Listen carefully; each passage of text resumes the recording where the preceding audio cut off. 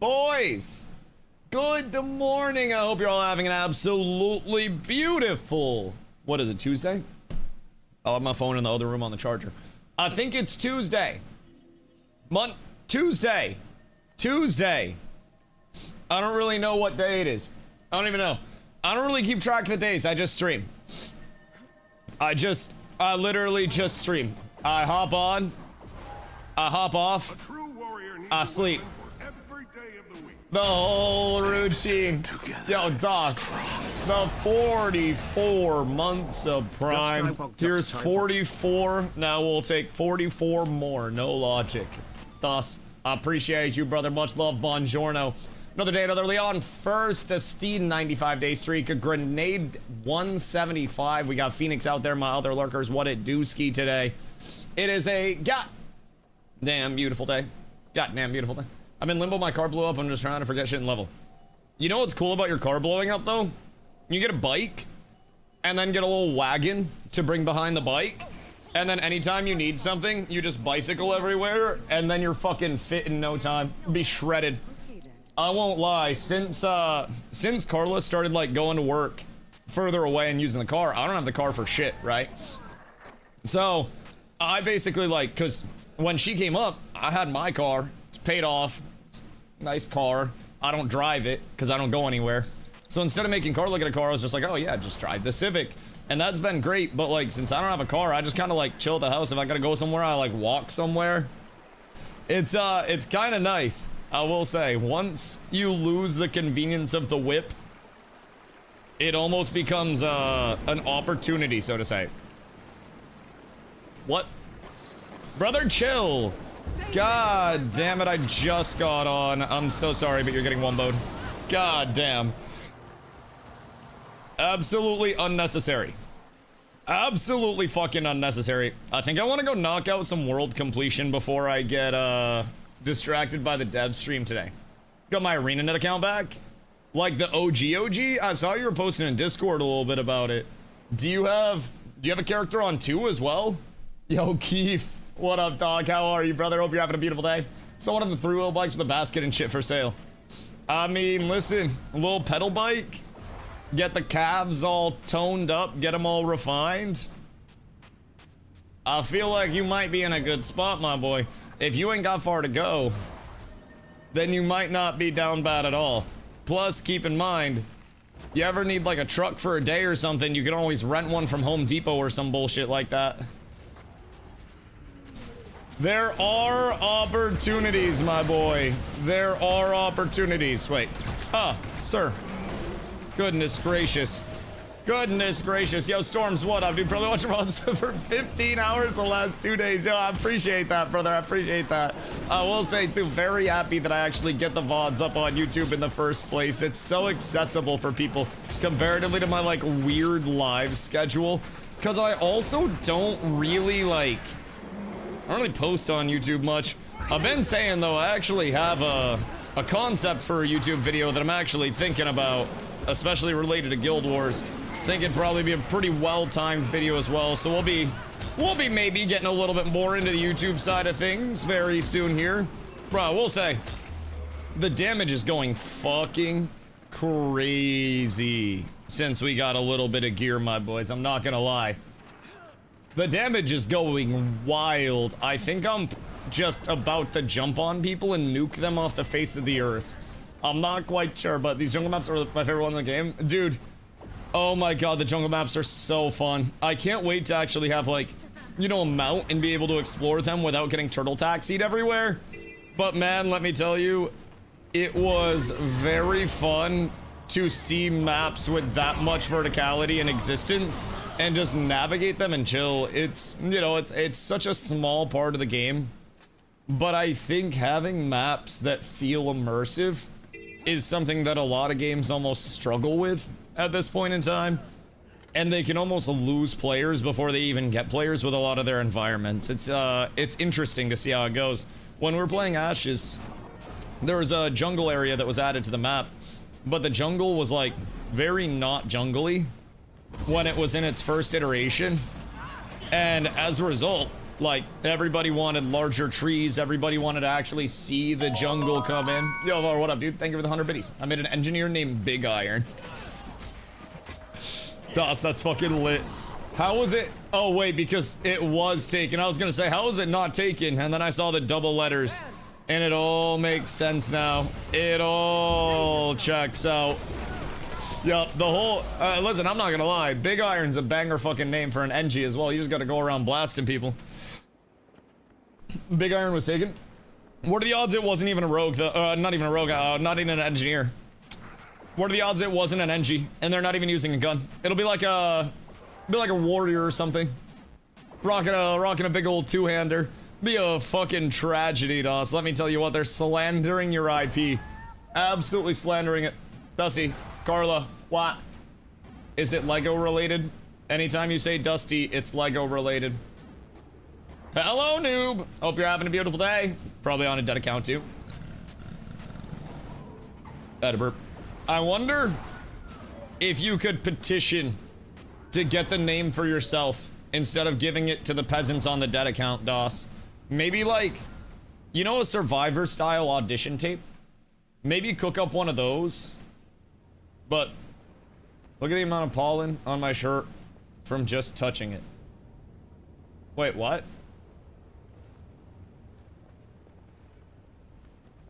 From just touching what? I don't have my phone, it's charging. Did you text me? Or what? I'm confused. Did the pollen turn into fentanyl and get you? You texted me. Okay, my phone's in the other room. And send Discord. What did you touch that had pollen on it? It's so bad. Well, yeah, there's a lot of pollen right now. It's when the flowers are, you know, doing their thing. We have that up here, love. This isn't a desert. She's used to deserts where you got like cactuses and shit, and I don't think she's seen like actual flowers blooming before. Yeah, we have like pollen counts. Everything's covered in yellow. Yeah, that's pollen. Yeah, everything's bad. Everything's ass, and it just continues to get worse. Oh yeah. Yeah, that's what pollen do. So like, when you drive the car, turn the wipers on, but like use the wiper fluid, and you'll literally just see all of the pollen like on the sides of the whatchamacallit. And an ant just bit my leg. I feel like you're a hypochondriac when it comes to nature. I'm not gonna lie. I feel like you make stuff up.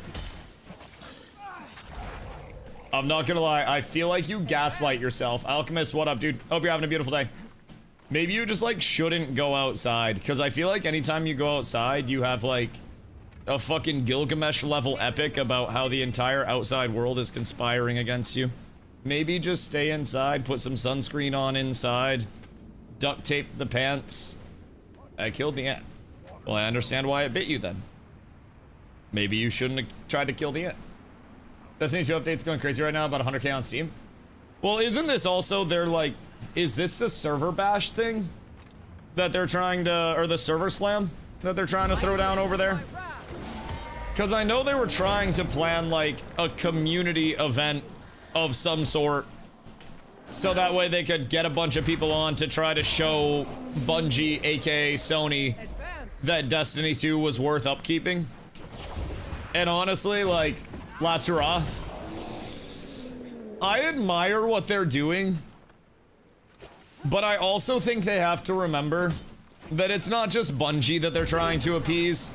It's literally Sony. Like, it's not just, oh, hello. What the hell? How did this pop up? Was this just a random because I was killing stuff? Group event, kill the Bloodstone crazed Arctodus. So did me killing stuff just facilitate this randomly out here? Can I get a guild invite? Ah, shit. Bro, this is crazy. We even got the OGs coming back. Goodness gracious, Doss. So do you know what you're gonna be doing with NG? Oh, fuck. That's bad news bears. Like, no pun intended, bad news bears. Uh-huh.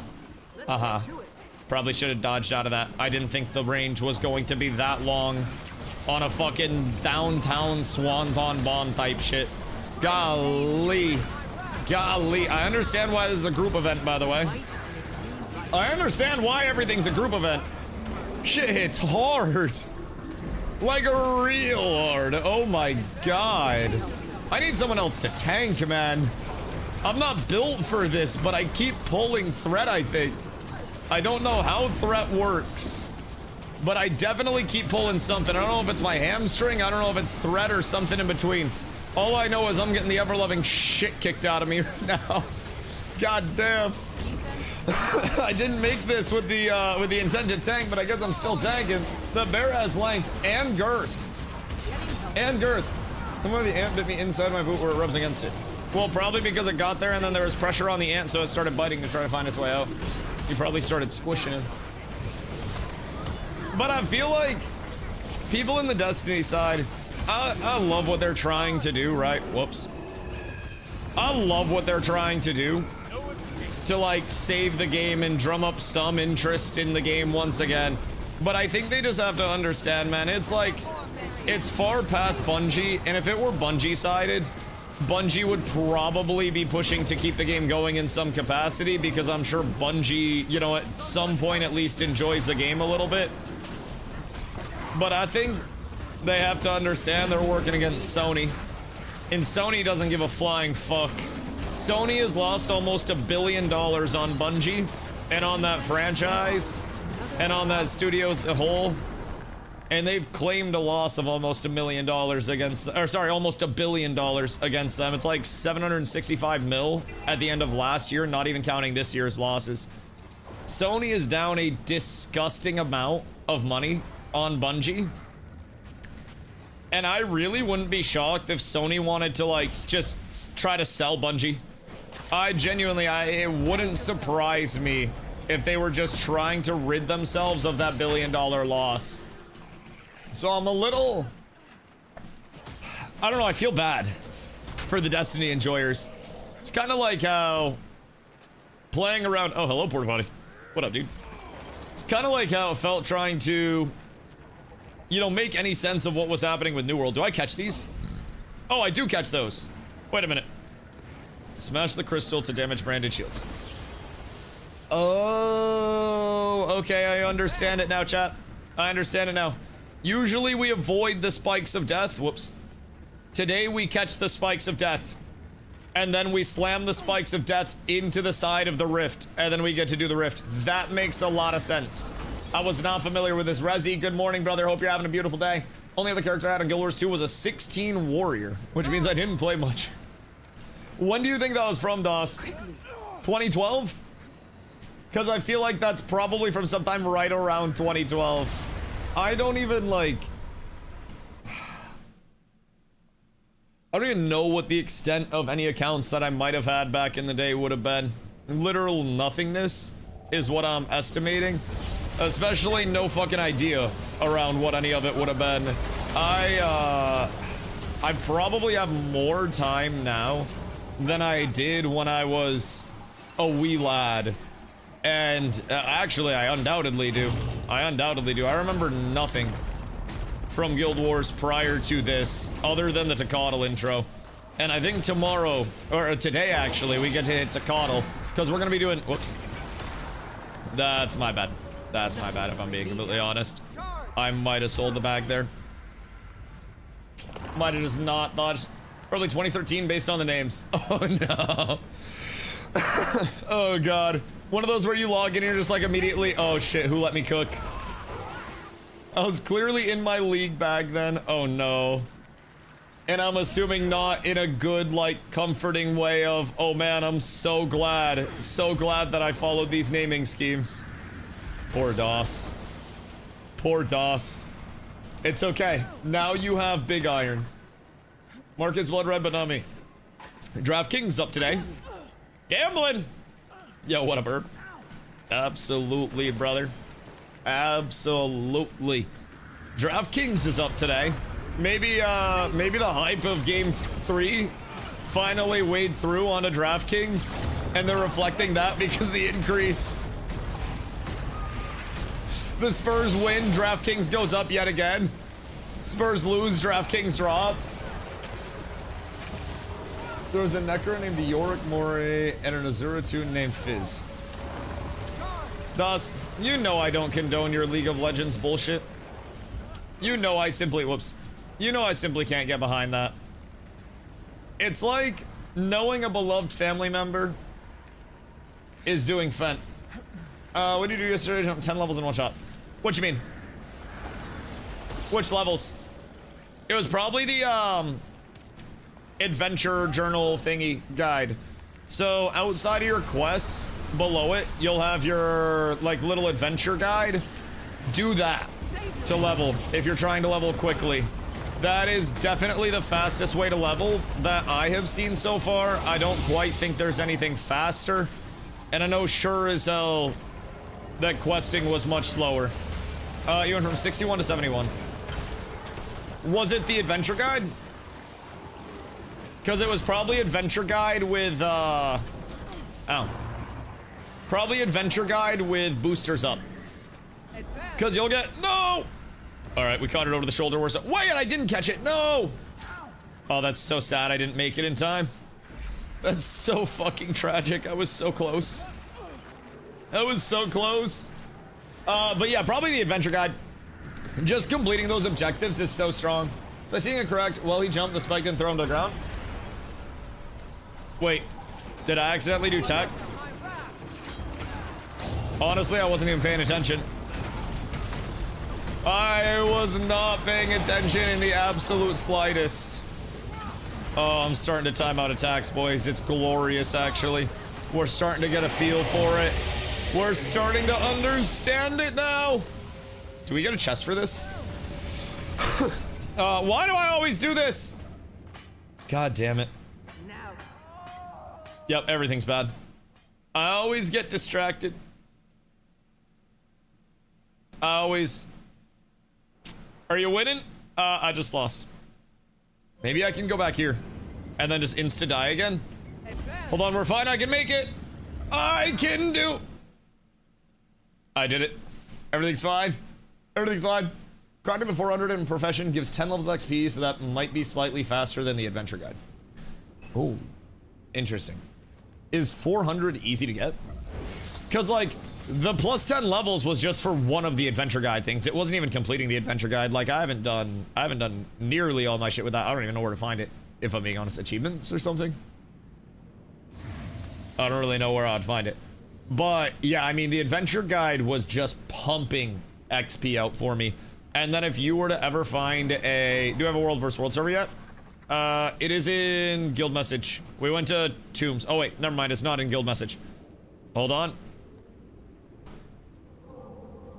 Tombs of Dress Gear for World vs. World. Whoops.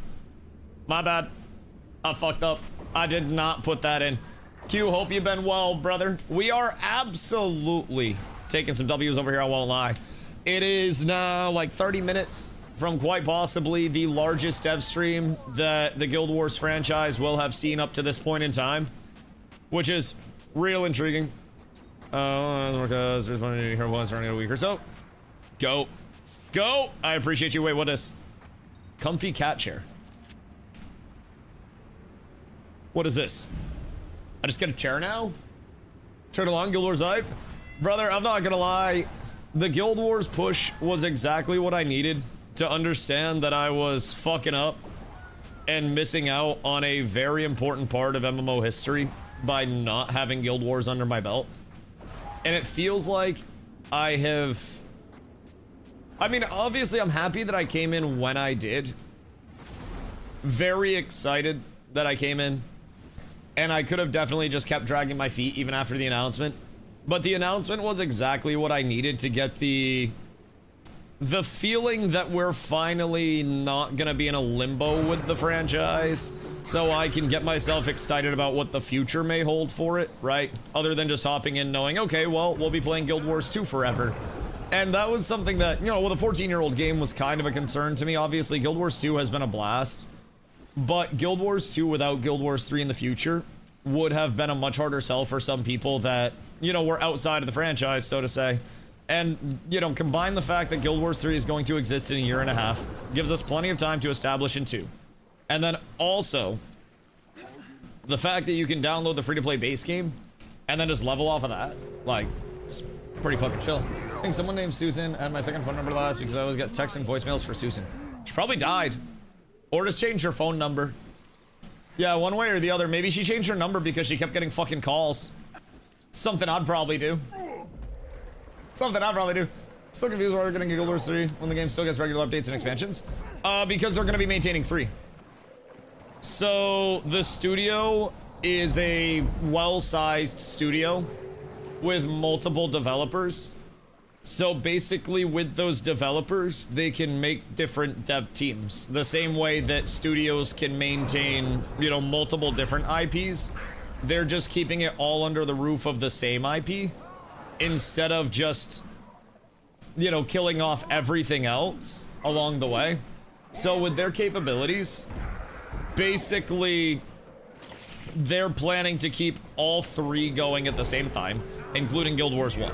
And they've said they have, you know, a full plan around that for multiple years to come. And the Guild Wars IP as a whole will still be receiving regular updates. Part of the reason they're going with that, and I'm sure they'll talk more about it in the dev stream that's coming up, but part of the reason they're going that route with it is because they're all going to be substantially different games. Guild Wars 3 is set to be largely different than 2. And then from there, Guild Wars 2 is largely different than Guild Wars 1. So it's almost like what I've been asking chat is, would we, you know, be as concerned with it if it was 3 different titles entirely? If one was Guild Wars and then one was Chop a Tree and then the other one was Hit a Mob, you know? If they were called completely different things, then people probably wouldn't worry about it whatsoever. And they would just be like, oh, okay, that's fine. Wonder if it'll divide the player base too much.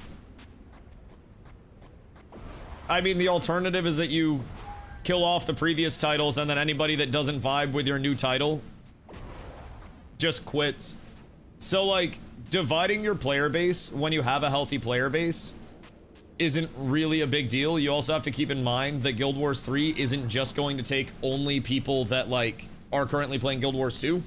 Guild Wars 3, when it comes out, is set to be the first of the big 3 for the next gen of MMOs as of right now's timing. Unless Riot or Classic Plus come out and say something before before the, like, end of 2027 to January 2028 for their launch time, Guild Wars 3 is going to get market share. So, with market share comes new consumers as well, like myself. I previously, and my community previously, were not in the Guild Wars IP as a whole until the certainty of Guild Wars 3 came out. So, instead of taking players and dividing the player base, it's more so like you're bringing new players in, and then the fact that they're upgrading or updating all 3 is, for new players like myself and many players in my community, a matter of then, okay, well, if we get bored on 3, we have the 2 community. And if we get, you know, bored on 2, then we can go back and do story stuff on 1. And if we get bored on 1, then by that time 3 will be back up with another update. So what they're starting to do is establish an entire IP universe where they are able to, when players quit one of their games, instead of going to a different IP, if they're managing these updates and the timing of these updates, you know, relatively well, and say they have 3 different titles, and Guild Wars 2 and 3 are the ones that are receiving frequent updates. Say 2 and 3 are both on a 3-month content cadence, and they stagger those by a month. Well, then you have every couple of months a big update coming out, and successive months you'll have updates coming out. Say they go 6 months, say they go a year. You still have those 3 titles to rotate through. If they go a yearly content cadence for major updates, and 2 and 3 receive smaller updates every 3 or 6 months, that's still going to be enough to get people bouncing around within the IP if they spread those, right? And I think personally, that's the route that I see it going, more than splitting the player base to a degree that, like, they just, you know, can't maintain anything. I actually think this is one of the best decisions they could have made for the franchise, especially going with a new route and what is, you know, very much said to be an evolution of the MMO genre. They don't really know what the reception to that's going to be. They hope it's going to be great.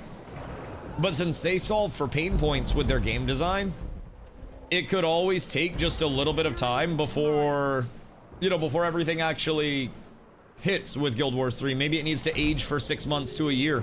Maybe people play a little bit of 3, go back to 2 for a little, realize that 3 is really just the shit, you know? So, it's, it's pretty cool to think about. And I think it's natural to worry that they may be spreading the player base or themselves too thin. But when you look at kind of like the shockwave, so to say, that this announcement had on the MMO scene, that, I think alone, should put to rest a lot of the worries from the community of like, oh, maybe there won't be enough players. Bro, I think you'll be just fine on player base over here. I don't think they'll really have anything to worry about. Guild Wars says some of the coolest NPC/AI tech of any MMO out there. Some genius shit. We actually met the guy that made it all for Ashes, but it fell apart for reasons.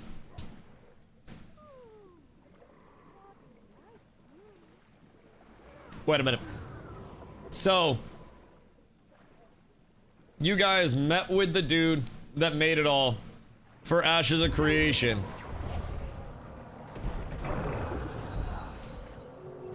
And almost had him, and then it fell apart. That's so sad. Yo, World Lab, what up, dude? Hope you're having a beautiful day. What you getting up to? Oh, shit. I moved the keyboard once, and then we just start getting slammed out here. Everything's fine. Oh, wait, it's double vet! Everything's good. Everything's good. Super OP self-heals. Super OP self-heals. Everything's fine. We have literally nothing to worry about. Jesus Christ. Holy Christ, chat. I'm not gonna lie, I have not got my hands on the underwater combat yet. I've been fucking clueless with this. I'm just kinda smashing shit and hoping it works. But emo from my net that says I can relog back into my old account. DOS just got his account back today. So I don't know, like, if they're having a lot of people reach out about it. I would assume they absolutely are, right? But I wouldn't want to be working on that CS team right now. Have you upgraded your underwater gear?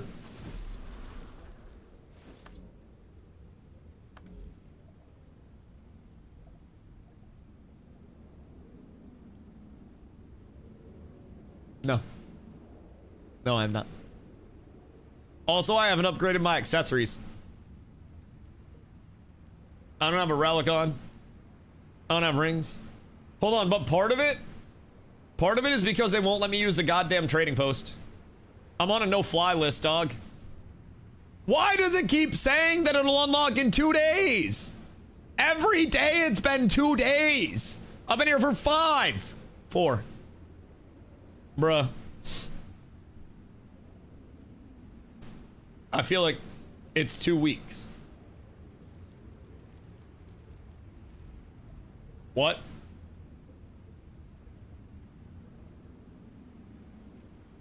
What do you mean it's 2 fucking weeks?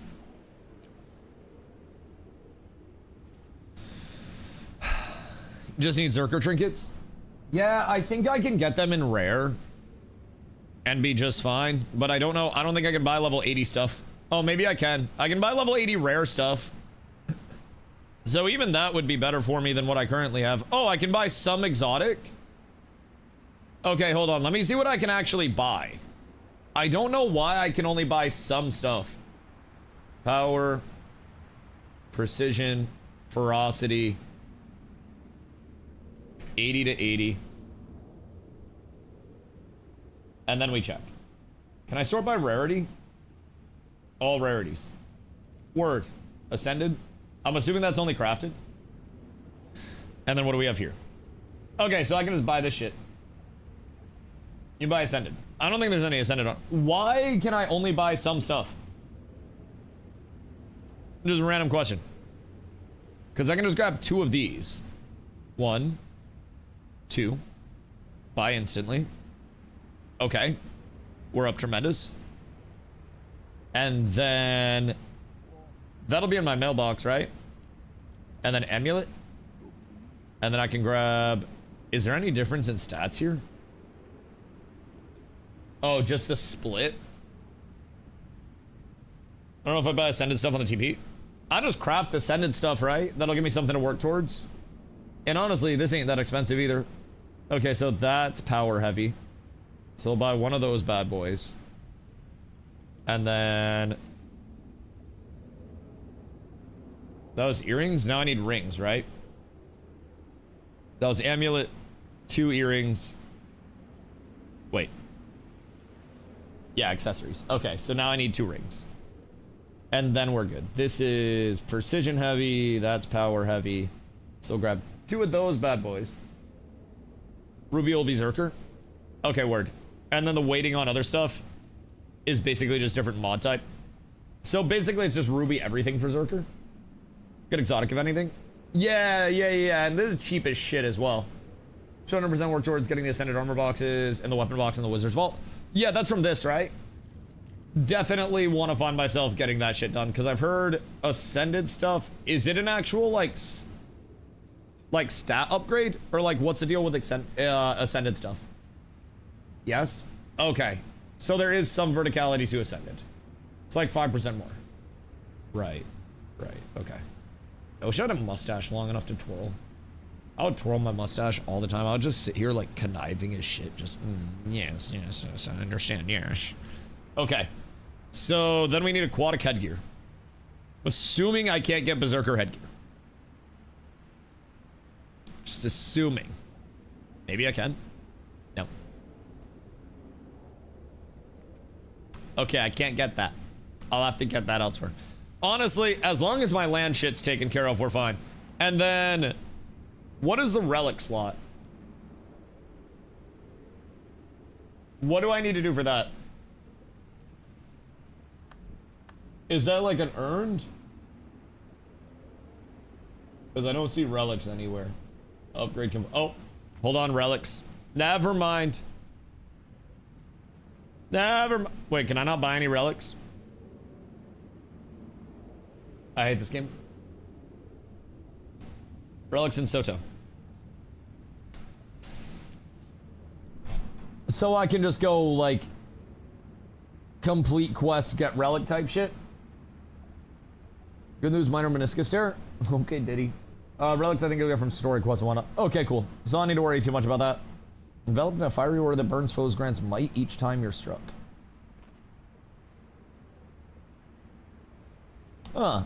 It's kind of cool. Strike damage increased. Convert conditions into boons on nearby allies after using an elite skill. That kind of sounds sick. Kind of sounds really good.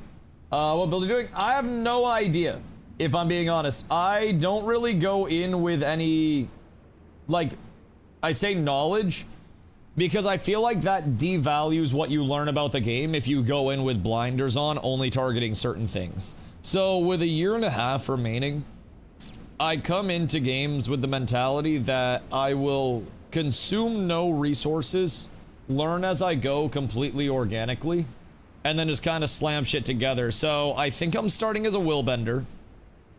I'm going just full nuke, power, precision, ferocity. Trying to really, I don't really know what a willbender is going to play like yet, but it seems like it plays very in-out, heavy, you know, heavy hit, get the fuck out, play your life, and reset type shit. So, real excited about that. Unlock willbender, you didn't swap to it yet. Yeah, I just haven't swapped to it, because I just got on. All Guardian specs are fun. Yeah, Guardian's been really enjoyable to play so far, and I do also need to get my willbender stuff up. I was just playing slow. Alright. Willbender's up. So now, I have to go into my build, and then I have to take out, which of these do I like the least? It just grants a boon when it ends. Powers increase, great sword wielding power, okay. And then spirit weapons gain additional casts. I don't remember all this. Davidius, what up, brother? All of this isn't like the training and stuff. So this is basically how specializations start. Also, Master Chief, glad the leg's doing good, dude. So basically you get these hero points from completing stuff through the world. And then you specialize and just spend your hero points to unlock all this stuff. You get all specializations and then plenty of hero points, so it's just the order in which you unlock them that really matters. You'll get everything though, and you can unlock in whatever order you want. But then from there, you go into your build and you select 3 different specializations. So now I've got 3 completely new specializations to play off of. So They took the 6 rune set ability and split them into relics so people can mix and match more. Interesting. So what was the 6 rune set ability? Is that like over here? We had another ability on this side previously. I'm gonna have to rebind these off a control mod. I'm not gonna lie. Watching the dev stream in 15? Oh yeah. Oh, you bet your sweet Bippy we're watching the dev stream in 15. Runes are in the armor. Okay. And that used to be like the set bonus, basically, for the rune skills. That would make sense. Willbender Flames now inflict burning on foes they strike. Gain power. Yo, cool. Thank you for 2 months, dog. Thank you. I appreciate you. Much love, much love. Alright, let's see. So more power seems good. Gain increased move speed, gain swiftness when you activate a virtue. And then triggered virtue effects reduce the cooldown of active weapon abilities. Gain vigor when activating flowing resolve. Triggered virtue effects now grant might to allies. Gain fury when activating rushing justice. This seems kind of fucking sick. And rushing justice is basically just to jump in. That gives me more move speed after. So that seems kind of sick. Activating crashing courage grants resistance, shadow stepping grants resolution and protection. Non-damaging conditions currently on you are ineffective. So that's good defensives. And crashing courage is shadow stepping a short distance while getting boons and emanating willbender flames from your location. Interesting. Okay, that's kind of fucking sick. Yo, thank you for the 15-day Master Chief. I appreciate you. This seems like it's going to be fucking stinky because I'm gonna get a ton of boons from that. And that seems like it's going to allow me to actually go in and get combos off without getting absolutely poopied, if I'm being honest. Gains boon when resolves effect triggers, but you no longer heal. Lethal tempo grants increased damage but has reduced duration. Justice's duration is modified. So plus damage there. And lethal tempo is... I'll have to figure out what the fuck lethal tempo actually is. I thought it was just a buff, right? That I get when I pop something? Well, courage is active, incoming strike damage and condition damage are reduced.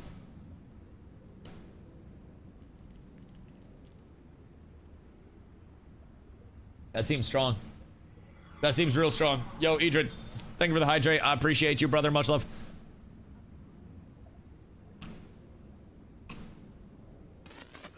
Lethal tempo is a rune in league. Good to know that we'll never be doing anything around that. Goodness fucking gracious, I hate you already. Okay. Options. Binds. I really don't like the control mods on this. I kind of like despise control mods to a certain extent. And I'm definitely gonna have to fuck with some binds and see really what I'm sticking with here.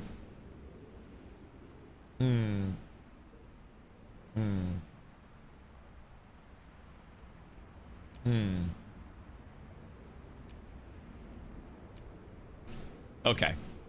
Surely everything's fine now. Do I get more of those? Wait. Wait. What the fuck? I have so much movement. Wait, what? Okay, hold on. So, I'll basically pop everything. I'll pop a shield. Q in. Round 3. Go! The fuck? The hell is this? That's why we said you'll eat off cliffs. Wait, but this is absurd. Like, this is actually nuts. What the fuck do you mean? Oh my god. Okay. Wait. So I can basically just dash all the time. Also, I think I'm switching these two. So we're gonna go F, and then we're gonna go R. Because that's more of a dash, and then this is... That's like the jump forward, right? Okay, yeah. So that's a jump forward. This is rushing forward and gaining justice. And then smacking the shit out of somebody. Bro, this is crazy. This is actually, like, actually nuts. May or may not have also unbound my interact bind. Might have fucked up. Walk. Or up. Wait. There we go. And then we got that. And then... Yes, yes, yes. Dusty, bind your about face. I just turned my camera. Where the fuck did my interact go? I might have fucked up. Okay. Okay, hold on, bud. You just chill for literally 0.2. This is stupid. Why do I have so much movement? Rush forward and evade attacks. Why did that just make me go backwards 2 times? Dude, Ned, what? No, D2 is doing good. Run the queue on the SteamDB page. Well, Destiny 2's not doing good. Destiny 2 is about to die and people are showing up to the funeral, Nin. That's like saying, man, glad to see Grandpappy doing so well today. Look how many people came to hang out when he's laying in the coffin dead in a suit. Destiny's dead, everybody's coming to put flowers on the grave, and then they're just gonna pay their respects, and then they're gonna leave. I'm sorry to splash the cold water on your face, but you should probably just play Guild Wars 2 instead. It'll be less traumatic. Really hope they bring Destiny 3. I have one simple question.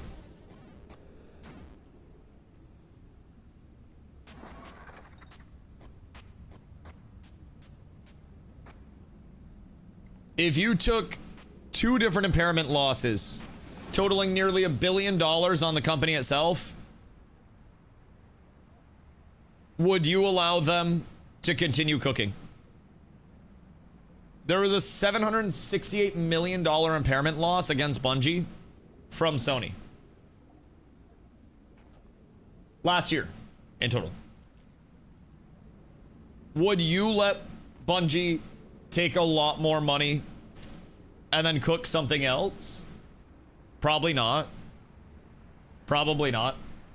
So we need to nuke Marathon. They won't nuke Marathon because it's got more investment in it than Destiny does at this point, and a new title's more likely to reach out to new players to bring in more money than a sustained title will be. People already own Destiny and it's already sold its copies, so it's like keeping a food item on that one really old 65-year-old likes at your diner, or optimizing your menu to potentially bring in a lot of new players.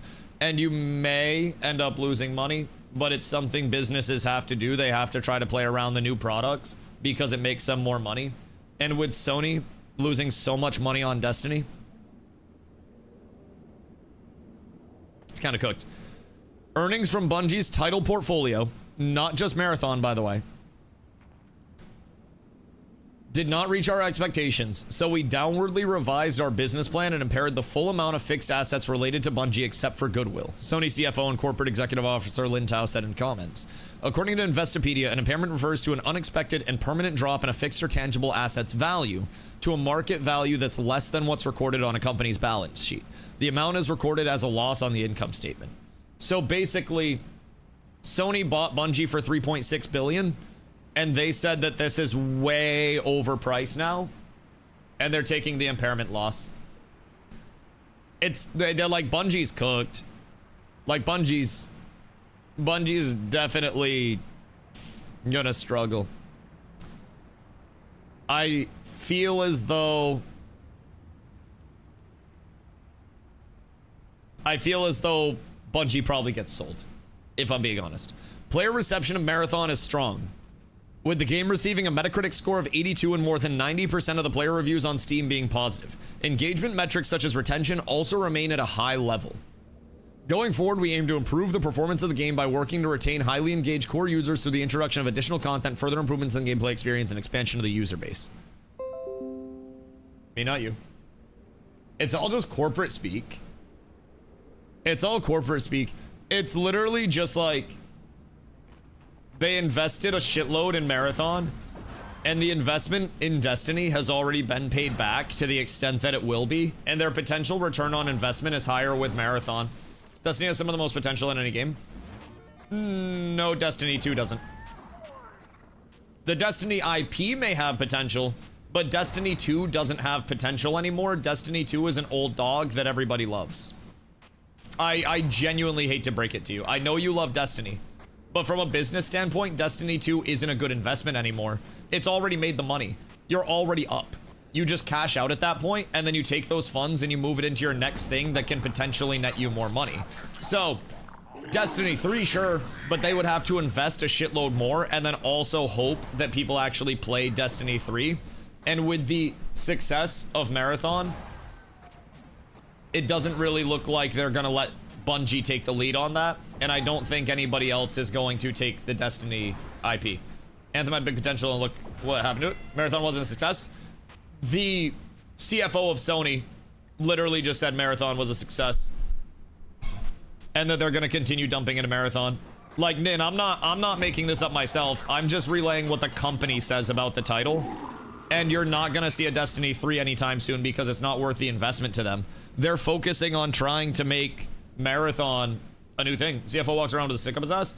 Well, the CFO also controls all of the financials with the business, and taking a $1 billion loss on the company that you acquired means that you're really not gonna let that company cook that much.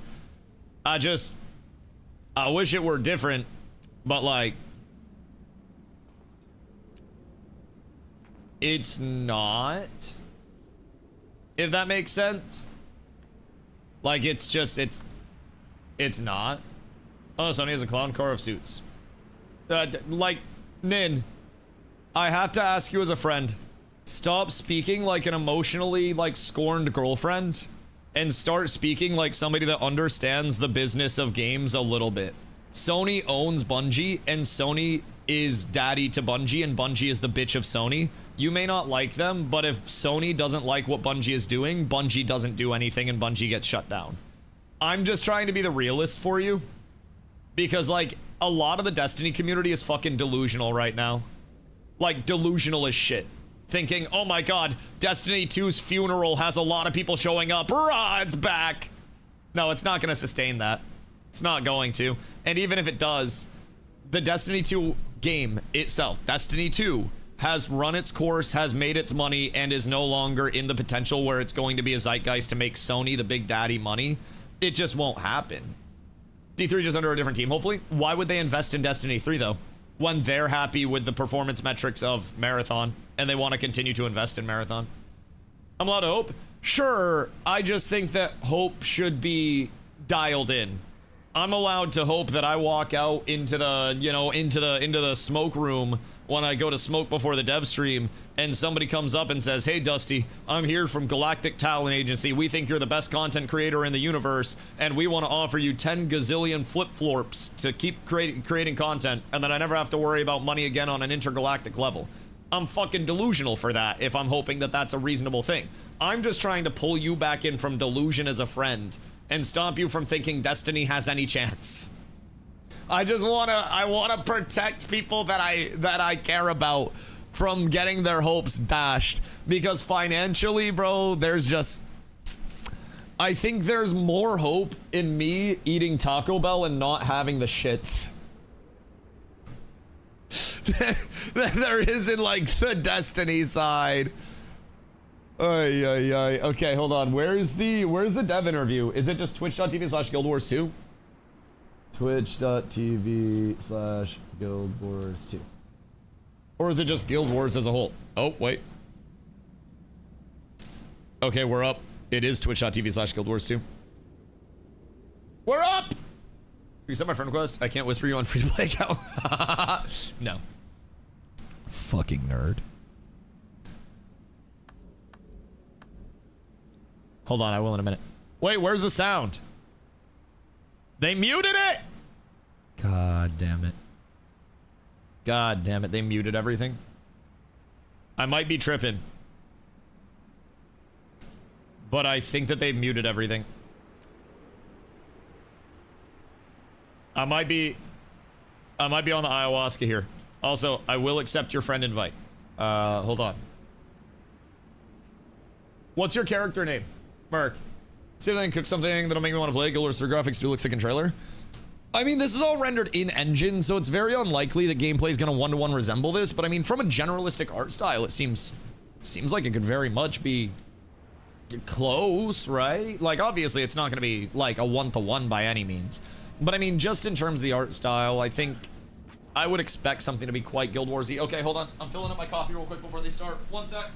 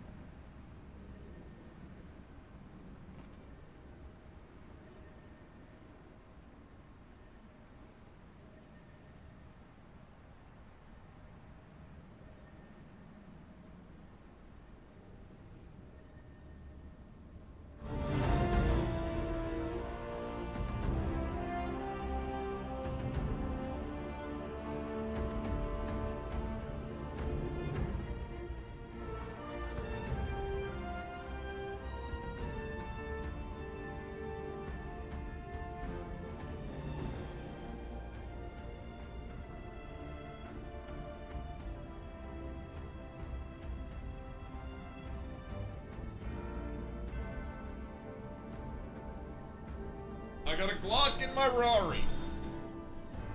Oh wait, this is absolutely S tier. We're so up. Nate, thank you for the follow, dude. Much love, much love. Guild invites are out.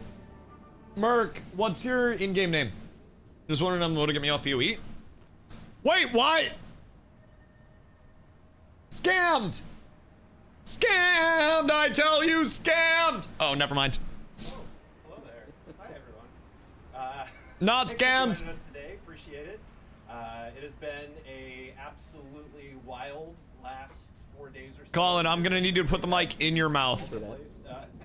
Incredibly exciting.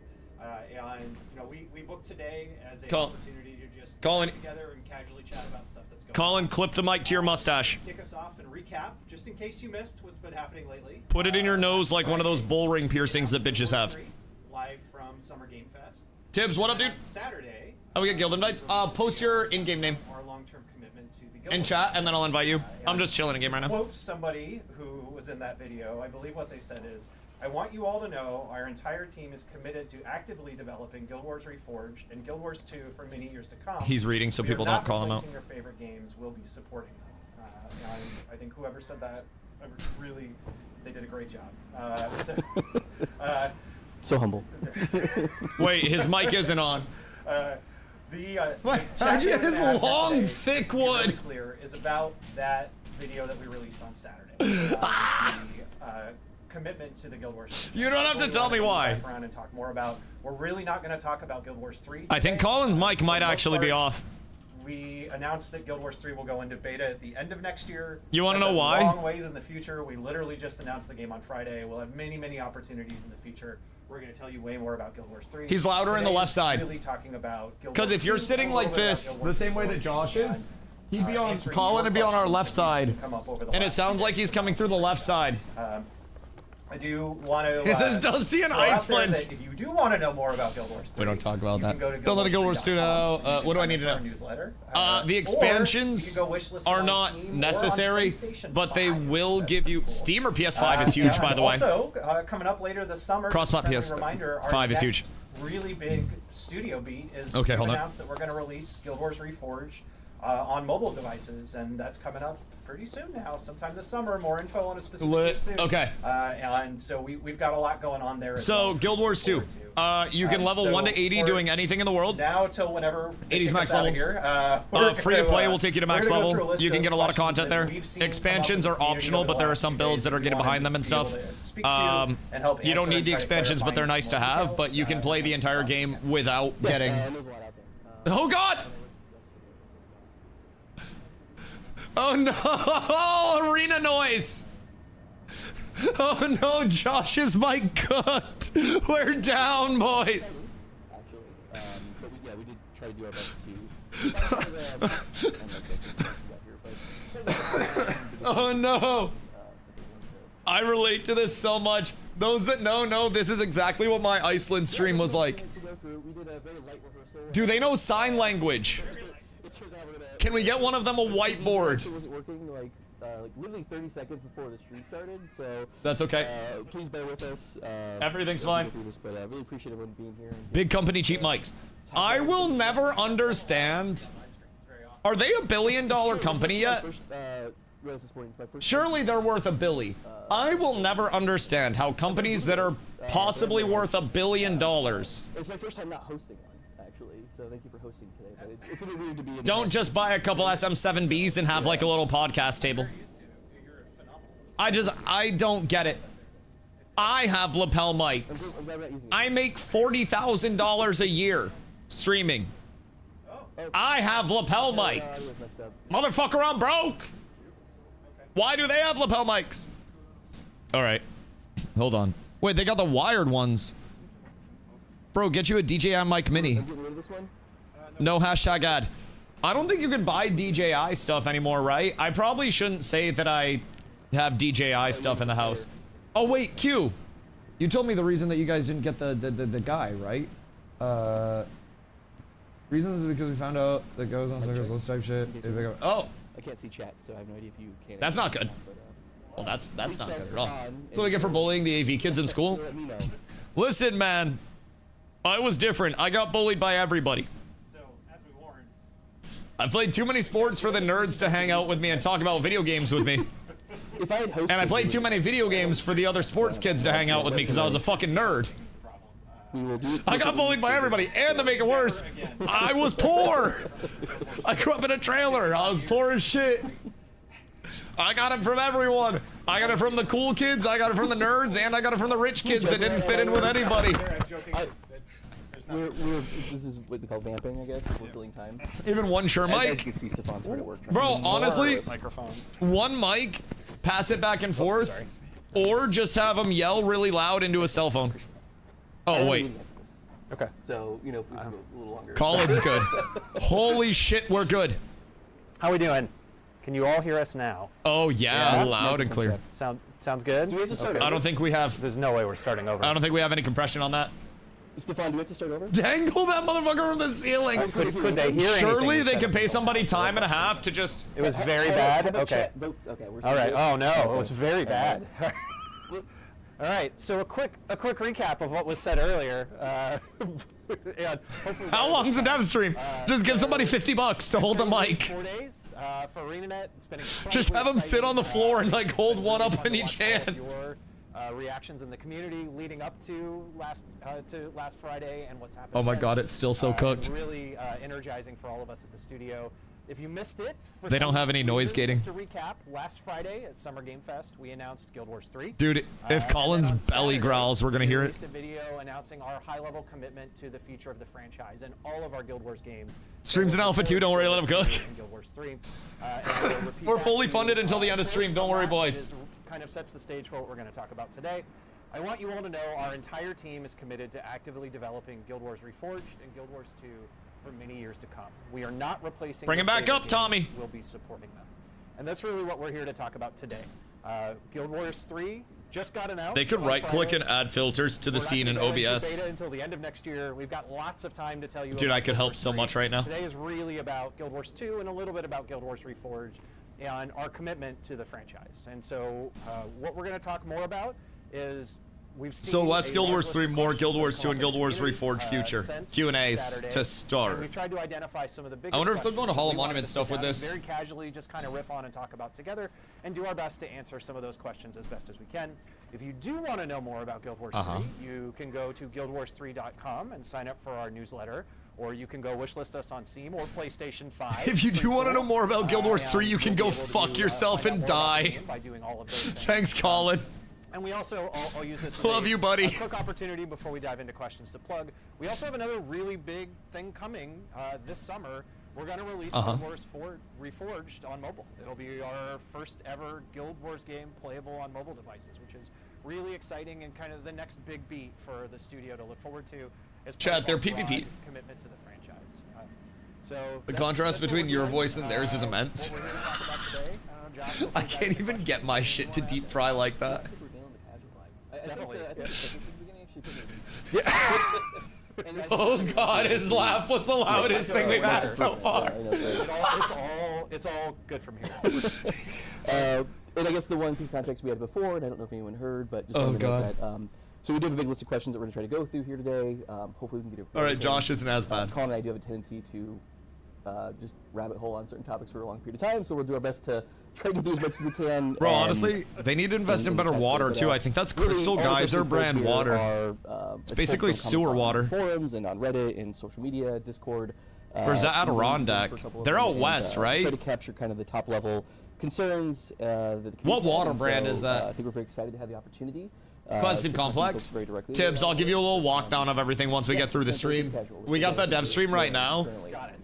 My best advice. All right, well, here we go. First question that we've seen. Hold on. And again, we're doing our best to paraphrase. I'm so sorry. I will walk you through everything that I know after this, I promise. Just explore and don't get overwhelmed. Somewhat coherent sentence. So, you're taking a break from expansion development, Mm-hmm. Guild Wars 2, to deliver Hall of Monuments 2.0, World versus World, updates, a new ore map, and other quality of life updates.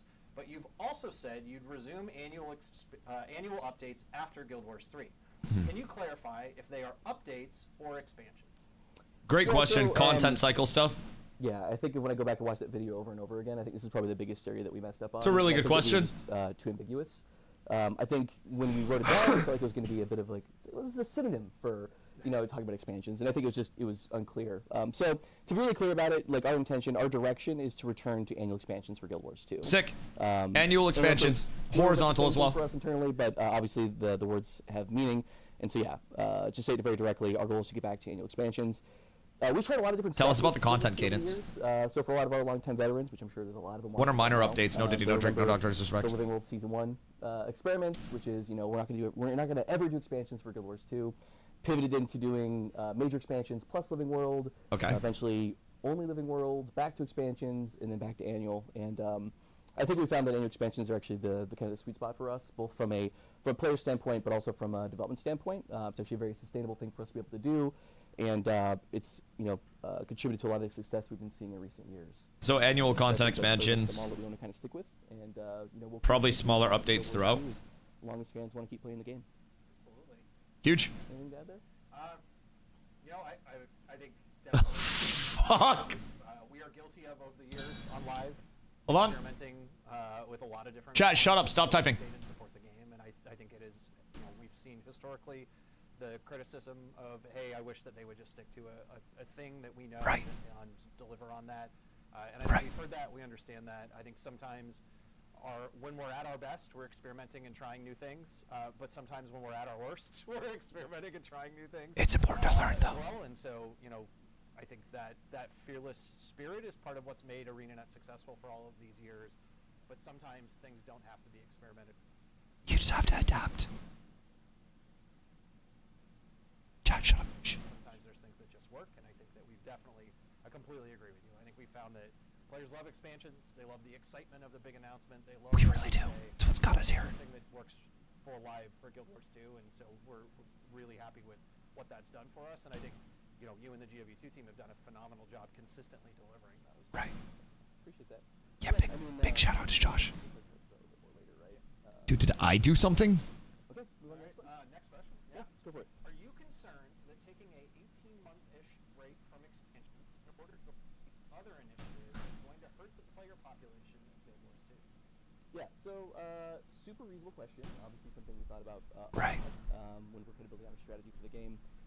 But I think the most important thing to understand is that we chose this path, right? Like there's a lot of different ways that we could have gone. It would have been very easy for us to move right from Expansion 6 development, move right into working on Expansion 7. But we decided that Chat, stop in kind breathing. of the period between now and when Guild Wars 3 launches, By the way, this is my first time ever saying Guild Wars 3 publicly. It feels really, it's weird, it feels right? really weird. We had to I almost accidentally heard him for a second. like, don't say it, whatever you do. So it feels good. It feels pretty good. But anyways, you know, Bro, I it's an guarantee. opportunity for us to, Guarantee. to release the Hall of Monuments.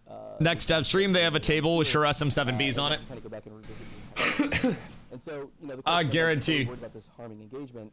I think realistically, with a game that's Can you EQ Chrome? I think it would probably hurt engagement more if we didn't actually go back and resolve. I don't think anything I can do would save problems this. existing in core content and even previous expansion content. Like, I think that might actually have more of a negative impact on the game long term than taking a break from releasing expansion for a period of time. And you know, I think we've seen consistently from many of you. I think the folks in particular watching this video, who are among the you know, the most ardent in our community and followed us in many cases for a very long time. We've consistently seen you asking for over many No! years us to take an opportunity to go back and do this, and we've Bring it back up. evaluated when is the right time to do that, and how do we carve out space for it, and it's always been really hard. And I think that we've seen the reaction already in saying this is what we're going to do. A lot of people are really excited that we've listened and that we are going to go. Yeah! The community has been asking for there. I think, you know, No! a lot of it comes from a place of, like, no one wants to play the MMO that no one's playing. Yep. Like, that's the worst thing to happen to the player. And, you know, based on what we saw. Chat, it's cursed. Like, there's going to be so many players who have played Guild Wars 2. You know what's crazy? More players that played the game previously, and they're coming back. I cursed this. I said at the start of stream that this might be the largest dev stream that Guild Wars has ever had as an IP. But, I think what a lot of it's going to feel Just because of the opportunities surrounding it right now. in a way, kind of a re-release of the game. If you do need to pop a blue Yeti on that Devil Over the Water is, bro, just throw an iPhone on that bitch. Basically, the entire community is kind of re-experiencing all the game content for the first time together, and it kind of really felt like release time again. Yeah. I think it's really kind of the vibe that we're going for in this time frame. My expectation is that millions of players are going to come back to Guild Wars 2 over the next couple of years, and so He said millions of people will come back. going to come back into the game, and I think there's going to be a ton of stuff going on, and I'm pretty excited about it. I mean, it's a really compelling. He said millions. To invite your friends who might have played before and left over the years, or never had a chance to play, to say, listen, this is what they're doing, and now is the time to come back and play it. That's what we've been We doing. also feel like with Guild Wars Reforged going, We have a lot of people that are just coming in. and reinvesting back in Guild Wars Reforged. There's a real opportunity there for people to fall in love with the Guild Wars franchise who have never had an opportunity to I can't hear it. before. And after they play Reforged, they're going to want to go see other Guild Wars stuff, and they're going. Not many of us can. And that will play out over many years to come. And you know, That's what to I've your been saying. point, even after They can retain Guild Wars within the 3 IP. releases, Hall of Monuments connecting 2 and 3 together is going to act as a tool to get people who play Guild Wars for the first time with Guild Wars 3 go play Guild wanna Wars go 2 back to and get play the Guild Wars stuff. 2. And when they go back and play that, they're going to see an entirely new, updated experience that this project. Such a good idea. They're building an IP universe They can to retain barely- players. Okay. Clip the mic onto his goatee. Okay. So Josh clips his on his glasses, and then Colin puts his on his mustache. Can we restart the question that we were just answering? So all of the second one? The whole thing? Okay. Well, they're going to get a sense of just. Are we live right now? I'm assuming. Yeah. So you're going to really get a sense of how casual we're being, because we're going to probably give you a completely different answer. Absolutely. Yeah. This is Okay. Josh, you've never heard this. Are we question live? before. This is Oh yeah. This is. Well, it started fun. It's giving, you know. Crazy to test audio before. Not the first time they've done Okay, this. So Are you Audio concerned that it's sucks. an 18-month break from Especially with lapel mics. other initiatives? I also don't know what their stream setup is. So on my second take on this answer, I'm going to say no. I'm not super concerned. And obviously, we did think about it a lot. I spent. I've had a lot of audio issues before. My Iceland streams to be honest. were cursed. But no, I actually feel really good about the phase that we're heading into. And I don't know if they have like a PC setup You know, the Hall of Monuments. and they're running through that, running, or if they're just running through like a phone setup or what. the entirety of the game. And a lot of what we're going to try to do here is going to feel very similar to what we did with the Return to campaign for End of Dragons. We're effectively. But I'd like to help with their setup. Basically brought players back through all the core game content into Living World. Is a new video? expansion, This is the dev stream right now. of EOD. And so it'll be very similar, but this time we're going to add on. Jamie reads lips. I'll see if I can log this. campaign.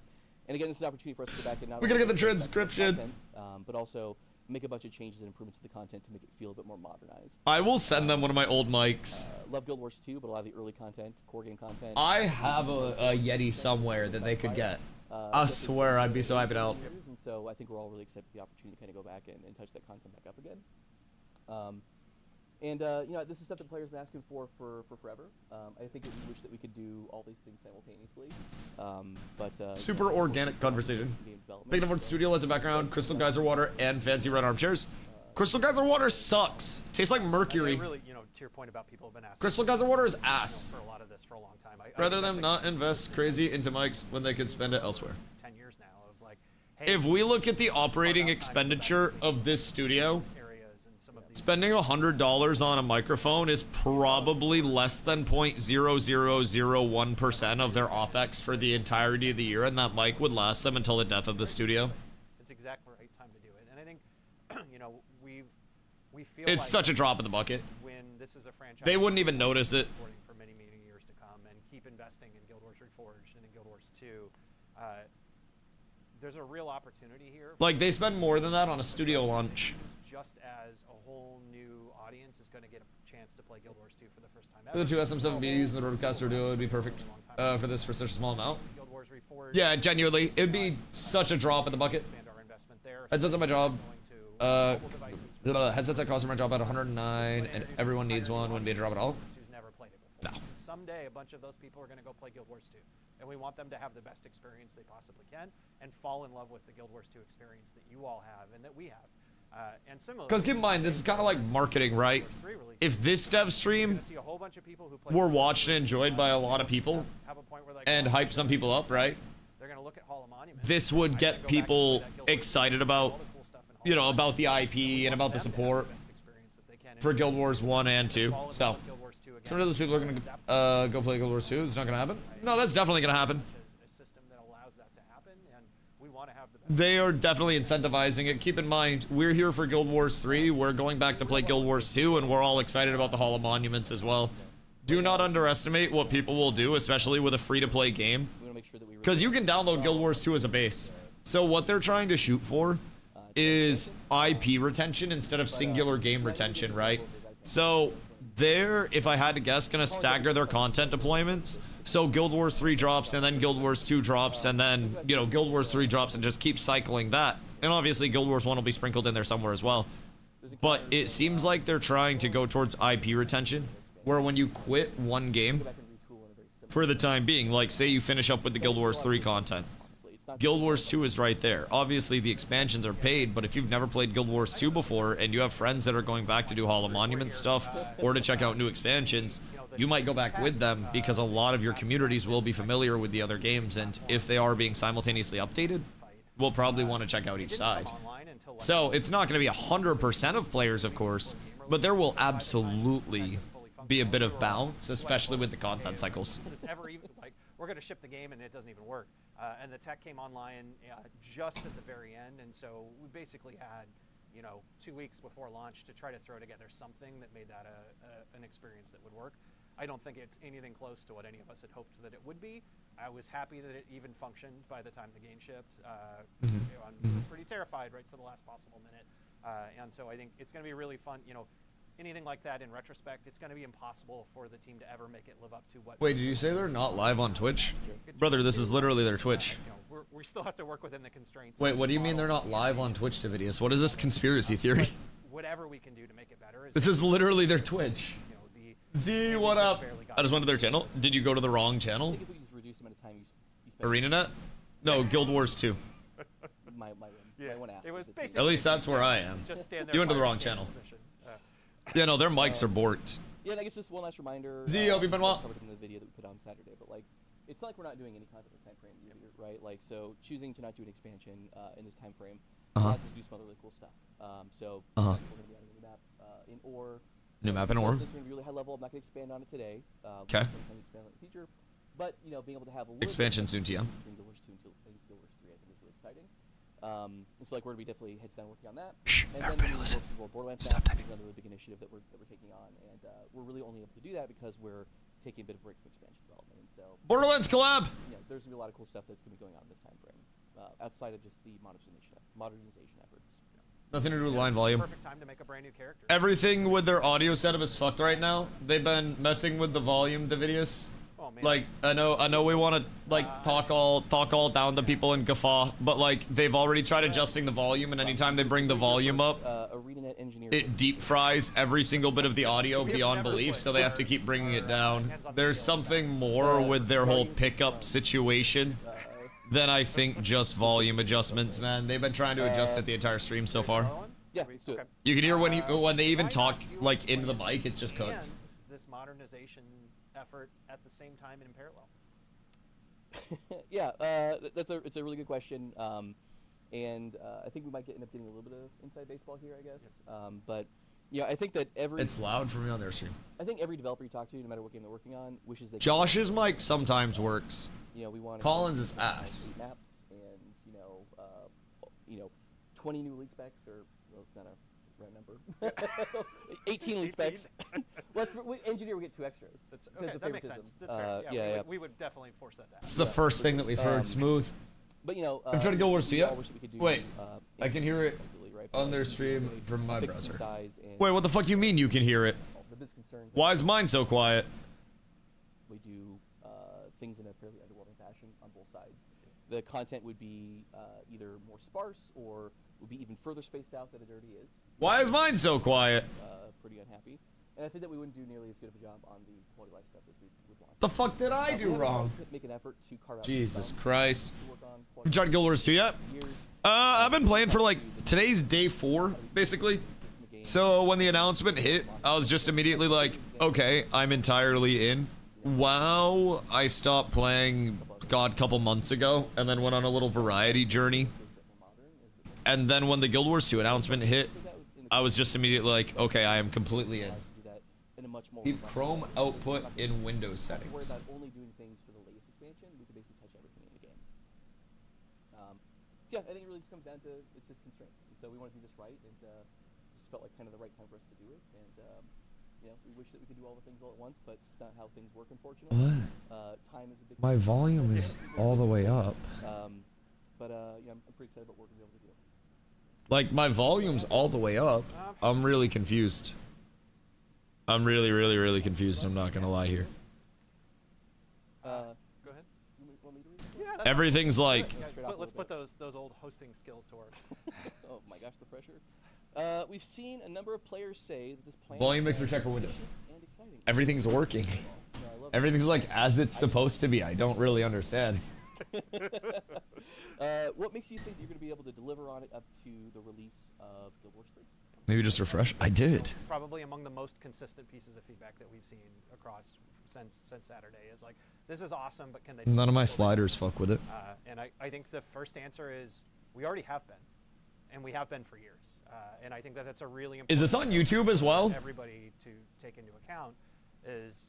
Someone try slapping me with a YouTube link real quick. On Saturday when we made this announcement. Well, this is the Guild v Guild stuff. Well, WoW also feels like it's a completely single-player game. Like, there's no community in WoW whatsoever. It's not even Guild vs. Guild. Guild Wars 3 has been in development for years, while we've been shipping an expansion. This is big as well. Everybody's freaking out about this, but they've already been developing Guild Wars 3 for multiple years. Building back up Guild Wars Reforged, all And everybody just kind of acts like they're not going to be able to handle splitting their development team, but that's like... yesterday that we all scrambled and tried to figure out how do we do. We've already been doing it. Yeah, this has been set for a while. A lot of people are freaking out. Like, this is a very calculated decision from ANET. They've had this in the works for a hot second. Which makes me sad that I didn't jump in immediately after Ashes died. And I went to WoW instead. I was very sad. They don't have a YouTube live. God damn it. No multi-streams? We're actually cooked. We're actually cooked. As needed. The approach that we've taken. How y'all doing after Ashes? I've been Gucci, if I'm being honest. Like, I kind of accepted that the whole business side was just absolutely cursed with Ashes. It was a really fun game, but like, you know, it still had flaws. I would have loved if it worked out, of course, but you know, it's something where you just kind of have to continue on and find your next thing. And the consistency that Guild Wars has provided, even since I've been here, right? I've only been here a few days, But since Ash has died, people were kind of yabbing at me about, Dusty, you do really well in Guild Wars. Guild Wars would love you, and you'd love Guild Wars, blah, blah, blah, blah, blah, right? I saw movement in the background. I thought we were having to take a break. And I kind of, I hesitated because Guild Wars is an older title. Okay. I'm not supposed to look at Colin anymore, apparently. All right, I can't look at Josh. It was an older title, 14 years old, right? And basically, I was hesitant to hop in because of that. With the Guild Wars 3 announcement being a year and a half out until beta, it was like, okay, well, we can hop into this for a year and a half, solidify our community, and grow our community within Guild Wars, and then once Guild Wars 3 hits, we have a brand new even playing field with action, combat, and God knows what systems to actually go over to.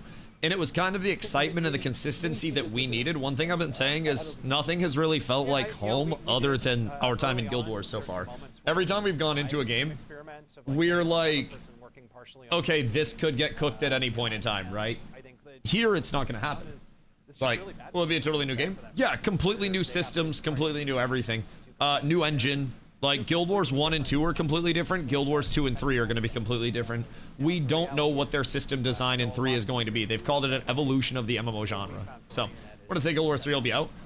End of 2027 for beta. So, probably 2028-ish. So, that's why we're hopping in now. We still have a year and a half-ish of Guild Wars before we actually see 3.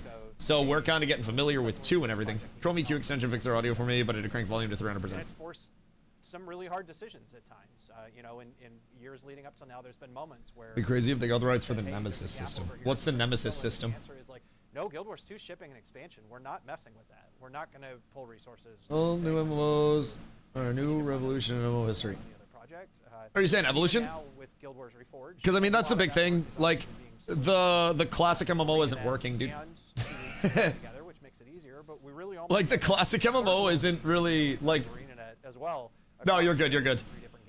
Like, it's not the best right now, and a lot of what we're seeing is MMO lights, and I think there is still a way for multiplayer MMOs to work, but I worry that something with steep verticality is inherently destined to fail because of FOMO. It seems like Guild Wars doesn't capitalize on FOMO. They just give you the opportunity to come in and play the game as a game. And if you want to try to be the best, you can try to be the best. But, like, you can get workable baseline shit and compete in any content in the game just from playing a few hours. It's... If they keep with that structure, I do feel like it's going to be contrary into a lot of MMO structure of the past. But, like... I think that's where they're headed with it, and I do worry as well whenever someone says they're an evolution of the genre. Like, I worry a lot because that's led to a lot of basically single player games. It scares me a lot. So say nothing important. Don't worry, I never do. Hopefully enough people do that it's really successful. Do you like the stuff that we're doing in Guild Wars 2 as we do this initiative and with Guild Wars? I do. Guild Wars Reforged. Those are. I like what they're doing a lot. The system is a Redlands award-winning video game mechanic for Synergies in Middle Earth. Enemies remember you. If they escape, they come back stronger. I think some of the concern that I have heard, I'm making... Oh, so like if you fought something and then you like one-moved it or something, then the mobs would adapt what they're doing? While we're in this maintenance mode. Like adaptive mob AI? That is not the case at all. So basically the entire team that we would... That's just a small part? Right. Is staying on Guild Wars 2. So like if I fought a Nemesis and it killed me, then it would scale up? And so we're not... And it would like train up and get more powerful, or? We're actually staying on Guild Wars 2 the entire time. I think there's a no world versus world in Guild Wars 2. Hold on. Modernization. Can we rewind? The Borderlands map and the war map, effectively. And then they will go back to building expansions. Yeah, that's right. Yeah, I think it's like obvious to us, right? But like maybe we haven't said it explicitly, so I just wanted to be really clear about that. That's a good call out. I feel like chat would be freaking out if they said that. We've also been looking at the wrong camera. Nice. Nailing it. Yeah. Oh, I don't think we have rewind enabled over here. You know, if we intentionally wrote a list of things that we could do to make this feel more Run as casual EQ works. Hold on. and haphazardly thrown together, I don't know if we would have come up with everything we've done so far. I'm gonna take off my shoes. Okay, how do I do this? Do I just add to Chrome? I wore shorts to work today, and I Add to put on Chrome. pants for this. Add extension. Yes. And now I feel like I shouldn't have. I'm disappointed in myself. All right. Okay. The next question. And then how use? I guess I'll read this one. I added it. I feel like I I should read this one because it's a really good one. And for me to nod. I'm not supposed to look at you. I forgot. How do I do this now? Okay, go for it. Josh Davis. Stall, click regarding it, the Hall of turn on Monuments, volume Will slider. we be rewarding? Will we? Oh, excuse me. Oh boy. Will we be rewarded for accomplishments we've already achieved, or were everything? Stall, click it, turn on. Yeah, so It's turned on. this is a really good question. How do I use it when it's on? And what I'd say is that, you know, I'm going to offer a little bit of insight here. I don't see another volume slider. The Hall of Monuments to come later on this year, right? Extension puzzle piece in your top right. There's not a lot of detail out there yet. There'll be Click a it. more formal big announcement later on this year. I clicked it. Point, we want to try to find a way to do both effectively, right? Like, It's I think on. important to us that we find ways to honor the time and investment that players have put into Equalizer for Chrome browser. over the past, gosh, going on 14 years now, effectively, right? I mean, there are players who've spent, you know, hundreds of hours in the game. There are players who spent tens of thousands of hours. It says no I'm access not needed. sure who has Oh, never mind. the most accounting There it is. or the most time Capture the current tab. That there are multiple players with 30, 40,000 hours that have, you know, Wild. over the past 14 years. When you think about it, over the past 14 years, it's not so bad, right? And we do want to try to find a way to bring a lot of that accomplishment that they've already achieved effectively into the Hall of Monument system. But at the same time, we do want to find ways to encourage them to go play that new. I'm a genius. Or the new refreshed content. Chat, just be careful. along with the rest of the community. And so, If they play an I would outro expect scene, to it's help going to absolutely rattle your asshole. I guess some additional info I can that I'll throw out here a little bit is in terms of the structure for the releases. So right now, Content cadence. I wish we could go out of order, to be honest, because so we're starting with the core game. The core game is the biggest chunk of the game possible, right? It's the thing that we spent This is for Guild Wars 2 developing initially, right? Yep. And then we've also done a lot of work on it since then. And so I think we could probably spend an entire year just focused on the core game. But unfortunately, just because of how things work and the fact that we're going chronologically, is going to be the first release that we're going to do. We're actually going to break the core game out into 2 releases, though, just to give ourselves a little bit more time. And so the first release will be a bit more focused on core game systems, and then the second release will be focused more on core game open world content. And this is for 2. Content. And then So we'll they're go gonna into, revamp systems each as well. expansions, from kind of there on, which will also include all the associated Living World releases as well. And those are probably spaced probably about. They're combing I'd say over probably about a everything in month the and a half, game. 2 months apart from each other. 2 and months kind of apart in between all of that, for there'll be a releases. very similar structure to what we talked about with the Return to campaign, where each week there's kind of like new achievements and. It's actually crazy. Wizards Vault objectives these days to actually go and accomplish in those areas of the game. So. We're gonna have we'll so a lot much more content to later chase this down, year. especially as I'm new super players show excited up. about it. This A is lot of so really great. going on in there. You'll also be able to earn rewards in Guild Wars 2 as well as Guild Wars 3, which I think is pretty exciting as well. And so, even if you're not super interested in playing Guild Wars 3, which I know everyone is, Monuments. but if you if you just wanted to earn nothing but Guild Wars 2 rewards, like that's totally an That's option okay for you too. as well. So there's I think a lot of learnings from the original system Word. that we're putting into place for.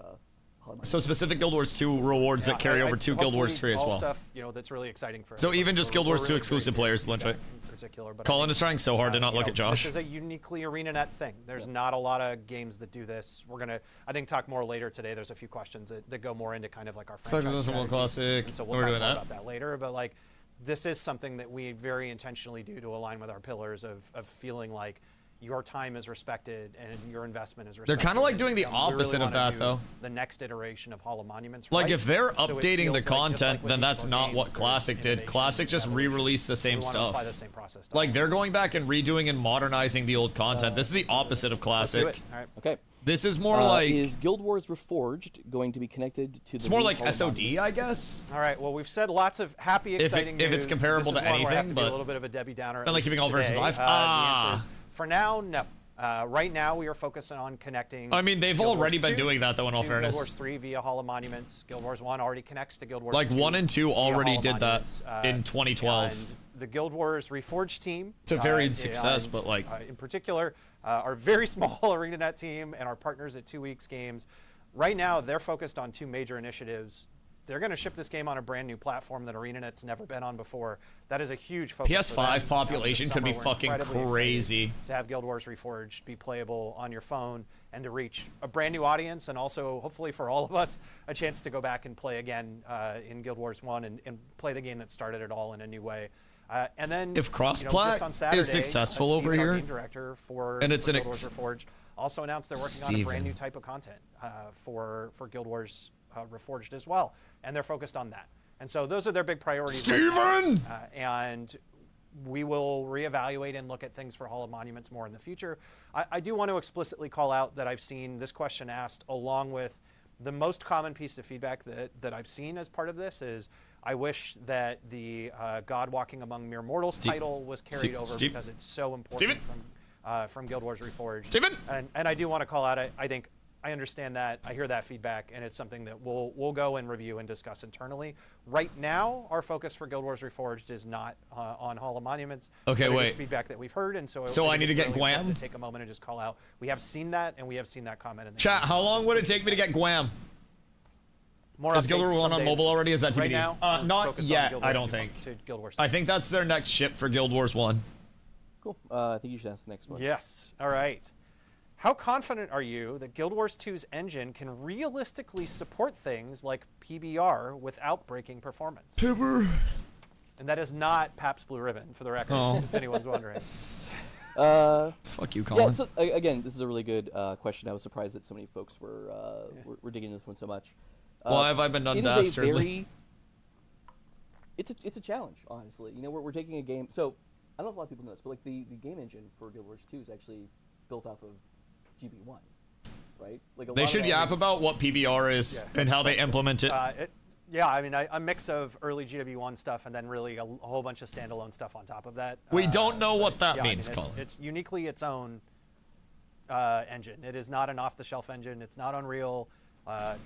Was Colin in any dev streams for New World during the New World time? The context. I guess my point with a lot of that is like you could still go into our code base now and find code that was written for Guild Wars 1 that's executing right now on live, basically, right? Like a lot of that stuff still exists. And so, you know, the idea... Because Colin worked on New World. Originally built for Guild Wars 1 that's been kind of... Was he in any dev streams? Do we know? And trying to do more and more things to modernize it is a really... it's a huge technical challenge, right? And I think that that hasn't stopped us, obviously. We've been doing a lot of things in recent years to, one, you know, implementing DirectX 11. We've got more modern shader technology that we're using now, improved texture compression. We just Hello, Envy. To memory now. Launch of VOE for improved technology. And I think we've learned a lot from every single one of these releases. The way he talks in dev streams sounds really familiar. And they've only been a bonus or a plus to the player experience. And I think there's been some that haven't landed exactly the way we wanted them to, mostly because there are thousands and thousands of hardware configurations out there that's hard for us to replicate internally. But, you know, I think it's... you know, I think this is a... So are they basically talking about I think that players want to how the engine is 20 years old and how they can try to implement on it more? Like a relic of 2012, effectively, and so... As an idiot? It's a tough challenge, but I think that's what I'm gathering. Have to take on. And so, you know, PBR... the PBR upgrade specifically, I think, is a really interesting one. Tell me about it, Josh. The real technical challenge here is not so much how do we get PBR to work in Guild Wars 2, but it's how do you actually have assets that were built outside of the PBR pipeline. Chat, what's PBR? In the game, live alongside assets actually rendered or developed in a PBR pipeline, and how do you make it feel like a cohesive game world experience and not feel like you've got things. Well, it's like, well, it's where are my resident nerds? The fuck is PBR?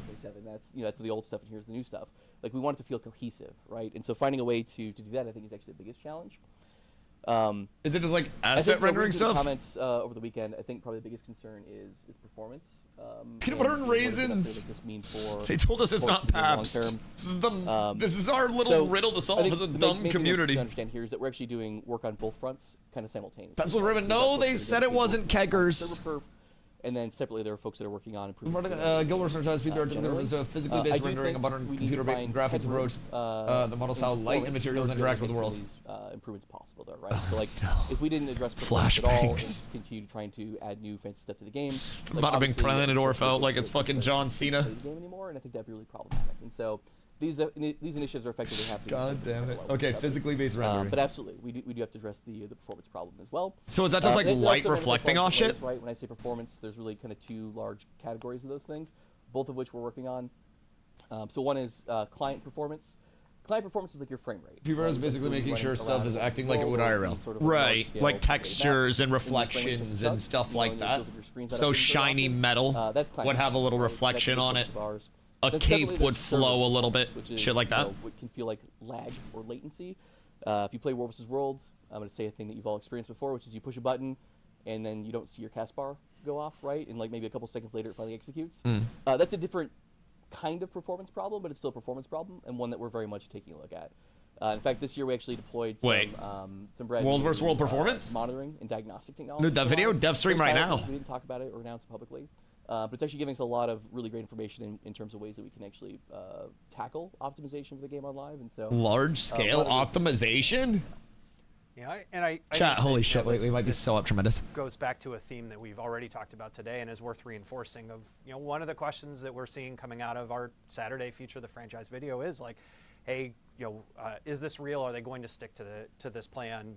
Is this commitment to supporting all 3 games? They've already been doing it. Something that in the future they're going to keep They've been doing. building 3. You don't make investments like this into updating the technology on a game like Guild Wars 2 unless the goal is to continue to invest and support the game.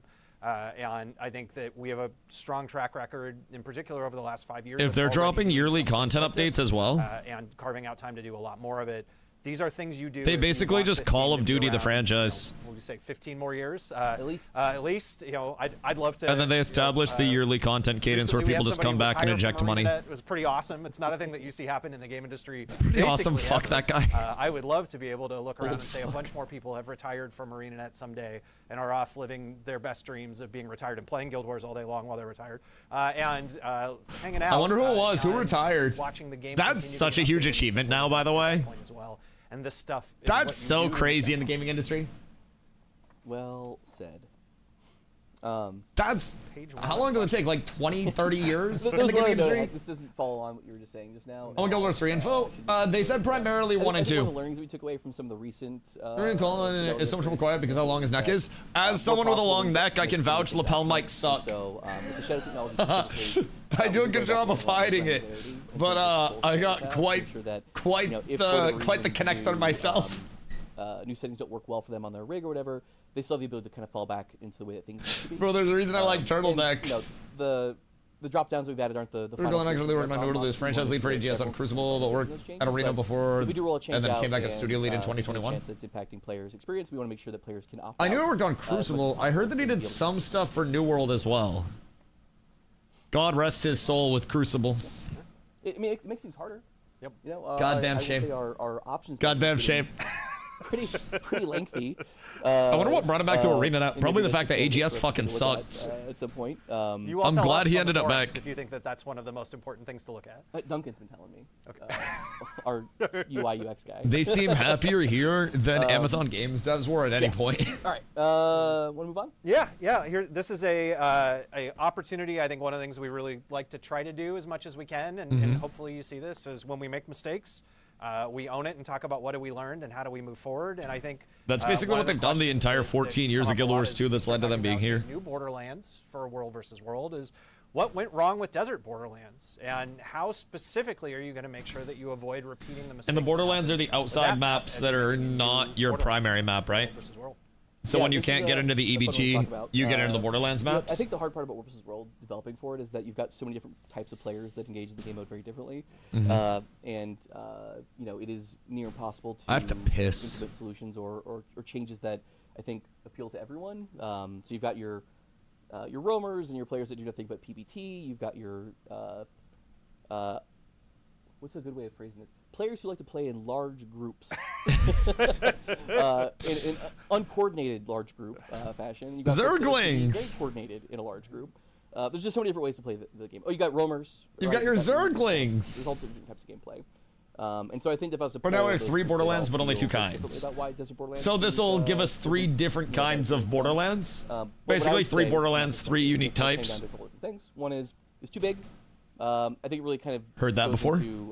It's hard to find fights.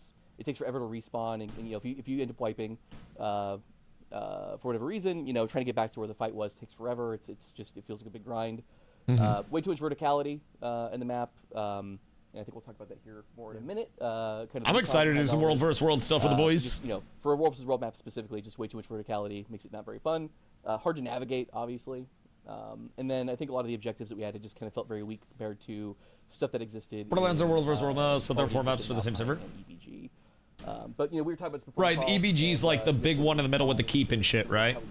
And Borderlands are just like the side maps. Yeah, I mean, I think where you kind of just like go fuck off. Where did we begin with Desert Borderlands? Verticality's peak. A really Shut up, range player. As we look back on even the ArenaNet process. we were making gliding for Art of the Stupid bitch. And so we were so enamored with this idea of verticality in the maps in Hot, and the Verticality is great until some dumbass with a teleport goes up top and then lightning bolts we me. started with a feature for that Usually Desert this issue's not Borderlands enough and said, verticality. "Let's I'll make show you this verticality when about, I'm laying down, little bitch. gliding and using Career movement and Elementalist, using let's see how it all these goes. movement abilities. You And like anytime fast-paced you builds? Start with something like that, and you start with a feature instead of starting with what's the intended player experience, you're probably in a lot of trouble. And I think that led to a lot of the problems that we ended up having with that map in the first place.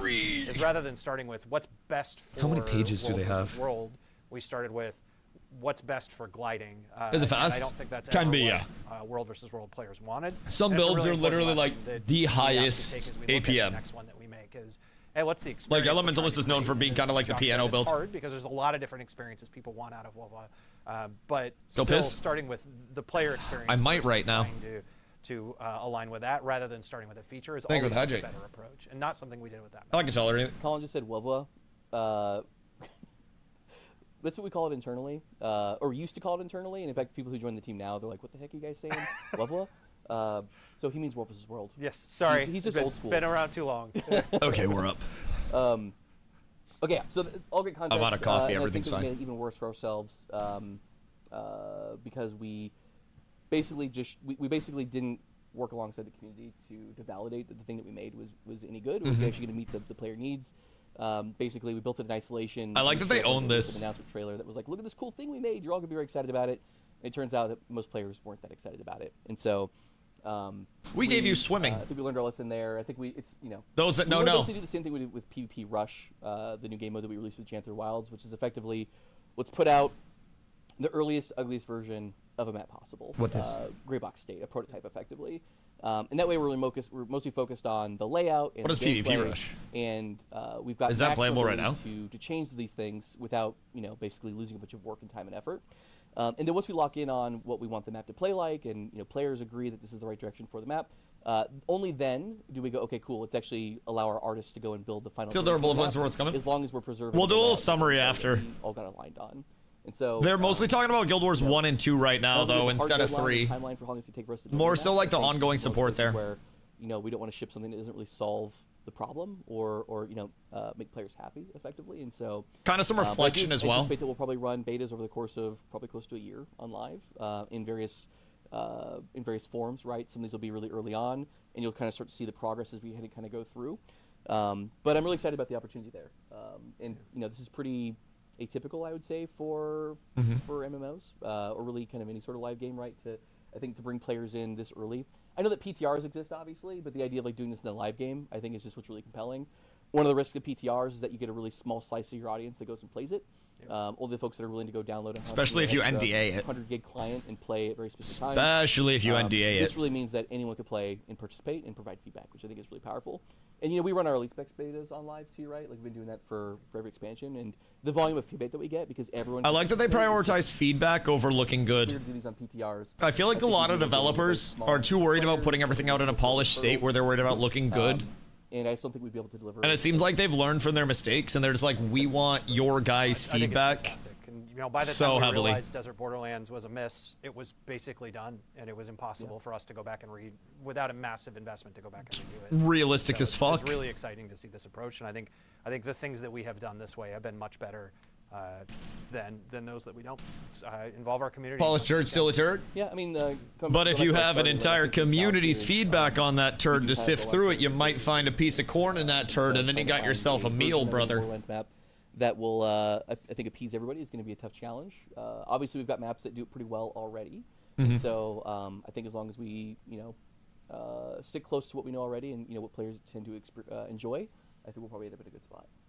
It's tough. Seems like they're basing everything on community feedback as well. There's Goes almost to, we no usually got to updates test the ever made to expansions, new World Specker weapon Universe in real game before it launched. very hard That's to so do. fucking There's always a sick. set of players that I love it that. doesn't work for I'm so their excited version for of the way next they like aim to year work and a the half way that they in play. Guild Wars So that 2, is- man. It is a really hard challenge and a tough thing as we go. They forward just with seem that. like But, very I think if we get enough, realistic it's exciting. developers that actually understand the community.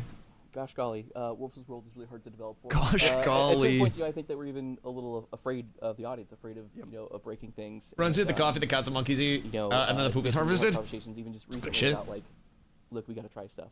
We got. I know it's really Shit's expensive. Probably because you got to sift through poop. Things, and there's going to be players that don't like the things that we're doing for a variety of reasons, but that doesn't mean that we can't do anything. And so, I think just getting a lot more comfortable with trying stuff, and then being comfortable with turning things off or rewinding those changes if they don't actually achieve the goals that we have. And so, it's also imperative that the community gives feedback in a way that's not the most dramatic take possible. And I think there's some great examples. And plays within the boundaries of what they're given, and then provides feedback within those boundaries instead of completely trying to rewrite what the devs are given. We wanted it to be, and we sat down and said, here's what we're going to do to address it. Here's a roadmap of how we're going to do that, and then we've systemically, point by point, gone through and updated. Feedback is so imperative to get in a proper manner from your player base, and so many player bases just fail to give proper feedback, I think. But when we do, this is when we can testing, we create testing characters, World Wars, World Raid, PvP, etc. So hopefully, genuinely cannot wait.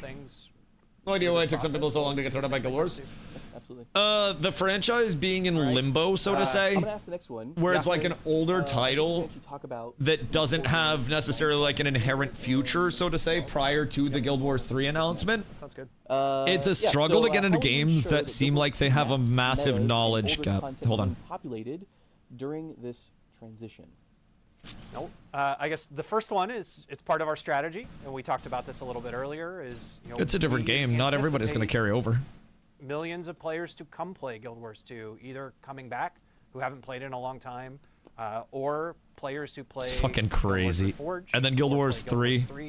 Guild Wars 3 is probably going to bring so many total box sales for them. Part of our strategy, and we believe will play a role in helping make sure that the game is always populated. Hall of Monuments in the future. Cosmetics as well. Of having players come back so that it's always populated. Can I jump in real quick? Yeah, go ahead. Can I invest in ArenaNet? If you don't mind, just jump off and talk about some of the recent stuff in the announcement. If you don't mind. No, please. So you just talked about seeing a lot of players come back to the game. Yeah. I just wanted to mention this is already. Also, Munch, thank you for the hydrate. So since the my balls are about to explode. We've seen like a 40% increase in the number of daily active users playing Guild Wars 2. The game was already doing incredibly well. I know that players follow our financial reports very closely and are commenting always on how much money we're making and whatnot. And so that things are going pretty well for us right now. And we've seen a 40% increase in our daily active users, which is pretty fantastic. 40% increase in daily actives is insane. Saw like a 45% increase in concurrency in the live game. Which it's fucking nuts. Wild. I always had the announcement is huge. That, the announcement would be a positive, overall impact to the game. Obviously, we assume things will be positive, but has absolutely exceeded my expectations on that front. It's phenomenal. I think it really shows how good the horizontal progression truly is too, and once that echoes their set. Hopefully I don't get hit like a marketing team sniper. We're talking about this. No one behind the camera is running at you yet. So far, good. Two other really cool stats. It was Saturday, I believe. Day after the announcement. Single best day for new player acquisitions. The highest number of new players joining the game for the very first time on Saturday since our initial launch on Steam. It's crazy. It's actually insane. Yeah. It surpassed all of their possible expectations. We'd actually set a bit of a record with VOE in terms of the number of players coming back to Guild Wars 2 who hadn't played the game in a year or more. So players that had lapsed out of the game, that had moved on to taken a break for whatever reason. We set a record with horizontal prog. In terms of the number of players coming back to the game, which is great. Their prog is so strong. That, on Lash, what up, brother? Saturday. Almost 2x the record that we had set. Bit of horizontal prog is that old zones are still always valid and populated. Coming back to Guild Wars I call it the spotlight theory. So, if you spend millions of dollars on an entire stage, but you only shine a spotlight on a portion of that stage, nobody gets to see the rest of the stage. Gives a lot of confidence that most live services only have a spotlight that goes a small portion of the stage at a time. I think they widen the spotlight as they continue to show more of their stage and develop more of their stage, so you see the entire stage. I mean that speaks. They get to see all of it. How are these areas going to be full of players? Well, this is what we're doing, and they are showing up. That's their goal. People are coming back. They're literally seeing. I think also, if you look at the in real time the payoff of this. Guild Wars 2 is built on. Okay, hold on. A lot of it so bad. is set up to support a broad array of players. I think the mega server system, in particular, if you look at traditional MMOs, when you create a new character, you then sign up for what world you're going to play on, and the world you play on determines the number of players that you can play with and see in the world. And eventually that server, that world, as populations decline, there's less and less people to play with, and they have to merge servers together or close servers so that population is constantly being managed. Guild Wars 2 doesn't work that way. We use a system under the hood called mega servers that basically creates as many or as few copies of a map as is needed based on the number of players who are currently online, which allows us to constantly make it feel like and have it be that the world is populated around you with tons of players. And so we're already set up for this. We anticipate this. We've built out a system under the hood that allows the game to be fluid in the number of players. It's why even when you play at like 3 in the morning, there's still a bunch of people running around everywhere. And so our back-end system is built so that we can operate this way, and it will help with that. And I think that that's an important part of the message as well. Yeah. I think there's still a lot we can do, though, in this time frame specifically to try to better address that problem. So I'm going to say a thing right now. This is just my gripe as game director / player, and I'm not saying that we're doing this right now or that we're fixing this, but I wouldn't be surprised in the future if we do. You know, I think one thing about Guild Wars 2, it's a very expansive game, right? There's a lot of cool things you can do. It's not always obvious what you should be doing, especially as a new player, or even if you've been out of the game for any amount of time and you come back to it, it's almost overwhelming. Like, where the heck do I go? And we've added some things to try to improve this, right? With like Wizard's Vault, like, hey, here's a very clear objective of the thing that we recommend you go and do based on your kind of gameplay. It's also cold as shit in here. I had to grab a sweatshirt. That can be done. And I think probably even a bigger challenge is that a lot of the information that you need in order to play Guild Wars 2 is stuff that's not available in the game itself. This is probably a thing we'll never be able to fully fix, just given how robust Guild Wars 2 is, honestly. But like, about, I know a lot of our where to go, what to do, how to prog.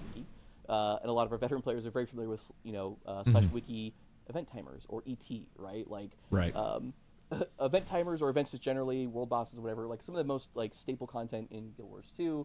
It's scheduled, and you kind of have to like get the information elsewhere. Know that it's happening in game, unless you just happen to know because you're a veteran, you've been around, or you go to the Wikipedia. And so I think finding ways to surface more of that information inside the game client is going to be one of the big opportunities ahead of us. Just making sure that players really understand all the options that are available to them. The thing they have to be cautious with there is menu bloat. Right. And I imagine, menu bloat can be so crazy. There's already a lot of menu bloat, I think, with Guild Wars 2 hopping in as a new player. Adjust is going to be based on what's going on in the game. It's one of my largest, like, I wouldn't say critiques, but like caution points, so to say. To help make it easier for players to play together or to account for the current population.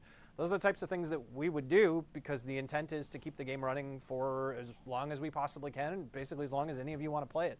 And, all these years later, 21 years later, Guild Wars 1 is still running as Guild Wars Reforged.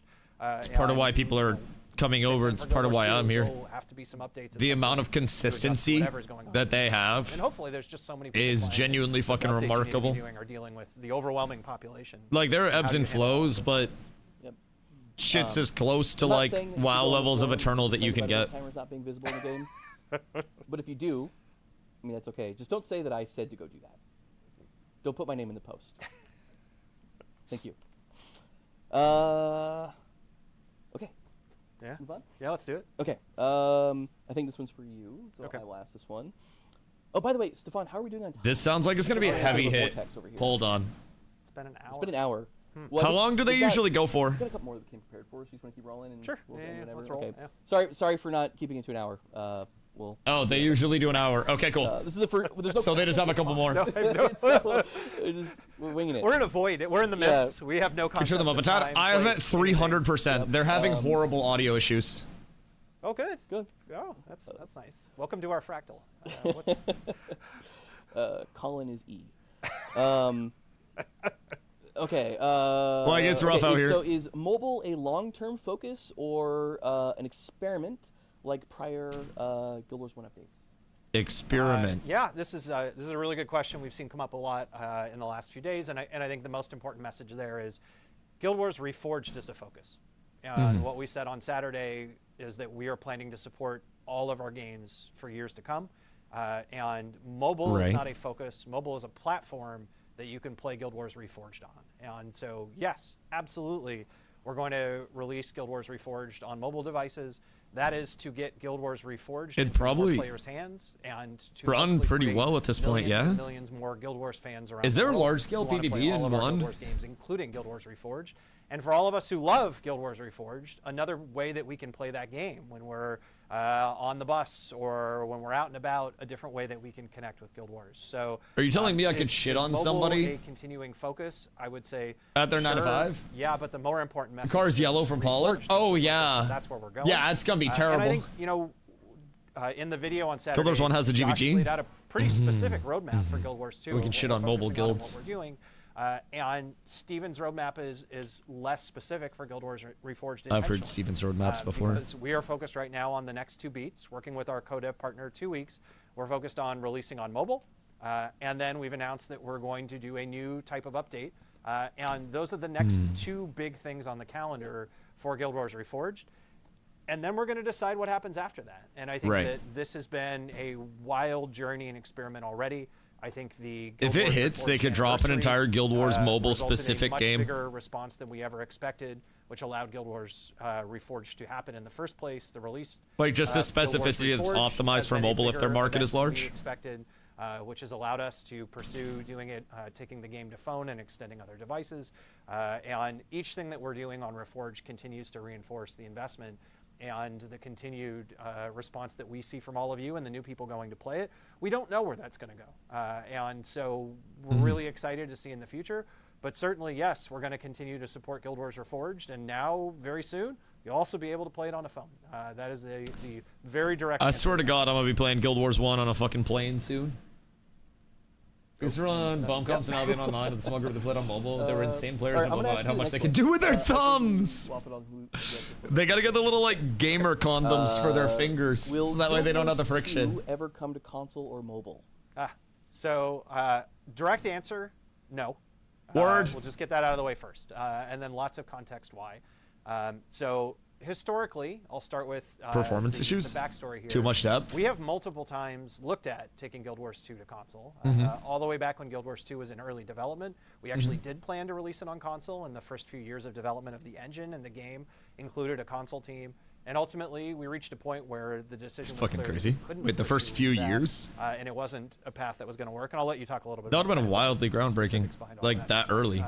But at that point, you know, we decided all the way back. I think that was like in 2009, 2010, when effectively that They were thinking about came to an console end. cross-plat in And then again, 2010? right around 2014-ish, when the game was exploding and free to play was God happening, damn. Heart of Thorns and Guild Wars 2 God in damn. China. You know, we asked again, could we go back and try to figure out how to get it to work on console? And again, we encountered a lot of the same answers of what, and decided no. And one last time, when you and I came back to the studio, we had those conversations with JT, who was the studio I wonder if head it's at just the like time, engine and we came to limitations the or same system stuff or conclusion what of, it might be. No, for all the same reasons, this isn't an option for us. And that's what Guild Wars 3 is about. Guild Wars 3 is a game that we're building from the ground up so that it can, from the tech side and from the gameplay experience side, work on console. And this goes to the thing that we said this last weekend. All of our Guild Later Wars games versions are of very UE different. The capabilities are gameplay fucking crazy experiences, too. Technology behind them. They have they're all so many very new features intentionally coming in. different so that they can be different games with different communities and some overlap between those communities. Entirely So different Guild Wars community 3 bases, will be boys. the, It's fucking crazy. Guild Wars game that is made to be playable on console.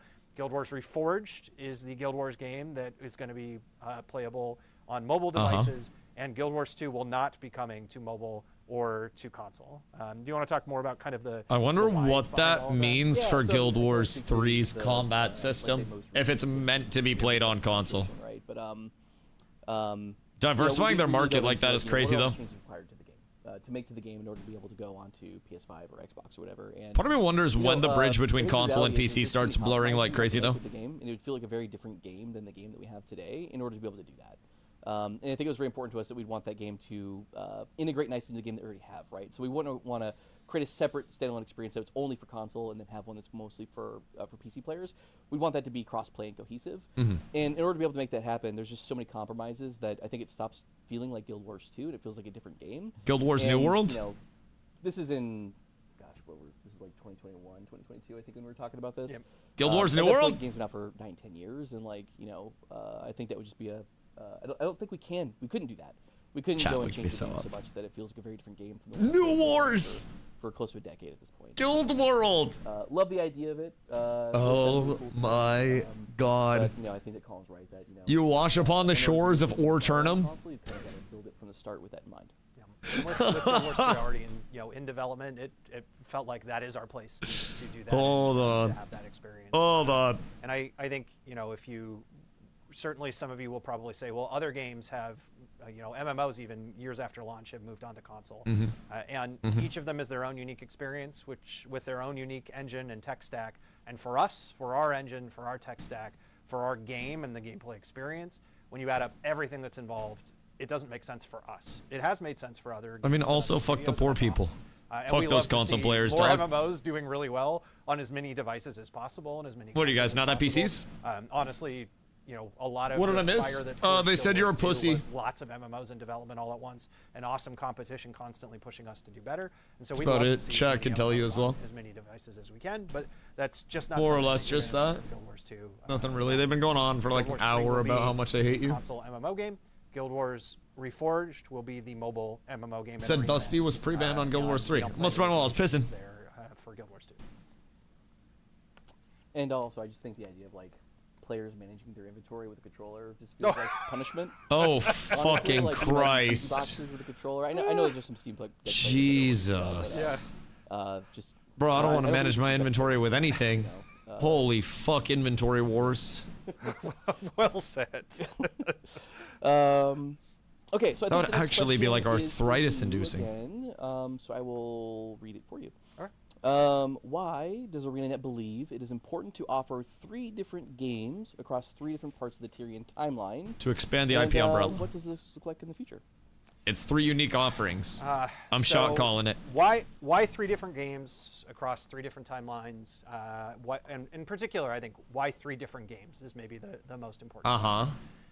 Appeal to and, 3 different audiences and deal first, with different evolutions and time frame of the gaming industry. Poetic for a minute. And they way that develop we for make pain games with points. ArenaNet is we start by looking at during Pain the points. era of time that we're making our game. Pain points. What are the player problems? What are the limitations? What are the challenges with the MMO We got it. genre at the time? And then they solve How for do we those solve at the time, so they have And era so games. Back when we made Guild Wars 1 and released that in 2005, I love these guys. We were solving for the problems of, what we saw as that era of MMO experience. We tried to call it a cooperative RPG, CO-RPG, and not an MMO, but everyone ignored us and immediately informed us that we'd really shipped an MMO.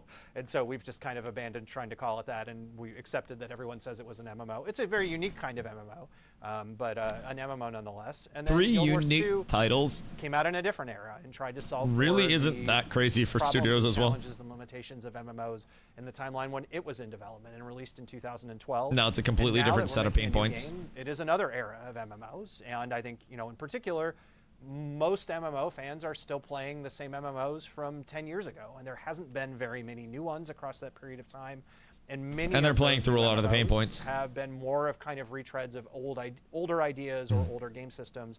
There hasn't been a ton of unique innovation. There's been some, which is awesome to see. We love And people some of making that's MMOs. currently in We core. cheer like crazy for all of them to be successful, but there hasn't been a lot in the last decade plus. And so it feels like the right time for us to make another Guild Wars game that solves for different problems. So I think that's why are we making Is the another one problem now, that they're because we feel solving like for a the legal case? industry, the genre, and ArenaNet is ready for it, and Guild Wars is ready for it. It's been 19 years since we announced a new game at ArenaNet. 19. Because I'd like Let to that avoid sink that in one for this a time minute. around. That feels like a reasonable wait and a reasonable pause for us to announce a new one. So that's the Yeah, it worked for why are we ArenaNet. making another Guild Wars Alleged game? That's because corporate we feel like espionage. the genre and ArenaNet and Guild Wars are all ready for it. Why do we want to have 3 different MMOs we support at the same time? Is because we feel like they're all Unique games. very different types of games. They'll And attract as a unique result, players. They can be appealing to very different types of gamers. And we know John, I at could its do core, this. there will be some overlap. And our hope will be that Been talking about this for 4 days already. Just love Guild Wars and want to play all 3 games and continue to do so far into the future. Hollow That would Monuments be helps with that a lot, too. Perfect situation for ArenaNet. Horizontal Prog But helps we with really that. want to provide 3 unique And if they do a yearly MMO content cycle for both experiences and with different major types of games expansions and they to stagger attract those, different types of gamers, different types of MMO fans. For GG. Guild Wars 2, one of the things we said is if you hate MMOs, you should go play this game too. And I think, a very similar concept applied to Guild Wars 1 in its timeline. It was a very different type of MMO. And Guild Wars 3 as well has a bunch of new and big ideas that we'll talk about far into the future that are also things that we hope We want the ideas both now, are Colin, really please. exciting to people who love the MMO genre, but also bring an entirely new fan base into the MMO genre for Guild Wars 3 as well. I think that's a big thing MMOs have struggled with, especially the younger generation. And I think there's something really exciting and so compelling nice. about 3 different MMOs all in the Guild Wars franchise running at the same time, in the same way that so many other game franchises have games in different genres or different types, or now even in the MMO space. I mean, I think if you look at what World of Warcraft has done, there's World of Warcraft and there's Classic. And now, you know, in another potential Classic Era, Plus. Classic coming. Plus. Those are 3 different MMOs running WoW simultaneously in the 2.0. same game.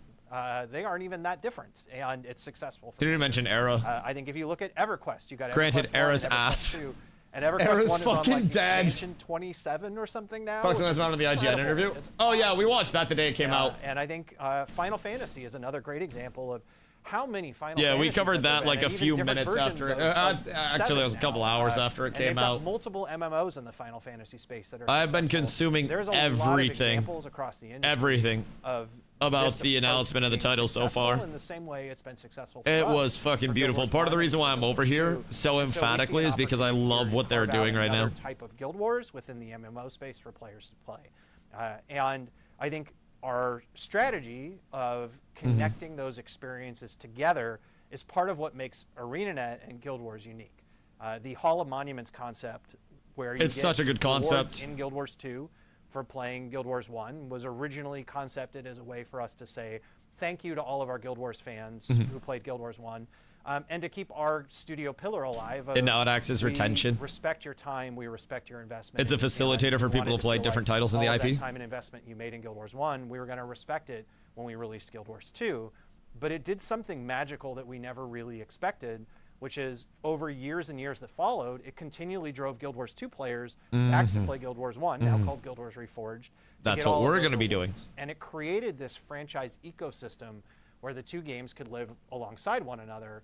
And we've now, been in talking about, retrospect, I wish that we had much earlier invested a lot more into Guild Wars Reforged to try to nurture that ecosystem and allow both of those games. That's why they're going 3 different games. They want people to bounce around with their IP. And it's the same reason we're doing now a much more expansive Hall of Monuments. If I had to 2.0 guess, and connecting they're Guild gonna Wars 2 and stagger Guild the Wars 3 updates as together well. Is first and foremost, it's a way for us to say thank you. to 1 year continue content our cadence for pillar of both, but your stagger time them is by respected, 6 your months. So every investment 6 is months you have a new respected, content in dropping, the a Guild new Wars content patch dropping. franchise. And so all that time you put into Guild Wars 2, not only are we going to keep supporting Guild Wars 2 because we want to respect your time, but if you love Guild Wars 3, there's a bunch of thank yous waiting for you in that game as well.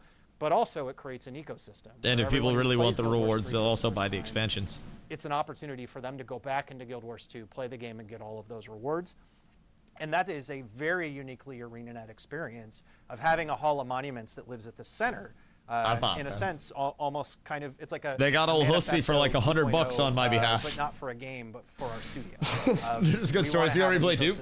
And if you give people a little bit of ushering into that story, rewards are connected together and give them a respected, reason to be there, that they'll you fucking feel do like it. You can play any of our Guild Wars games and have that connection to the franchise that pays off for you in the long run, and that you can have very different experiences in them. And this is, Colin's the spitting. last thing I'll say on this. Sorry, this is real great. passion. This is one of my core passions for ArenaNet, and we've been talking about internally for years now about where we want to I go. like and what so they're it's building so with this. cool to be able to tell people finally externally that this is what we want to do. I think there's a version of this that someday after Guild Wars 3 releases, where there's always that lull in the games you play of like between updates, Pain points and quit you ship points. an update and then you Tell wait a me you're while gonna until the next stagger one's it. gonna ship, and there's kind of a Tell me tiny- you're gonna tiny stagger the fall-off content between the content when things are cadence. at their least exciting until you announce the next update. I think there's a version of this that can be really compelling for us, where when one game is in its lull moment, we're announcing and releasing the newest update in another game.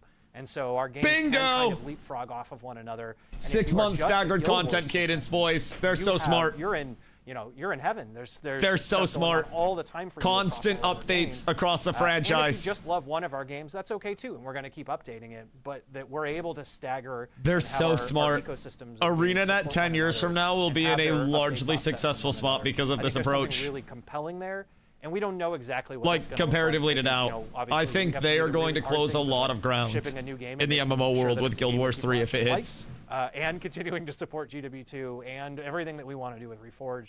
That is incredibly, like, these are all easy things to say. They're very hard things for us to do. I love We have to go what through I'm all of hearing those right things now, first. chat. This is so But nice. if it works, there's a version of this in the future. Also, that why is Josh's water bottle really drunk? cool to dream about. Of someday we could be at that point where that's We're what the stepping Guild Wars up to be franchise what is. people have And wanted then for who a knows where we while. go from there.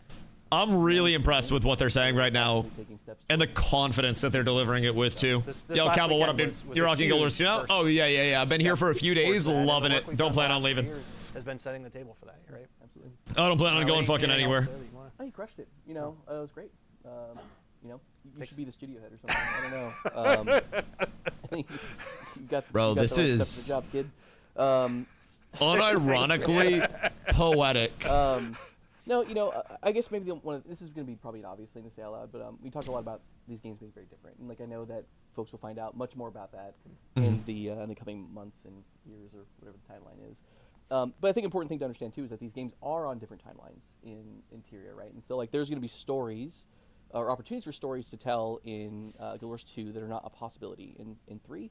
And the same thing is true for Reforged as well, right? Right. You know, I hate to break it to folks, and maybe I'm breaking some news here, but like, you know, Tiny's probably not going to be in Guild Wars 3. And so, you know, I hate to break that to folks. I don't know if there's some hope for that one. Chat, what? But you know, but there's a whole cast of characters that I think that folks What's not about to be? love, and you know what Tyria looks like in the. I don't know the lore. Is very different from what it's going to look like in Guild I Wars need the 3. lore. And so, What was we know a that lot of big folks bomb have, that they like, just dropped? Attachment to those characters. We want to continue finding new stories to tell. Maybe go back and close some open story threads. An NPC, I that personally still don't like her. exist in the game. The only lady There's NPC that still I stuff think to explore. about is Titty Tibble. And yeah, I'm just There's very there's excited. so many compelling characters and storylines. I only need one love. And, you know, threads that we've left open in Guild Wars 2 to explore kid. for decades. To The come. Tibbles! And I think, you know, I saw. This wasn't. Man, about fuck things- them kids, things bro. we were gonna talk No about Diddy, no here, Drake, right? no Dr. Disrespect. Off script. Here we go. No Lakari. We've only done it about 100 times so far. No Minecraft, why, no why not one Roblox. more? You know, I saw a lot of Annoying-ass comments kids. as people talked about the different timelines of, you know, one of the things that makes Guild Wars 2 unique is the technology, and it's, you know, it is a little Magitech and a little bit of sci-fi has blended itself in, and as that timeline continues to move forward, we're going to continue to see the advances of in the world of Tyria. And one of the reasons we interesting. picked the timeline we did for Guild Wars 3 is very intentionally, it's a very different experience. You're talking about So a they're gonna timeline strip it of down high a fantasy lot. where there is almost no technology compared to even what GW1 had. No And the engineers, boys. Technological advances from Guild Wars 1 to Guild Wars 2. That's are fucking massive cool.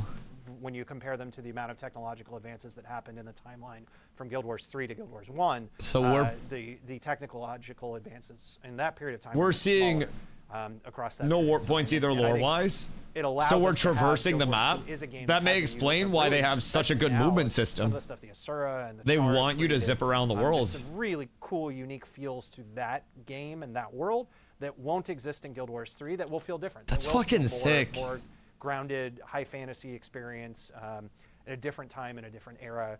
And I think that even though each of those games will have their own storylines, their own characters, their I own love that. settings that we're I gonna wonder continue if to their expand expansions are going to work. I mean, seemingly their also is expansions would places work where they through the will connect content, together or and like the have technological stories that developments as crisscross content comes as well, right?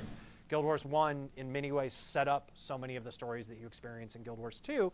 And some of the things you're going to experience in Guild Wars 3 are things that have been set up in Guild Wars 1 and Guild Wars 2 over the last 21 plus years of the franchise. And who knows? In the Wait, future, set up in the how future some of games? Those stories, there may be things that happen in the different games that have connections to stories that Are we going to be getting conspiracies about how we're time in ways traveling that and we it's think not are really a cool prequel? and have been really fun to watch people speculate all weekend long. The lore videos and even the timeline, and me misspeaking on the timeline in an interview the other day. Whoops. Already happening. All of that So stuff we're basically saying has that it's created a not huge amount actually a of prequel and speculation we're and actually in the discussion. future?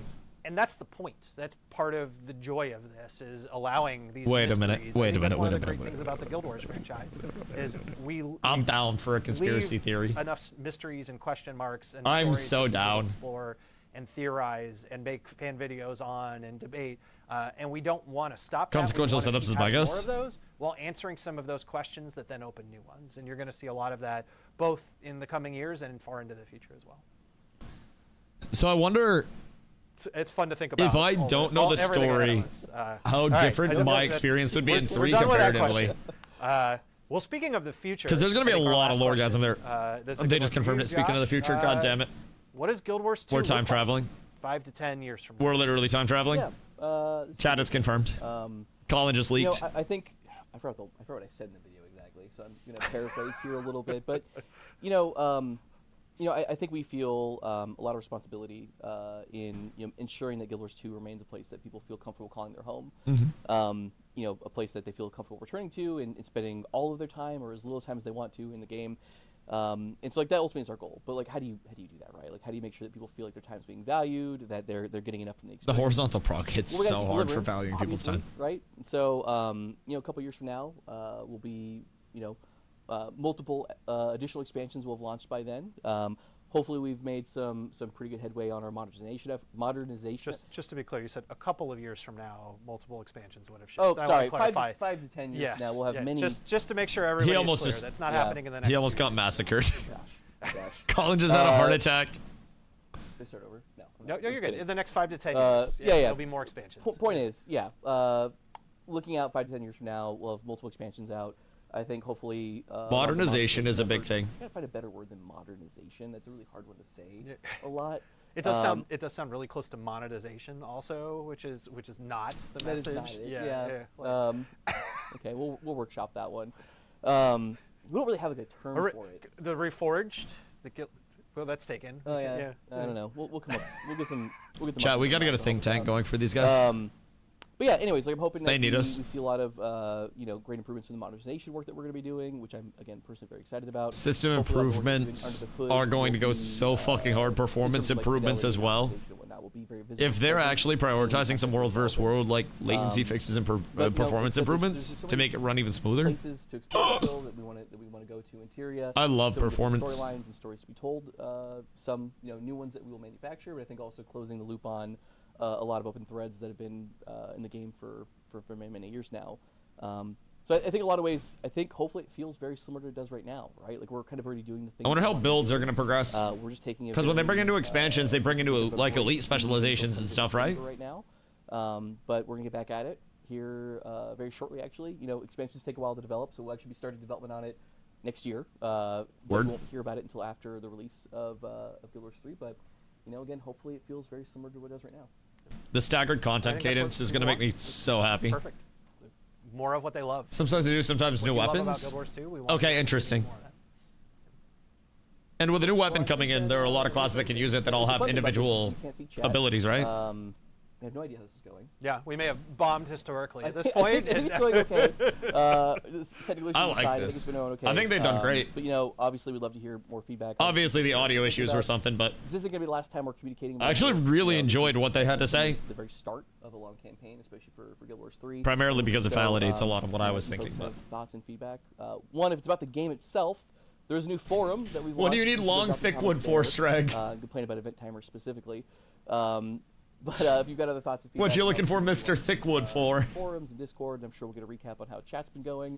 Very excited, looking forward to that. And we've got our official Discord now. Great place to go to discuss. Oh, I should probably join that. Craft together for years in the future. I'm literally not in their Discord at all. Where you can call out specifically what do you want to see improved in GW2? And Josh said it earlier. Please don't write Josh said we should do this, or else we will ignore the thing you said. Most important thing in this whole live stream. But you can go in there and anything that you're excited about, anything that you want to see changed in the existing game and any of the expansions, please put those in there. We really, really appreciate it.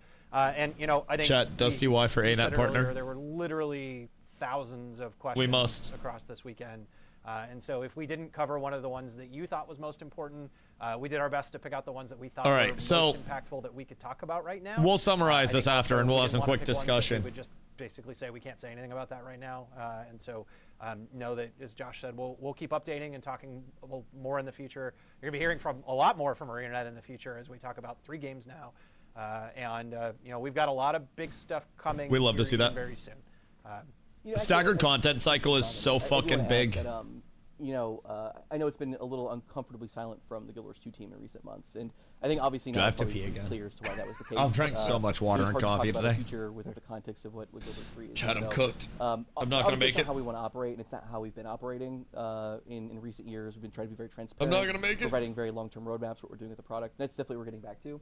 It was just a bit of a weird period to be in with You'll see, you bastard. the announcement looming there, and so hopefully that explains why things were kind of going the way they were. But now that that's out in the open, I think it allows us to be a bit more free, and hopefully as evidenced by today's live stream.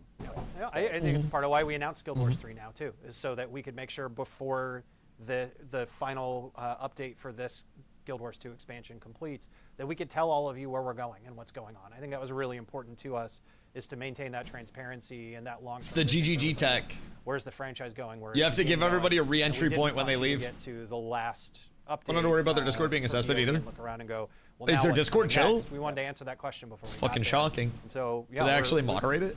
You know where we're headed. And Crazy now we in can talk today's day and more age. about GW2 as well. But we've got a huge update coming for Guild Wars Reforged, coming out on mobile devices this summer. We've This got summer. Our next major QR coming. For Biggest QR, actually. I know QA is sweating. Nice. It'll be our biggest QR so far, so we're very excited about that one. By the end of the year, we've got our new Hall of Monuments 2.0 will have its first release. That's so fat. Very exciting there. And then we've got tons more news Hall of Monuments, for great. Guild Wars 3 that you'll hear. It's gonna give us so much as time content to goes go on, to as a too. So there's community as heck well. of a lot going on We'll with the just Guild group Wars up and just franchise right zerg now. down Hall of Monuments It content is with everybody that we really, have. Really exciting time. I hope for all of you as it is for us. And you know, Josh said it earlier, and I think it bears repeating. We all have the same goals. We want to see the franchise and the games that you love really healthy, with lots of people playing them, and they're continually being updated. And we know that's what all of you want out of the games. That's the same thing that we want to have happen with all of our games. And hopefully, that this plan and the path that we're on ensures that that happens. Certainly, 4 days in, the results are pretty spectacular. But we know that we got a long ways to go and a lot of beats ahead of us. But we really appreciate everyone's support. All of the positive reactions, and I think the largest thing that this is also hopefully going to constructive get feedback people that we got, understanding is both- that they've both already very- been working on very the much 3 titles appreciated. simultaneously for well over a And year. It'd be really fun if 15 years from now we're back here. Installed an add-on to having turn off camera conversations smoothing. About how Wait, where really? the franchise is as a result of everything. There's an add-on to turn off camera smoothing? And we said jokingly Guild Wars 4 and Roller Beetle Racing earlier. That was a joke. Yes, please To don't be clear. don't quote us on that. It's a little That's premature right. for that one. Yep. Cool. Well, thanks everybody. Chat, I really need to- appreciate your time. I need to get a racing. And kind of weathering some of the stumbles with us, but hopefully this is All right. valuable. I guess Banger. shortly if it was. I actually If we're enjoyed never allowed that. back on a live stream again. I you'll know think it that didn't was a work. great stream. Yep. Thank you. Other than the audio That's all. issues. Stay hard. Turn off Chrome EQ. Yeah, we're about to get slapped, aren't we?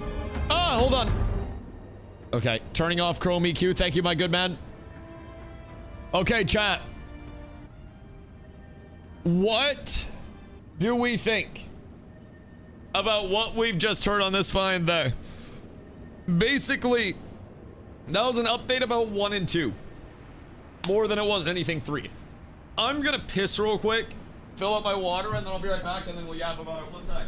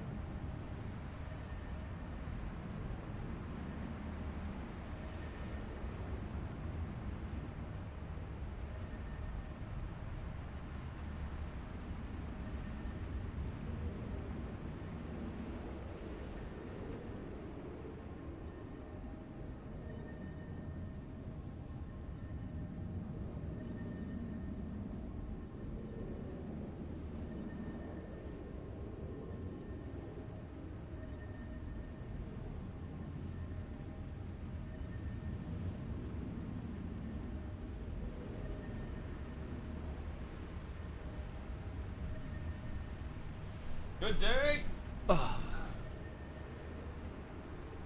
have returned. I have returned. So, need some brave souls for guild bounties. I don't have my flyer yet, but I'm down to help however I can. Giving games more game. Yeah, I mean, a lot of that, if I'm being completely honest, was them saying, hey, we have already been handling this for so long. Trust us to handle this shit for the love of God, please. And I really like that they established that and just, you know, kind of laid it down so people can understand that this isn't something that they're taking on that is inherently like posing a threat to the future of the titles or anything. They're not going to stretch themselves too thin with it. I really enjoyed their confidence today in like what they were actually delivering. Where do I want to go? I want to go here. Guild Hall soon? Yeah, Streg sent me a DM about some things that we need to do for the Guild Hall. And I'm not quite sure what we need to do for the Guild Hall. I'm not quite sure at all. But we'll get it all situated.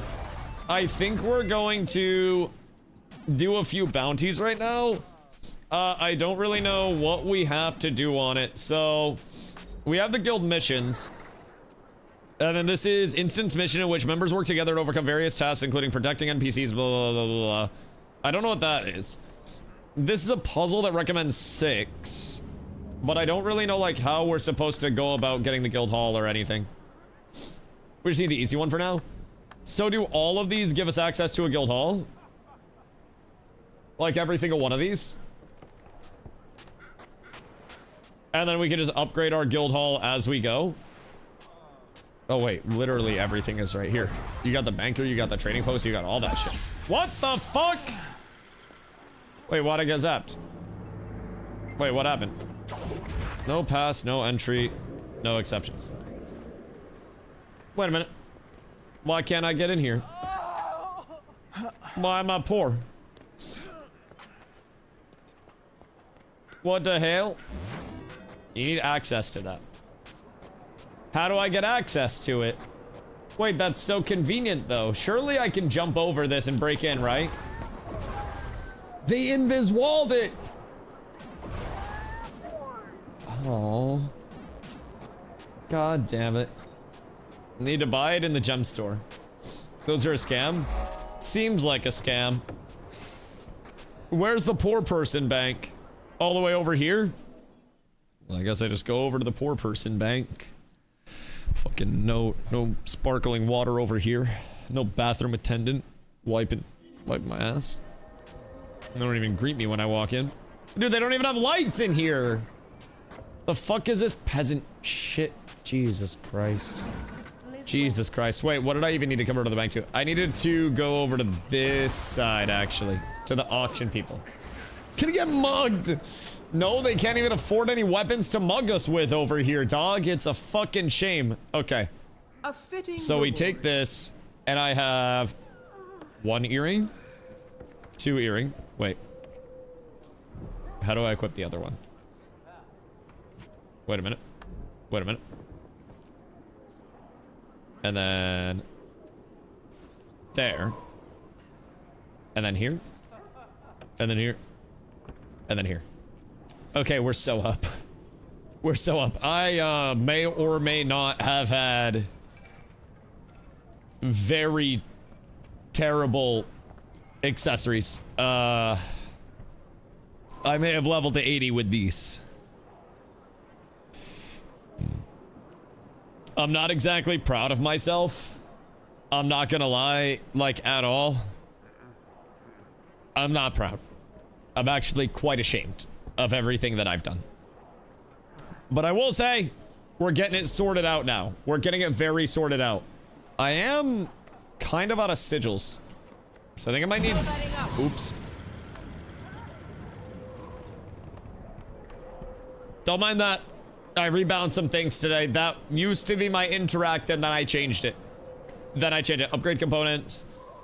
So there are weapon sigils, and then there are armor runes. And what do all of these do? Gain 3 seconds of swiftness and 1 second of quickness when you swap to this weapon while in combat. What sigils do people typically like running? 3 stacks of might for 12 seconds on a 9-second cooldown is kind of OP. Steal a foe's health while landing a crit. Make sure you grab the level 80 ones. Good comms, good comms. Sick. Okay, cool. Not yellows. Well, I'm just kind of like... trying to figure out what the actual sigils do in the first place. Superior sigil of X.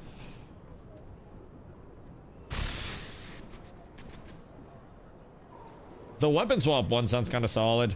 This seems rough because it seems like if it ends on down, I'm probably gonna get downed a lot. Anything that ends on down kind of worries me. Just a smidge. Boon duration seems kind of strong. Sigil of force and accuracy are nice. Yeah, 7 crit chance. Is that additive? And then force is just like a straight damage boost. Can I put 2 of the same thing in my weapon?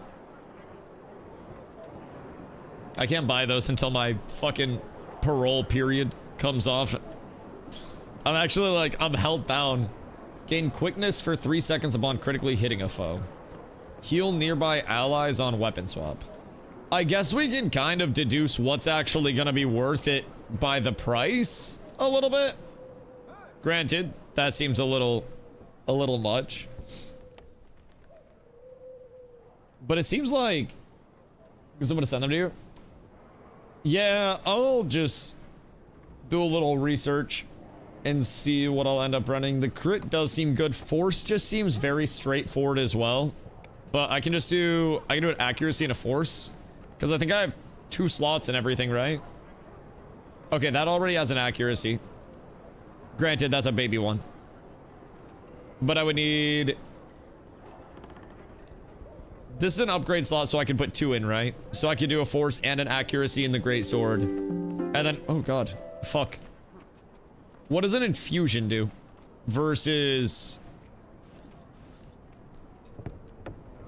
a sigil. What's the big difference? Whoops, sorry. My bad, my bad, my bad, my bad. That's on me. Infusions, double click to apply to an unused infusion slot used by artificers to craft more powerful agony infusions. Okay, so this is just like resistances, just additional stats, basically. Crystal infusion of power. That's to climb in fractals. Okay, so agony resistances for fractals. These are expensive. Jesus Christ. Run. Superior rune of the Deadeye on armor for DPS. Power, ferocity, power, ferocity, power. Yeah. Yeah, that sounds pretty solid. World versus world ones and fractal ones. Okay, word. So I won't need to worry about those for right now. So probably the largest thing... Oh, wait. I have might, duration, and power. I have runes of strength in my shit right now. Uh-oh. Thank God I actually have my glider. I would have just got my shit absolutely fucking cooked if I didn't have the glider. We would have been so down bad. Okay, what we on, Stragma? Send sigils. Thank you, my good man. I appreciate you. You were truly a legend. The spoils of battle. The spoils of friendship, chat. The spoils of friendship. Okay.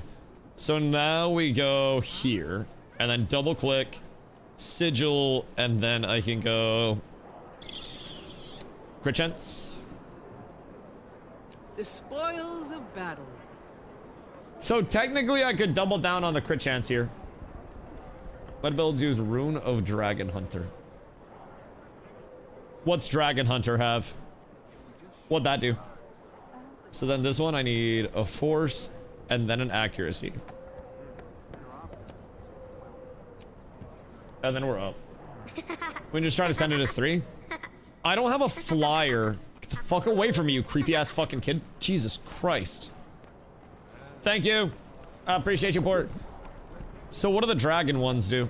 Dragon Hunter. Oh, okay. That's just the ferocity, power, ferocity, power, ferocity, ferocity. Okay, cool. So we'll slap those in real quick. And then that should get the stats in a pretty solid spot. So we'll go here, except... And then I'll just slap this in everywhere. What about other builds? Yeah. I appreciate you. I'm more so, like, if I were in a hurry and say the launch of 3 was like 2 months down the road, I would have immediately just slammed myself into checking build guides and going off of that. But I'm grateful that I hopped in when I did, because I don't feel the pressure of not being able to actually learn the game as if there weren't builds, right? So in my mind, I'm kind of, you know, taking the time that we have, and I'm enjoying, like, I'm obviously picking chat's brain and stuff, and we're kind of refining to the point of builds in the first place, but I'm kind of playing this, you know, stupid game, so to say, where I'm reading everything, and even if it might not be used, right, I'm trying different shit out. And then once I feel as though, you know, today's probably going to be my first day that I do any PvP stuff. I just hit 80 yesterday, just got my gear set. We're just doing our first guild missions and shit today. So I've been able to explore a lot more, not kind of like putting the blinders on yet. And when I feel as though I actually learn enough about the game to where, you know, I'm powering my decisions, then I definitely bring in the build guides and the referential material to help myself understand more.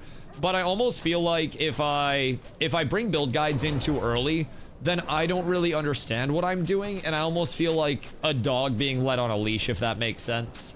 So I do greatly appreciate everybody in the Guild Wars comm. Everybody's been phenomenally helpful too, and that's been a big thing for me where I haven't really felt, you know, compelled, because I still pick people's brain about it. But one thing I've noticed about the Guild Wars comm is a lot of people have heard the way I'm coming in, especially as, you know, I'm a pretty sweaty PvPer in the games that I play. I run a PvX community that's known for being pretty, you know, pretty good at the things we do.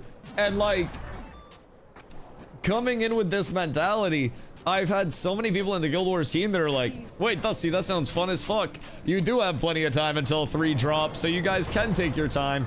And everyone is kind of like patiently waiting for me to ask questions. And then as soon as I ask a question, I'm like, okay, wait, so what rune would I want? Then chat has the answer. So like, I go through and I test stuff, and then I'm like, okay, I've tested this, this, and this. Which of these are the actual, like, you know, perceived as the meta? And then we kind of, you know, we compile the information off that. It's pretty fucking fun. TFR and Cats, allies in the big Guild Wars 3. Why don't you just join us? The free cats. What the hellington do you mean? Okay. Wait, active bounty hunt. Oh. I don't have that. Poor, I'm coming to you, buddy. I'm on my way. Hold on. So, what does this do? We start the bounty. And then once we start the bounty, we get a notification of where it is? Or like, what's the whole... Where's my turtle taxi? Don't worry, I'm hoofing it. I'm hoofing it. We're on our way, boys. We gotta find him. Does it tell us roughly where he spawns? Or is it just like anywhere in the fucking world?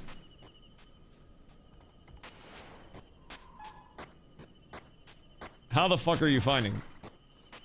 Because if I go here, open world mission where members work together to find and kill targets. One in a connection with multiple harassment and public nuisance complaints. Last seen pestering Tengu merchants at their trading posts. The target may have moved somewhere in the region. So that's like a context clue, basically. And then we have to know the world enough off of that to deduce where they're at. Coming up the hill. They have a specific path. So once you know, you just kind of like automatically know where to go off of that. Like if you've done a lot of these in the past. Or they're enough that it truly changes. Wait a second. Wait. Oh, I have to board the boat. Okay, we're up. We're so up. Can I make this go faster? I cannot. I just sit here and fucking emote like I'm playing Fortnite. Wait, these boats kind of fly. Why are these things zooming right now?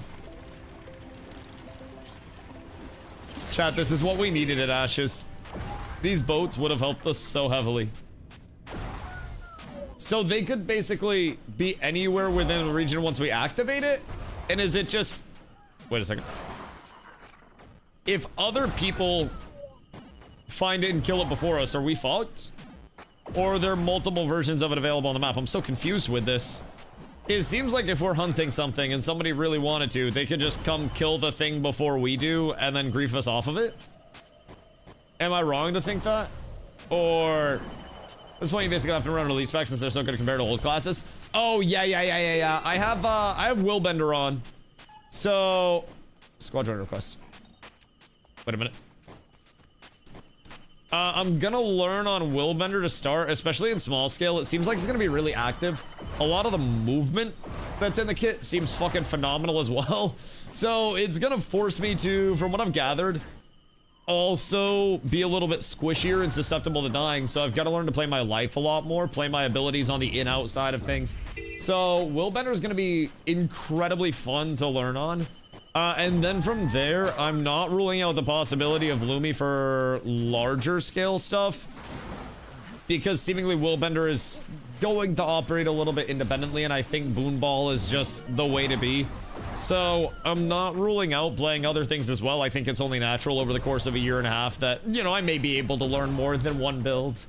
But Willbender really has kind of appealed to me so far, and I still am relatively clueless, all said and done, about like what to expect with it. But I think Paladin Luminary may be a thing. It definitely seems interesting, I won't lie. Oh wait, we got him. Wait, Nods and I found him. Okay, so this is all we had to do, and now we kick the shit out of him, because that was actually quite easy. We're up tremendous. I don't really know if we were supposed to start this with just the two of us or what, but he seems kind of fucking angry, I'm not going to lie. Oh, shit! Nas, I think we fucked up. I think we might have fucking sold. Oh, shit! Nas, I don't think we should have started it yet. I think we made a mistake, Nas. I think we did something very, very, very bad.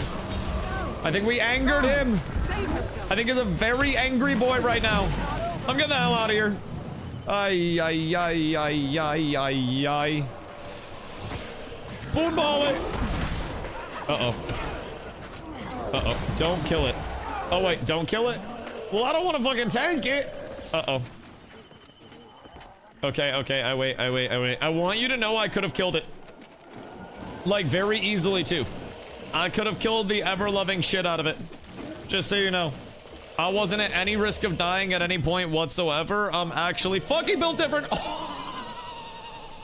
Dad, I'm fucking nasty with it already. Wait. I can go vertically over ground effects is crazy. Oh, shit. Just kidding. Made you look. We still hit the dodges. I may still be learning my binds. Oh, you fucking rat. Never mind.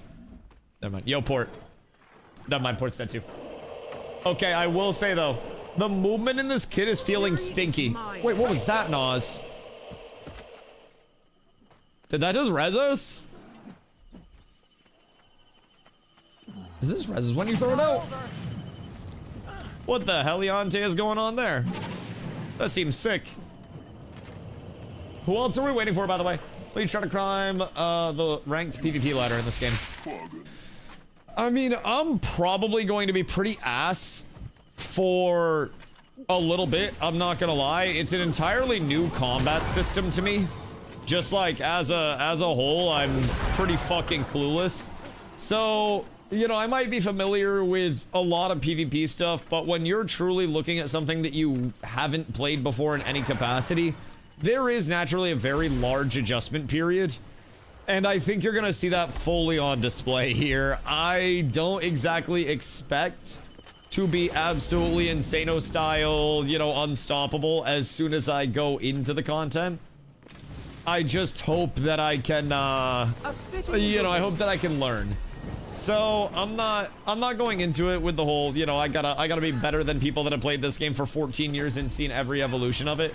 But I definitely am gonna dive deep. Think Guild Wars 2 has one of the better MMR systems. Watching people take it on and seem pretty solid. Yeah. I'm on like this grand knowledge journey, right? So I'm gonna do a lot of the structured PvP. I'm gonna do a whole lot of world versus world with the gang because we have such a large community for world versus world. I really don't want to just force myself into PvP though, so that way I can experience, you know, the story and the world exploration that's available over here too. I feel like as an entire game, it has so much to offer. And with a year and a half, I've kind of come into it not feeling like I have to rush like crazy because there's still so much time, which is quite nice. If I had like 2 months, then I'd probably just slam PvP and, you know, the combat system's gonna be completely different in the first place. But I'd come into Guild Wars and I'd just start slamming PvP, and I wouldn't be spending too much time doing the stuff that, you know, isn't getting me familiar with game feel or anything like that. I would just be trying to, you know, trying to get into the thick of it, so to say. Whoops. And having the time frame that we have before 3 is even in a, you know, prospect of coming out, I think it really puts my mind at ease. So my leveling, I honestly wasn't even going crazy with the whole Strag. I found him. I helped. It was my first time. Oh. So, oh fuck, what was I even just yelling about? I got so distracted. Oh, my leveling. I wasn't even like teleporting around. I was just exploring the world and completing events and stuff as we went through the world. And it was really fun, man. It changed up how I was looking at the progression. Guild Initiative Office. Is this my stew? Wait a second. Is this mine? Or what do we have here? We have Guildhall Explorers. Whoops. My fault, gang. My fault. That is entirely my bad. Northwest of the Garden of Saboran, one of our scouts discovered Windswept Haven, an abandoned estate, perfect for our initiative. Unfortunately, the Mordant Croissant. Okay, wait. So are these all different hideouts or different, sorry, guild halls that we can get? I found the ruins of an old settlement hidden in a secluded canyon. I call it the Lost Precipice. So that's old ruins. Urban planning. The Mup scouting an island off of Xingji's coast. The Isle of Reflection. Wait. An island sounds kind of fucking lit. Although islands historically have not been performing well. Right. But we could have Catstein Island.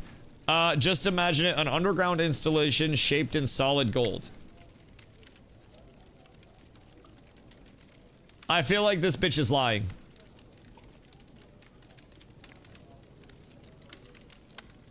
I'm not gonna lie, I feel like she's lying to me.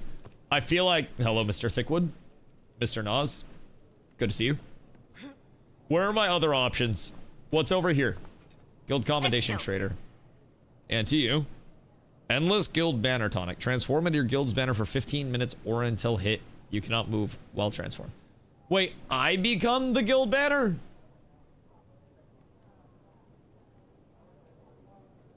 Huh. We play prop hunt now. I gotta go. So what are these gear sets? Those are exotic 80 pieces? Okay, interesting. Advance. Interesting. Hold on. I'm coming. Why does that turn me slightly to the side? That kind of concerns me, if I'm being honest. All the movement's so nice. Oh my god. Okay. So, can always have Bell's fast track and remote progression for a new player, but you can only get the organic experience once, all preferential. Oh yeah, absolutely. And I mean, I'm not gonna say I haven't had any fast tracking. I have a lot of bags. I have a lot of good gear. Fortunately, I'm up tremendous. Wait, so this will show the other ones? Oh, hold on. Oh yeah. Gilded Hollow. Okay, so that's all like undergroundy. Right. This is Lost Precipice. It's kind of like Brimstone Sands vibes. That's kind of cool. What are you waiting for? Windswept Haven. Adventure in the sands of Ilona? That's kind of dope. And then this is the Isle of Reflection. Wait, the Isle of Reflection fucks so hard. Okay, hold on. Hold on. It's the newest? Yeah, this goes crazy. Okay, I think it's the Isle of Reflection. Are we... Isle of Reflections is your intro scene. It literally is, yes. There's fishing spots. Wait, so we can have people fishing in the guild hideout. Pull. Slash. Pull. Hold on. You're lucky I employed democracy here. Which guild hideout? Hold on. We'll do them again. We'll do them again. Oh. And then we'll do Gilded Hollow. And then it's Lost Precipice. Actually, we'll do this. We'll do it this way. Underground Desert. What was the other one?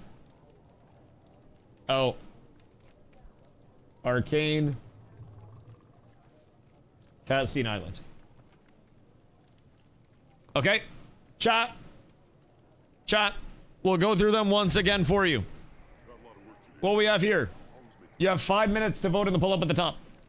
You have Gilded Hollow. This is option 1. This is underground. You have Desert, which is all brimstone sandsy and stuff. Looks like Phoenix. You have Arcane. This whole shit's. And then you have Catstein Island. Catstein Island has fishing spots. May I tempt your adventurous spirit with You can this fish here. expedition? You are in international waters when you are fishing. Hey, you there. There is no extradition Got a guild? from Catstein Island. It's a bad pick of Arcane. Okay, hold on. How many videos are there? What's this one? This is Catstein Island. And then is there one for the Arcane one as well? Wait, we can kick the shit out of each other here? There's like actual functionality, right? We can have like arenas and stuff for our guild to fight in. There's an arena. Oh, that's so sick. Okay. So that's Catstein Island. And then this is a lot of history buried in the sand. Windswept Haven.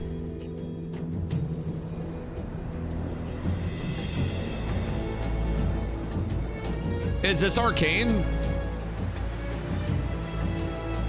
Yeah, this is Arcane. Okay, so this is like flowy and ribbony, crystally high fantasy. This is pretty.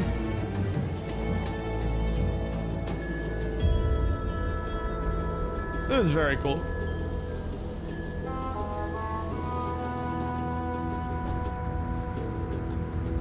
Aladdin type beat. Yeah.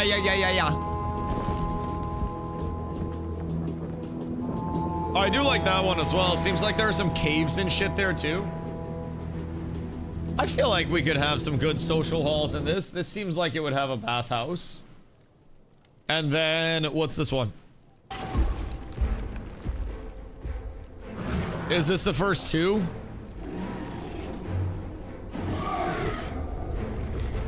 How old is this?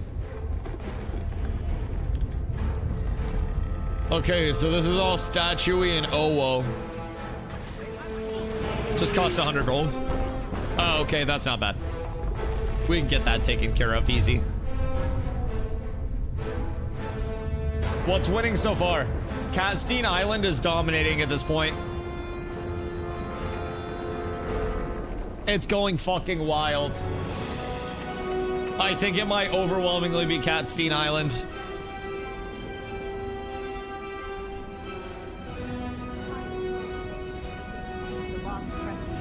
That's vertical as shit. Oh my god. Anybody that doesn't have a flyer would fucking murder me.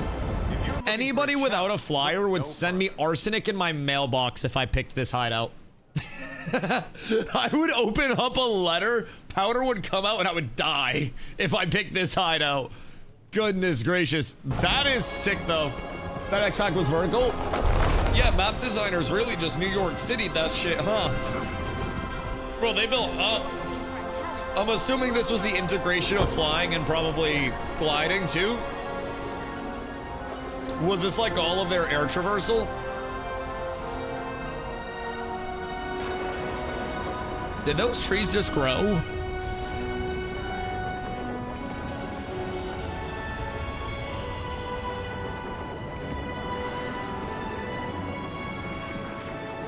Decorations. Are they just static? Like, does it actually... Can we grow this area? As you upgrade, the guild hall expands. Okay, this is fire. So as of right now, it's Catstein Island. It's Catstein, Arcane, Underground, Desert has no votes. Underground looks dope. Okay, so which one was that? That was Underground? It seems like Catstein Island might still be the W. Put up the vote again, please. Okay, I'll do one more. I'll do one more. We'll do a turbo roll. Oh, fuck. I have to create a new poll? God damn piece of shit. Which hideout? Underground. Desert. Arcane. Catstein. And then we'll do this one for 2 minutes. There you go. There you go. Okay.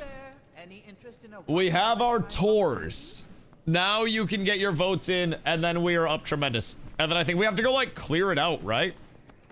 We had to go PvE for our hidey hole.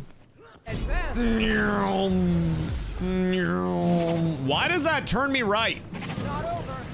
Hey, you, come here. Let me tell you about the Rush forward. Bro, but I don't rush forward. Ever heard of the Gilded Hollow? It's an Is anyone familiar with why this just sends me in a random fucking direction instead of forward, even if I'm holding dub key? Free cam might be messing with it. Okay. Understood. I'll just have to... Skill issue? I suck. Wait, it's a ground AoE.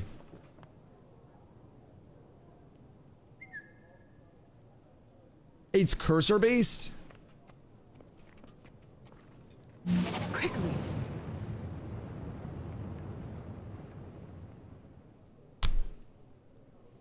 I thought it was rush forward, not rush to cursor. My fault.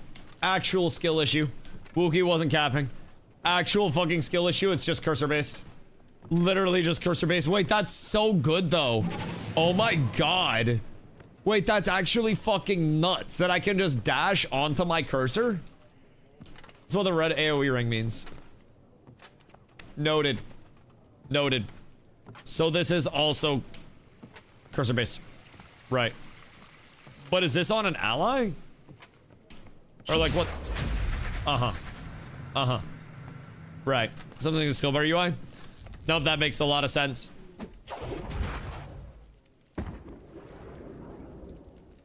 That makes a lot of sense now. That honestly... Now that you mention it. Oh, Jesus. Wait, Underground just absolutely dominated Catstein Island. What the fuck? What the hell? Underground just dominated. Was it the name? Nice to see you. Why did you guys hate Catstein? Okay, hold on. Where is it? That's the desert one. And then it's this one. Yo, Kush, what up, dude? Hope you're having a beautiful day, brother.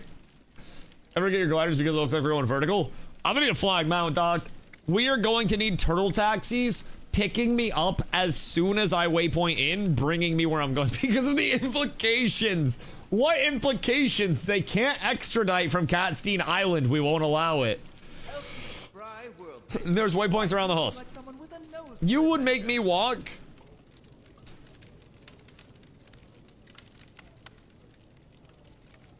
You look like you're ready to be Up famous. for an adventure in the sands of Ilona?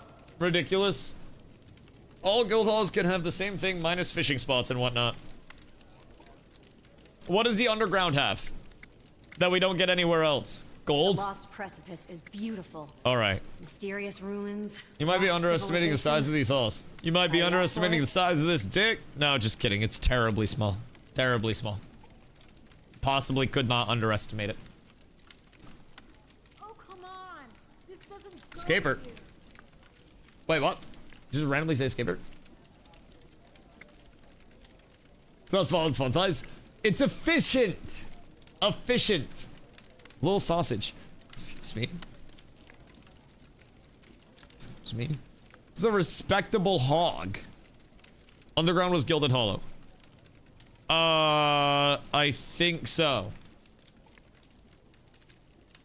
I think so. Because it was Windswept Haven and then Gilded Hollow. Gilded Hollow was the underground one. And then that was Desert, and then that was Arcane, and then that was Catstein. So it seems like it's Gilded Hollow. Okay. So are we... Oh, wait. Does this just take us on a tour? Oh. In the depths of the Maguma jungle, That makes so much beneath the sense. City of Gold, there lies a hidden cavern. Yeah, this does kind of It is a fuck. place of ancient We can also have our power cat and banners up magic. here. Built Okay, this unknowably actually... visible by the Yeah, this exalted, kind of slaps. It has been long abandoned, Chat, is this hype? yet power still hums within Oh, the walls. gold is actually reflective. Wait, we actually Don't have know golden what bridges. magic enchants the cavern, nor do we know Okay, its this purpose. kind of slaps, chat. I like this a All lot. we know is that the chamber Amen. holds valuable clues to the city's mysterious And we have past. plants, so we have clean oxygen. Choose the Gilded Hollow.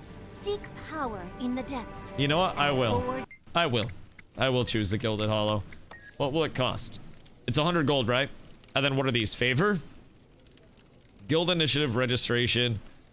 Approve upgrade. Great! Glad you're on board to clear out the So now we're Gilded broke? Hollow. Find the forgotten So we're gonna mount city rental of in the Guild Hall. in the Auric Basin. Wait, what do you mean a Beneath mount the rental in the city, Guild Hall? below a waterfall. So we You'll can find the tunnel rent to out the different Gilded mounts Hollow. temporarily? Make sure Tarir is secure But what do you mean a against mount Mordor rental? invasion, or its inhabitants I expect a keep the nasty tunnel jumping sealed. puzzle.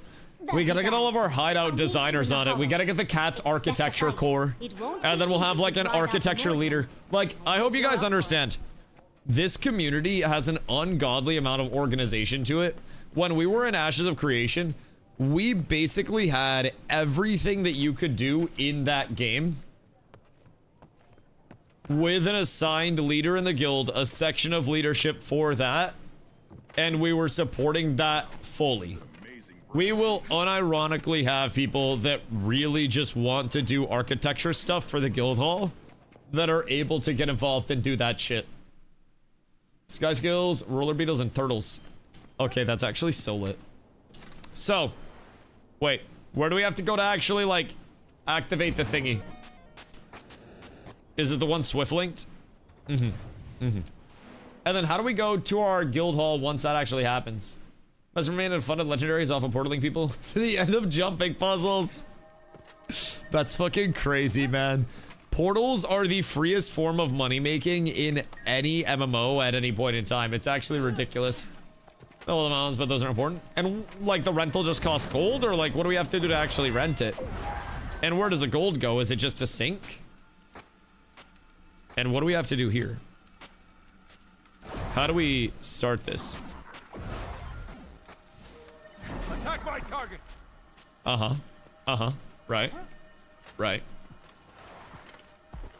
I've never capped a hall before. No, neither have I. I'm a little confused. That's just a vendor. Surely there's like an NPC that we talk to start the thing, right? You still have to clear out your guild hall full of mobs. How do we get to the guild hall full of mobs?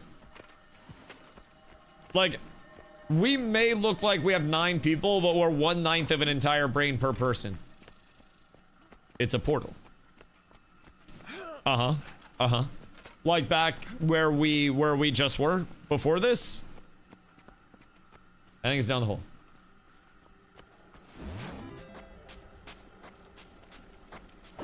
Which hole? Oh, down here? Okay, word. And then we just push up off this? Oh, okay. This makes more sense. So, do we have to come down here every time we want to go to the guild hall, or do we get a teleport for the guild?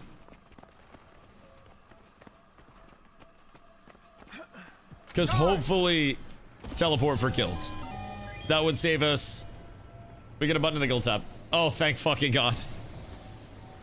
Thank goodness gracious. This run, every time we came down here, would be awful. Exalted Mark to guild hall. Oh, shit. Dude, it's gonna take so long to get used to the new binds. At least just a little bit. Okay, wait. Train the Exalted Markings Mastery and Exalted Lore to use this device. Bruh! Use. Porta potty.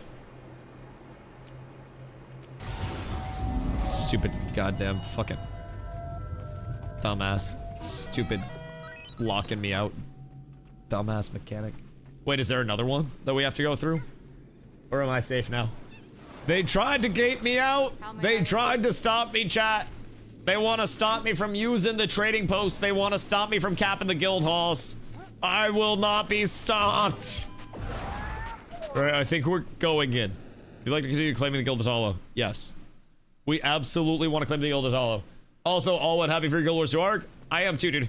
I am really, really, really glad that I've got into it at a point in time where we have a very long future to look forward to in Guild Wars as well.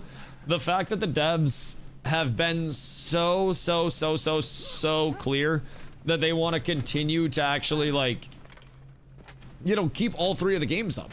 They said today that they'll be looking at yearly expansions for Guild Wars 2, which they also said that they want to stagger the content releases, so that way when people start to, you know, reach a point of quitting or burning out on 3, they go to 2 for a little while, maybe they pop to 1, and then when there's another content update within the IP, they just bounce around and they're building a big blanket umbrella. If you're familiar with the Master Ace, another level cap, 2 level Master Ace, click your X bar to see the XP bar.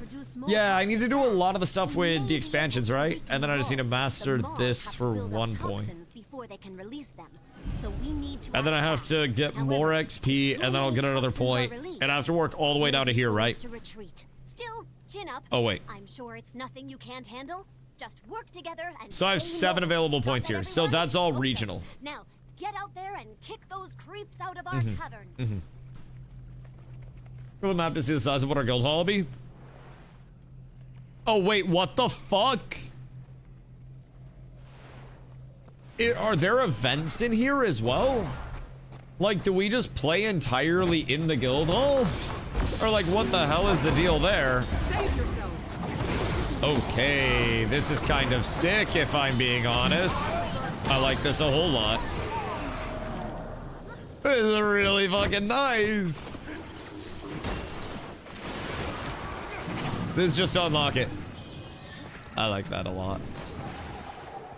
And then once we unlock it, we have to do a lot of like guild events and shit in here to actually level it, yeah? Because if we don't level it, then we won't really have access to anything.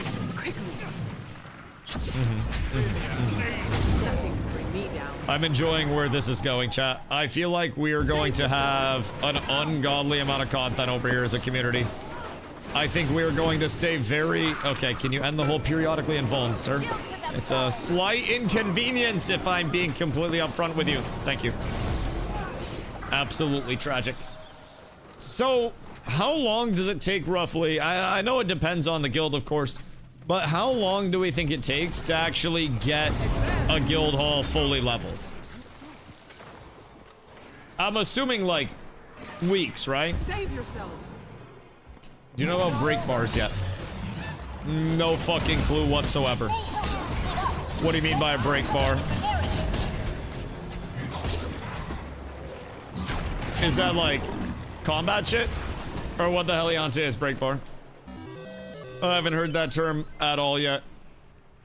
Is it this? Second bluish bar? Oh, okay. So that's kind of like the PoE, like to actually knock something down type thing, right? Save yourself. That makes a lot of sense. Seems very PoE-ish anyways. Because there's a PoE bar that's like for stuns and staggers and whatnot that are also good. Any CCs? Okay, so any CCs will have that break bar to play off of. Armor break, you need to do CC. Okay, wait, so if we don't CC that, then they CC us? When that's starting up? Okay, that makes sense. That makes sense. So we basically need to play around that and make sure that we're not getting CC'd. And we have to have something to run. Okay. Usually if there's a blue bar, you want to break it. Okay. Okay, so we just want to kick those.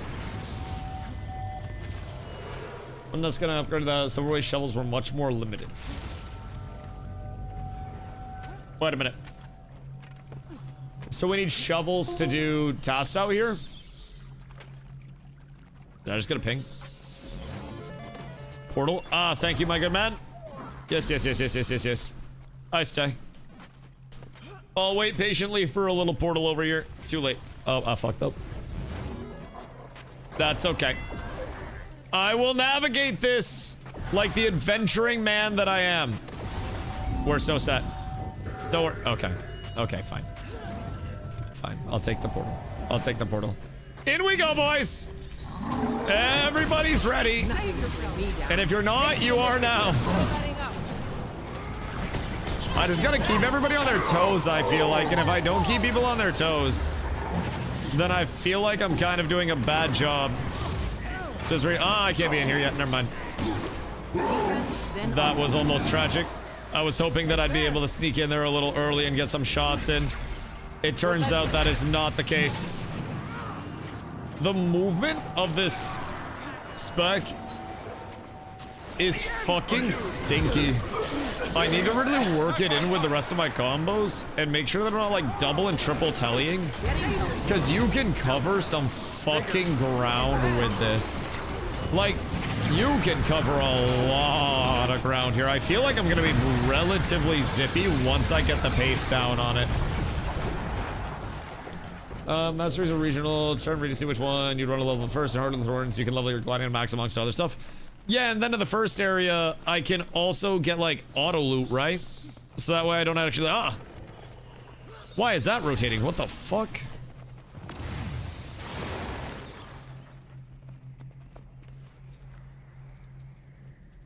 Why is this rotating? How do I stop that from rotating? Oh fuck, that's so confusing. Why is it all rotating? It's like a fun house. This doesn't even make sense anymore. Oh, Jesus. I do not like what I've done. Central areas, auto loot, mentor tag, etc. And with auto loot, that's like everywhere PvE wise once you actually get that right.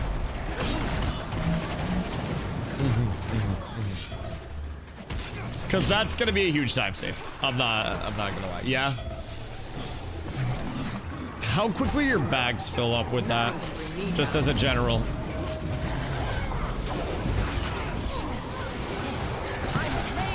Because I'm a little worried about my bags just like Omega Turbo filling.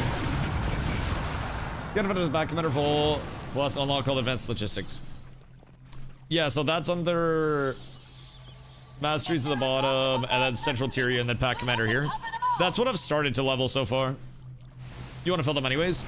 Yeah, I'm assuming I just get all of those at a certain point in time, right? Depends if you ever empty them or leave them for 5 slots all the time.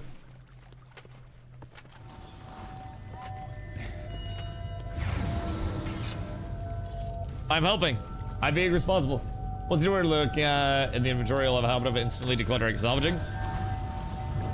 Yeah, I'm not gonna lie and say that I know what I'm looking at right now. Oh, thank God that locked it. Oh, Jesus Christ.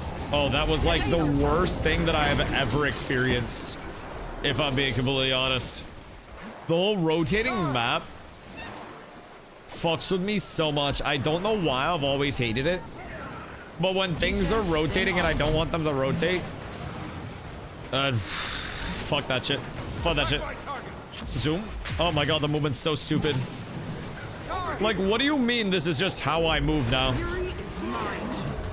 This is absurd. Why am I able to just cover the entire, like the entire map in the same? Uh-oh. Uh-oh. Everything's bad. Everything's bad. Just kidding. Everything's good. We're fine. We're fine. We chill. I do feel slightly squished, but does this even have a cooldown? Mr. Holmes, thank you for the follow. Much up. What's up? 14 years worth of stuff, and item bloat is one of their pain points. Oh God, item bloat, managing your inventory and not knowing what you have, and then also menu bloat. My chief complaint so far. So far. Now, again, those are like very, very, very small complaints, all said and done. Like very small.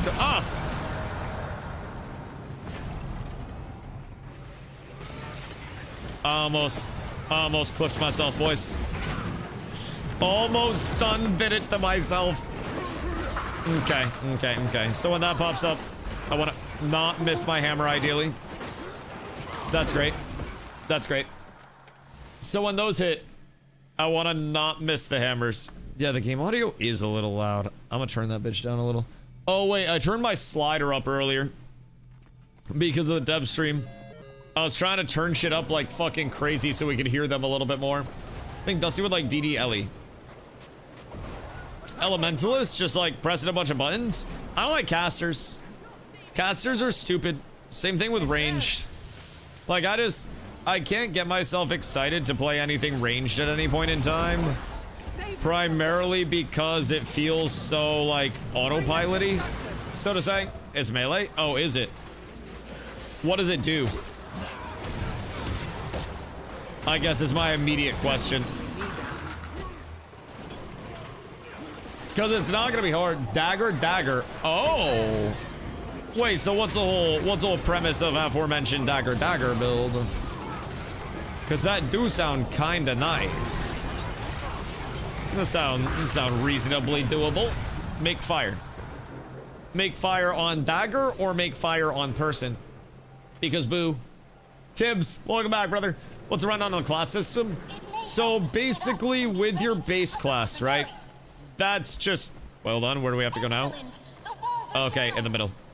So we're doing guild hall stuff right now, and we're like claiming our guild hall, but on the class system, right? I play a guardian. So within the guardian stuff, you have, when you hit H, you'll have your training tab. All of this stuff, you end up maxing out. So don't worry about like, I won't be able to upgrade this, that, or the other. You will get more than enough points. Okay, we go. Okay, we go. I'm here for it, boys.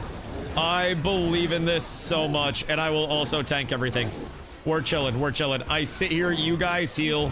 I do demo. Oh! Right, we want to get out on the whirlwind, I would say. I'd say we really want to get the fuck out on the whirlwind. I don't think standing and tanking that is the play. Whoopsie daisy. That shit hits hard. Wait, how are you guys surviving that? Are y'all that tanky and I am not? Blue bar, under mobs, and defiance bar. UCC or skills that have defiance break on them. Yeah, my fastest CC right now is I think my hammer ability. And I have to like drop that on them and then it bonks. I don't think I have like a ton of knockdown or anything other than that. But I shall figure it out. I shall get more familiar. I would love to be swallowed by the jungle if I'm being completely honest. I would absolutely adore that. Yep, I'm getting the hell out. I learned the first time, by the way. That shit was kind of toxic. Not going to lie, really fucking hated the ever-loving shit out of that entire situation, but yeah. No, that's fine. I'm just gonna get the fuck out of here. I'm just gonna fuck off for just a second. We're gonna stay the hell out of that. And then as soon as this is done, I jump in and then we swanton. Chat, look at us go. We're learning. Everything's beautiful out here. Look at the damage. Okay, we're good. I only died once.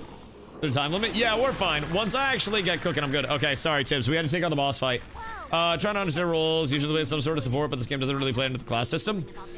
So everything has some form of support to it within the class system, right? And there are a lot of different builds along the way that you can change up based on your class. So you can run a Guardian in a more DPS-oriented way.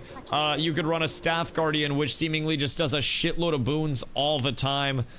You can do a lot of customization depending on where you want to go with your class. So the class only determines a certain amount, is what I've gathered.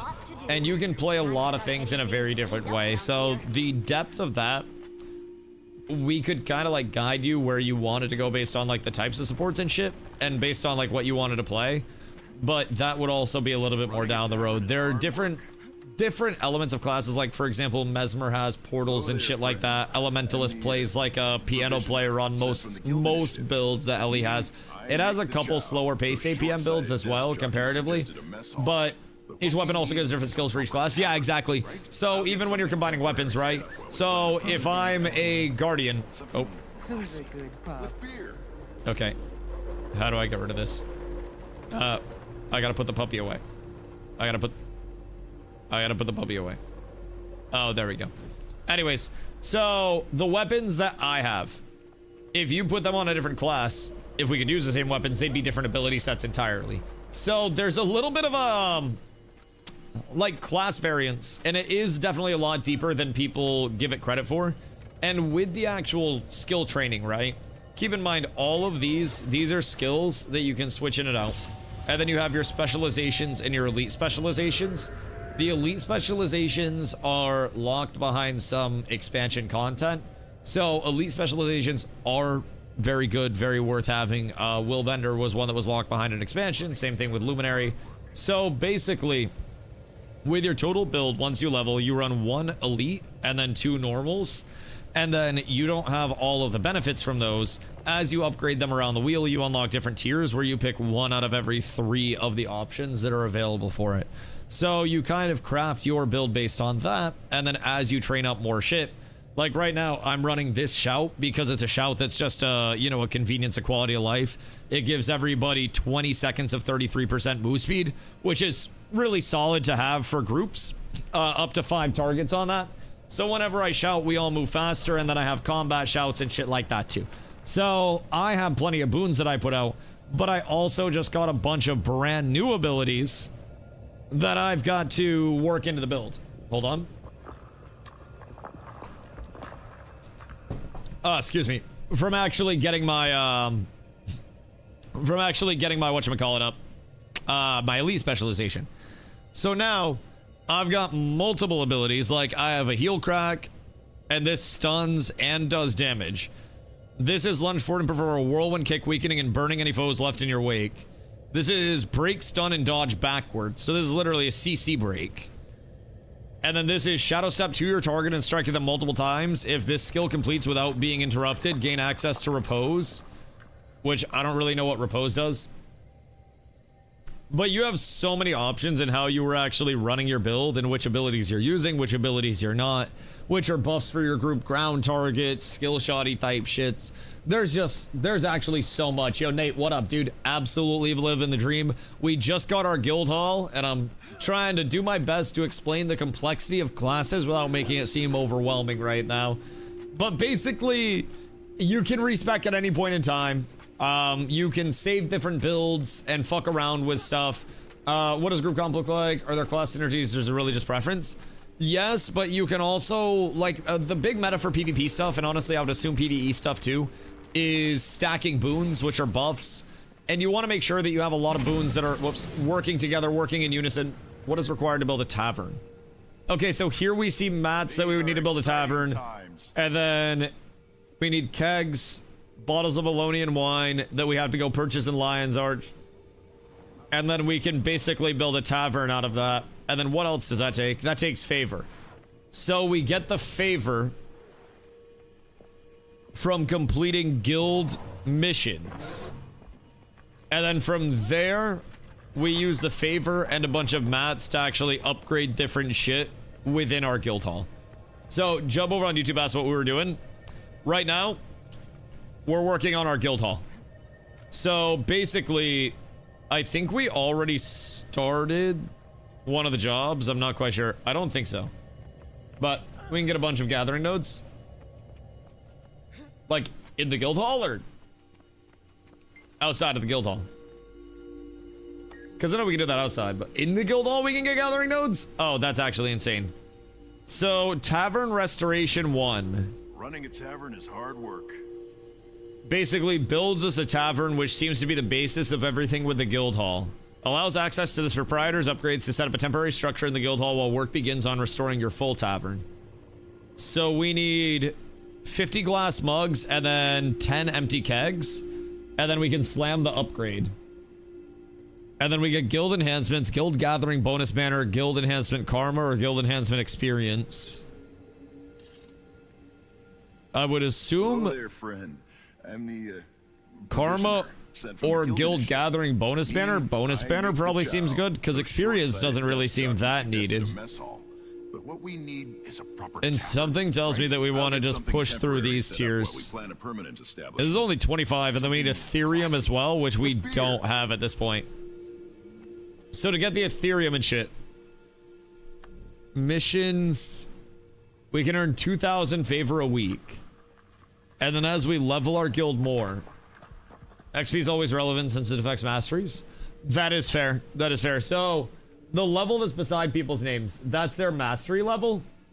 Just like the continued XP that they've gained along the way. Interesting. Interesting. Class variance is an understatement. I played a mage since I was 11, and the elementalist has got me wanting to reroll as a guardian. It's so confusing. Bro, honestly, like, embrace it. We got a year and a half. Coming in not knowing stuff right now means that we've got a lot to learn. And a lot to learn means we're not going to burn out because we're always going to be gathering information and shit. A mastery level 671. Jesus Christ. Nosny 69. Nice. 671 is up there. What the fuck? Are you the highest in the guild? Kako's 410 as well. What the fuck?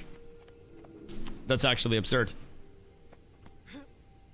A bit more to go with the new update that just dropped. I haven't completed those. I'm not max, so probably not. God damn, wait, what's max? What's going on there? Weavers are by far the hardest class to play correctly, which is why they're the class made fun of the most and are loving to refer to as floor DPS. Well, maybe they should just be better. It's a beautiful day. Perhaps. What upgrades can I purchase currently for my guild? Okay, so what is this? Guild Hall obtained, Repair Anvil, Guild Vault stash, access to a 50 slot Guild Vault and gold storage. Adds a merchant with harvesting and salvage tools to the guild's private locations. Okay. So, Don't worry. I have the papers in triplicate. what is... Everything will be fine. What's the Repair Anvil do?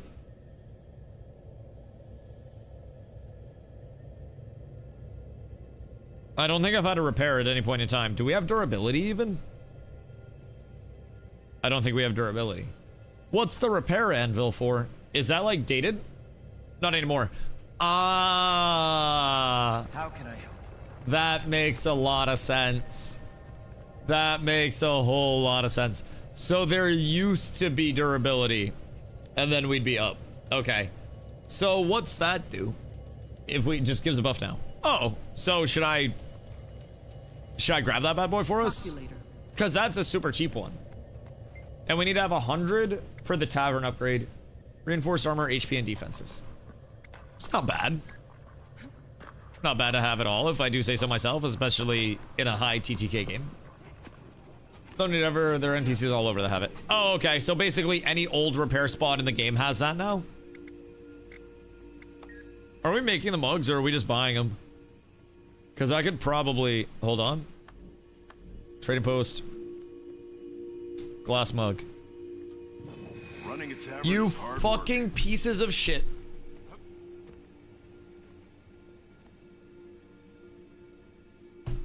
Free me from my shackles, man.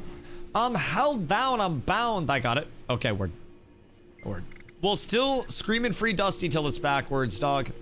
I swear to God, this shit is horrendous. Horrendous. I am incredibly sad.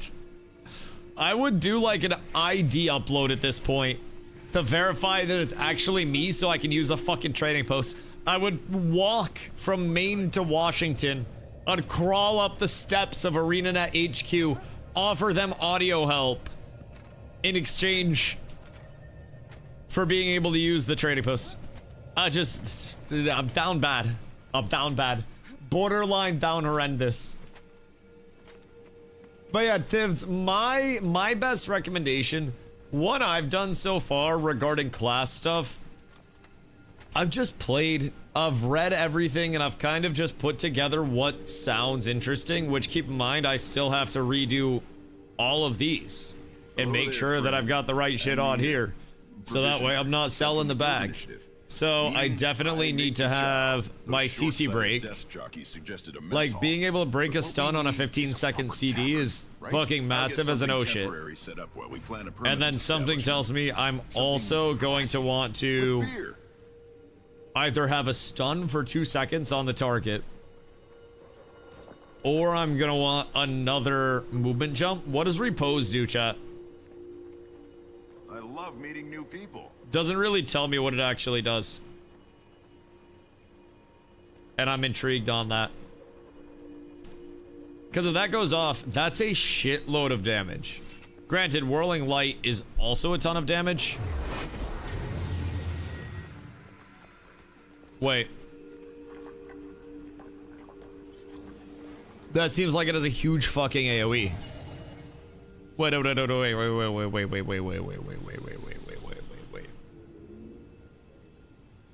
That seems kind of sick. This seems kind of very nice. Playing a Ranger Monk, my wife's playing Mesmer Necro and Guild Wars 1. Cool to be able to mix 2 classes. Hope they bring us back for Guild Wars 3. Would be interesting. I really have no fucking idea what Guild Wars 3 structure is gonna have, because if they break down the walls between classes too heavily, they could also run into a spot where no class really feels unique. All right. So where is our tavern? Okay, there is our tavern. We're up tremendous. So we have like a little temporary tavern to all get shit-faced at now. I'm glad you. And where's that at? Hold on. You're clearly a smart bunch. Wait, we could have had a mess hall?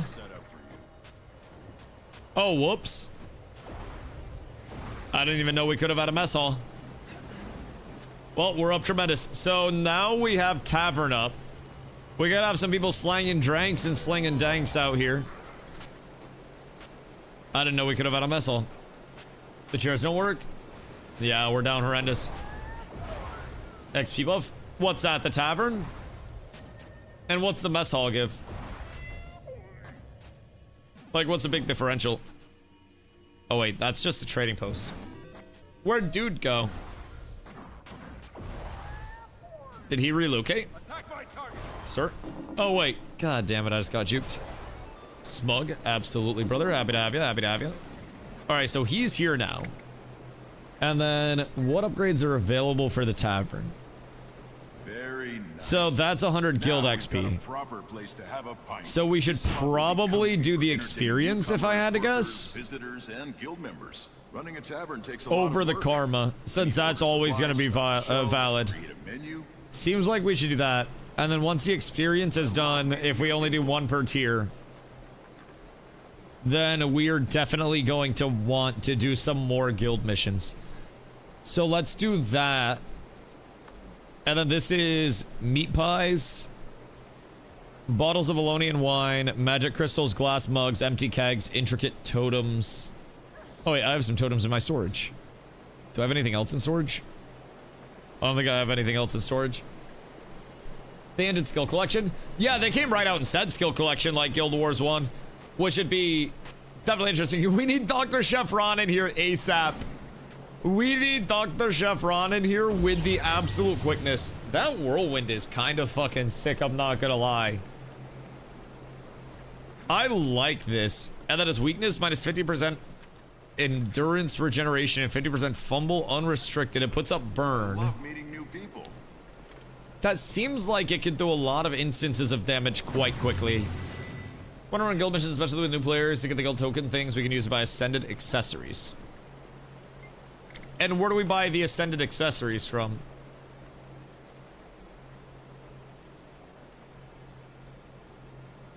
Account bound on acquire. So where do these purple or these pink foods come from? That's all I needed. What does that happen? Did you put the quickness sigil on your GS? Wait, what quickness sigil? I just want to start mining. Ectoplasm infused vision. Combine 2 lesser vision crystals with 3 vials of blood, 6 sapphire orbs, and 15 globs of ectoplasm in the Mystic Forge to create an ectoplasm infused vision crystal. I don't know what that does, but I'll fucking do it. Pink food is a bit overkill at the moment, I feel. Yeah, what the hell is that? This guy's second tab? Ascended gear. Ah. Okay, so these are the guild commendations that we get from completing guild objectives. Or like guild missions. And then we can use that to buy this shit. Okay.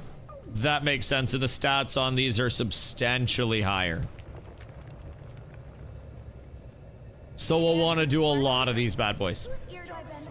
That makes a lot of sense. So he has ascended stuff, and then he has back items, which also are a huge upgrade. Okay. We need mining excavation 1 to get the Ethereum. Where does mining excavation 1 come from? Are they talking about it right now? Pardon me. Theta would be a huge upgrade for your back piece. Okay, hold on. Don't hate on my back piece. It's fine. Oh wait, what's required to establish a mine? Okay, cool. So this is mine excavation 1. So now we just need 18 slot thick leather packs and then silver waste shovels. Oh, wait. So these are account bound on acquire. I love meeting new people. So what were you guys saying about the silver waste shovels previously? Because silver waste shovels being account bound on acquire seems interesting.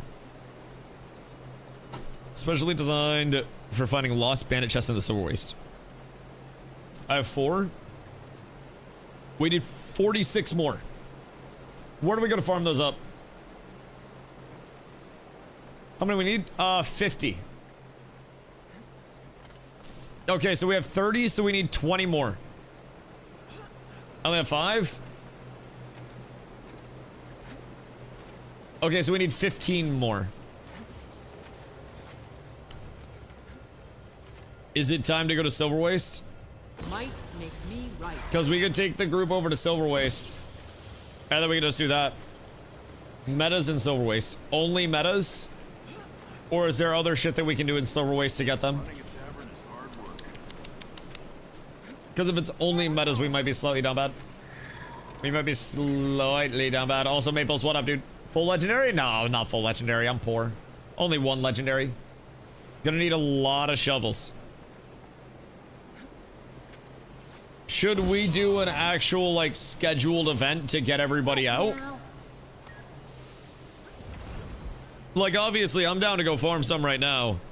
But definitely seems like we're gonna need to schedule something to get a lot of people out and about. We also don't have the favor for the mine excavation. Excavate the beginnings of a mine for your guild hall and begin mining Ethereum out of the stone. And that just passively produces it for us? Oh, so we play Clash of the Clans with this, right?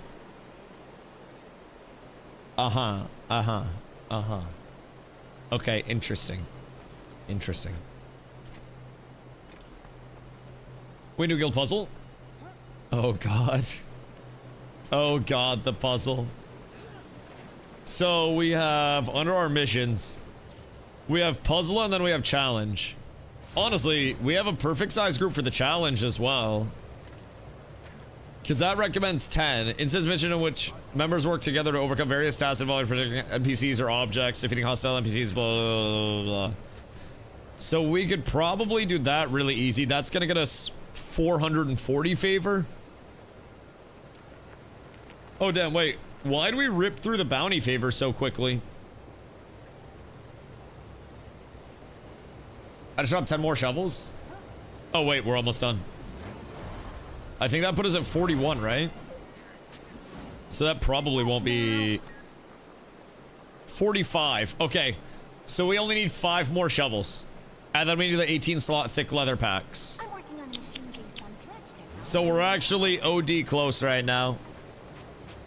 Half of the bounty reward is spent on the hall unlock. Oh, right. To fund the expedition into the hall, huh? That makes sense. That makes a lot of sense. Okay. Crazy to me, the Dusty just dominates the game, plays messed in the game for like a day, not really max level, gotta get a ledger, or farming silver waste. I wouldn't say I'm dominating. I wouldn't necessarily say that I'm dominating out here. I'm still learning an ungodly amount. And it's not like I farmed up my legendary. Let's be real. I would love to say that I did all the hard work myself and I'm out here cooking. But I've definitely had a lot of help getting to the point that I'm at. Like, a lot of help. We have so many people that are coming over and giving a lot of their, you know, a lot of their knowledge and expertise. And I would not be in the spot that even I'm in without the community, of course. I mean, I wouldn't have a legendary if it wasn't literally sent to me. I wouldn't have gold if it wasn't sent to me. I've had an ungodly amount of help, brother. Is there a bank in the game? Yes, there is, DOS. We'll hopefully have one up in the guild hall soon. But if you go to, I don't know which city you have unlocked, but depending on the city that you go to, it is... Can I zoom in more for the icon? It's like the little circle icon. Can I show it in Lion's Arch? It's like a little circle bag icon. I think it's right down here in Lion's Arch, if I remember correctly. They got to be in the map. It's like right here, yeah, northeast of the giant lobster. Top right in Lion's Arch. Oh, Traders Forum? Up this way? Okay. How do I ping? How reveal your mysteries to Zoidberg. Shift click. Ah. Okay, that makes sense. That makes a lot of sense. You see the stone octopus. Wait, where's the stone octopus? Is it in LA? Wait, this is a jellyfish. That's a jellyfish. That's a lobster. Oh wait, that is a stone octopus, huh? Okay, that's lit. Why is their world design so fucking cool? And there's like a little nautilus shell or some bullshit. Or like a little mollusk. Something like that. That's the bank? Okay, the octopus is the bank. So you want to just find the octopus and go there. Understood. Understood. Oh, I've been auto-running this entire time. Was not prepared for that. I'm in Infinity's Reach. Think I see it? Yeah, it's like a little bag icon. Okay, hold on. Let's see. So we have trading post guy. Perchance we might have everything. Let me just give it a look-see real quick. Still causing trouble. I need to actually like understand how to play my build is the biggest thing. I got new abilities, but I don't really know how to use those bitches. Neosora came from cities deep beneath the earth. I respect that heritage. I need to understand it a little bit more before I get too in. Cause this is rushing forward and evading attacks. So I can use that to kind of like gap close a little bit, but I don't want to hold that. I don't want to like double use the charges like that. Best way to go to a bank is run the PvP lobby, and then when you exit the lobby, you're put back in the world where you left it.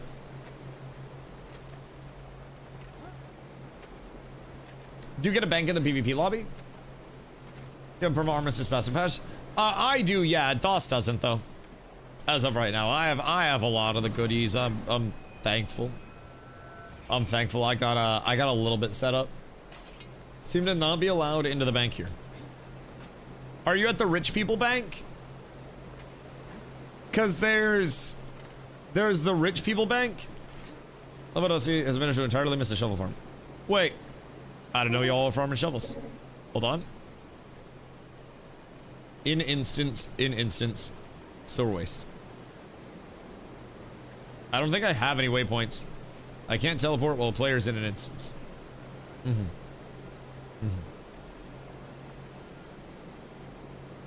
Is that for the bank or what's that?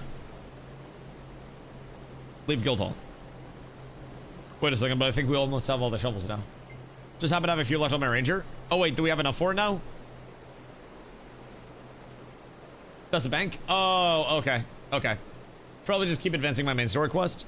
Yeah, and honestly, you should get decon kits, DOS, like salvage kits. And you can just take your salvage kits, double click, and then go through and salvage a bunch of shit as well, if you want to. I would highly recommend that. That'll save you a lot of time. You can right click and you can salvage all. If you want to go down that route, probably a pretty large time saver too.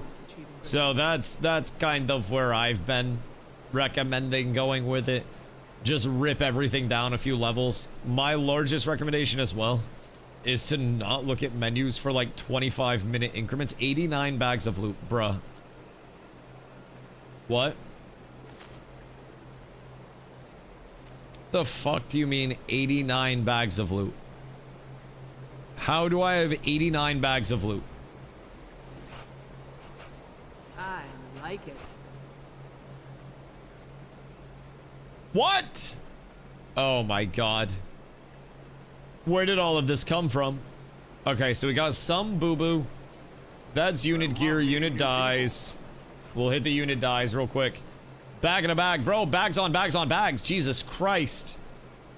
This is no problem whatsoever. Salvage reward of crafting materials. Probably just salvage those. Rare unit gear I don't need. Okay. Salvage all masterwork and lower. That's going to give me salvage for all of that. That saves me a lot of work. This is beautiful, although I will say my copper's getting fucking hosed out here. I am being done dastardly. That just saved me so much time, though. Consume all. So that just gives me an absurd amount of magic find, right? And then that gives me refinement mats. So now I can deposit all my mats and then store that, and then we're good. TP to Mere Potty for a bit of PVM. Wait a minute. Can I TP from here? Or no? Okay. So I can't be in the instance. That makes a lot of sense. And then how do we leave the instance? Just go into the guild tab and then leave guild hall? That makes sense. That makes a lot of sense. So we can't tell you at all. And then once we leave the guild hall, it puts us right back where we were previously. That's pretty convenient. Quite convenient. Yeah, okay, cool. If you have unidentified gear pieces, there's a chance to get better rarity items to salvage. If you want to min-max. Oh god. So I would have opened those and then technically salvaged all of those after opening them type shit. Eventually count magic fund from salvaging. Then you need to save the luck essence for Chinese New Year's if you want something for it. What does the luck essence during Chinese New Year's get us? Like a repeatable quest or something? Oh, also, DOS, while you're leveling, make sure that you are also doing your adventure guide. If you're not doing your adventure guide, you're gonna have a bad time. And would recommend hitting that. Okay, wait. I need to keep in mind that that's a CC break now. Because if I'm not using that as a CC break, we're gonna be down slightly bad. Slightly bad. I also use exotic luck essences for some legendary stuff. Mm-hmm. Yes. The legendaries that I will farm up myself. Yes. Yes, indeed. The ethical legendaries that I, DustyWhy, will farm up. Yes. Yes. My ethically sourced Legos. Just do it. I do it 100% map complete every zone. Oh yeah, I mean, I'm gonna be real. I'm not gonna have any shortage of time to knock out content, right? So for me, I really do want to embrace like everything that the game does have, even things that are outside of my typical comfort zone. Like, I've been talking a lot about how I have the perfect amount of time, because with a year and a half, I can just make sure that I'm taking my time, understanding everything on a core basis, and I don't really have to rush. If it was a couple of months, I would feel like, you know, this sense of urgency where I almost like had to rush a little bit to get through everything. But actually, be reinstated in the Discord so I can with playing. Oh, you gotta go to Zom for that. I'm not allowed to touch the Discord. I like it a little better. I enjoy it. I do have to get used to the fact that half of my shit is just like mouse target. But it's fun. I just switched over like before the dev stream. So definitely still getting used to the handling and all the movement and everything that comes with that. But it's nice. Year and a half just to beta. Yeah, year and a half just to beta. And then off of that, we probably have at least a few more months post beta before they're looking at a launch, like bare minimum a few months. Not unreasonable to have like, you know, 4 to 6 after the fact. Meow. Meow. My good man. Meow to you. What are the game 3? Have you rewatched it? I didn't have a chance to go through and like fully rewatch it. I saw highlights of it though. Honestly,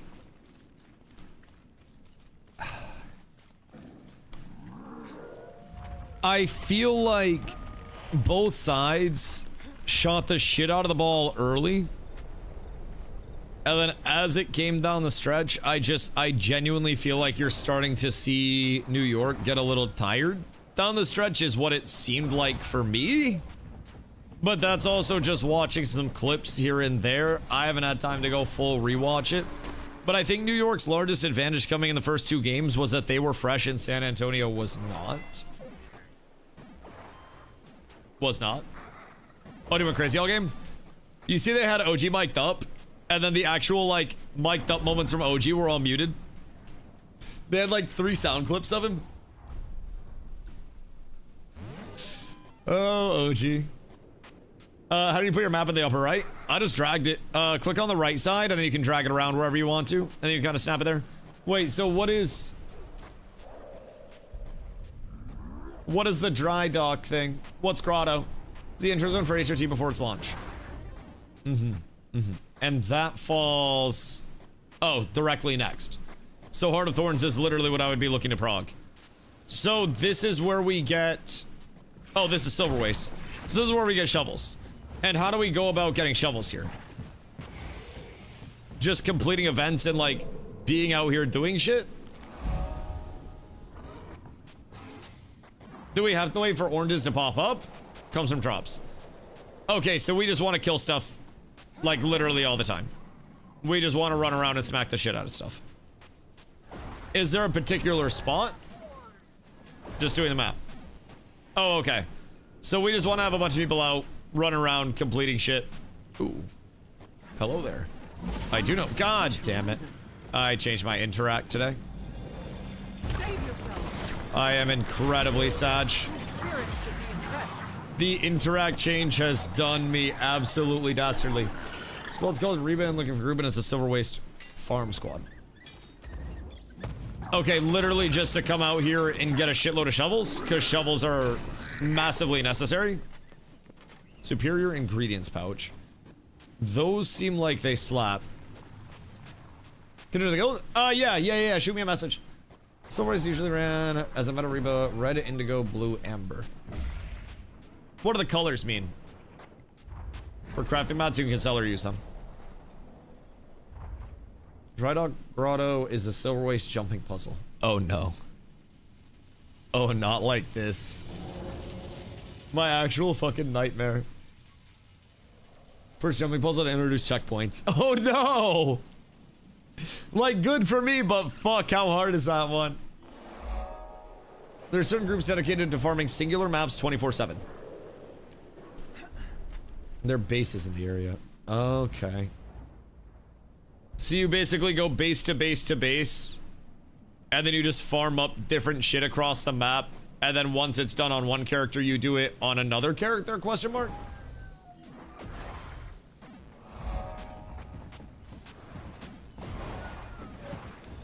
Are there servers? NA or EU is all you have to worry about for now. And then once you actually get into world versus world stuff, you have to declare a world versus world team. But no, you don't have to worry about server or anything, just on the NA server. Do we know when the next Guild Wars 3 details will be released? Or the stream today was focused on Guild Wars 2? Yeah, I mean, the stream today was heavily on Guild Wars 1 and 2 and kind of like what they're going to continue to do to the IP as a whole and why they're continuing to, you know, develop 3 games and stuff like that. What's your in-game? So it was a lot of insight on, you know, really why the Guild Wars franchise is going to go in the direction that it is going to go out here. Which I think is nice, if I'm being honest. A little bit of context can be a really big thing. This started 4 days ago. I did indeed. The announcement was effectively like all I needed to immediately hop in, just wholeheartedly. The timing on everything as well was so good. Having... Wait, the email address was not found. /she invite. Quicks. Consider me an ally. Age. Oh, I put the C. Oopsie daisy. There you go. But yeah, I've been learning an immense amount since I came in. Just every single day. More knowledge, almost like an overwhelming amount. If I'm being completely real. There's constantly so much going on, so much to do, so much to learn. And part of me is like, I'm never gonna understand this. Part of me is also like, okay, I have a year and a half to just focus on this game. And then when Guild Wars 3 comes out, it's a completely different title as a whole. So we don't really have to worry about, you know, the uneven playing field or anything like that, so to say. It's literally everybody's back on an even playing field once 3 drops. So becoming familiar with the actual... get in front. Yeah, I got you. But with the actual, like, development structure, right? We get to learn about the IP, we get to learn about the story, we get to learn about everything like that. And then from there, we go into a brand new game later on, and it's so phenomenal. So phenomenal. I don't expect you to learn everything in this game. When in doubt, use /wiki to learn. Oh, but I will learn everything in this game. One thing that I really like, it's kind of like my flavor of Tism, but I will sit here and I will obsess over every single detail of the game, and anytime I ask a question in chat, I try to comb through everything and mentally catalog it, right? This is supposed to be a casual MMO. Let's do this. Casual accessible, but if you think that there aren't people that grind this shit every single day that have comprised the core player base of this game for years, you are sorely mistaken. The advantage of Guild Wars is that it can be played as casual accessible, but you can also grind an insane amount of hours because they have infinitely repeatable gameplay loops. Things from PvP systems, PvE systems, world exploration that'll give you thousands of hours. Like, it's definitely casual accessible in the sense that you can level in a few hours, you can get to the point where your character is working and functioning, and you can do the endgame stuff, but you're also not forced to, you know, stay casual. You can go as deep as you want. You can grind a bunch of hours to get legendary gear, which gives you no, you know, power advantage, but gives you the convenience of being able to re-roll those stats on that legendary piece whenever you want to. So if you change your build, you have that instead of having to find another gear set. You have an immense amount of PvP that's accessible. You've got PvE modes that will also bring in repeatability for you.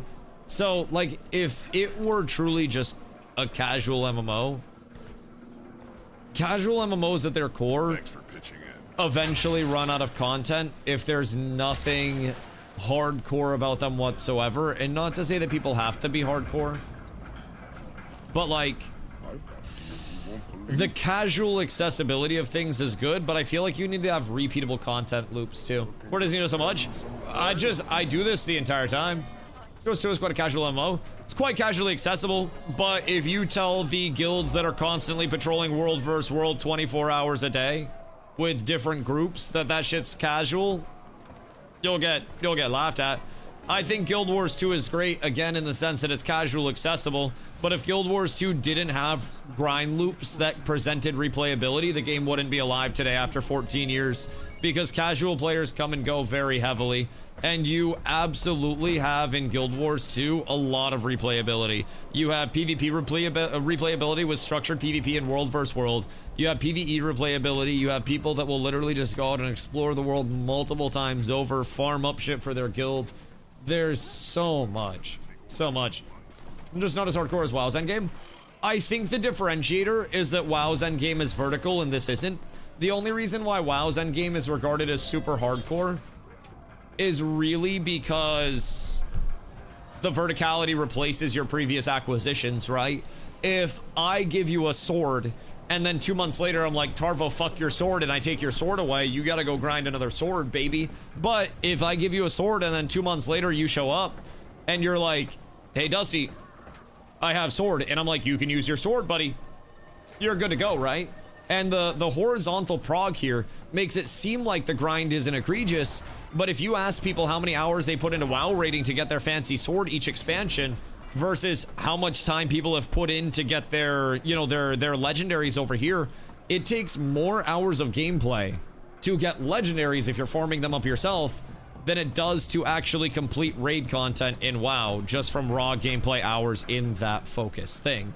But Guild Wars 2 is so casually accessible because you can pick and choose and come back whenever you want, and you can leave whenever you want, and your content isn't being invalidated. If you make half progression to a legendary and then you take a break and then you come back later on 5 years down the road, you can do the other half of your legendary, and you can still have that grind of your legendary, which is a hardcore grind, but you can do it casually.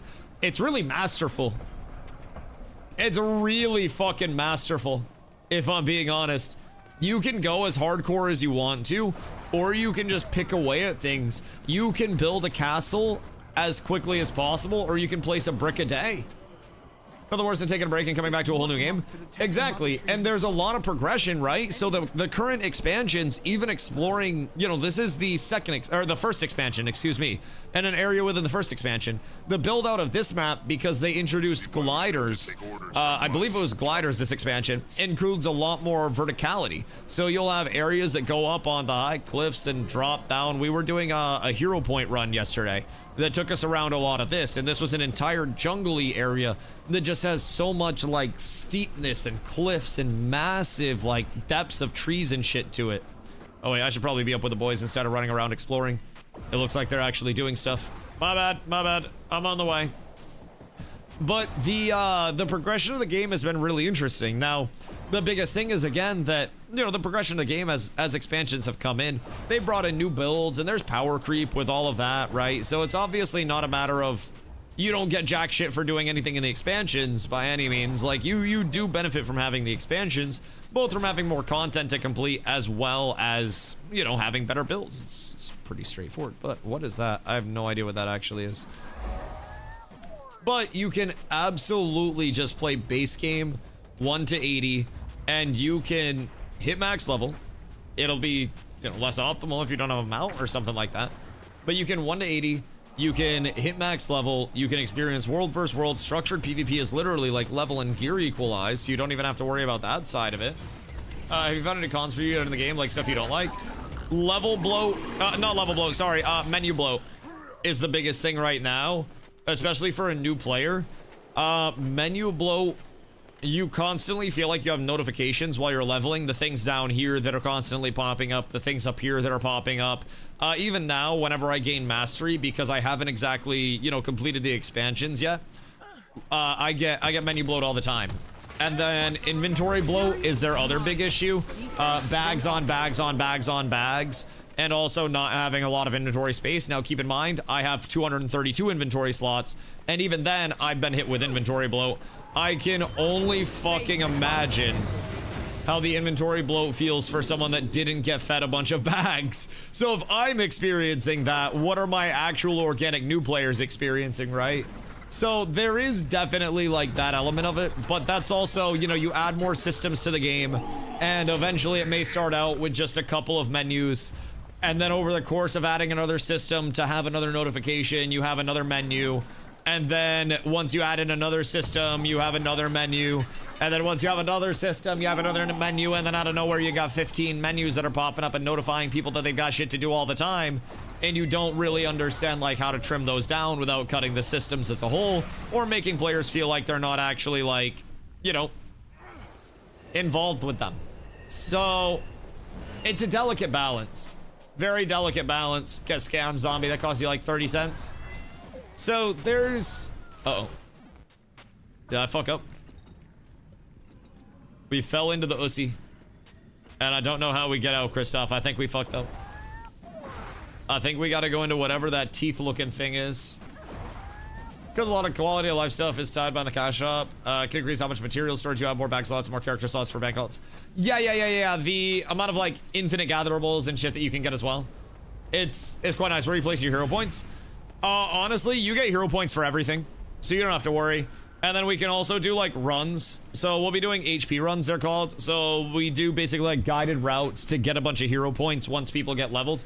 So just slam them wherever to start. You'll want to have, you know, enough specialization unlocked to actually have specializations when you go to your build side, because you'll use 3 of those. But also make sure you've got abilities that you like using. I would get a core ability set that you enjoy, and then off of that core ability set that you enjoy, I would personally just start slamming specialization stuff, and then go off of that. So, I don't know, I like my mount. What do you mean? It's like an 8-bit dinosaur. Why do you hate my mount? He has a cowboy hat on, and he has a little necktie. I don't know why you hate him. He's a nice guy. Nice guy. Buy hero points with Jades in World vs. World. Oh, also true. The thing about World vs. World, before you actually have gear or anything, how will I know if I got a shovel? It'll just be in my inventory. Shovel. I have no shovel. I have no shovel. Spend your mastery point? I can't. I haven't done the expansion yet. Oh wait, I guess this counts for Central Tyria. Word. I thought I had already done that one, but we're up tremendous. Okay, yeah, so now I can't do anything else. I have to do the expansions before I can actually spend those bad boys. They're all just locked right now. But yeah, that's honestly like my two big things. There's obviously a lot of exploration, but the most overwhelming thing's definitely inventory management and all that shit. You got a story grind? Yep. And there is truly a lot to do. Horizontal progression for me kind of initially made me think that we'd be looking at not a lot of content to actually do. And I thought that we would be running out of things very quickly. And horizontal progress really just means that you can do whatever you want without FOMO and feeling like you're missing out. In WoW, it was almost like if you wanted to explore early, but you didn't have raid content done and you weren't done your M+ farming and you weren't done all that, then you were wasting your time if you were out exploring and having fun because you had to gear up and you had to optimize. This doesn't have that same vibe for me. Obviously, when new expansions come out, there will be a lot to do and a lot to shoot for. But like, me being able to do what I want to do is a phenomenal feeling. Okay, wait, we don't have enough favor. What did we upgrade that cooked our favor?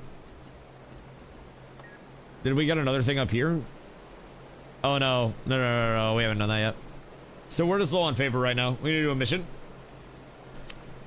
So, that's the memories brought back from an old YouTube video. Good or bad? Good or bad?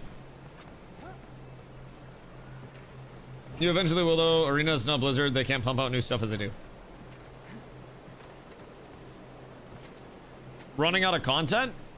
You run out of content far faster in something vertical than you do in this type of prog, if I'm being honest, Tarv.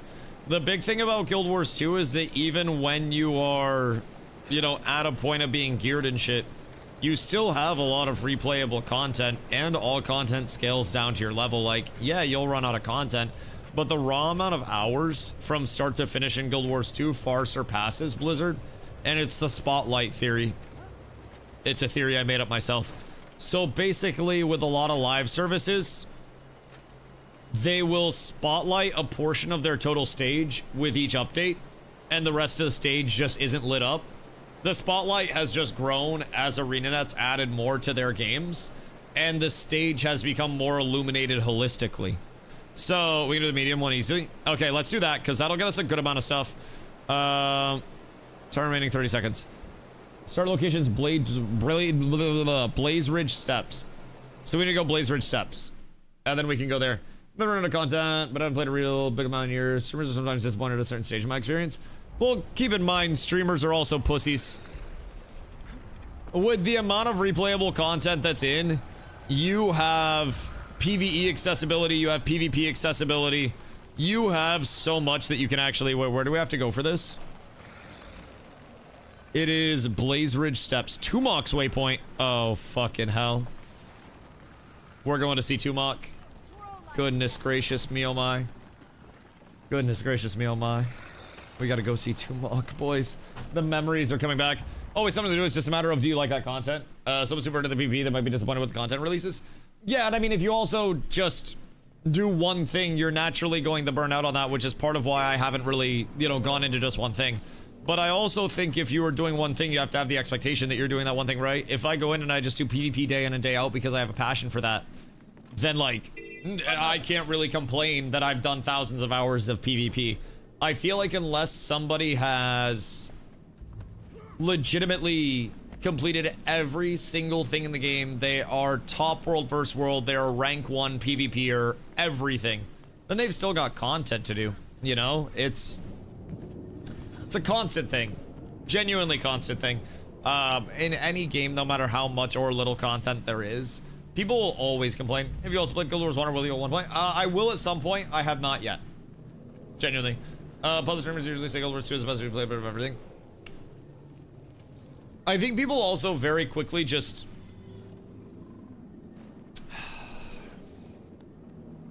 I don't want to say forget how much there is to do. But people will come in and they will play a shitload early on.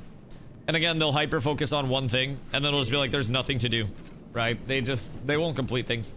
And with people playing so much as well, especially streamers, I don't know how many hours streamers typically log here. Zuka, thank you for the developmental. But I mean, I play games 60 to 70 hours a week, every single week. And I typically try to play one thing, right? Just over and over and over again. If I started complaining that there wasn't enough content or anything like that, bro, I'd be so silly for that, right? Sentiment. What is? I already have these, I think. Hold on. Wardrobe. Yeah, storm gloves. Yeah. I'm all zappy. I appreciate you. I shall pass it on to another one of the homies. But I think people also have to be reasonable in their expectations of things. And when content releases, if you're one of the content creators, it's just like, oh, this content doesn't serve exactly what I wanted it to for a purpose, I'm out. Then you're kind of doing it to yourself. I have played so many games where at this point, I'm on day 5, I think. Day 5? Saturday, Sunday, Monday, Tuesday. Day 4. Day 4. So, I'm on day 4. At this point in a lot of other games, I've already got to the end game, figured out what I need to do within the end game, and I'm already pumping, right? I'm destroying shit. Here, I still feel clueless, and like, there is so much that I need to figure out along the way. And it's a really cool feeling. Are you guys recruiting? Yeah, literally everybody. Join guild Discord and all that stuff. Level 80 already? It took me about 20 hours to get to level 80. Literally about 20 hours. It's genuinely solid for the leveling process. Now, you can also do it a lot faster than that. Like, far faster than that. But I went around and I wasn't just teleporting around the world. I was just, you know, ground mount, running, exploring stuff, stopping to do events, didn't level the most optimally. You can cut it down to a shitload less than that. You could probably do it in under 6 as a new player if you really just kind of followed the adventure guide or whatever it is, right? But I really like the exploration. I feel like they've done world exploration so well over here. And there really is a lot to enjoy in that front. So I would hate to see myself and a lot of other people selling this game short like I did in the past. The whole thought of horizontal prog can put some people off and put kind of a false sense of things in their mind. And it is a little unfortunate, being completely real. Because I think there is a lot of fun to look forward to over here. What up, Crims? Is that Naked Nornman? Are we getting fucking lit over here?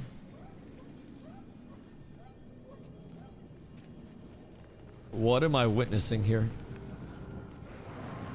I think I actually saw this at one of the TwitchCon events last year.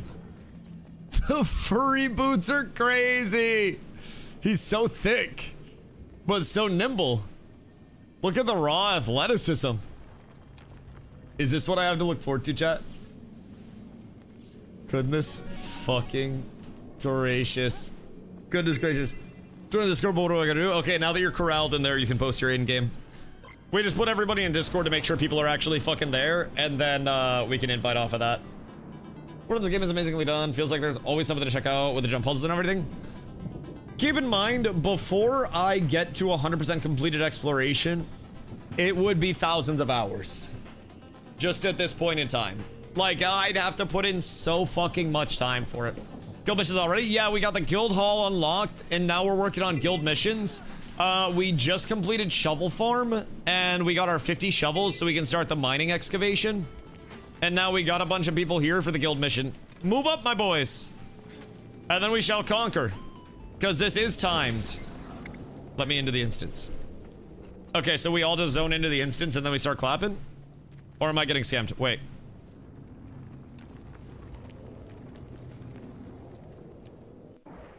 The fuck, man? Why'd I get held out? This is some bullshit. Alright, guild challenge. Are you ready to exit? No. What's he say? Are you ready to take on the challenge? Boys, we're good. Hold on, pop food first. Consume. I don't even know what I have for food. I'm gonna pop one of these. Oh wait, that's actually fire. Bring on the challenge. Wait, we gotta feast out. Everybody get food real quick. Or you're cooked. And I think I started the challenge. I did start the challenge. So we just have to get down and start absolutely cooking everything down here, is what I've gathered, and if we don't, then we're bitch made. But so far, it seems like things are gonna die pretty quickly. I still think this build is going to be absolutely fucking insane in PvP. I don't know how other classes' movement looks, but the fact that I have this much movement at all points in time is kind of stinky, I think. Base game is the weakest part of Guild Wars 2. The X packs are better. I know, and I had a lot of fun with the base game, which is part of why I'm so, so happy to be over in Guild Wars. I enjoyed quite literally the most bland and boring part of the game, which was leveling primarily solo and just going through and exploring the game. And what a lot of people say is the most bland and boring part was still an incredibly enjoyable experience for me. And going off of that, I have no reason to think that I won't immensely like the game in the future based on the experience that I've just had, right? So, Willbender's a very mobile guardian. Other release specs are Azumi for a garden. Right. I've heard Lumi is the other really popular choice. But Lumi can be a little bit just like conventional Tonky Boy. Open world's alive, so leveling isn't so bad. The pacing on leveling is great too. I've also, one thing I noted while I was leveling is that I never really yearned for gear or felt like I was behind because I was, poorly geared or anything like that. So, what about Scars of Honor? Scars of Honor playtest ended, dog. Yeah, that's unfortunately like out of my control at this point. I played Scars of Honor up until the playtest literally was on its last day, and then they took it down, and their future playtest will be under NDA, so I can't really control much about that side of things.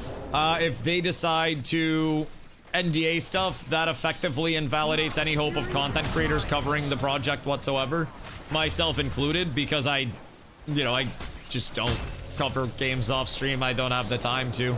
So with Scars, I played until it was, until it was done, and I hope to see it again at some point in time.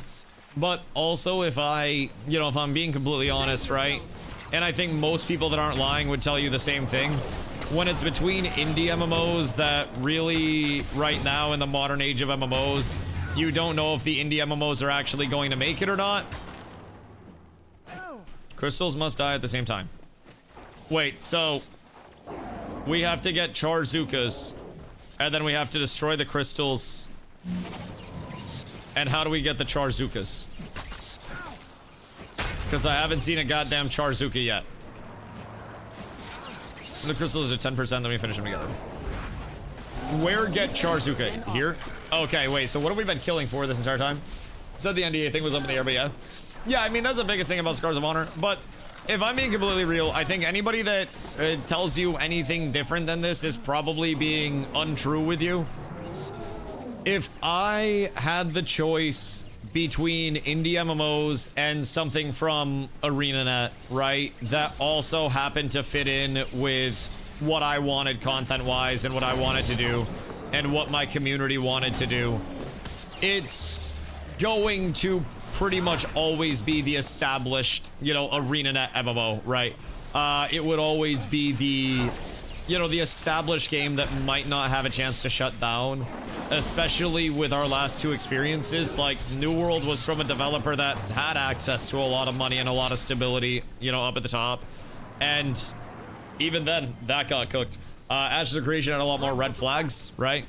But then it was definitely a big thing of, that got cooked, and it, it kind of hosed a lot of what we as a community were looking forward to. I think we need to not cook this yet. We need the southeastern one. Uh-oh. We might be fucking up. Wait. Oh, shit. No. No, the northern node must die. Oh, no. We're gonna have to, like, all blast the one that comes back up, the southwestern one. Because I can cook this one. And then if everybody gets over and blasts the southwestern one, then we might be good. I just don't know. I got it at 3% over here. I'm fighting for my fucking life. Okay. That one's done. Oh, we did it, boys. Actual geniuses were up so tremendous. Is Arla at work? Carla is at work, yeah, but she's off. Actually, she's probably driving home right now, if I had to guess. Probably driving home. What class are you playing? I'm playing a Guardian. And right now, I am running the Willbender Elite Specialization, which is very, like, movementy and zoomy and covers a whole shitload of ground very, very, very, very, very quickly, which I'm kind of interested in. I'm kind of very, very, very intrigued in that. So, once we get into PvP, my entire purpose is going to be jumping people, absolutely blasting the ever-loving shit out of them, and then calling it good. Wait, do we do this again, though? Or did that take us out? Very hit and run in PvP. Yeah. So the big choice is there. It's either like this or Luminary for me right now. And Luminary plays around Forge, which basically gives you a new set of abilities to use. And then it plays a lot tankier than this. So, on PvP winner, you want a +1 fights, not 1v1? Yeah. Basically find an opportunity to jump in, slam people, and then get out. I mean, the thing about Willbender is it also seems like if you jump in and it's a 1v1 and you outplay somebody, you can absolutely shit on them, which I really enjoy. But Willbender's downside is that it is a lot squishier than Lumi is. So I'm definitely going to have to learn how to play my life and pick and choose my initiates like crazy. Like crazy. And I think that's a big part of why I chose Willbender over Lumi. It seems like Willbender has less forgiveness. And Lumi is going to be something that gives me a little bit more forgiveness, right? With Lumi, I'd be able to tank and get away with a little bit more. Granted, that doesn't mean that the TTK is slow. But, like, Lumi seems like it's something where I might not just find myself getting... Oh, shit. Bad news bears, boys. I don't know how to drive this thing. It's okay. We're fine. We live. Where do we have to go now? Because we just passively start generating those mats, right? And then we have to upgrade our storage, kind of like Clash of the Clan base type shit. Only a very good support class if you like that playstyle. Yeah, I like supporty things as well. I do enjoy supporty things that can impact fights in a wide variety of measures. But I also like things that kind of, I don't want to say like punish me to play early on, but absolutely force me to understand a lot all at the same time, right? Limit support's fun in World vs. World. Yeah. I do really like running supporty type classes as well, I will say. Being in a spot to support fights and make sure that shit actually dies is a very important role, and I think it's oftentimes one of the most understated is having good supports that will also enable the carries, right? So I frequently play support roles more than I play carry roles just because I feel like I can impact fights more in a lot of MMOs as a supporty type beat. Being able to peel, being able to push, being able to set up for my carries that just ooga booga push 3 buttons is nice. I will say Willbender is seemingly very assassin-y, but I think we need the arena to unlock PvP mission. And the arena's a little bit more down, right? Where do we see that? Guildhall Swiftness. That's just Tavern Restos, Guild Anthem, Super Guild Anthem. Oh shit. So where do we get to the other buildings off of this? Who do we talk to for that development? Is it the Guild Treasurer up here that unlocks it? No. That's just items that I could donate. This is... Upgrades can I currently purchase for my guild. Repair Anvil, General Merchant, Further Exploration. Opens paths to unexplored reaches of your guild hall. So probably that, if I had to guess.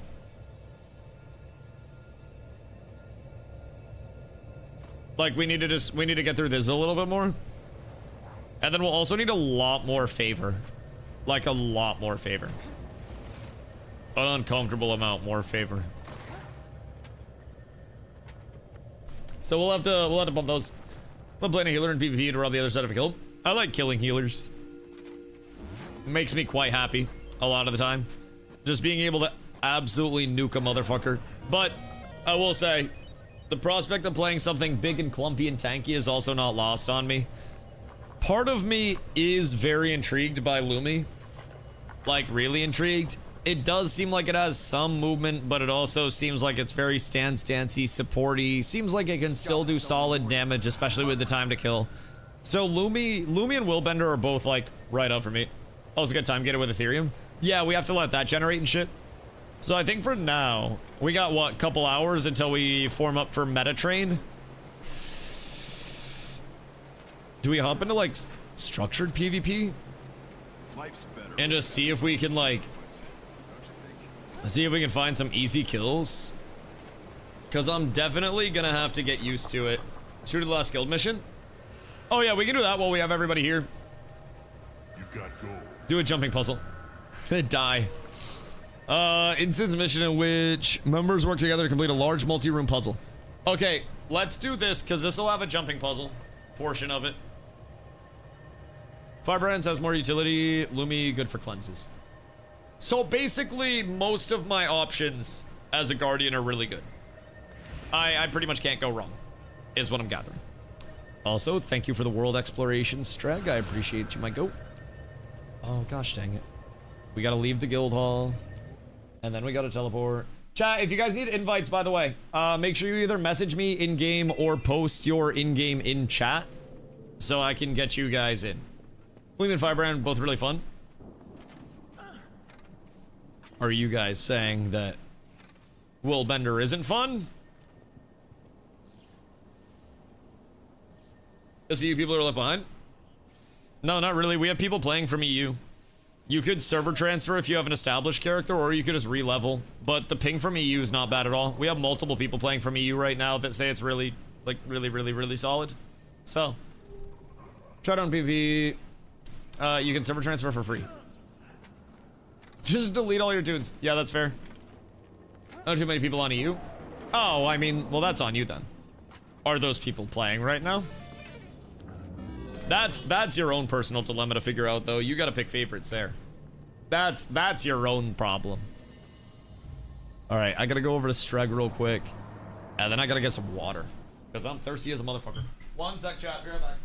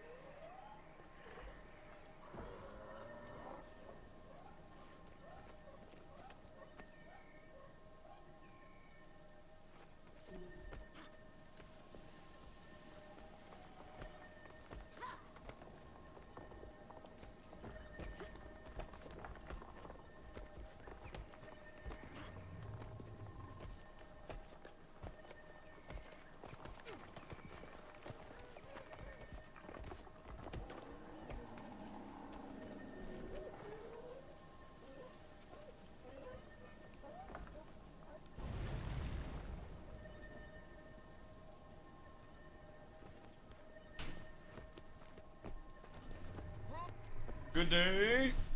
The water's fine. Yeah, I've heard a lot about the ping being actually, like, quite solid. Alright. We're back. Sorry.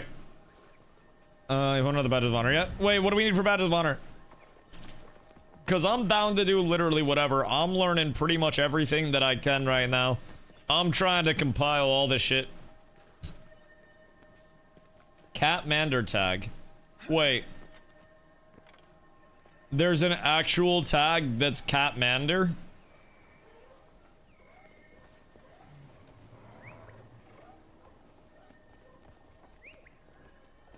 Wait a minute. That's fucking dope. Okay, hold on, hold on, hold on. Hello, Davis. All right, in we go. Lena has some crazy cat ladies in office, and they have homestead cats. That's fucking sick. Crazy leader of the cats isn't even a cat. Well, no, because very simply put, Norn had the biggest titties and the fattest ass. Simple man. Simple man. In the words of Charles Barkley, Cardi B might be more like Cardi D's. What? Oh. Oh, wait, no, not exit. Oh, do I have to talk to the little shit? My bad, my bad, my bad, my bad, my bad. This is the first time you're playing Guild Wars? It is indeed. And I am completely clueless about everything, but I am trying to compile as much information and learn as much as humanly possible. Do we push the button? Search for batteries to power open the door. Oh, what the fuck? It's a goddamn escape room? Oh, shit, fuck. Interact. I don't think that that is a... I don't think that that's a battery. Or is this a battery? This might be a battery. I don't think this is a battery, but deposit battery. Okay, I did my job. I did my job. All of you guys also have to do yours. Wait, I'm getting the good RNG out here. Okay, cool. We're set, we're set, we're set. That was actually so easy. So there were shiny objects and then there were batteries that we have to get. We're up tremendous. We're truly up tremendous. Crazy how many streamer bennies you get? Yeah, I mean, it's crazy when a community appreciates someone, and when someone appreciates their community, what can happen? Motherfucking piece of shit. I hate it here. I don't want to do any jumping puzzles. I don't want to jump. I want to keep my feet firmly planted on the fucking ground. Everything's terrible. Seeing why Dusty doesn't want to do jumping puzzles. I never want to do jumping puzzles. I hate every jumping puzzle all the time ever created. It's like I'm more dense or something, man. I don't fucking...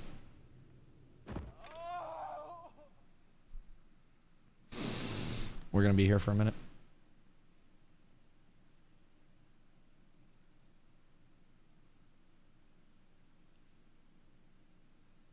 We're gonna be here for a sec.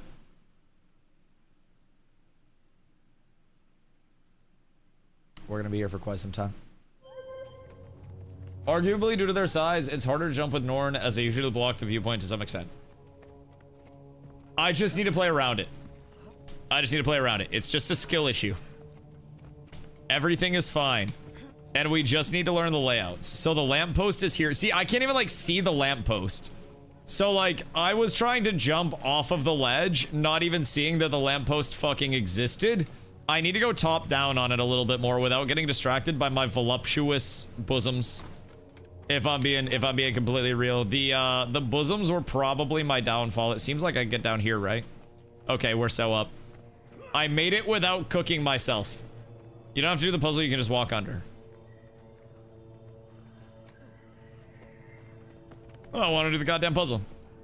What's back here? Anything or no? Are we trying to get over that? Or where the fuck are we trying to go? Oh, this way. Okay, never mind. Never mind. I swear to God, chat, I will master all of the jumping puzzles. You just give me time.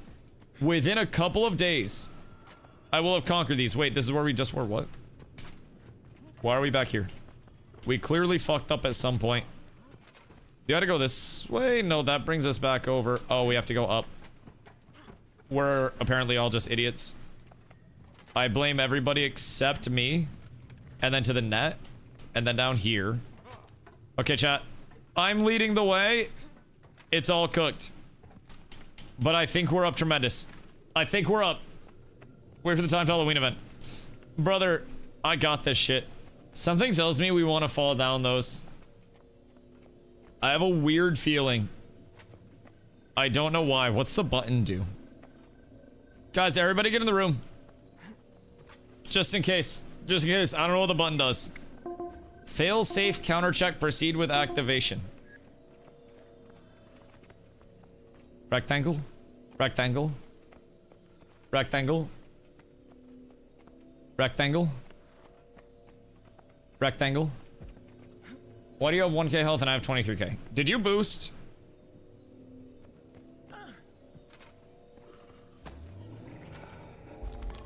Zombie, did you boost? Okay. Logic evaluation. Flash! Oust lost a bet. Oh my god, we're at 38. Oh! We'll take it. +1 oust to Rooney. Actual legend. Actual legend. Lost the bet. Okay, so that's flashing red. Listen, I worked hard. I was literally watching my clock and watching my cock to get here on time. Logic evaluation. Do we have to stand here? Or do we jump down the hole? I think we're failing. Okay, that does nothing. Interact. Bat. Mosquito. Okay, so we shapeshift into shit. Animals above the doors. Oh, we have to have a bunch of different animals and shit, and then we match up in the door? Okay. I believe this time. I believe this time. So it randomizes. So there's a spider, there's a cat. There's... I think that's a flamingo. That's a little gargoyle type shit. So we need 2 in here. Christoph, grab this one. Come here and interact with this beam. And then go back in yours. Yeah. Oh, wait, you already did it. Never mind. Never mind, I'm stupid. Never mind, you're the goat. I thought I was helping. Apparently, I'm just the slowest one here. It's okay. It's okay. So now we... Stamina evaluation. Oh, wait, so we have to do it again. Oh, fuck. El gato. We got the cat already. Uh-oh. We need the little witch on the broom, and then we need a flamingo. Where the fuck's the flamingo? Did we get one? Or am I tripping? We need a deer and a flamingo, chat. Uh-oh. This is a deer. We got the deer. Am I losing my marbles, or did I not see a fucking flamingo? Oh, it's right here. No! We suck so much. This is fucking terrible. I blame us. I blame nobody other than us. Okay. This is the one. This is the one. We lock it the fuck in. I know where the flamingo is now. I am flamingo man. This isn't a flamingo. It was giving flamingo vibes. My flamingo is done. Should we just have everybody assigned to 1? Since we have enough people? Like, everybody just stands on 1, and if that pops up... Everyone pick a circle. Everyone pick 1 beam. And then we just stand there, and then if it pops up, we're good. Because now I am flamingo man. And I have no job this time. We're up tremendous. And then we need cat. We have the cat in. We need pig. Where the fuck? Sir! Sir! Okay, I got the pig. I'm coming in hot. Chat, we made it. What else do we need? Where's the last one? Go! Okay, my goats. And then we need 1 more. Navigational aptitude. Okay, last one. So we need a witch. I got the witch. Or whatever this thing is. The bat shit. Whatever that is. It looked like a witch riding a broom. We got the bird. We need another bat over here. So I got the bat over here. Chat, we're so up. It's Lura all over again. We need an add-on for this. We'll get everybody pinged. Look at how weak Aura's out here. I think we passed, question mark. It appears we're good. Okay, cool. I'm shocked that I didn't... Oh! I just want to change an ability, man. I want to run the stun. I feel like for the stun, comboing shit is probably going to be incredibly important. Yep. There is no god. So does that activate a timer as soon as the first person jumps on it? This is Dusty's end. Dusty's shifty as fuck. I don't know what you mean this is Dusty's end. Dusty has the schmovement of a god. We activate this. So this is timed. So we get everybody back here. Once Mr. Thickwood gets back here, we ball. Try to go onto the middle part. Like right here. Jump over to this part. Yeah. And then you're gonna just go up here. Alright, run it. We zoom, boys. You just take your movement, and then you zoom with it. Wait. How'd Davis... Fuck! How'd Davis get back there? I was so close. I was zooming. I missed one singular jump. Gosh, dang it. Hold on. I'm not taking that fucking portal. I'm not... Let me go back! I'm doing it myself. I'm doing it like a man of honor. I must. And if I can't...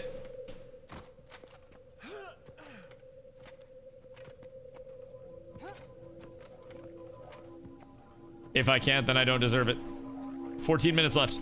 That's plenty of time for me. That's plenty of time. This is the one strike. This is the one. We just gotta time everything up. Easy. All I had to do was wait a second. Don't worry. I know how to b-hop. Everything's good. 14 minutes in a fucking dream. What is this?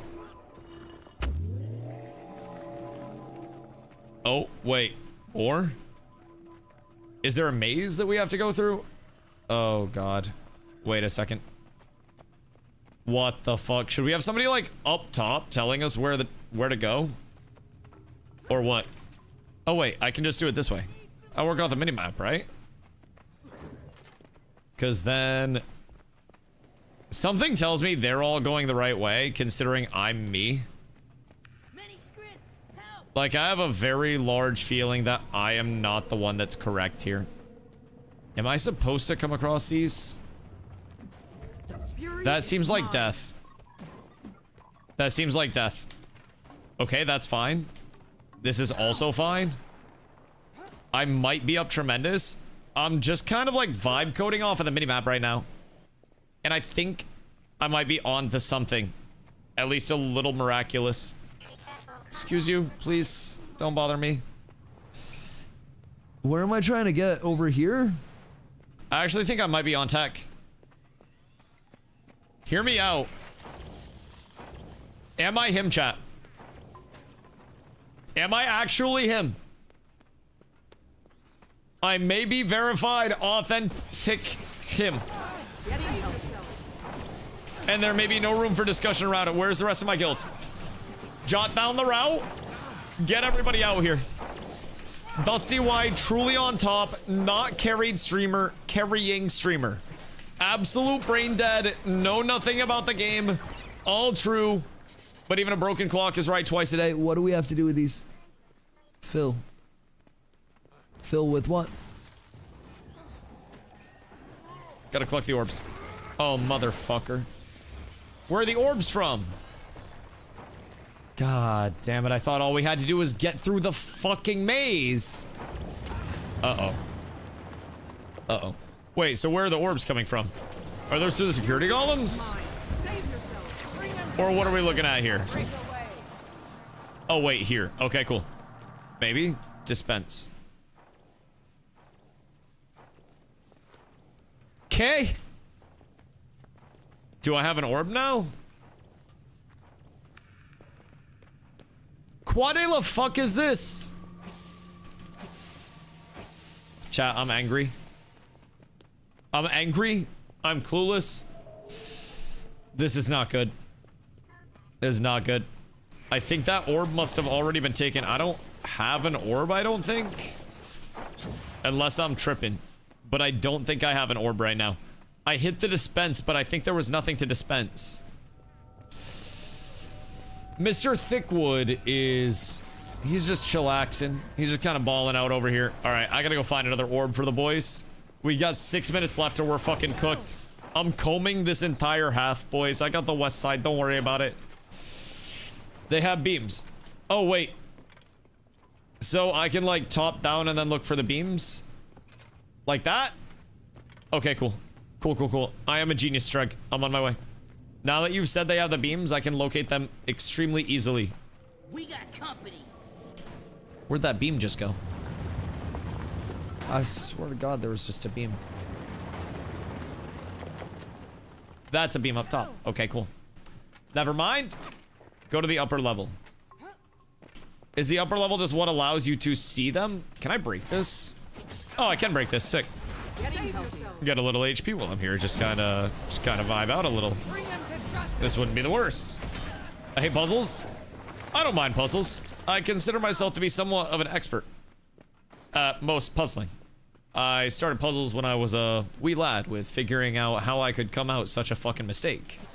And ever since I solved that, it's really helped me prepare in life for a lot of things. So I try to take that puzzling mentality into pretty much everything that I do nowadays. And it really helps me approach things analytically and with an open mind. This is what my parents said. The fuck is this? Okay, hold on. I just gotta zoom through this and then... Okay, that one's already taken. Sick. How do we only have 3 of these so far? What is going on? Somebody direct me. That one's taken as well. That might have been the same one. I'm not gonna lie, at this point, I'm kind of losing it a little bit. I might be pro navigator. But I also think all the orbs are currently taken. I feel like I should be tall enough to see the orbs. Hold on, I actually have a good POV here. This might be tech. This may be tech. Go up the stairs so you get an overview.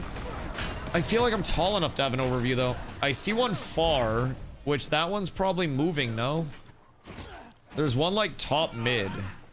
So if we can get to top mid, then that's going to be a huge game changer. That's the immediate goal. We go top mid, and then we ball the fuck out. Also, I should definitely have my movement skill on for this. I feel like I need to incorporate that somewhere. It's just too good not to. If I'm being real, it's a really, really, really good shout. But I feel like having both of these is also stinky. Save Yourselves draws status effects to me, which is the only issue. Like, it draws conditions to me, but that gives a ton. And then Feel My Wrath gives quickness and fury outside of just giving swiftness. Do we have them all, or is there another one up here? Fury is mine. Okay, thank God. I'm glad I helped. I found the exit, boys. Don't worry. Don't worry, I found the exit. Your guild is eligible to earn guild puzzle credit for your participation in this challenge. Would you like to accept it? Oh, wait. This is the end of it? Accept credit. The big cheese? What do we get out of this? Just the completion itself? Or did we get loot? Where to loot? Challenge participation. And then this is puzzle participation. And then this is Revenge of the Vine Wrath. And then that's Vine Wrath Vanquisher. Where the fuck does all of this come from? And then a shitload of event rewards. Okay, now we tackle the bag boss.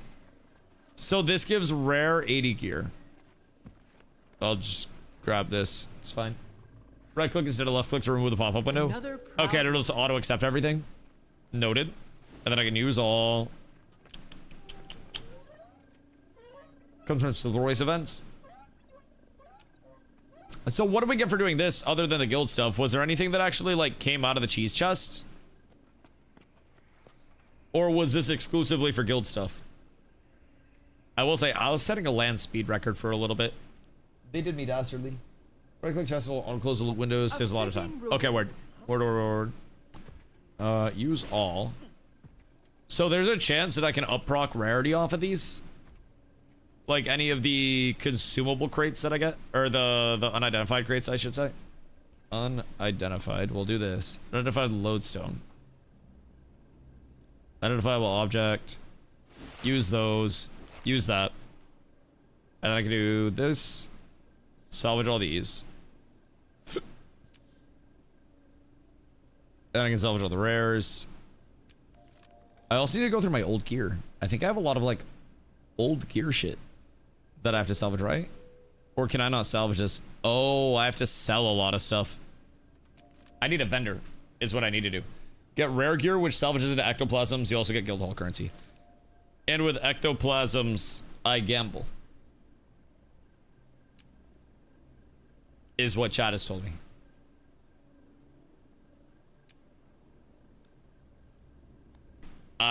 I have been told I exclusively gamble with ectoplasms.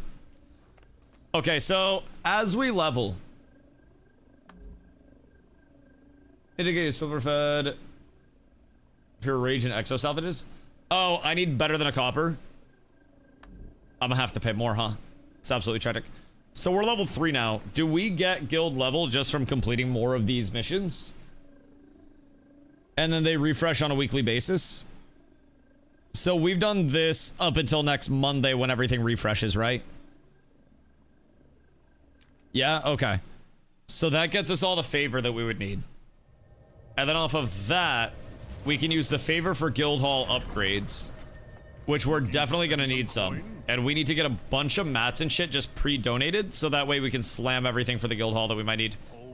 So let's see over here what we're looking at. Because I think we're gonna need to expand into the deeper parts of the guild hall. Workshop proprietor. What's needed to establish a workshop?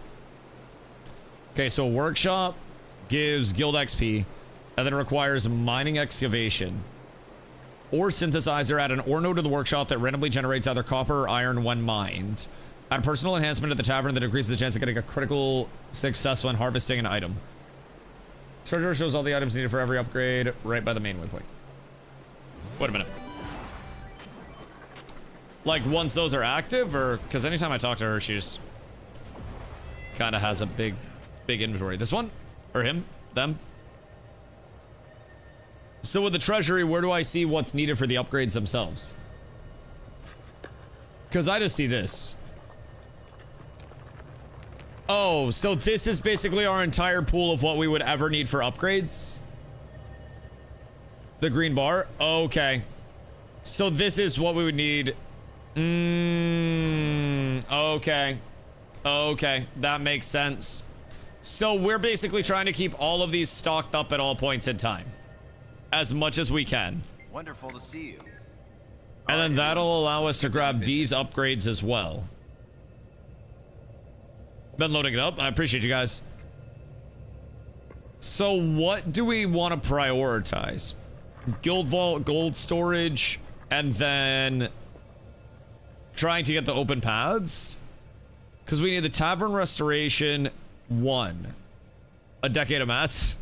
Yeah, that's fair. This is a oh my god. 777 exotic essences of luck. Well, I shouldn't have popped on mine, I guess. We gonna have to start compiling somehow. Goodness gracious me, oh my. Okay. Well, that gives us a lot more content to look forward to. So this is what I'm saying. I don't really understand how people feel like they run out of content in this game. If you have a community that you're playing with, there's so much that you can do. Do we have to pick and choose certain things, or can we just eventually fully upgrade everything if we have enough? Like, can we eventually just grab all of this? We can get it all. Okay, so we just want to slowly work through and pick away at stuff as we can get it, right? Progression dries up later, but that's later. Well, yeah, but progression content is also only the intro, because once we get out of progression content, then we get into the sandbox of we make community content. So then it's us hosting scrim nights because we have the time to do PvP scrimmages in the arenas. It's us having planned we go into World vs. World around this time each night. And we do our actual community events, and by that time, our leadership will hopefully have learned a lot more, and we'll also have hopefully some people that step up and help out with leadership as well to get us all caught up. But it's an exciting thing, if I'm being completely honest. We have so much to learn and look forward to, and coming from the games that we've come from, we're kind of experts at making content out of nothing. And the fact that we have so much content like already made for us is kind of fucking remarkable, if I'm being honest. Scrim Nights, Zomp, we get an arena literally in our hideout. Literally in our hideout. It's insane. Or not our hideout, like our guild hall. It's fucking, it's wild. We get so much functionality out of this, and it's like a little Clash of Clans like base builder sim that a bunch of people can donate mats to and farm shit up for. It's actually, it's so sick. Can we watch everyone murder each other in guild hall? I can't wait. And custom 5v5 lobbies. Yeah, there's so much to look forward to over here, man. I'm way more excited than I thought I was gonna be. Gonna be making a move soon. Oh, once we get into the repeatable content, I still feel like I know absolutely nothing. But, you know, I'm getting there. I'm getting there. This is too much at once. It is a lot at once, Leon. I'm not gonna lie. It is a lot at once. But really, like, you've got to take on what you can. And it's also not just one-time completion stuff. So it's not like we just do this for a day and then it's done. We're going to be working on this for weeks. We have a year and a half to do all of this before Guild Wars 3 starts, and then we just wipe our knowledge clean and then do it in Guild Wars 3 again. It's fucking sick. There's so much to do. Just keep in mind for the skill splits, PvE, PvP, and World vs. World all have different scaling and sometimes boons to their skills for balance. Okay, that's nice. So different scales will have different, like, boon scaling effectively. That's really interesting. Some of their skills? Right. Okay, so this is a selectable personal enhancement, which increases the rate of XP gain. So we can pump that so we get more XP gain when people visit the guild hall. This needs vials of linseed oil and then needs a shitload of Ethereum. Where can I meet up with the mining lady? I'd like to find where she's at so I can upgrade our mine. That is nothing. Okay, mine proprietor. God damn, this thing is large, huh? What the fuck? Bro, we have so much space. And it's all gold. I do fuck with the choice, guys. This is very solid. Catstein Island may still be in our future at some point. But for right now, we're doing pretty well. Wait, what the fuck? Whittle, why do you have so many of those? Okay, mining upgrades. We yearn for them. So we need bloodstone bricks. And I think I have bloodstone dust in my storage. That's for the capacity upgrade. What's our current capacity? Can we see? Oh, 500. That makes sense. That checks out. So we need to fill it before we can upgrade that. So it seems like Ethereum is going to be our largest constraint on things. Is there any way that we can actually, like, do it ourselves? Or do we just have to wait for them? See the shovels? Shovels on everything.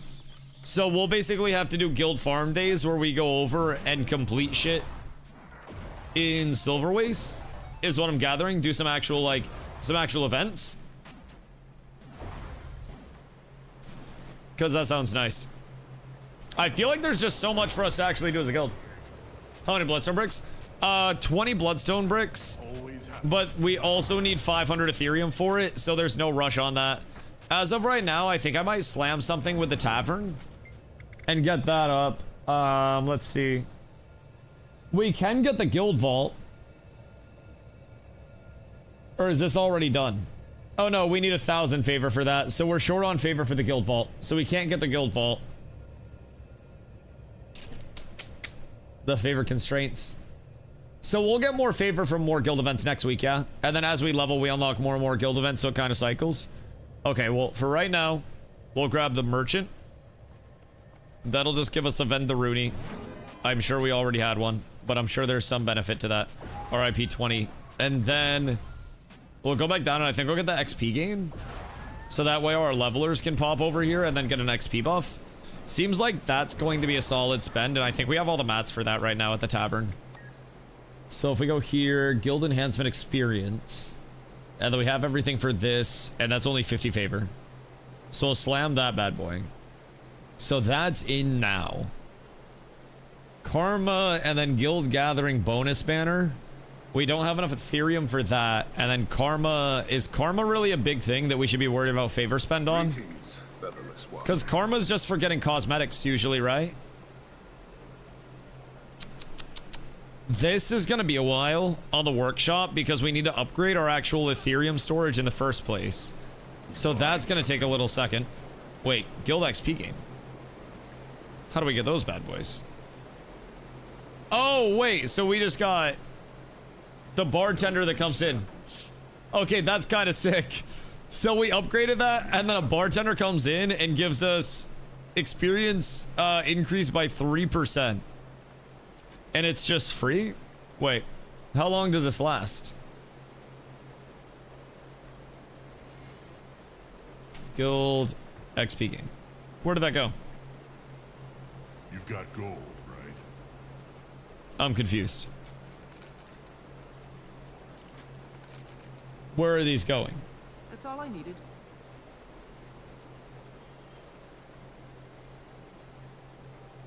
Where are these? Double click to consume. Buff bar. Oh, wait. So you just pop one and then it's permanent. Okay, that's huge.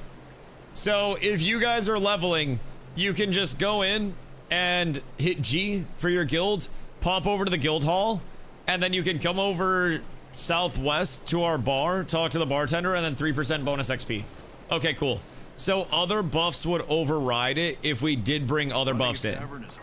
So like down the road, if there was a buff that was like, okay, so this would be the karma buff. So we would basically be able to switch the guild XP buff for the karma buff.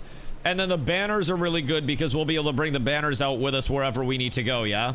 So if we're doing a big gathering event, we'll want to have guild gathering bonus banners in mass because that can be another buff, right? Vendor lets people choose. Right. So you can just come through and pop that. It's full guild level world versus world buff. Which one?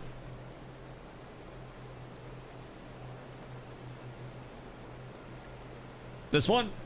No, that's your reinforced. Not showing for you. I don't get to see anything cool. Okay, so this is gonna be 500 Ethereum, so we can't grab that yet. So I mean, we gotta slam out the karma. I mean, we're gonna have it at some point in due time anyways, but I feel like right now we should probably just focus on the XP and then saving. So that way we're chilling. 10% reward track gain. Oh, damn. And the reward track can give good things. Maples, what up, I go? Or not good things. Yes. Cosmetics, materials, usual Guild Wars stuff. Excuse me. Lots of good things. I love lots of good things. Okay, so for right now, I don't think we have to worry about too much of this. Because we can't afford the storage. The repair anvil, oh, that gives guild XP. So might as well just do it. It's super fucking cheap. So easy guild XP is a big thing as well to keep in mind. So that way we can keep... Anvil gives a buff now. Yeah, and there are a lot of anvils just out and about. But having people come here and just one-stop shop. So you hit the anvil, you reinforce armor, and then you get a 12-hour buff that increases health and defense. So that's good. The mining buffs we're waiting on Ethereum. So I think for right now, we're good to just chill until we get more Ethereum. I don't think we really need to rush anything, nor can we really rush anything.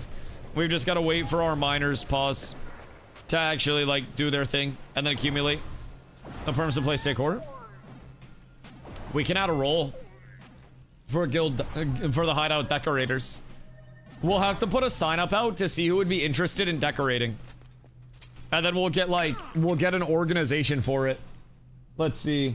So Ethereum capacity, we have the bricks, but we need to wait till our Ethereum fills up. So once that's done, we'll be able to up our Ethereum capacity. And then we'll need Ethereum capacity 2. Does this upgrade it to 1,000 or 1,500? Does it say what this brings us up to? I'm assuming it's by 500. Or is it by 1,000?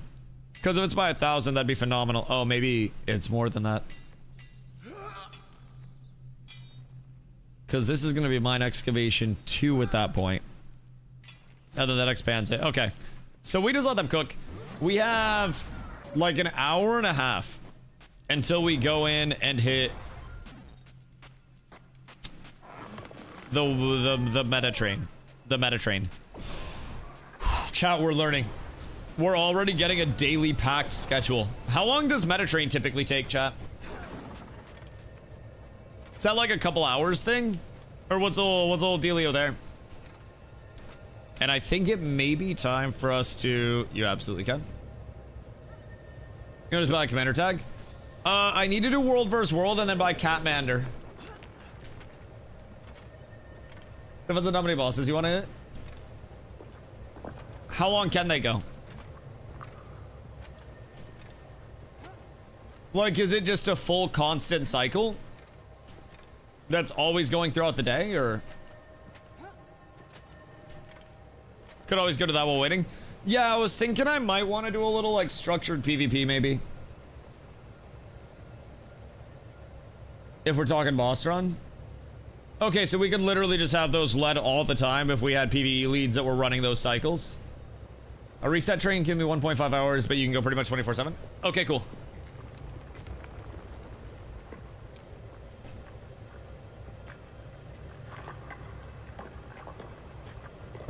I feel like those are very solid.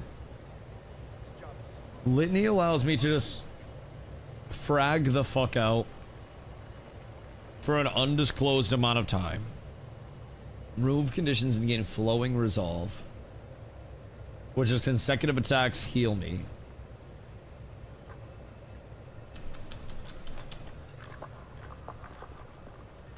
I feel like I just need to start ripping PvP and getting used to it a little bit. As long as you can hit things, Litany's unbeatable. Right, that's kind of what I'm thinking. Litany goes crazy. So, I think with this, I'm gonna have to get really good at lurking and waiting for a setup and then calling a 3-2-1 on somebody. And then I just pop everything. And then we jump in, 3-2-1 them. They die, I back out, and then we just reset and we do it again. Is effectively what I'm gathering off of this. Now I also really need to get into the habit of heal cracking. Heal cracking is gonna be stinky. As this game is free, is it good? Drippy, you will have a ton of content, brother. It is free to play. You can also buy expansions. The expansions give you more content to do, but you can absolutely get to a high end of power scaling. You can do PvE, PvP off of the free-to-play version of the game. It's a lot of horizontal scaling in gear, so legendary items are the same power as the tier below them. The only thing with legendaries that's better is that you can re-roll the stats on them whenever, and you also can get, you know, enhancements back out of it without destroying the enhancements. So there's a lot to do over here. There's a lot of exploration, there's a lot of PvP, a lot of PvE, small-scale PvP, large-scale PvP. It's just so fucking much. We haven't even got into the depth of the game yet with, like, true exploration, build cooking, world versus world stuff. There's so fucking much, man. So fucking much. And I have had an immense amount of fun so far.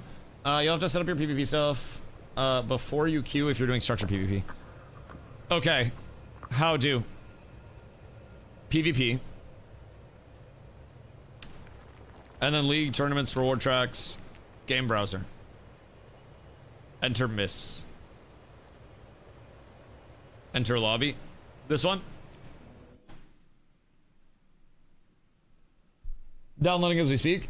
I would recommend, instead of going through Steam, go to guildwars2.com and download through there. They frequently run sales on expansions and whatnot. They actually just ended one recently, but their sales on the standalone website are actually better than the Steam ones are. I don't quite know why, probably Steam cuts and all that stuff.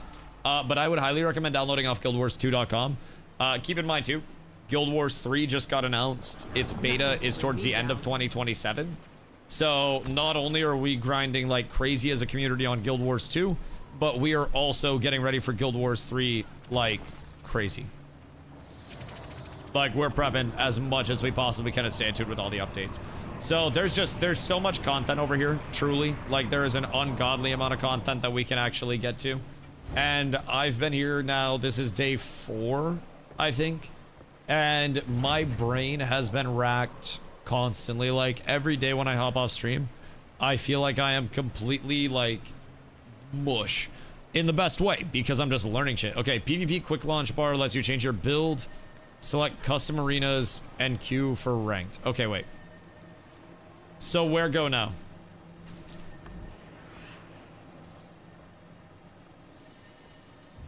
Thinking of starting raids?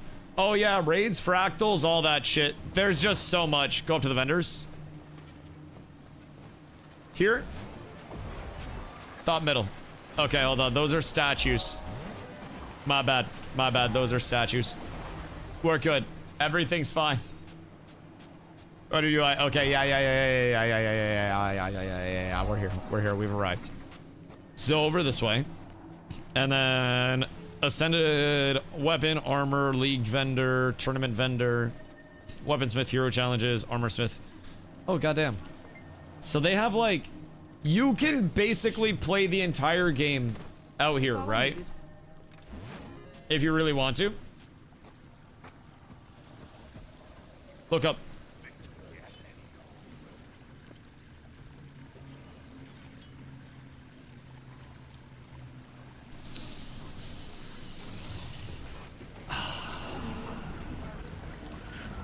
Sometimes it just hurts a little bit. Like, sometimes I wonder how I made it this far in life. Can you imagine what would happen if, like, I was supposed to survive on my own outdoors? I'd be dead, chat, like, years ago. I'm allergic to bees. I'd have been cooked. God fucking damn it. Okay, I don't have a relic yet. I also should replace this with Rune of Adventure. That doesn't seem the greatest. Ferocity Duration. I feel like I should just power scale. Infiltration is power precision, which is good. Power might duration.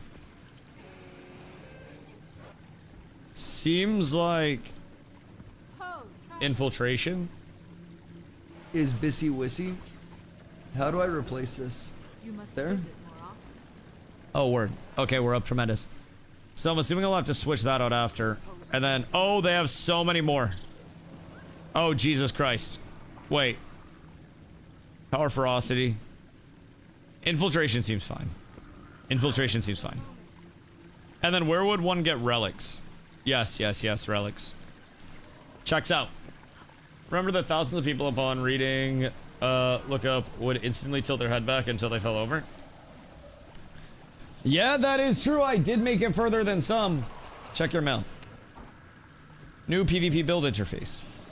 Transferring your equipment to your wardrobe. Ah! Relic of the Thief. Upon striking an enemy with a weapon skill that has a recharge or resource cost, gain increased strike damage. Okay. Okay, thank you, my good man. I appreciate you. So, Relic of the Thief. Yes. And then that's just on regardless. And that also lets me know which one I should throw on normally. Alright, blessings on blessings. So then... PvP equipment. We're good there. And then we go... build? Click that red gold icon thing.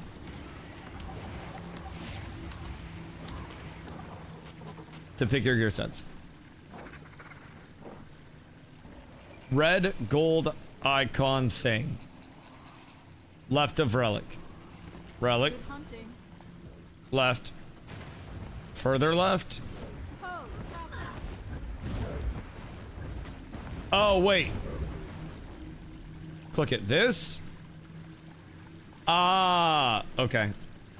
So I can do this shit. And then also, do I have to pick my stats on this as well?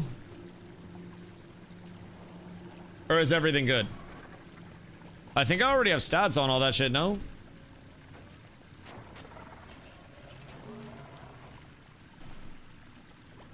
Weapon and armor stats mean nothing. Okay, where did someone give you a bolt? No, I found it. In a rock. And I pulled it out of the rock. Turns out it's nice. It's a cool rock. Stumbled upon it. It's just skins and PvP. Amulet is the stats. Wait, so the amulet determines all of the stats? Oh, interesting. Interesting. Okay, that makes sense. That makes sense. So amulet is all the stats, so you just want to make sure you have the right modifier on your amulet. So I use Berserker, which is power, precision, ferocity. And then I want to make sure that I have the right amulet, or that's going to scale my stats differently. Okay, cool.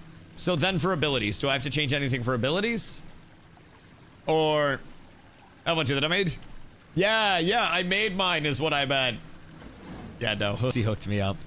I was talking about how I like the one-handed sword more than I like the great sword. I'm using one-hand and great sword, but like, this shit's sick, man. I feel so drippy.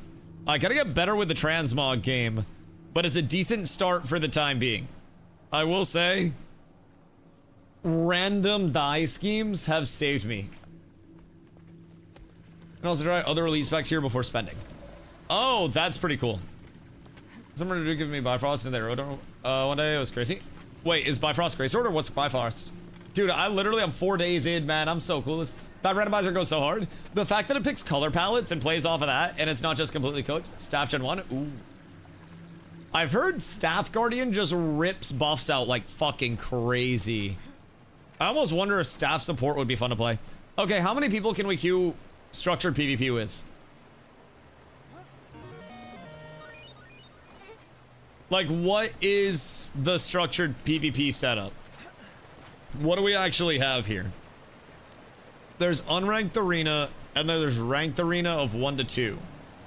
5, I think. Who else is completely ass? We need a group of rabbits. And then we need to cook on that spectrum. You see the daily Wizard Vault. If you do the Wizard Vault stuff, you get tokens. You can trade those in for a legendary pack, which gives you stuff to start making a legendary. Oh, really? So 1 sentry point in World vs. World, and then just general damage at enemy players. Alright, lit. Unranked is 1 to 3 or all 5, not 4. Okay, so like Dota type shit. Okay, that makes sense. Well, technically, unranked you could queue 4, but that makes a lot of sense. Okay, hold on. I'm gonna fill up my water before we start. And then we can rip a little PvP. I'm a big cat, ranked tiger. Where is that on the rank? Like, what are the actual ranks? We need absolute shitters. So that way we can all learn. Because I'm gonna be fucking clueless. Absolutely clueless. Message me if you guys want to run. I'll be right back.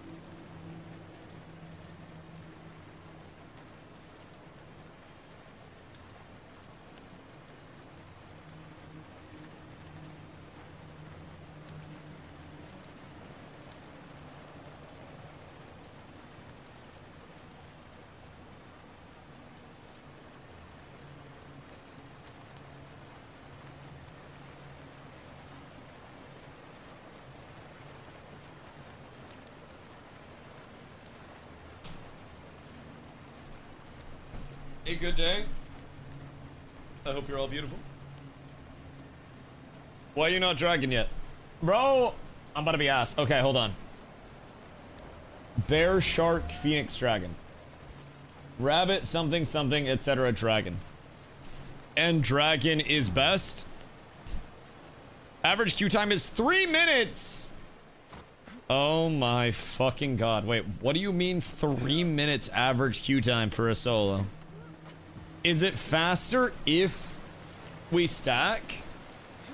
I'm assuming it's gotta be faster if we stack, right? Oh, dude. I have literally like zero clue what to expect TTK wise or anything. Like absolutely fucking none. I'm assuming my shit's going to get absolutely shredded. Probably brutal for the first bit, but to get the hang of it, it's a lot of fun. Yeah, I mean, I've played so much PvP in my time that I kind of like... I expect to lose for the first couple of like weeks that I'm playing PvP, just while I adjust to other, you know, other mechanics, right? I don't know what I'm actually voting for. While I adjust to mechanics and shit, and while I try to familiarize myself, I just recognize that I'm going to get the shit kicked out of me, and I try to play around that, and every time that I die, I try to figure out why I'm dying and what I'm dying to. First team to score limit wins, control capture points and earn points for your team, defeat enemies and earn a small amount of points. So we basically want to capture stuff. He's gonna be on the tread the whole time? No, we're fine. We're fine. That doesn't passive defense in this game. It's mostly active. Right. So with me, it looks like I have a lot of active offense.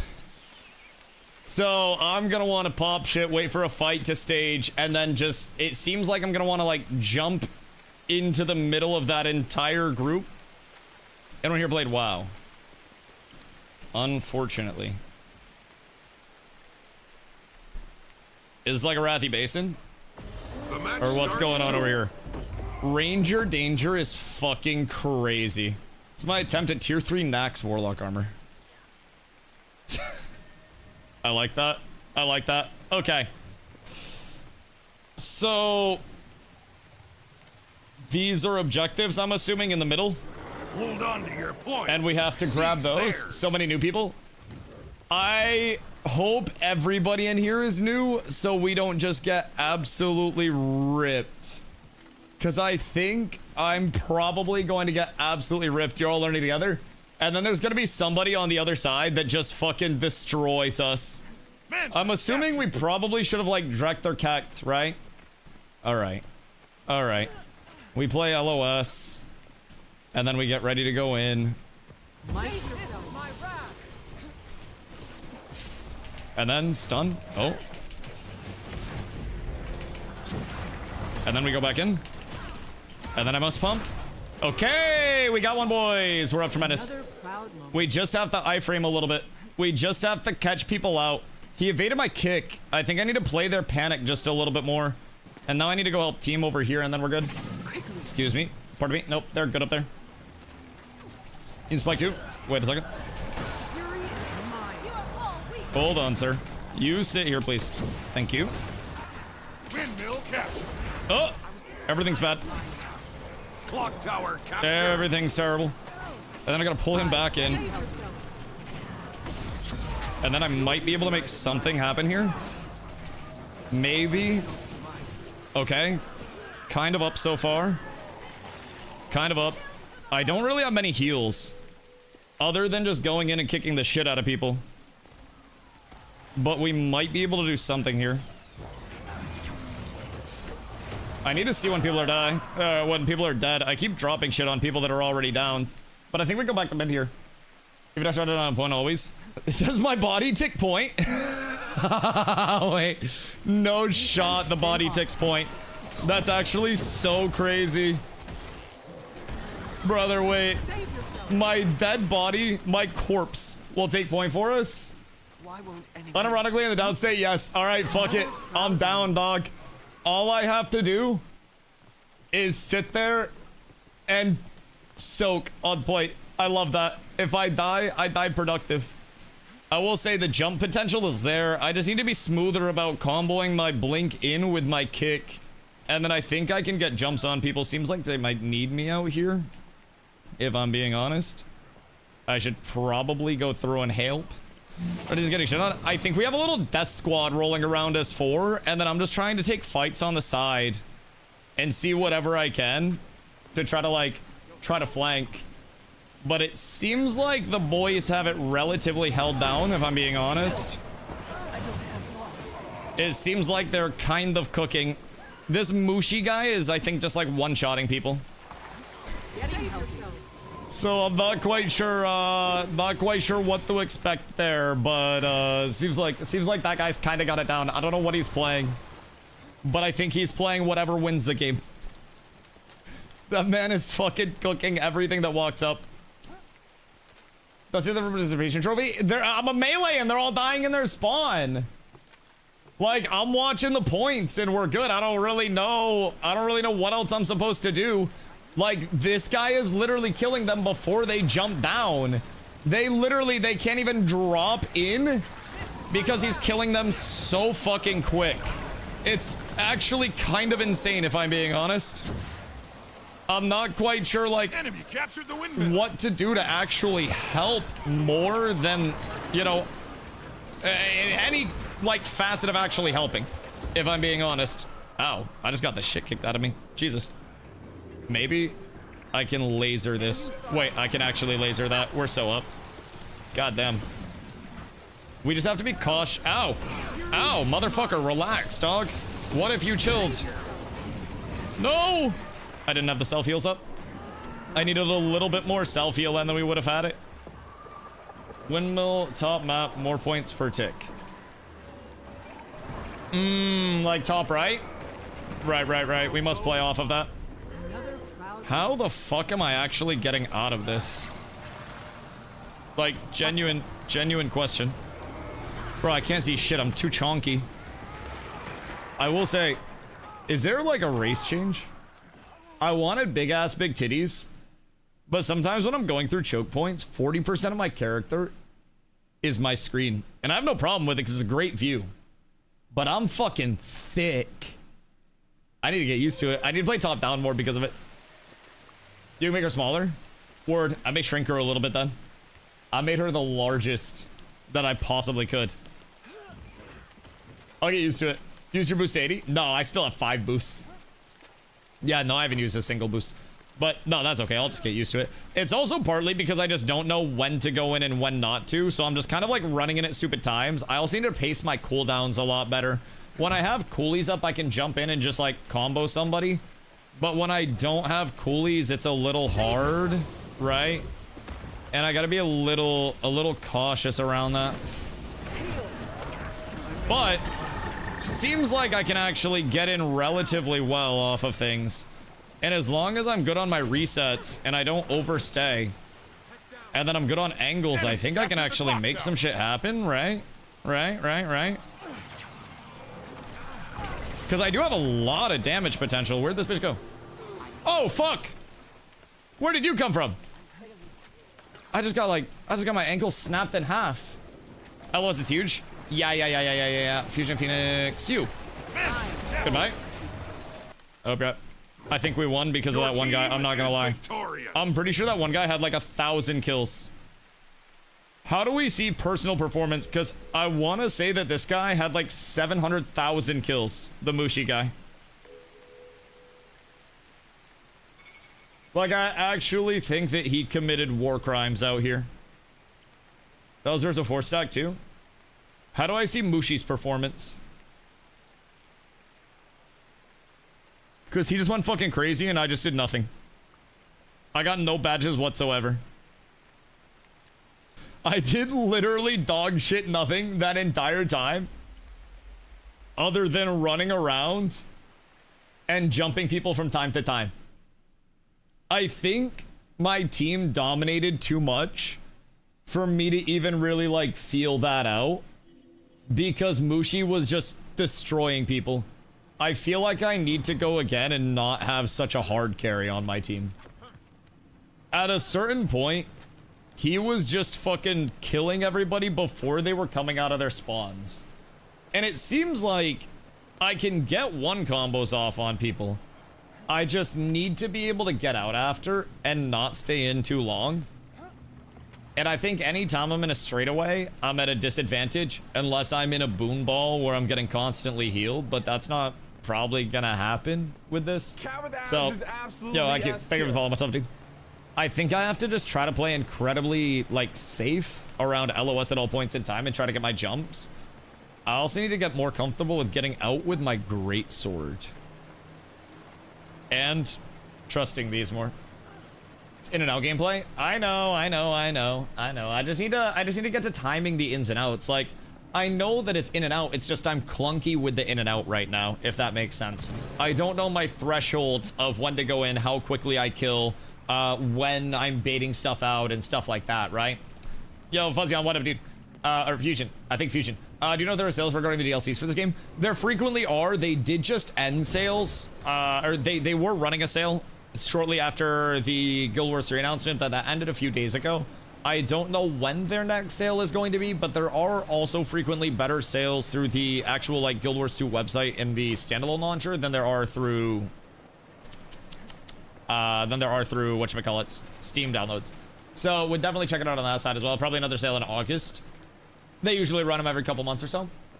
They're about top stats because some classes have different roles. For example, a team fighter is going to have more stats than a roamer. Yeah, no, that 1,000 makes sense. It definitely makes sense.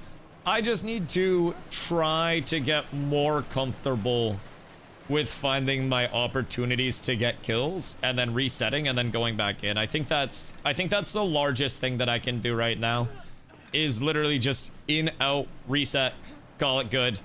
I need to trust my movement abilities too. Because, like, I can initiate with this and I don't necessarily have to Symbol of Blades, but a 20-second stun on heal crack, which is really good. Or a 20-second cooldown, sorry, not stun. 20-second cooldown on that. I need to get, you know, used to the 20-second coolie with the TTK being fast. I should play on the launcher itself. Yeah, I would highly recommend it. I went to download through Steam and my community when I started playing was like, no! So, yeah, I'm on the standalone launcher. The sale was actually really good over there. I think I saved like 50% on pretty much everything. So, they're cheaper as another other games. When you buy an X-Pack, the whole X-Pack content's still viable.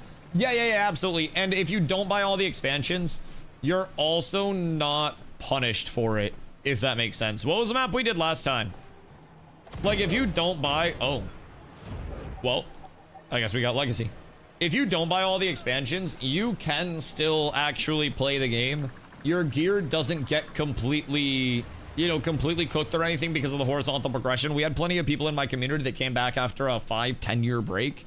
And immediately they were just like, oh yeah, my gear's good. I can play on game again. First team to control, to reach the score of the movements, control capture points, blah, blah, blah, defeat enemies. Okay, same shit. And then this one just has 3 points in the middle still. Are all of these as PvP modes like the same thing? With just the control points and then some kill points? How crazy that the Guild Wars 2's been alive for that long?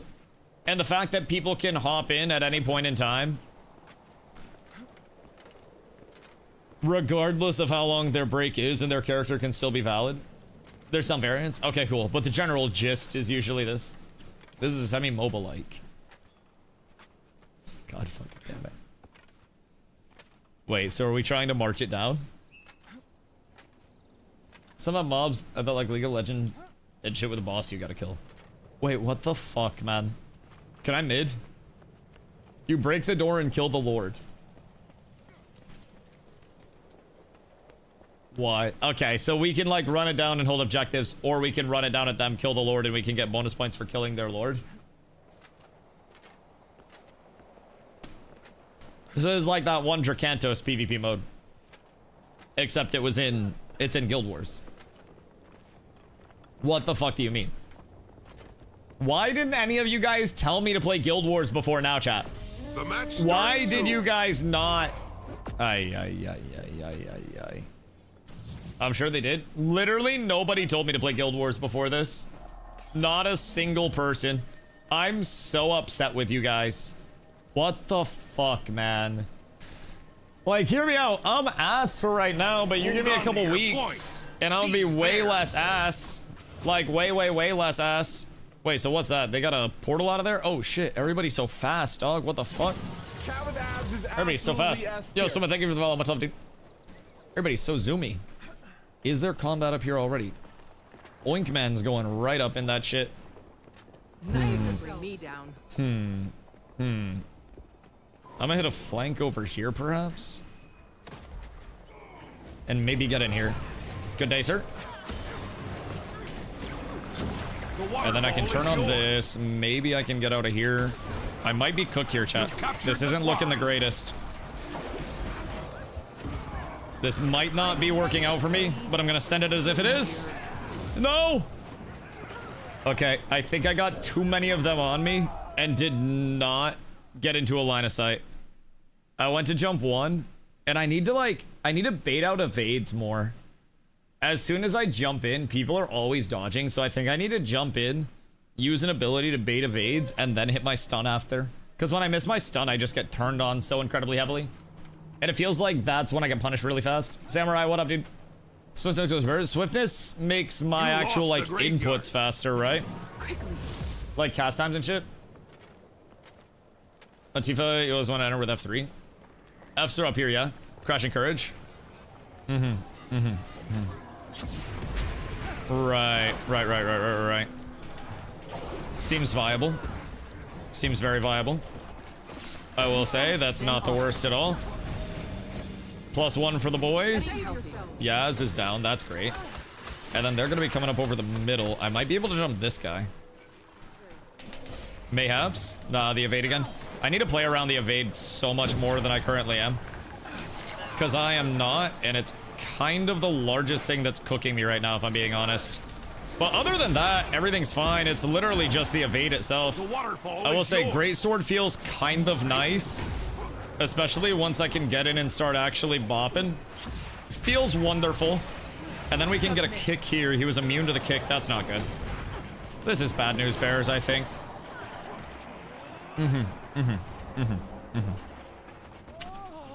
So he had immunity there. Quickness is attack speed, cleanse is movement speed. Right. I need to learn so much of what other classes do. Genuinely. So fucking much. Heal utility that changes all conditions on you into buffs. You've lost the quarry. Flowing Resolve by F. You don't have it right now? Okay, I'll have to grab that. Because that sounds really good. I lost a quarry. Oh, fuck, I gotta get my quarry back. PvP, I like to run the elite that refreshes virtues, gives you immunity while it's casting, you get so much utility back when the virtue activates. Yeah, there's so much. I mean, I haven't looked at builds whatsoever. I'm literally just full cooking over here. Whoops, thought I had the other weapon out. That is an absolute tragedy, if I do say so myself. You really hate to see that shit. I gotta get out of this middle. And then maybe get a re-engage. I get so scared when I'm in long peaks now. The tempo is so far different than really like anything else that I've played. The TTK is quick over here. Like real quick. So here I want to R in and then I want to get the kick. He's an invuln to the kick. So I'll give him a second and then we'll get buffs up and then I'll jump back in. Get my ankle snapped off twice. Try to drop down here. Maybe I can just greatsword cheat code this.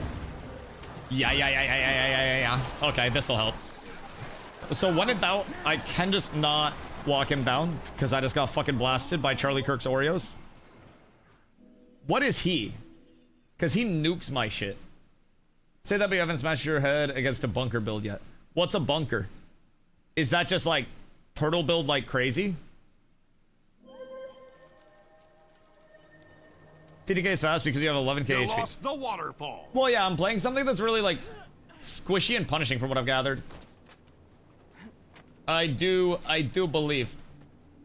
Meta builds are good, but there are many builds. I build on share since I don't want them nerfed. The bit ready to build crafting. This is literally what I'm crafting. This is like my own build. Yeah, I haven't looked at a single build yet. The reason why I'm playing like the swords is just because I enjoyed playing the swords. So yeah, no, I'm actually going in without looking at a singular thing whatsoever. And a lot of like what I've learned is just going off of information that chat and I have kind of like gone back and forth on, so to say. So yeah, that's a big part of it. Like I said, I've played a whole lot of PvP in my time, and I am not someone that's worried about looking good on stream to the point where I'm like worried about dying or anything. I would rather try to get better and actually work on improving instead of just like trying to save face and preserve my image, so to say. And every time that I'm dying, I'm trying to kind of like keep in mind what I'm dying to, what I'm getting blasted by, all that stuff, right? And kind of make like little mental notes about it. And I'm more so, when I start out, my approach is instead of playing pussy and just trying to have a higher KD, anytime that there's a fight, I'm just gonna full send into the fight, try to figure out what my thresholds are, like where I insta-pop, where I don't pop, and stuff like that, where I can pop other people, what trades I can get. And then over the course of it, I slowly learn which fights I don't want to engage in, which fights that I want to play a little bit, you know, a little bit more passively in, where I want to set up. So the first like couple weeks of me PvPing is honestly going to be really, really... Why did that take me that way? Is that's also mouse based, huh? Yep. I also keep forgetting there are so many mouse targets. It's a learning process, dog. It's a learning process. But I wouldn't be where I'm at, like, as a content creator in streaming or really in anything, if it weren't for me taking on the mentality that, like, I'm obviously going to have to learn a lot in the games that I play, right? I'm not out here necessarily playing, like, the easiest, most free to understand games.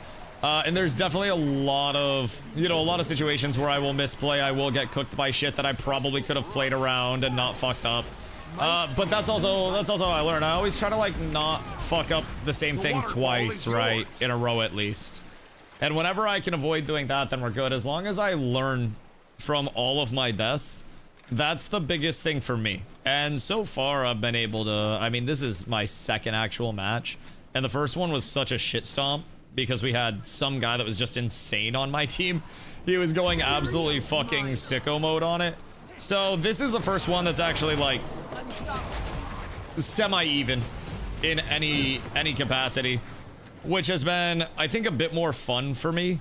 I'm actually having to like ebb and flow in the fights, get some resets, try to get burst out and play my life instead of just ooga boogaing like we were previously. And that's been, like I said, very, very, very enjoyable, if I'm being honest. I need to try to get some gap close here. Maybe a stun? No stun. That's okay. Why would I ever want a stun? I don't need to stun. Everything's fine.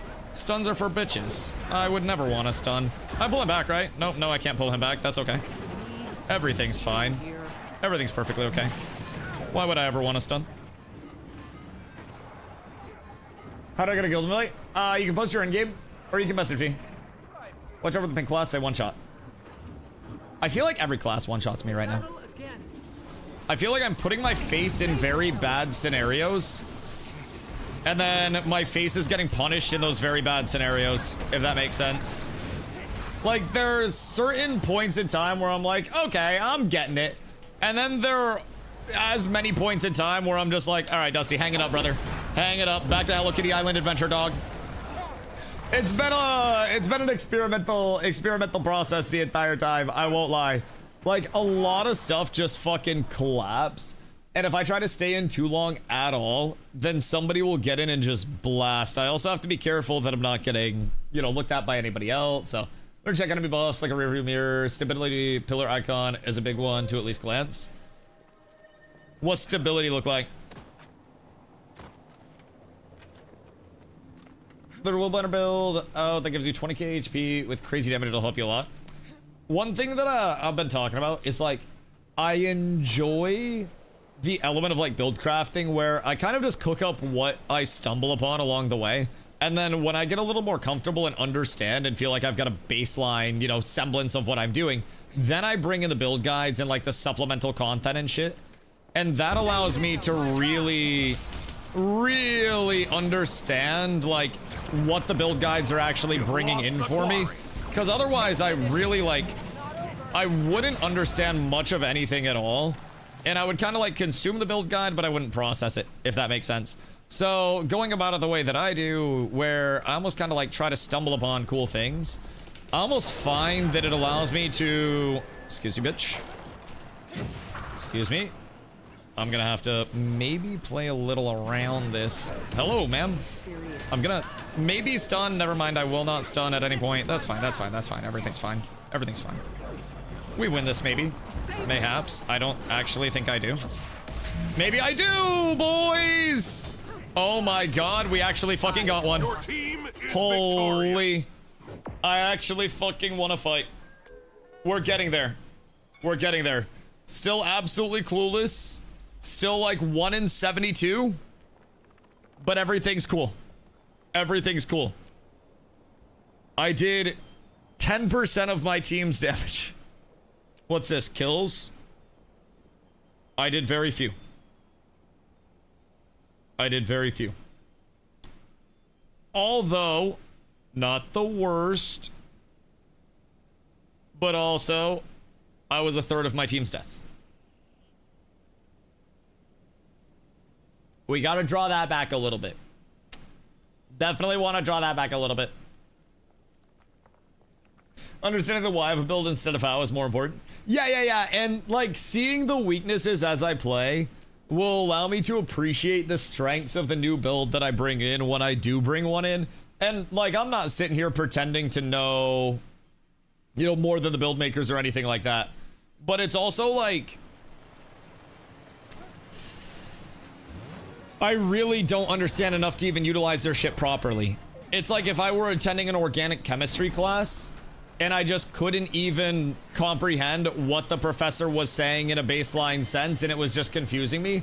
That's what a build guide would do to my brain right now. I wouldn't even understand like what the facilitators are, and I'd switch stuff over, but it'd still take me so long to learn. Where what's actually been helping me a lot is, you know, I go into a fight and someone was like, when you go in, make sure that you initiate with your R.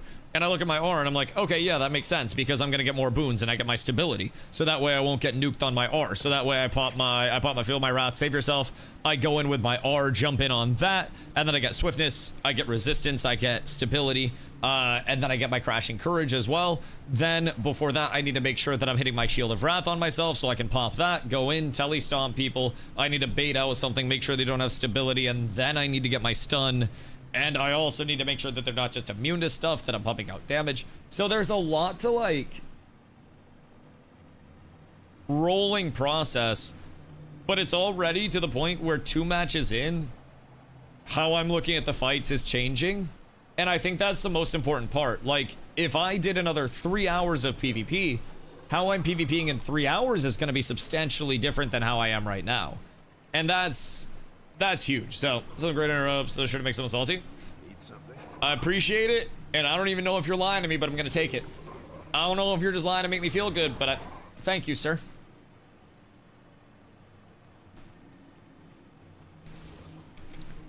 I think I need to also, instead of roaming solo, I should roam with the team. And somebody earlier mentioned that instead of taking 1v1s, I want to take like, I want to be the third party for fights.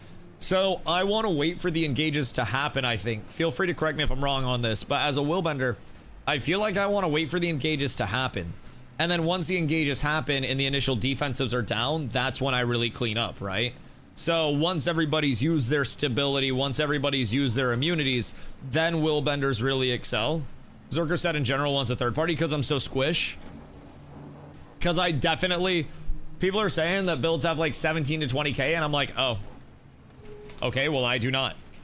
I do not. I got you, Jazz. Make sure, by the way, if you guys are leveling, hit G, go to the guild hall, and then pop over and get your buffs there. You can talk to the bartender in the southwest for a 3% XP buff. And then you can also hit the anvil to imbue your armor. You're the third party and try not to fight on node. Okay, understand. Understood. We're looking to catch people. Some builds want to stay with groups, some are built a bunker, and some want a side node, for instance. Right, so I want to stay with the group, and then I want to be the dog that basically, like, lowers, that gets people once they're already lowered and once their defenses are popped.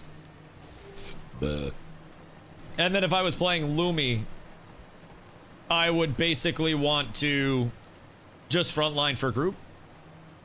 You roam a lot? Right, but kind of like adjacent to where the fights are. Like, I don't want to be in the group ball, but I want to find where our group is, and then I want to roam and I want to try to catch people that are typically like coming out of fights or something like that. Usually builds that fight on node have a lot of sustain and you can't kill them quickly.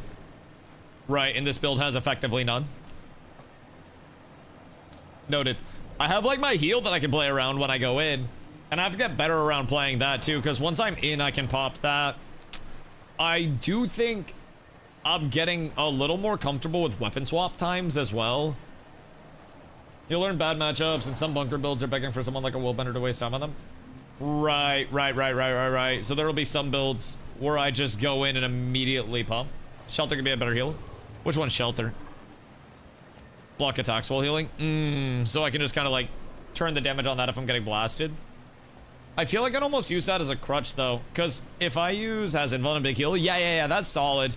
I like with Litany that I can go in, and if somebody tries to trade with me, I can pop Litany, and then for the 6 seconds, I can almost like sustain the trade for a little bit, but 2 teleports on your utilities that are gonna hop in and out quickly. Yeah, my R I should hop in with when I need to get out, or when I have a lot of conditions on me, I can Flowing Resolve. And then my Q, I can also jump in on targets with, because that one's just a target itself, right? So I can dash there. Symbol of Blades teleports me in, which is also quite nice. Middle of the right skill bar. Over here.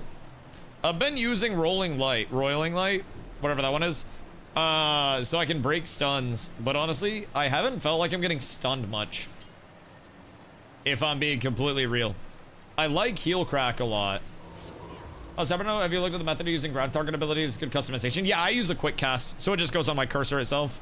I don't like extra inputs or anything like that. I could do like...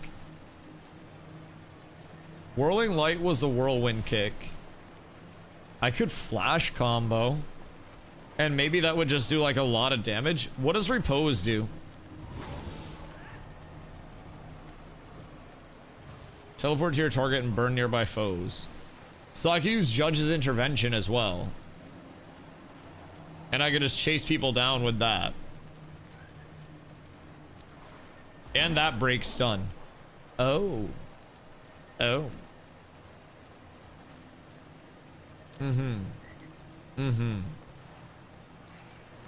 That seems good. This is absolutely S tier. Yo, Ro, thank you for following. What's up? This seems nice. Teleport to your foe and burn nearby foes. Oh wait, that does a huge AoE. It's a 32-second coolie though, which is kind of tragic. But that's a really long range, no? 1200 range is double Symbol of Blades. Oh shit. Okay, so I should probably run this for engages. That and flash combo are the 2 teleports I was talking about. Which one's flash combo? Oh, this one. Shout out to your target and target them multiple times. Oh, that's not that long. It was the same thing. And then... Defense, then offense. What's Repose do? Oh, duh. Shadow Step to flash combo starting point, healing and removing conditions. Oh, wait. So I can in then out off of that. Okay, that's kind of sick. That's actually really fucking nice. So what do people usually drop to run 2 of those? You go into your burst and teleport back. Right, because that stays up for a decent amount of time. How long does Repose stay up for? 6 seconds? And then I just pop out? Right. Right, I like that. That's nice, actually. So do people usually run both and Heal Crack?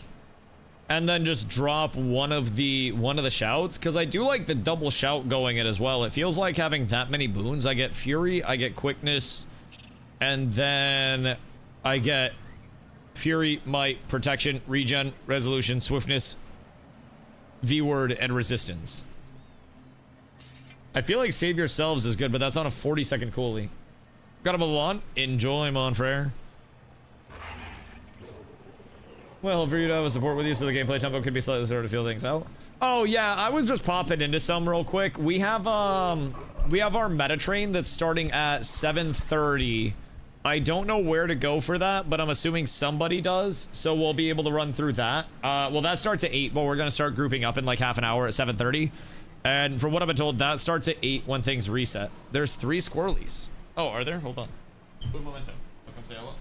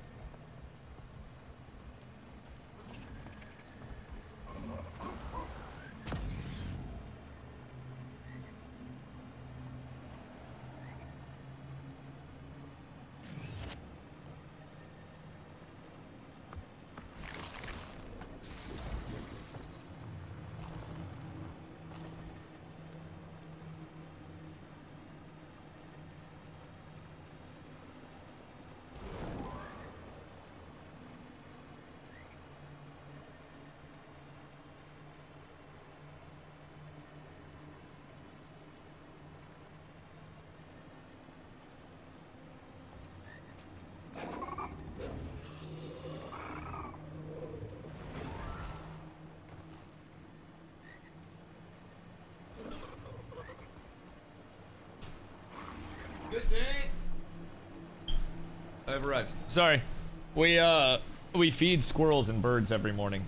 And basically, I went out to see the squirrels. We had a family of 3 now. So for a while, we've been feeding like a mom squirrel. And we could tell it was a mom that had given birth recently. But we didn't see the babies for a while. And at a certain point, the mom got attacked by birds. And like didn't look good, but we kept putting food out. And basically like made sure she was good. So then we just saw the mom with like 2 smaller squirrels come back. So now we have like the whole family out there. So I put out some more sunflower seeds for them so they get nice and fat. Can noobs join? Just say 80 and I have no clue what to do. Oh yeah, absolutely.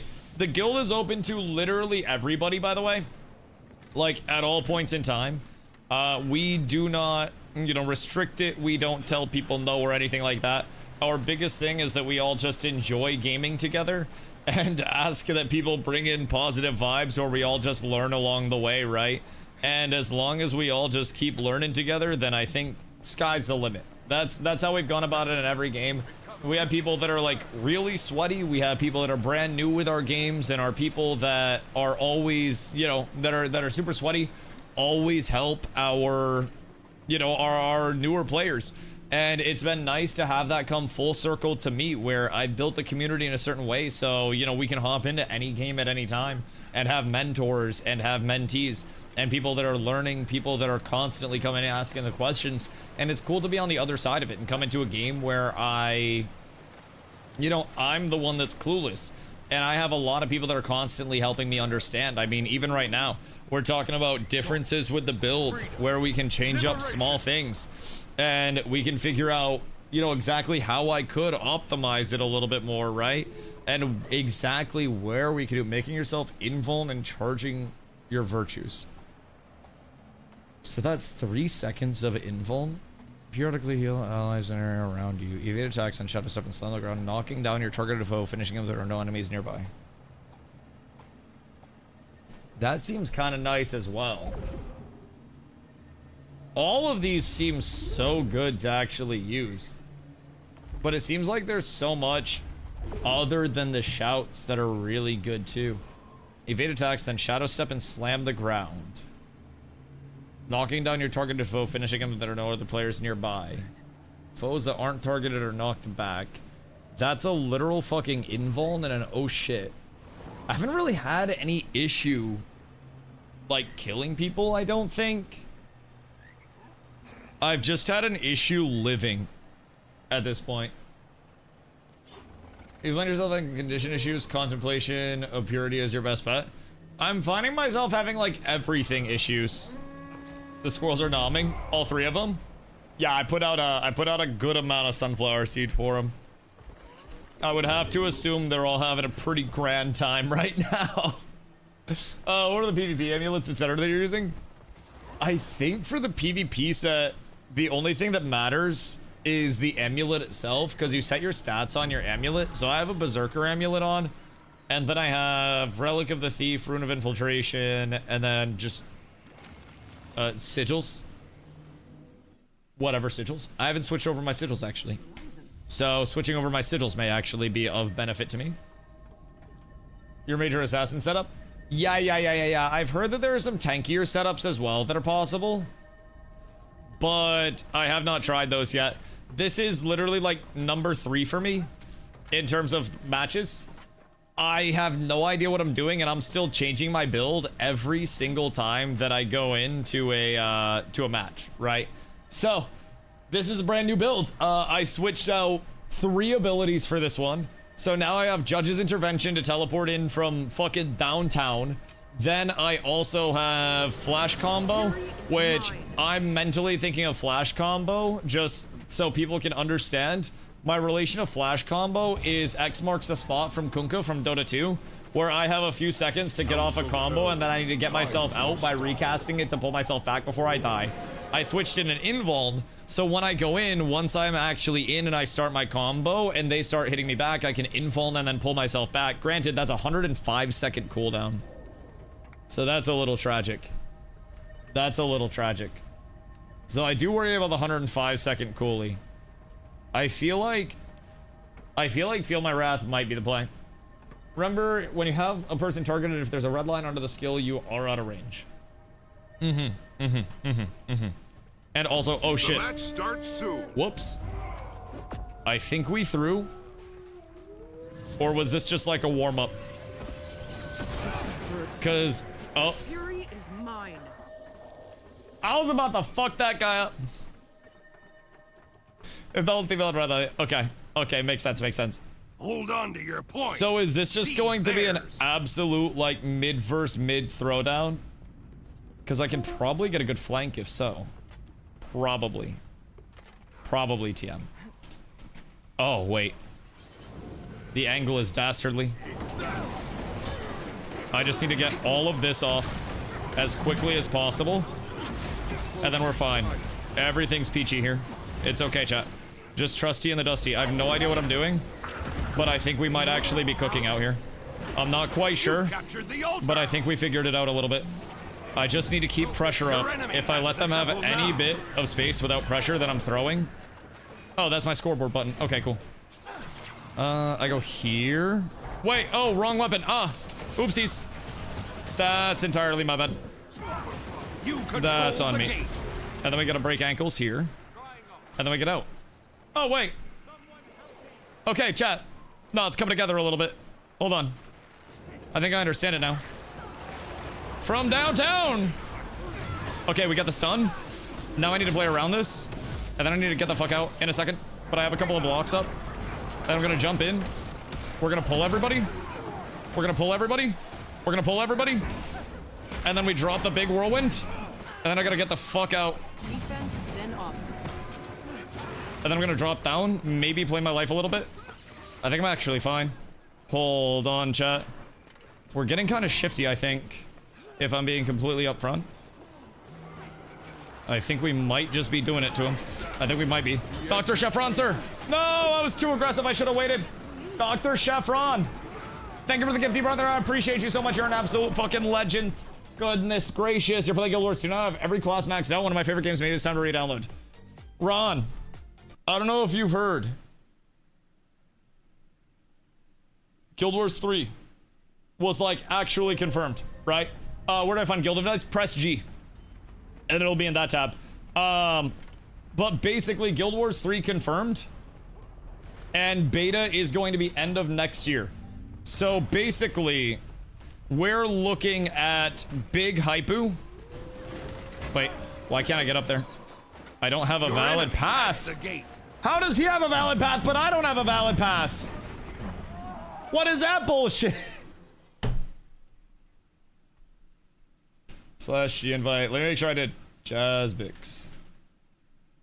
Portal user being added already exists in the group. I think you have one. Guild Wars 3 soon? Well, the thing about it is it's like, it's not soon, right? It's a year and a half out. So it's long enough for us to be able to invest in Guild Wars 2 as a community and not feel like, you know, we're short on time or anything like that, you know?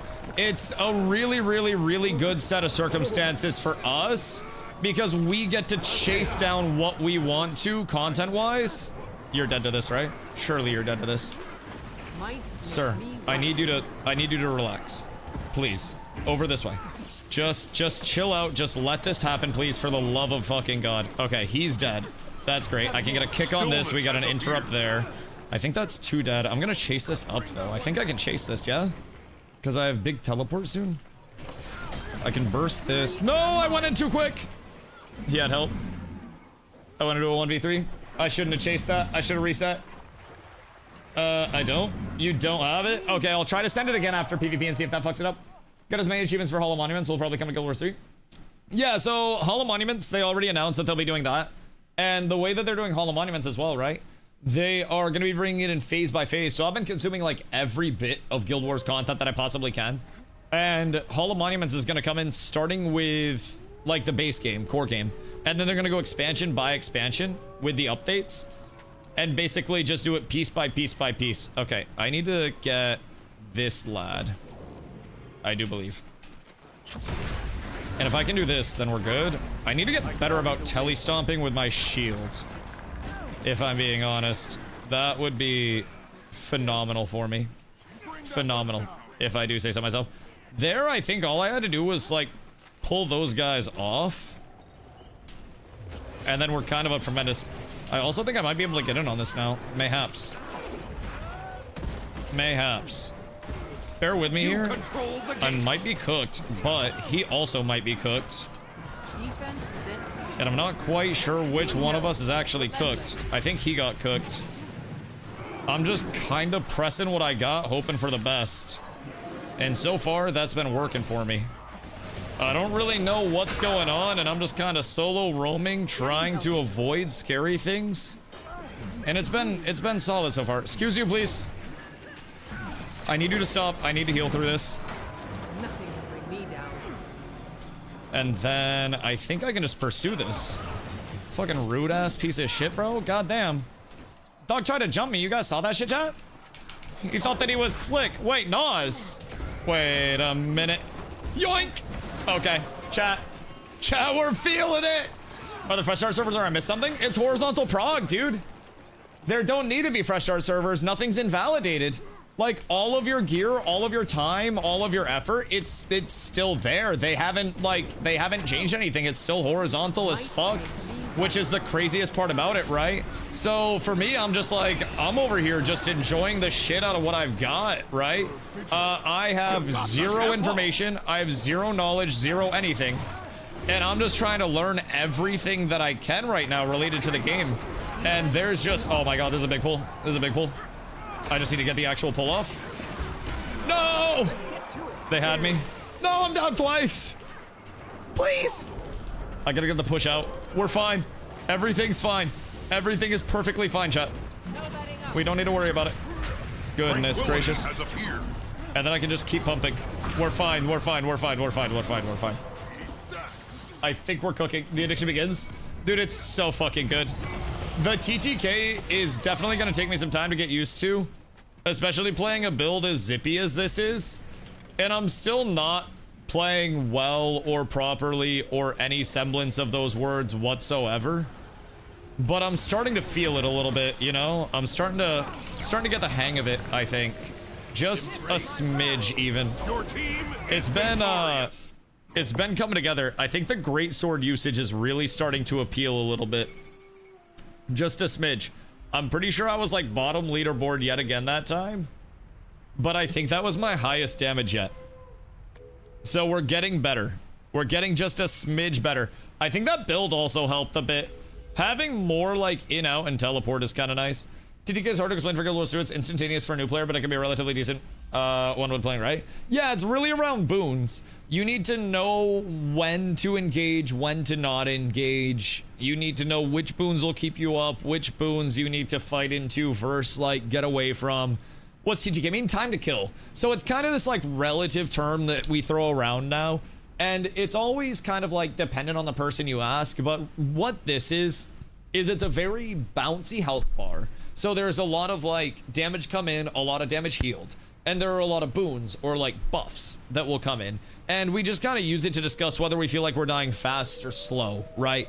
And in a game with a slower TTK, it's going to typically be more of a slow burn, higher HP, lower damage values. Whereas here you may have a very quick burn where it's basically like high damage values, high healing values, periods of immunity, periods of stability, a lot of teleports and life play. But if you get caught out, you're going to find yourself just being absolutely blasted off the face of the earth. So there's like, there are kind of a lot of things that weigh in on time to kill. And I think when you, like chat said, when you get into like higher skill PvP, this is not high skill. This is me running around ooga boogaing, reading mechanics, and then just playing off of raw instinct. And that instinct is not related to Guild Wars 2 whatsoever in any way, shape, or form. And I'm using you guys as kind of like my reverb chamber so I can get some information out of this from the experienced people as well. And I'm learning a lot every single match. Like I actually feel myself improving each match and taking more confident fights, knowing when I can get out, knowing when I'm overcommitting, stuff like that, right? So it's been fun, Muckluck. Hi. The fuck? What a coincidence. Two most handsome people in one place. Coincidence. Huh. I know that guy. He's like one of the only people on Twitch with a longer streak than me. Which is kind of crazy, by the way. Kind of crazy. I've never been like streak egoed by somebody before. It's kind of wacky. Kind of very wacky. I respect the commitment. It's an insane level of it. Put a check below the great video if you're interested. The guy explains the playstyle really well. Are you in the Cats Discord? It's called Mogged this day. I'm getting frame mogged by Muckluck. God damn it. Oh, I hate it here. I hate it here. Listen, my streak's not even impressive anymore. I might as well take it out of my fucking title. It doesn't matter at this point. Is Guild Wars 2 gonna jump into right now with Guild Wars 3 in production? I have been having a blast. Guild Wars 2 really... Oh, wait. Hold on. /guild. Reminder, we're forming up for Meta Train, whatever that is, starting in, like, 10 mins. Train starts in 30-ish. I don't really know where we start or what has to happen, but we're doing Guild Meta Train tonight, chat.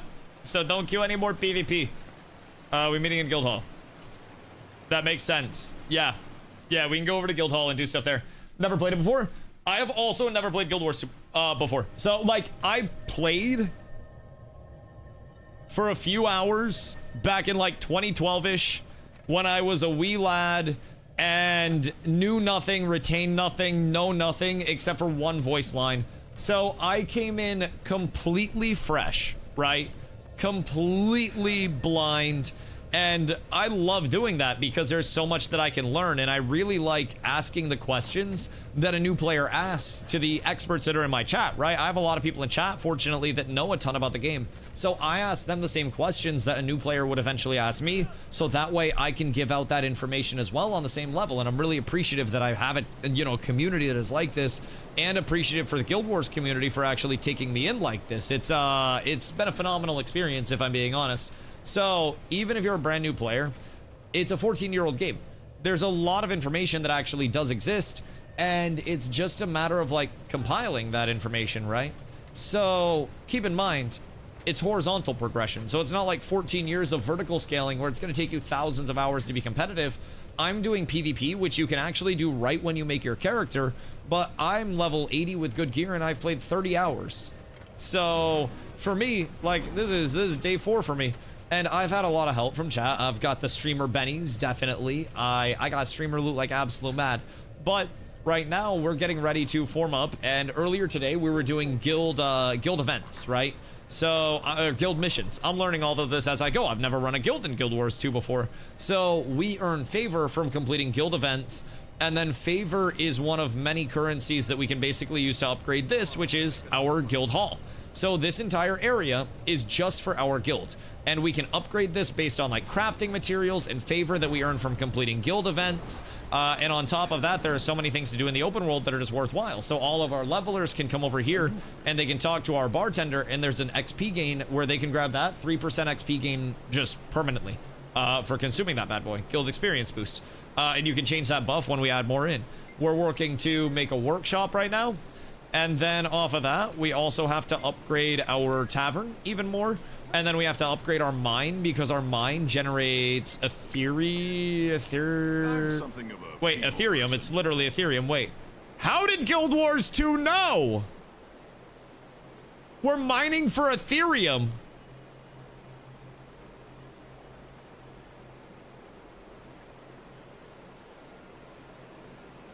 What the fuck are we playing?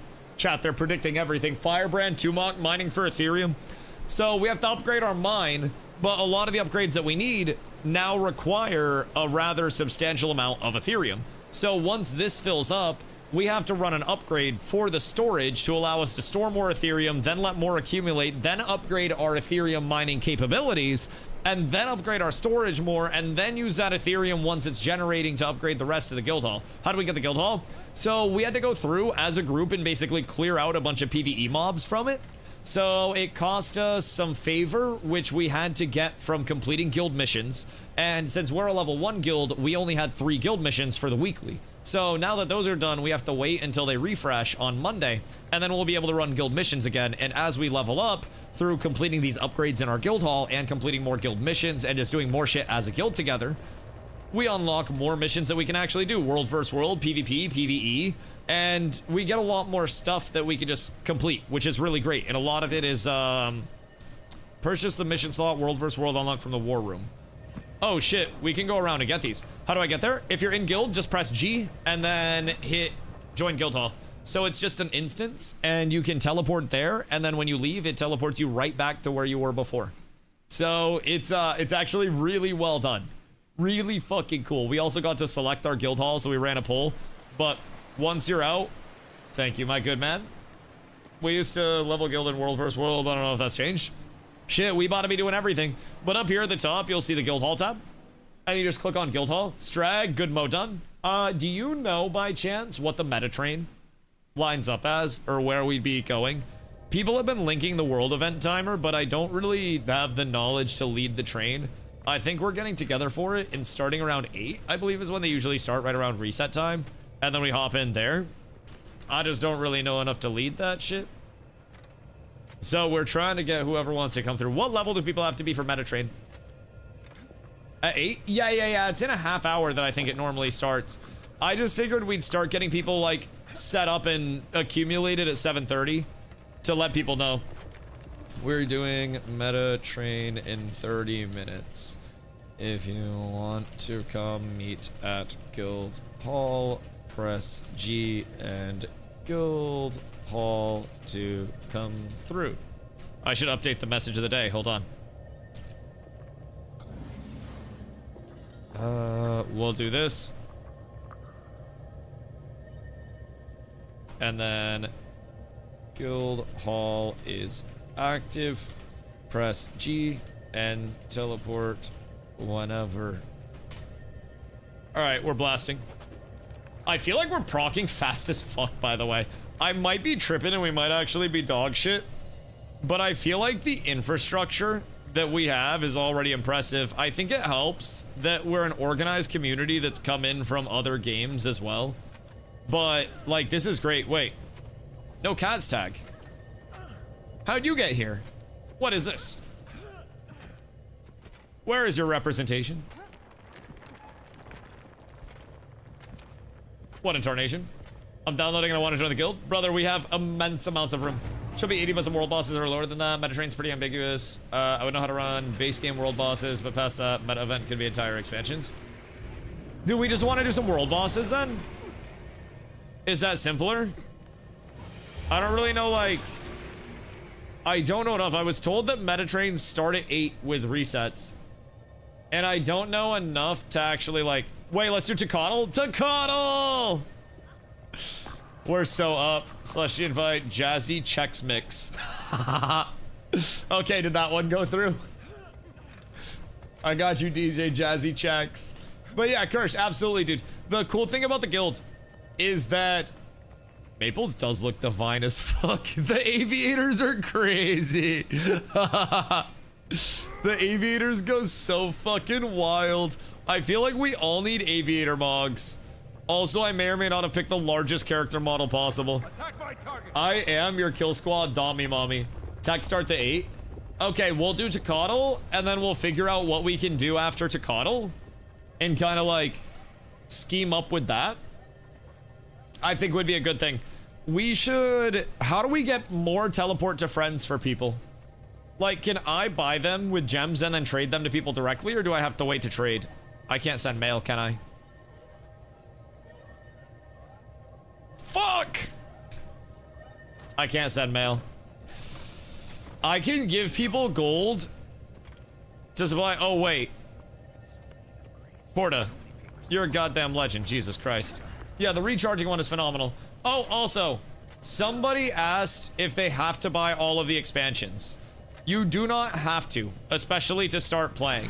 So you can basically, if you choose to, play the free-to-play version, which is the core game, it's called. And I can show you a little bit of what this looks like, right? So just for perspective, if I go H and then story journal, I did the My Story, most of it. I'm almost towards the end of just this, like, you know, main story quest campaign. In that part of the world, I've explored about 8%, maybe 10% of the world at this point. And that's just one expansion's world, and that's just the core world, which is going to be, you know, the most kind of like straight line, kind of like streamlined to explore. Not streamlined, but it's like flat, doesn't have a lot of verticality. So a lot of people feel like that's the most bland part of the world. And then they have these living worlds, which are different storylines that you can go down, and then Heart of Thorns is the first expansion. So with all of these expansions, you have a unique world to explore. And with the horizontal progression, you don't have to explore all of this. They downscale your character level to any area that you're in that's lower than your level. So that way you can get experience, you can get completion credit, you can get what you need to out of it. You could go quest as a level 70 in a level 5 area and still get experience, right? And it's just really fucking fun to be able to, in a sandboxy way, do whatever you'd like to do. So basically, as I work through all of these, I have a ton of content just ahead of me with exploring these expansions. And that's just if I do the storyline. That's not even fully exploring the worlds or anything like that. There's a lot that's here. But you can level 1 to 80 just off of the core story and just off of the free-to-play game. The only thing that'll be gated are some of the elite specializations, right?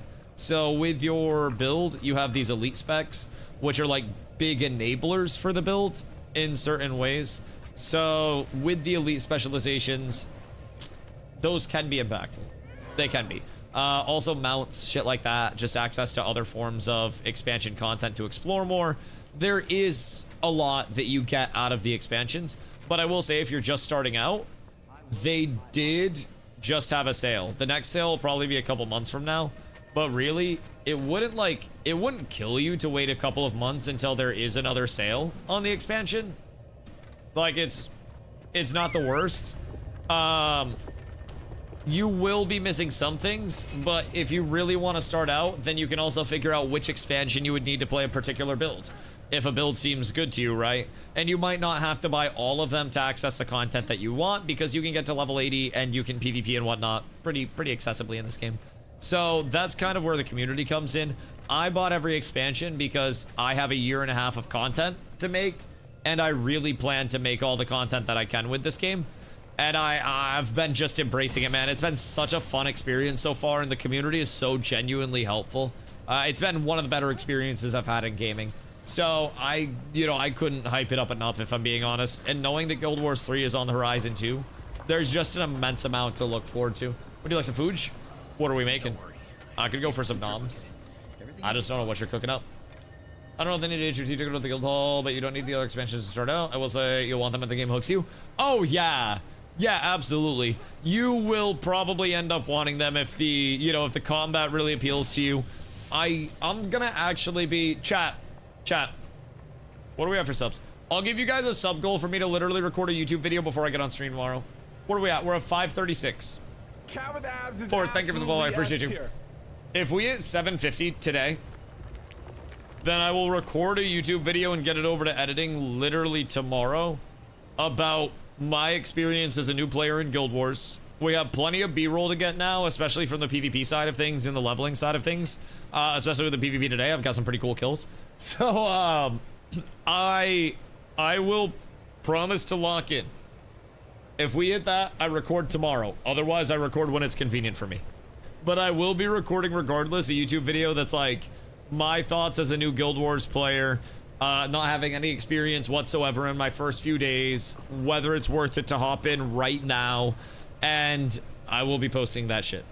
Hopefully bringing a little bit of attention to the fact that this is an extremely accessible time for the game as a whole. And it's a great time to come in and learn because so many people over here are tremendously helpful.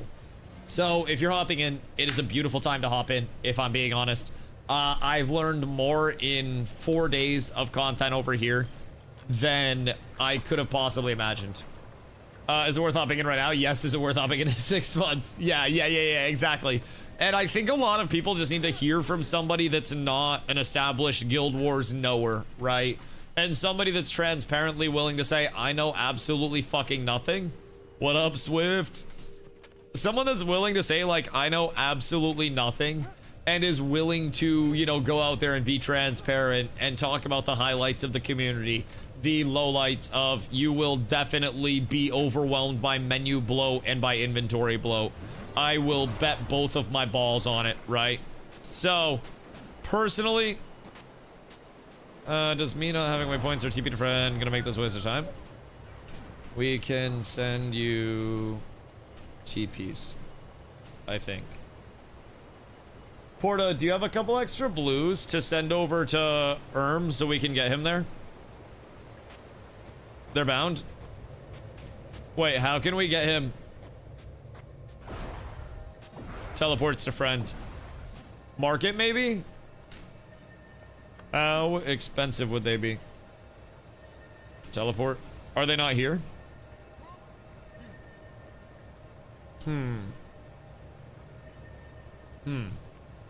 Can I send somebody gold once my trade ban is up?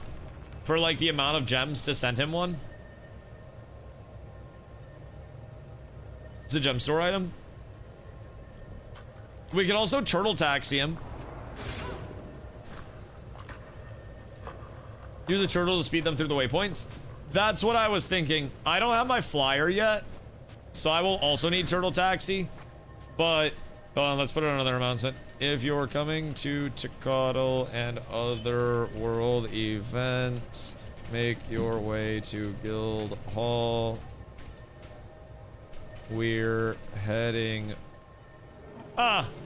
over in 8 minutes. Normal world should be turtleable. Okay, cool. You can buy all core waypoints with gems. Wait, say fucking less? Where? Wait, what the fuck do you mean? Actually, that might take out the exploration. I'll just teleport to friend instead. I'll save my gems for transmogs. Because I already have the teleport to friend. I just discover them one at a time. Just turtle taxi to Tecatl until they 2 to 3 loading screens. Yeah, I have my teleport. We're just trying to figure out for so that way he doesn't get absolutely cooked by it. Oh, where's our vendor? Don't worry, I have the papers in triplicate. Is it this guy? Because I need to sell. Sell. Oh, thank fucking goodness gracious me, oh my. Holy. I have a lot of absolute buns that I need to sell. That's good. Sell all junk. Thank you there. And then, why can't I sell... Let's see. Gotta destroy that. Why can't... Oh. What did that just equip over? Did that just... Where'd my... Okay, there's my bolt. Jesus fucking Christ. Oh, I played myself. Except... And then... I have to add this back in. Gosh, hecking dang it, man. Why do I do this to me? Sell the exotic equipment to Blackline Trading Company. I can't yet! I'm apparently a threat for fraud. Okay, I'll grab the exotic stuff. I'll grab the exotic stuff. Is any of it bound? Not bound. Okay. Okay. I'll slow my roll just a little bit. I'm just getting overwhelmed. I don't have inventory space. Half of my shit's alcohol. The other half's fucking food. Your account does look sussy. Too wealthy for a 4-day account. Maybe it's not wealthy enough. Maybe I'm just not passing the poor check. Oh, wait. That wasn't openable. 4 to 5 day lockout from trading post after you purchase. Yeah, and I think I might be just a little too new. That's okay, though. I think I probably have a lot of shit to open. What is this? Double click to gain a rock.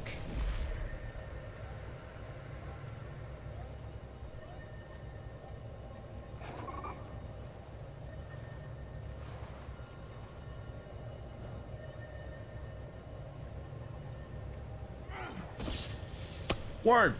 Okay, so that was literally just a fucking rock that I throw. Okay, solid. I have no idea what those actually give me whatsoever, but that's okay. That's food. That's a consumable. I have that. that double click to gain the ability to extract valuable parts from underground motor bosses. I'm not gonna pop that because I'm scared. We have to save those for upgrades. A book of homestead decoration recipes needed to craft objects. Okay, good. We consume that. Riftstone satchel. We pop that bad boy. Contains bonus leyline crystals. Word. And then this is rare unit gear, so we take that. See, okay. I like it. I will tell new players ahead of time. Like I was just saying, this will be in my video as well. The worst parts right now are inventory and gear bloat. Or sorry, not inventory and gear, inventory and menu bloat. Inventory and menu bloat will have you actually like cursing everything, man. Use all. Use all. Doors 2, open your loot bags as you play. Honestly, for me, I found that when I was opening my loot bags as I played, it was almost detracting from the fluidity of the gameplay to the point where I couldn't enjoy the gameplay, if that makes sense. Like, it was such an intrusive part of just playing the game that it detracted from me actually being able to do anything. And it may save time, like all said and done. But I felt like when I was leveling and I was just actually trying to enjoy the game, I couldn't even get to a point where I was doing that. I like it. Primarily because I was just spending all of my time opening shit. So I've told a lot of the new players that, like, you know, that I've been talking to, give yourself like 30-minute increments before opening everything in your inventory, or you will definitely find yourself just opening everything forever, and you will not be able to fight it or stop it. Like, it's gonna be intrusive if you don't. That's been my biggest thing. The leveling chests are annoying as fuck. Yeah. I mean, there's so much to actually, like, open and know the functionality of, and know where it's all sourced from and what you'll need and what you won't. Like, I'm starting to understand it on my end, but like, even there, I just get so much shit that I use all, and then I'm gonna have, like, my inventory is almost full again, right? And then once this is done, I think we're good. Toxic dye kit, we're good. That's old jeans dye. Okay. So my consumes are done now, right? So instantly, what I'm doing with all of this, I bring down all of the blues. Frees up a lot of spots immediately for me, right? Just save some good time. And then I don't have a silver fed. So I need to, wait, can I get a silver fed from Gem Shop? Or what's the salvage-o-matic that I want to get? Because I do have some gems. Yes. Repair kit. We don't need those anymore. Guild Wars 2 welcome packs. Account jump starts. Oh, those seem kind of sick. Gathering tools? Or where are we at there? I prefer Mystic, but like Silver more.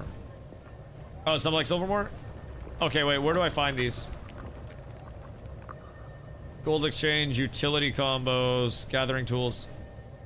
Town services? Salvage-o-matic. Double click to salvage crafting materials from an item. 20% chance of rare materials. 100% chance of salvaging upgrades within the item. Oh, so that way you can stock up on runes? She's got rune crafters for greens only. And then what else? The silver fed, you guys said? Double click to salvage materials. 25% chance of rare. 80% chance of salvaging upgrades within the item. Silver fed isn't worth because you're low AP. You get a bunch of stones from a 6 salvage kit. What's AP? So Runecrafter Bis, basically. Achievement points. And what do achievement points give? Have the papers in triplicate. More loot stuff? Or what's up there?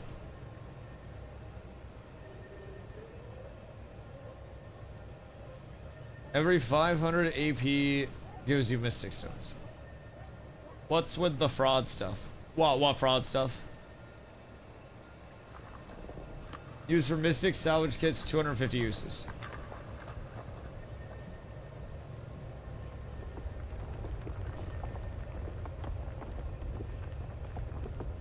Wait, okay. So every 500 AP gives you Mystic Stones. Mystic Stones are used for Mystic kits. 3 stones give you 250 uses of a Mystic kit. And then the Mystic kits are the best ones. Cost per use of Runecrafter. How much is that? They're on purpose, you buy backspaces, etc. It's predatory, the thing I hate most about it. I mean, I totally understand that side of it, but they are also a business, and I think monetization gets much worse than this. I do agree that monetization with games now has far evolved from what it is, but when we're looking at games that just actually pay for power, the pay for convenience side of it is, you know, still fringing on that, and to some, paying for convenience is inherently paying for power. But I do like that a lot of what you get here you can earn, right? So in terms of the gems, part of what makes it palatable to a certain extent is you can buy gems or you can grind for gold, and then you can go to the currency exchange and you can exchange your gold for gems. So even with this, 250 gold is 822 gems, and then 822 gems would get you... Where was I? Town services? Basically 2 of these. So you could just sell stuff on the trading post that you get from playing, save up your gold, convert that to gems, then use the gems here to buy your bag slots and all that stuff. It doesn't necessarily make it better for everybody, but I will say, like, I'm definitely happier palating, like, this type of monetization than I am where it's just like, buy an item that makes you 25% more powerful than everybody else in PvP, right? That, to me, is a little bit more, worse. We gotta go to the map? Oh, shit. Do I have the waypoint? Okay, if you guys don't have the waypoint, you need to teleport to a friend, and then we can teleport off of that. So, can't teleport while players in an instance. Oh, yeah, we have to leave the guild hideout first. Leave guild hall. I need to put it in the shared spot next to the copper. Do I need to go anywhere, or is it just in my inventory? Teleport to switch for portal? Yeah. I'm gonna port over, and then I'm gonna go see what Carlos cooking and smoke real quick. I don't need the whole break thing. Oh, God. Oh, no. It was... Wait, where'd it go? Mail? That makes a lot more sense. Makes a lot more sense. Okay. So this, you guys said, is for what? For green and lower? And then what for rares? For greens only. So do blues, basically, with the copper. Rares is Mystic Master or Silver. Blues and whites use the copper fed. Okay. Incense will fill. Oh, shit. Sorry. Teleport to friend. Porta potty. Accept. Can't teleport while the player's in PvP. Who's in? Oh my fucking god, I'm in PvP. Ah! How do I leave the PvP? PvP tab. Exit. Everywhere I go, I'm cucking us. God damn it. Use the Runecrafter's rares, but it's massive loss compared to using the correct kit. Do the silvers have a limited quantity to them or no? Porta potty. Okay, we're so up. We're so up. Yellow silver fed. Okay, do silver feds have like a quantity to them, or are they infinite use? Silver feds infinite use, same cost as the 25 use master. Oh, okay, cool. So I can just move these. I'll probably put those in my bank. Oh wait, I guess I can't be moving those. So I can probably take off the AB pass and then just put that over here for now. I need like one more shared slot, or I should just consume the boosts. So I should definitely grab a silver fed as well. And then this is for greens. So we'll salvage off of that. I like it. And then for now, I'll move the AB pass down because I haven't really used that much. We'll move this over here. And then you said, let's see, utility, town services, silver fed. We'll grab that. And then that'll be mailed. And then we grab the silver fed. Okay. And then silver fed pops in. And then silver fed is for rares. And we salvage the rares with the silver fed. So does that have a higher chance to give globs? Or what does that do? On the flip, you can buy gems and convert to gold. I do agree. I do agree. If the verticality of the game were steeper, I would be really concerned about it. But it took me, without, like, you know, buying gems or anything like that and exploring the world, 20 hours of game time to hit level 80. And then after that, you get fed so much gear so quickly that I feel like it really, you know, isn't the worst, you know? And I don't think that it's perfect by any means, nor am I trying to defend it as such. Please don't get it twisted like that. I would love a world where everything was sustainable without it. But I would rather have a scenario where, like, this is a type of monetization that we see, instead of seeing something even more predatory in, like, a vertical standpoint. And I do think Guild Wars with their horizontal prog gets away with it a little bit more, you know what I mean? All right, hold on. I'll be right back. One second.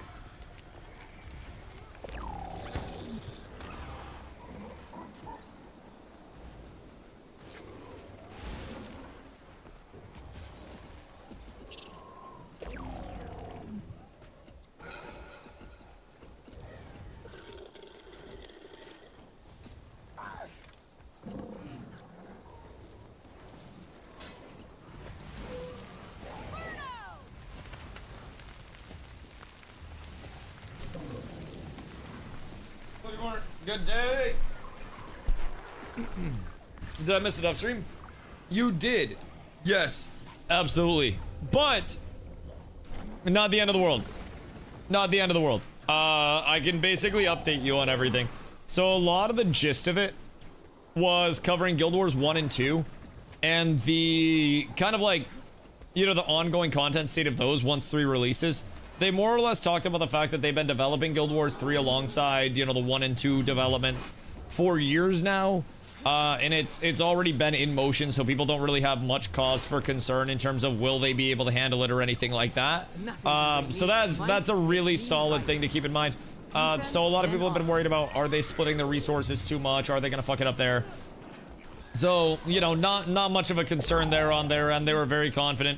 They'll be dropping yearly annual expansions for Guild Wars 2, and they mentioned that their goal is to stagger content between Guild Wars 2 and Guild Wars 3 deployments, so that way people always feel like they have the hype to follow, so to say. And then Guild Wars 1 will be in there as well every now and then, right? So what I'm predicting off of that is basically just like, oh, the Cats banners are crazy.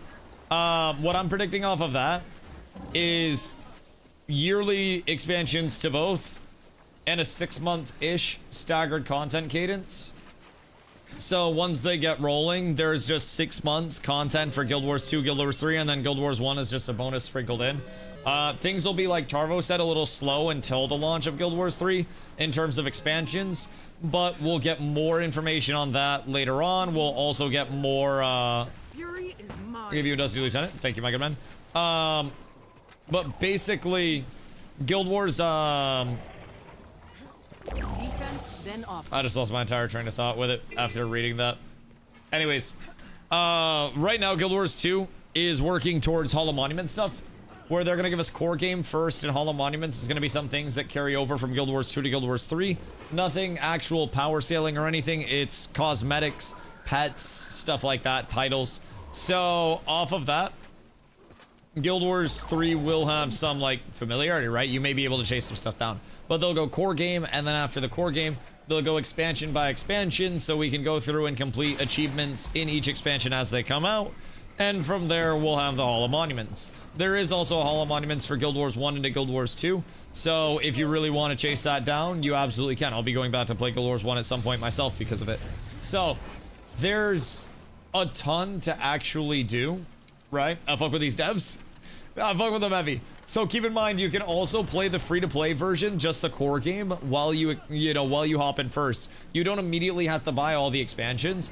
And depending on what build you want to play in the end game and what you want your end game to be, you may not even have to buy all of the expansions until they go on sale again. You might be able to wait, right? Because you don't technically have to buy anything, but say you want to do like, you want to do a certain build and that build's behind an expansion. We can help you find that build and find which expansion that's tied to and maybe make it so you only have to buy one if you want to access that build. And then you wait for the rest to go on sale. So it's pretty accessible in terms of when you buy the expansions, if you buy the expansions. And you can get level 1 to 80 and just play the core game for completely free. So a lot of our community has been just hopping in, like having a fucking blast. We are inviting everybody, as we always do with Cats with Abs Fashion. And keep in mind, the invites are based on accounts, not individual characters. We have 90 accounts already. The guilds can go up to 500, and we're just going to keep slamming people in until we need a second guild. And then we'll make another guild when we hit 500 accounts in first guild. And we'll just keep making more and more and doing more stuff. So I'm really excited. Now, we are, as always with everything, no alt invites. You don't have to worry about the alt invite policy stopping alts from being in the guild.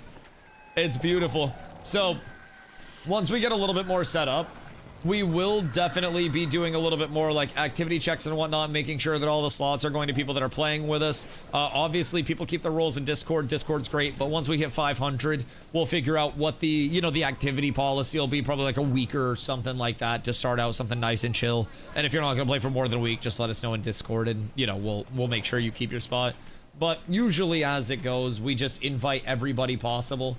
And we fill everything that we can. You can have 6 different guilds. Yeah, you could join Cats, and then you could also join a bunch of different guilds with your friends. And for World versus World versus World, which is like, where we play together in larger scale PvP, then you can represent Cats, and you just make sure you're on the same World versus World versus World team as us. And the first month is a little clunky, but once we're all in, we'll be able to be on the same team, queue in whenever we want. We have, 7 nights of guild events already slated because we're already going to start doing these these nightly boss trains. So at 8, we're going to come over here and we'll do Tecatl to start it out. And then we'll figure out where we're going off of that. Now, we can also, everybody can hop into the Discord too. If people want to chill there, we have all of our voice channels in Discord too. So if anybody wants to pop in there, we can guide through that and just listen along to the leader. So that's a lot of what we used to do in Ashes with it. So, as we get more established, this is going to start to be a literal nightly thing for us. And we're also going to plan out PvP stuff. We're working on our guild hall, which is something that we have to level. So, what server? It's just NA or EU. So, we're on NA. And then you just message me off there. How do we get in the guild? Discord.gg/catswithabs. And then message me in-game. It's just DustyWhy. And then if you can't message me, you can just post your in-game, and then I can hit you there, you know what I mean? Completely agree with the inventory management. It's a big downer for me. Otherwise, love Guild Wars 2. Been playing since launching Guild Wars 1 for years before. 100%. Those are my 2 big downers, are like managing menu bloat and finding out where the fuck everything is in all these menus. Every menu has 7 sub-menus, and it can be a little bit confusing, right? But once you get it, it makes sense. It's just walking into like, my first job ever was as a dishwasher. And when I first walked in, my first 3 days were just going around learning where all of the different types of dishes went.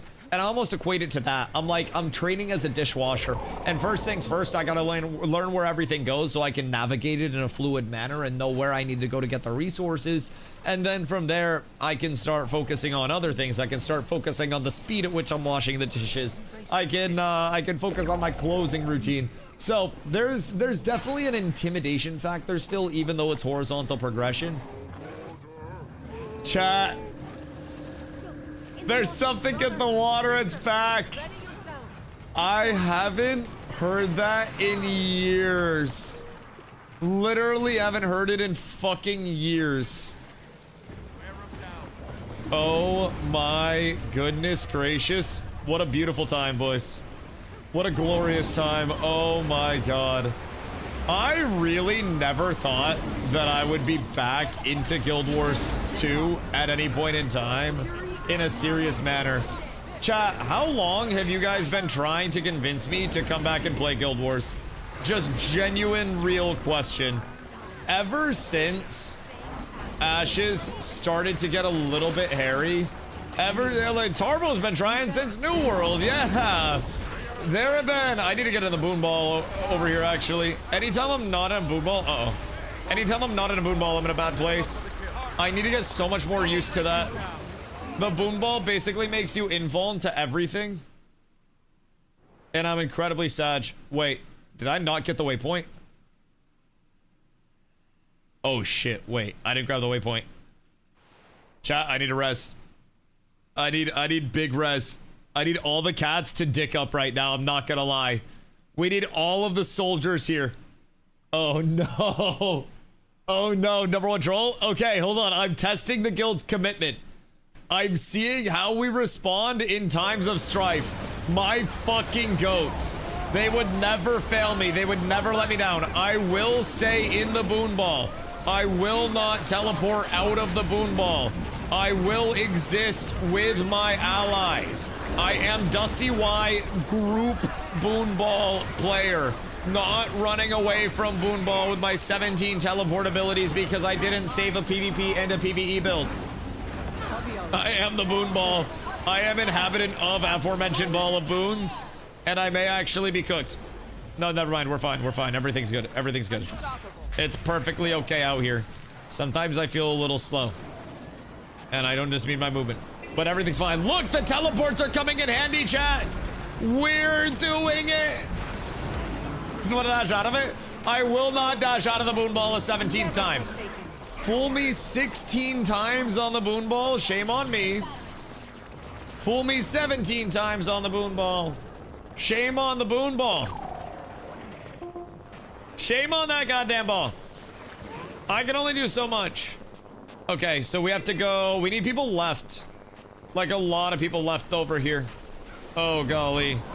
All right, hold on. This is going to be the combo of dreams. Never mind, it's all dead before I can even get the combo of dreams off. I wanted the combo of dreams so badly. This is crazy though, by the way. There are multiple phases of this, right? Or like multiple, not phases of this boss fight, but like there are multiple layers, yeah? And this isn't just like the one open world version of this. There are multiple simultaneous layers of this happening. Like many, many.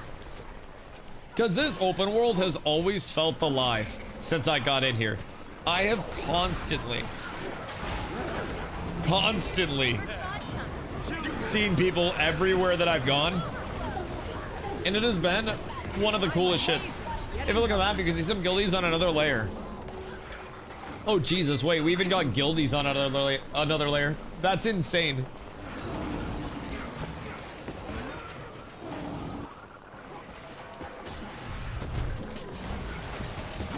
Lucky people got in with that queue. Is people me?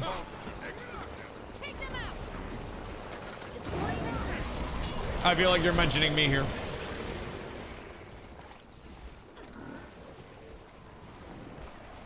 Do they even film metas anymore? I mean, we have 13 minutes left. Is it large scale only PvP in this game? Nope. I was doing battlegrounds that were 5v5 earlier. Really fun as well. Like really fun. So you have smaller scale, you have large scale with the world versus world, which is persistent. And with the world versus world versus world, you have a lot of different groups of people that will play it different ways. So you'll have people that go in with small groups and just roam. And there are also side maps that you can play on. There's also the EBG, which is like the main map in World vs. World that we haven't quite got to yet. So I haven't done any World vs. World at all, but in the EBG, you have a persistent map, and there's like a keep that you can fight over, and then you can like get mats to upgrade the keep, and you can stockpile mats as a guild to siege the keep with actual siege weaponry and shit. And World vs. World is like one giant New World War, but all the time, from what I have been told. It's really exciting to me to actually be able to get into that level of content. And I'm shocked that we're getting into it kind of like as soon as we are. Because I think it's going to be incredibly fun. Incredibly fun. I think a lot of our guild is going to love what we have here. E-Parts was pretty hard.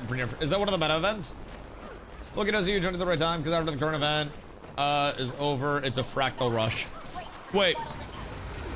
So what's fractal rush? Nothing can bring me down. Is that just blasting fractals over and over again? And what's like the current event?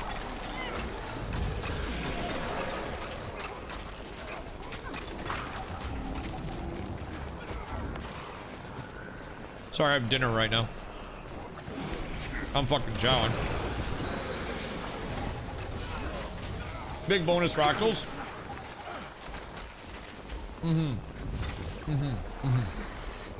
Okay. So even if we run them with an organized group, like our guild, we still get big bonus. Dragon Bash in Norn City. Oh wait, I've seen Dragon Bash stuff. That's where we were popping like the hologram shit and the announcer kept scaring the fuck out of me while I was leveling.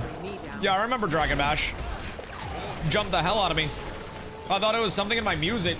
I thought I was like into the independent music part of Spotify again, and I was getting random DJ shoutouts in my instrumentals.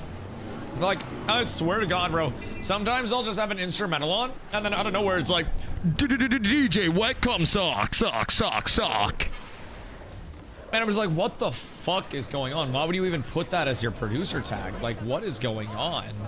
It's just the craziest shit sometimes too, man. Just ruins my whole fucking flow, everything. I don't get it. I don't get it. Motherfucker, I just got back. I feel like I just got to the dragon. Am I supposed to just stand near the dragon next time? Because I feel like I should probably stand near the dragon next time. I feel as though I've done effectively nothing. Destiny has produced so many good memories. I hope you catalog those memories, brother. Love you, Nick. Love it. Sorry for your loss. Been through it twice now. Kind of a goddamn tragedy, if I do say so myself. You really, really do hate to see that shit. I feel like Greatsword in shit like this is really strong because I can just jump around and then whirlwind and then call it good. Sure, Bungie will delete all those memories on you. Yeah, I would recommend screenshotting and possibly, you know, screen recording anything. You're crying, I'm not crying.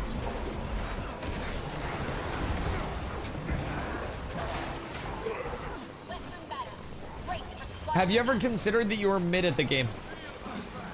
If that helps your tears. Maybe it's best. Maybe I don't even know if you're a mid or not, if I'm being honest. I just assume you're mid. I know, I'm a great friend. See you at TwitchCon. But you know I love you. No, it does suck, man. I want to be empathetic, but I just hate corporate devs so much, and I know how heartless they are. And you could have people literally groveling on their hands and knees being like, my dick never got hard in my life until I played Destiny 2. If Destiny 2 goes down, my wife will leave me. Please do not, right? Their entire life is dependent on Destiny 2 not going down. Sony doesn't fucking care. Sony doesn't care. You hear about the Lego drama? Yeah, the Reckless Ben stuff? Actual fucking wild situation, if I do say so myself. Wait. So, that was a group event. So is this a meta where we have to complete the group event to then get Tecadle to come back down? And then Tecadle comes back down after we complete the group event? Today's update's crazy. Wait, what's today's update? Oh, I haven't heard. I'll probably watch it after stream. I'll see a Moist Critical video about it. Oh, I love me some moist crits, but wait, what happened? Because that's fucking wild that there's another update today that I missed. That shit has been an entire situation, to describe it very, very, very lightly. Tecottle's down, my boys. My first Tecotle. Do we get the streamer loot?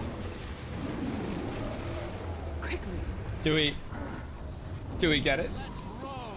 It's the last day? Wait, what? Is today the last day of last update? Oh, wait. Is that why the whole, like, server slam was today? Because there was an update? Or what's the deal there? I got a carrion glyphic longbow, I think. Wait, so what do we get for our rewards here? What are we looking for? Got us Tooth Fang of Tecotle. That's kind of ass. What's the big thing we go for here? Skins? Tecotle tailpiece. Trade into the guild decoration trader to earn a guild decoration or the homestead guide. Wait! We got a Tecotle piece! For the hideout? Or for the guild hall? Tecottle's Horde. Oh wait, what is that? What's Tecottle's Horde do now? They're doing free now? I don't think they went like the New World route, did they? Most of the content is. Ah, so that's a whole server slam. They're literally just New Worlding it.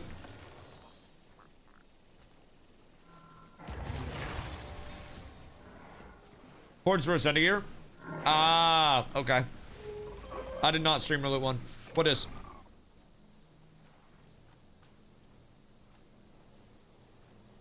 Wait, mine has to be heavy, I think. Thank you, soldier. I like it. I shall pass it along. I think mine needs to be heavy, right? Wait. Where are we going underwater? What's next? Destiny's one of the most well-known brands, just dropping its ad. The Oldsmobile was one of the most driven cars in the world at one point. Sometimes the modern evolution of the brand doesn't fit what the owners of the brand want, which I think the greatest curse is Sony owning Bungie, because as much as Bungie may be like begging and pleading and crying, right? Gotta get people there's a maybe not. I mean, if we have teleport to friends, we should be good. Am I going to Nas? Because I can just teleport over to Nas and then we're fine. Or whichever one of you. Where are we trying to telly? To Mount Maelstrom? Except. Because I'm there. If we have teleport to friends, then we can just have everybody chain over here. Did I get the last telly? Or the last waypoint? I did end up getting it. Okay, we're up tremendous. But the biggest thing that makes me really worry for Destiny is the impairment loss that Sony filed. They basically said that the worth, like the value of Bungie, is nearly $1 billion with a B, less than what they paid for it in the actual merger based on the performance of their portfolio and what was sold to them. It's like the Ashes of Creation drama, but being handled in a more civil way. But basically, people give money. Studio doesn't perform. Studio's really upset. Oh, sorry, owner is really upset about studio not performing. And now I think that the owner of the studio is basically like, hey, find a way to make it work. We're not funding any more development for you. Unless you make this one work. You're not getting dessert unless you finish your dinner. Are we fighting Ragnaros? What's going on here? Fuzzy Ants. Thank you for the follow. I appreciate you.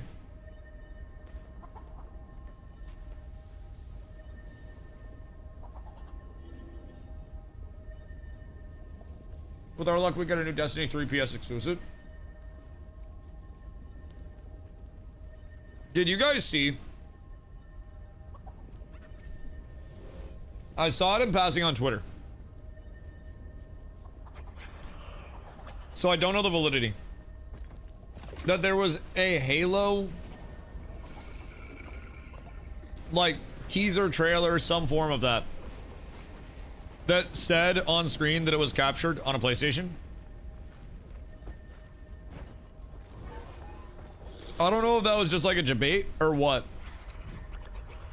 But I saw it while I was like just chilling smoking a Bolski before stream. I think it was yesterday.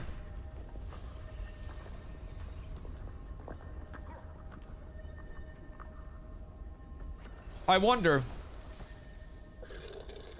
if that's A, because Halo is going to be on PlayStation as well, or B, I guess also because Helix isn't going to technically be a console, but Halo's going to be on PlayStation. How does that feel, Zop? I played Halo that one time for ranked. And I hit Onyx a couple times. And then just kind of chilled. Then Shatterer, then Jungle Worm, then Modnir. Then Shadowbee, then end at Jormag. Honestly, that's a good one to start. Because then we can get people through base game rotations. That's actually really good. So we can get people familiar with that. And then whatever loot comes from this shit. Thank you, lads, that know what you're doing. Someday, I shall learn this stuff as well. Still not enough people to play Halo to fill a 4v4 lobby with PlayStation. I mean, replace that with any console at this point. Or I should say any platform at this point. Like, I just don't think there's a ton. Grants one character level below level 80 or one spirit shard if level 80. I'm assuming the spirit shards are things that I'm going to want, yes? Word. Okay, cool. We're up tremendous there. Yes, for sure. Okay. Yeah, I can get like a character level a minute, so I'm not too worried about that. I also have 5 boosts for my other characters. So I gotta use those at some point. Not too concerned there. How many bloodstone dust do I need before I can actually make like a bloodstone brick or whatever the fuck it is? I'm trying to turn some dust into a brick and hit a little come up, you know what I mean? And I think there's a good chance for that. There's so much to consume. Oh my god. We're almost there. And then use all. Holy. Holy. Okay, I think that's all right. Consume. Use all. And then consume. Consume. We're getting there, chat. We're getting there. I gotta save the exotic ones. We can consume the fine ones. This is the largest thing that I gotta get used to. Once we get used to this and we fly through it, we're so set. Now, good news, I've also organized this in a meaningful way. So you start here, and you do blue and lower on the copper fed.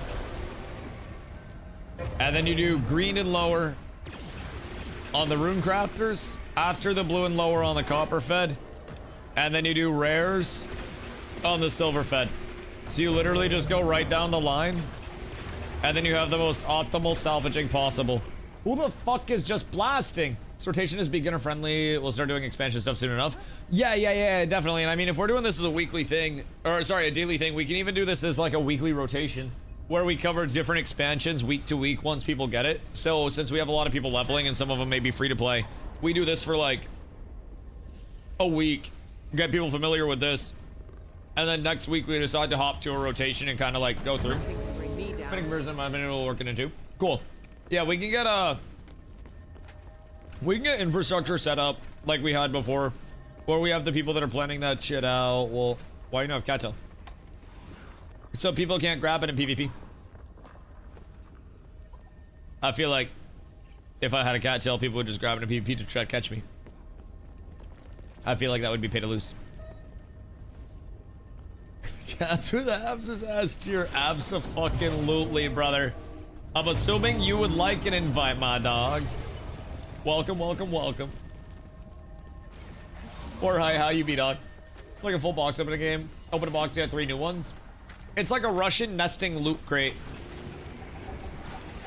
It's like you open 1 to have 3 more come in. Oh wait, we're up.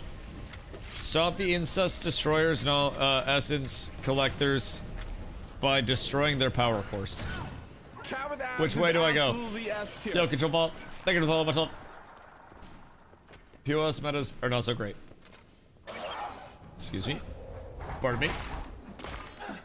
I mean, even through that, we'll just experience them to experience them. I think it'd be good to bring people through, especially before, whatchamacallit. Halls of Monuments come in. Inquest, not incest, it's incest.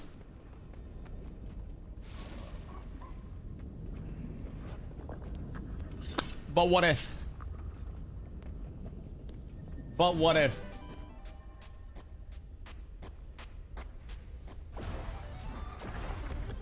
What if it may? What's CD on it now? 10 minutes on the timer for that. On the teleport to a friend thingy. It has confetti infusion drop. Wait, so what's that do? Like when you kill somebody, confetti comes out?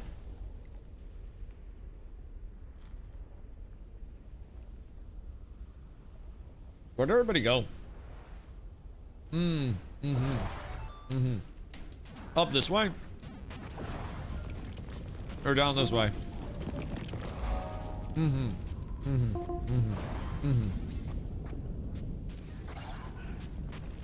This way. Cosmetic infusion for looks. Are all infusions just for drip?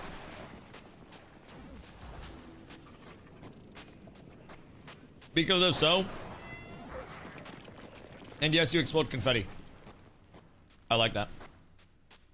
I'll need to get something very particle effecty for my already particle effecty sword. I'll need something appropriate. I can't really match something like bad with this. Normal infusions, stat infusions, and cosmetic infusions. So, cosmetics are also stats. Okay, cool. I was wondering.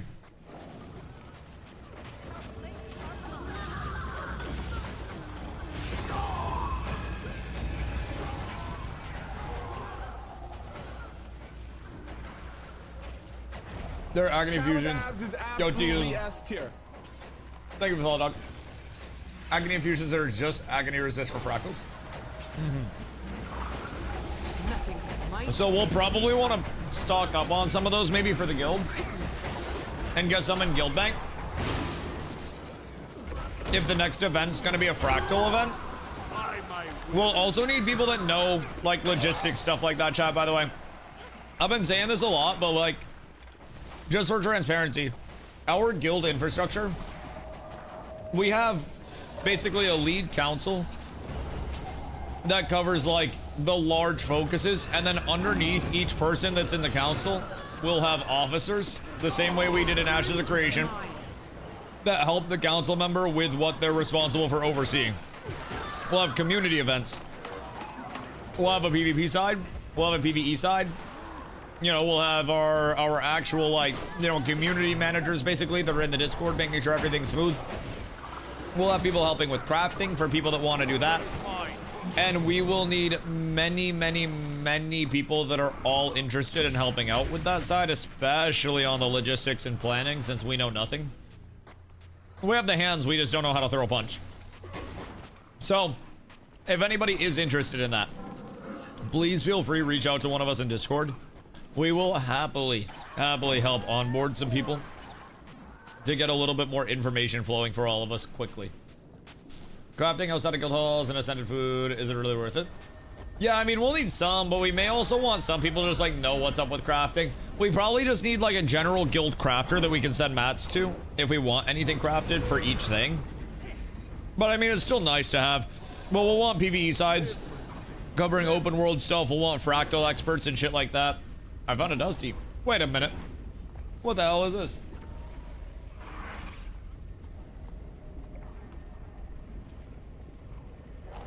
Oh my god. How are your endeavors progressing? I took far too large of a bite. I'm deceased.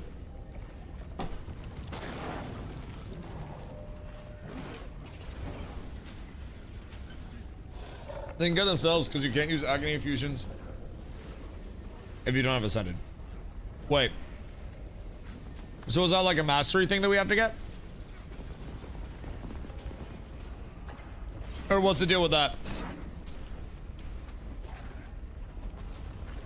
Normal agony ones drop from every fractal.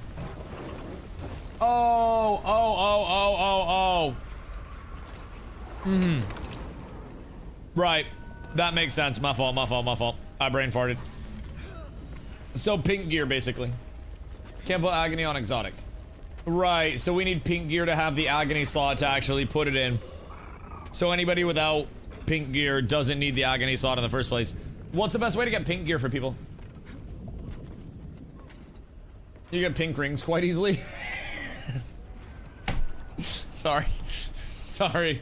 I bet I would. My bad. My bad. My bad. I am out of control. That's entirely on me. I'm not proud of me. Excited to fully dive into Guild Wars 2 with this guild. Oh, me as well, dude. It's a big reason why I am having so much fun and so much success. And I keep talking about how it's really nice to see the guild come full circle in a way that I always wanted it to, right? I built this guild solely on the, you know, we have some people that are absolutely phenomenal players in each of the games that we've played. We have some people that are absolute ass that want to show up and try their best and have as much fun as humanly possible. And the coolest part is we have always supported both types of those players and everybody in between, and everybody feels like they matter, even the people who know that they're not the greatest at games. They show up to PvP and they misplay and they die and they're like, oh fuck, I died. It's okay though. And everybody has fun playing the games. And this community has been so helpful for literally thousands of individual people that have wanted to play the games with our community. Hold on. World events X up. If not here, we will invite. But we built this community to help people learn games, to help people enjoy games. And the fact that it's now coming full circle where I'm able to hop into a game as a content creator completely unsure of what this game actually has, completely unsure of what to do with no expertise or information whatsoever. And the community comes full circle and now people are teaching me the game so I can then help other people learn. That's the entire point of what I have built this community on. And the fact that we have a year and a half now before Guild Wars 3 comes out and just wipes the floor clean, where we can establish this community with our Guild Wars knowledge experts, our lore fiends, our PvPers, our PvEers, and we actually know what the future is. Instead of a scenario where, you know, we may just see the game not make it. We know Guild Wars 2 is gonna be here. Actually, I don't know, they haven't had me here before. But we know Guild Wars 2 is gonna be in a good spot. And we also know Guild Wars 3 is on the horizon. Albeit a ways away, we know that that's right on the horizon, and that's gonna wipe the floor clean so everybody gets a brand new playing field, which is, again, extremely exciting. Volcano's active, destroyers are attacking the Asura lab. Wait, so do we have to go?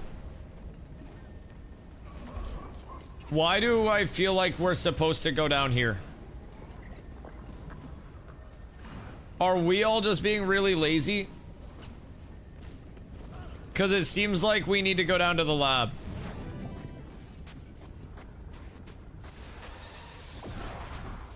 That's a meta leading up to this.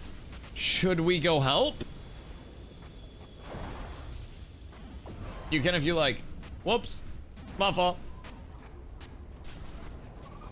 There's another commander here. Wait, so what does a commander tag even like give? Is that just the mark above your head? So everybody can see that you're a commander? And people can, like, stack up on you easier? Gives you a Dorito.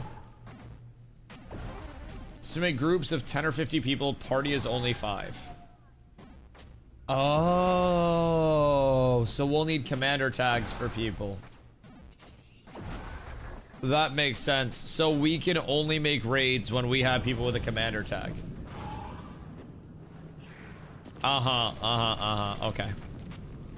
So that's definitely gonna be good. And also, I can get a Catmander tag. Meow. Maro, what up, dude? I hope you're having a beautiful day. Guild Wars 2? Yes, Sirski. We have brought the entire community over. Oh, wait. We have brought the entire community over. We are having a fucking blast learning everything. And let me tell you, there is so much to learn over here. I did my first few PvP rounds today, and chat was saying that I wasn't absolutely horrible, and people weren't roasting me. So I think there might be some hope there. Like, people weren't glazing, but also people weren't roasting me. So that was a big help, all things considered. Really excited for more PvP. Is it because of Guild Wars 3 announcement? So, like, my community has been trying to get me to go into Guild Wars 2 for a while, and it's been one of those where I've been hesitant because of the 14-year history of this game, right? It's a lot to jump into when there's such a wealth of knowledge and history with a game. It's intimidating. And the Guild Wars 3 announcement for me was basically the surety that something new was coming within the IP, to where if I hopped into Guild Wars 2, there was something good that would come in the future where I didn't have to worry about getting into another, you know, what if Guild Wars just kind of declines over time like all of the other games that I've played.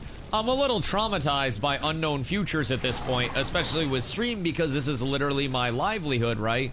So for me, as soon as the Guild Wars 3 announcement went out, it was like I was Humpty Dumpty sitting on the wall, and the announcement was what pushed me off the wall, and I'm hoping that I land on my feet, hopping fully off of that wall, right?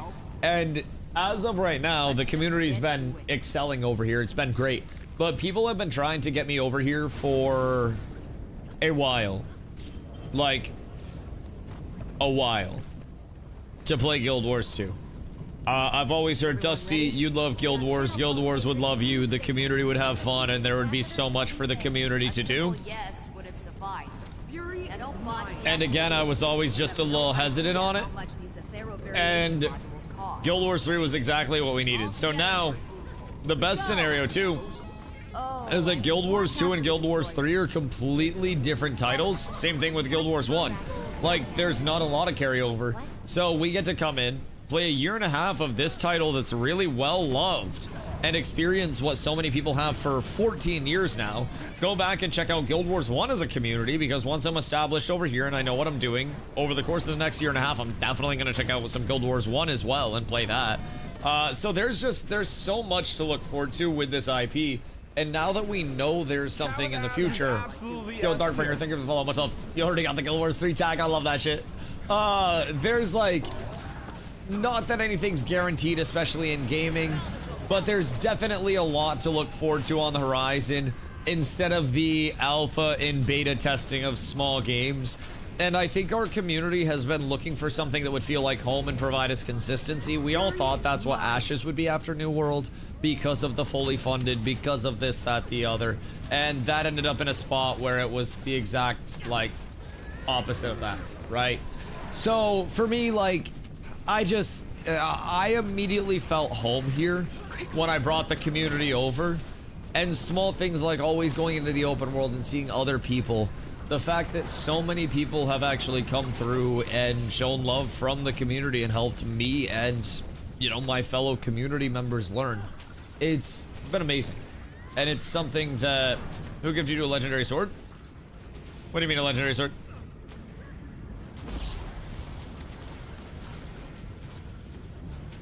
Wait a minute. Wait a minute. Who did what? Never saw Sewer streaming. Wait, where's Sewer?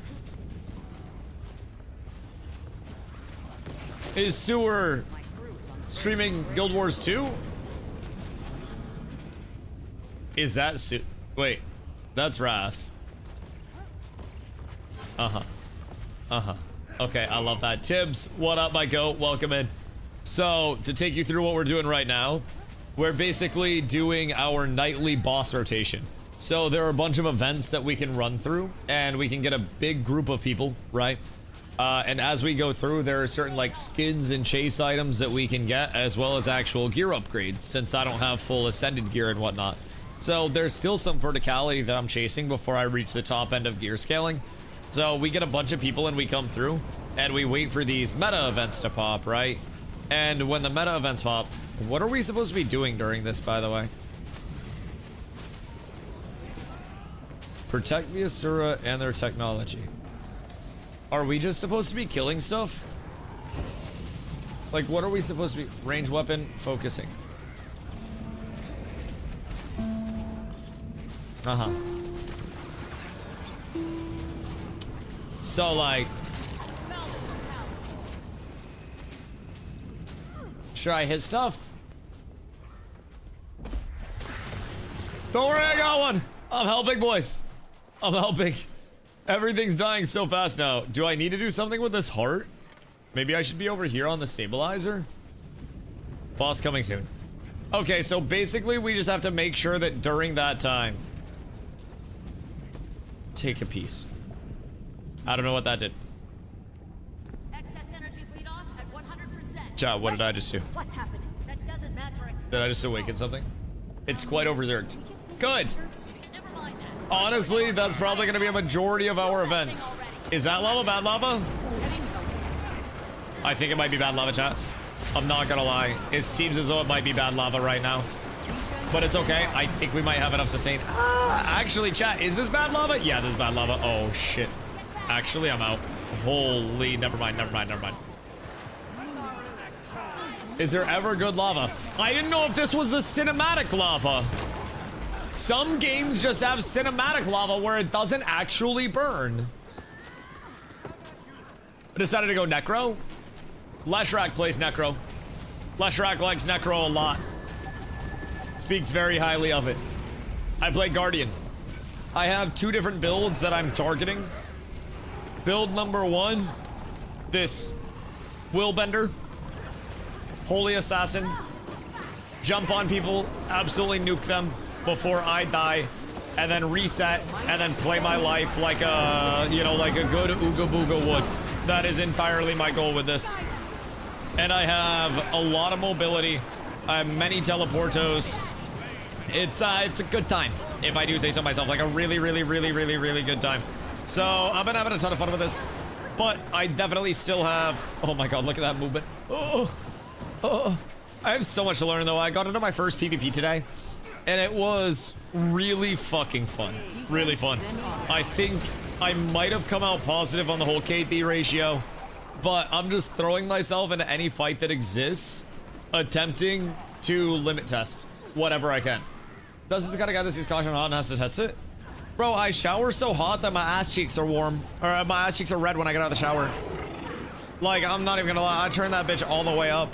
I feel like if you're not showering hot, then what are you even showering for, man? You're really, like, shit can survive that. You want to shower hot enough so that way anything that might be on you gets, like, vaporized. Do you wash your legs? Yeah, it's hard for me to as well. I'm 6'5". I bend over, I scrub my legs. I literally, oh shit. I had my hand off my mouse. I was simulating. I was going through the motions even though you guys can't see it. I'm not gonna lie. I completely just took my hand off my mouse to simulate scrubbing my gooch. So basically I scrub my legs. I scrub my footsies, even the bottom of it. And then I scrub in between my nuts and my butt. And everything else, of course. But yeah, I do the whole undercarriage wash, bro. I live in Maine. I understand that, like, salt on the roads wears out cars. And I'm also assuming that if you don't clean your gooch, that's gonna wear you down. So I try to live by that mantra. But yes, I absolutely wash my legs. And I'm tall, so it's actually like a full commitment. That goes fun until you get out of a teleport CD and get CC chain for 10 business days. It's me, the start of the CC chain. I just jump on you, and then you die. At least ideally. At least ideally. Who's over there now? Thank you, Porta Potty. I appreciate you. Sorry I haven't been around much the last few months. How fucking dare you have a kid, dog? Actually, go fuck yourself. You never think of me anymore. Ever since you had that goddamn kid, it's always them, Gordo. The fuck? So selfish, man. So what if they can't fend for themselves? But I'm starting to get caught up on sleep. Super excited to join you, Guild Wars 2. It's the only MMO I haven't really played over the years. Dude, that's how I felt, really. Out of the large existing MMOs, Guild Wars 2 was one that I really felt like I hadn't given the proper respect to, especially considering the synergy between how my guild likes to play games and how Guild Wars 2 is. There are so many routes of accessibility for players, PvE wise, exploration wise, sweaty PvE content. It's just, you know, it's truly beautiful. We're one MMO closer to Final Fantasy 14. Zom, I really hope this is the last MMO, dog. I really hope this is the last. Wait. Are these our peers? What the hell do we have here? They're not perfectly lined up. It's our peers. Someone call Thogli. He's being out RP'd. Oh my lord. Hold on. How can I get up there? What the hell? Lane Guild joining immediately. Zombie. You know every one of these fine ladies are men that run a greater than 12-minute mile. Oh, hello there, ma'am. Thank you for stepping up to the plate. Goodness gracious me, oh my. What a wonderful view from down here. So are they all the exact same? Yeah, they're all the exact same. They got the drip out. Could be one person multi-boxing. How gooner would somebody have to beat a multi-box 6 uwu kawaii anime girlies? What's the purpose? Just farming up a bunch of stuff? They all have the same name? Ish? Wait. It's all just, fuck, what is it? It's a fucking Hufflepuff. The thing that's in Harry Potter with, like, Tom Riddle and Lord Voldemort. Sorry, spoiler alerts. But it's like, it's the fucking, the Hufflepuff thing. Palindrome, that. So it's like, one of them was Reyna, and then one of them was Aaron, and then Nayra, and then Erina, and then Yaren, and then Yaren. I feel like this is Globo Gym's dodgeball lineup. What do we even have going on over here? Only one of them typed, by the way. Attack my target. I think their leader talked. I'm not quite sure which one the leader is, but their line is slightly not straight. Hold on. Blue, one step forward, please. You're out of formation. Slightly. Slightly. Slightly. They're just a little too far back. They're just a little too far back. Just slightly. Come on. Forward, please. They gotta look from the top down. This line is terrible. Thogli would literally never, by the way. Thogli would not settle for this. His dwarves would be in a complete row. Where did you come from? What the hell? Is this one of us? Oh wait, is that Wrath? Was that an Uwu Wrath? Oh. Live, my puppet. Live. Golly, their skin designers were cooking. Holy. What the hell is going on over here, man? I understand why ArenaNet does so well monetarily on Guild Wars 2 still. Holy cannoli. I'm assuming people usually buy a good amount of skins. The things you didn't know you needed exist in this game. It's like everything I've always talked about in games. More titties, more routes of accessibility, dommy mommies, fun combat, a community that wants to see other players come in and stay in the community. It's weirdly like all of my checkboxes, but for whatever reason I convinced myself to not play it up until this point. I don't really get it. There's also so much content that we can do over here that's not inherently just spam world versus world, spam fractals, shit like that. There's so much that we can do. Stand still, I'm trying to clip those ankles. What the hell are you trying to do out here? Actually cooked? Get tweaked? Literally too tall for you? Get 360'd over, bozo? Literally can't even, yeet. Literally can't even keep up. Wait, kill the polar bear.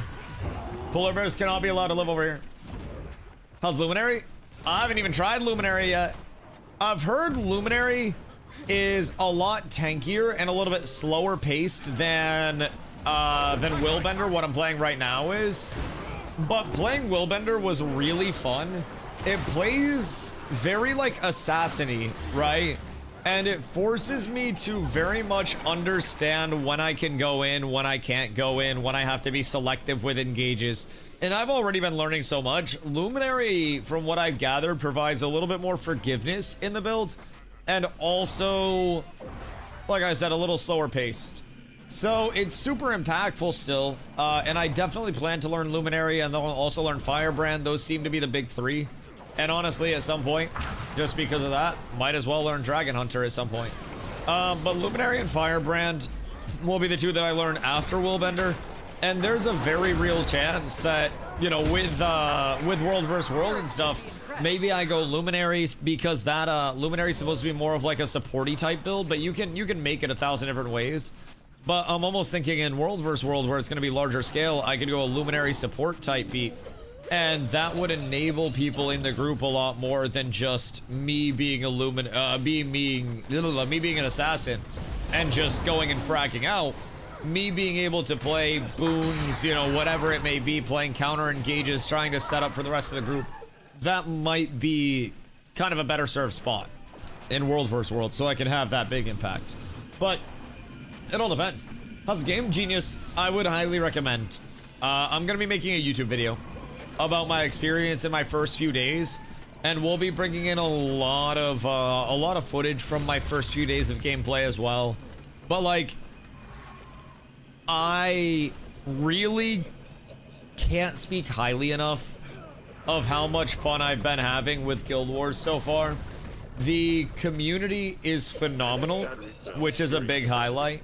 We've taken in so many Guild Wars players that are just going to like fit into our community structure so incredibly well, and the community's already growing like absolute mad over here. Hoofsy, what up, brother? I remember helping the Clean group in an event farm back in the day. Why aren't you out at our event farm? What the Hellington? We got room for the big hoof. Golly. We're gonna be starting this around 8. How's Guild Wars 2 so far? Beyond what I could have imagined. I'm gonna be doing a first week video. It's so good. Morpheus, you've been here long enough. If I post on YouTube, it's a big deal, huh? I say this not just meaning to glaze the game, not because I'm being compensated or anything like that. This has been the best first week that I have ever had in an MMO, primarily because of the community, the progression system, besides Ashes. No, the best first week. This has outdone the first week in Ashes, I won't lie. Like, in terms of the reception that I got, my first week in Ashes, there were a lot of kind people that came through. But dude, there were also a lot of people that were like, I can't believe you're fucking streaming this bullshit. Oh my god, scam game, blah, blah, blah. I've had like 2 people that have come in that have said that this time around. Like, bro, oh my god, it's phenomenal. It's phenomenal. But I will say, I did love Ashes as well. But like, the content system and the progression over here is horizontal. You could have played 10 years ago and had good gear and then logged on today and that gear would still be valid. If you had legendaries back in the day, gold back in the day, you could do whatever with that, right?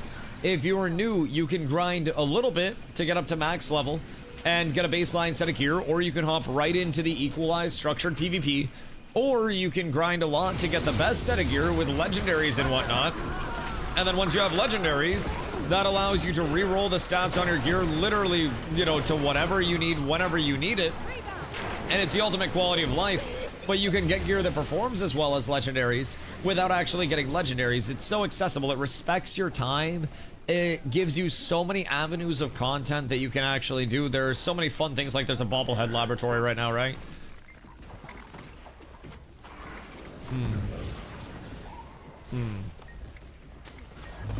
We go with the Fool's Tall Elixir. And I pop that bad boy. And I do believe I've slightly fucked up. I think my character might have got a little bit taller. Is the game action combat? So it is a tab target base, but a lot of the abilities are very ground targety, a lot of like on your cursor type shit, right? So my R, my F, my mouse 5, anything that has this little crosshair symbol is a cursor target in the direction of or on your cursor. So some are skill shots and stuff like that. It does have an action combat camera as well. Some people use that. Some people also say that that is actually the worst thing in human history.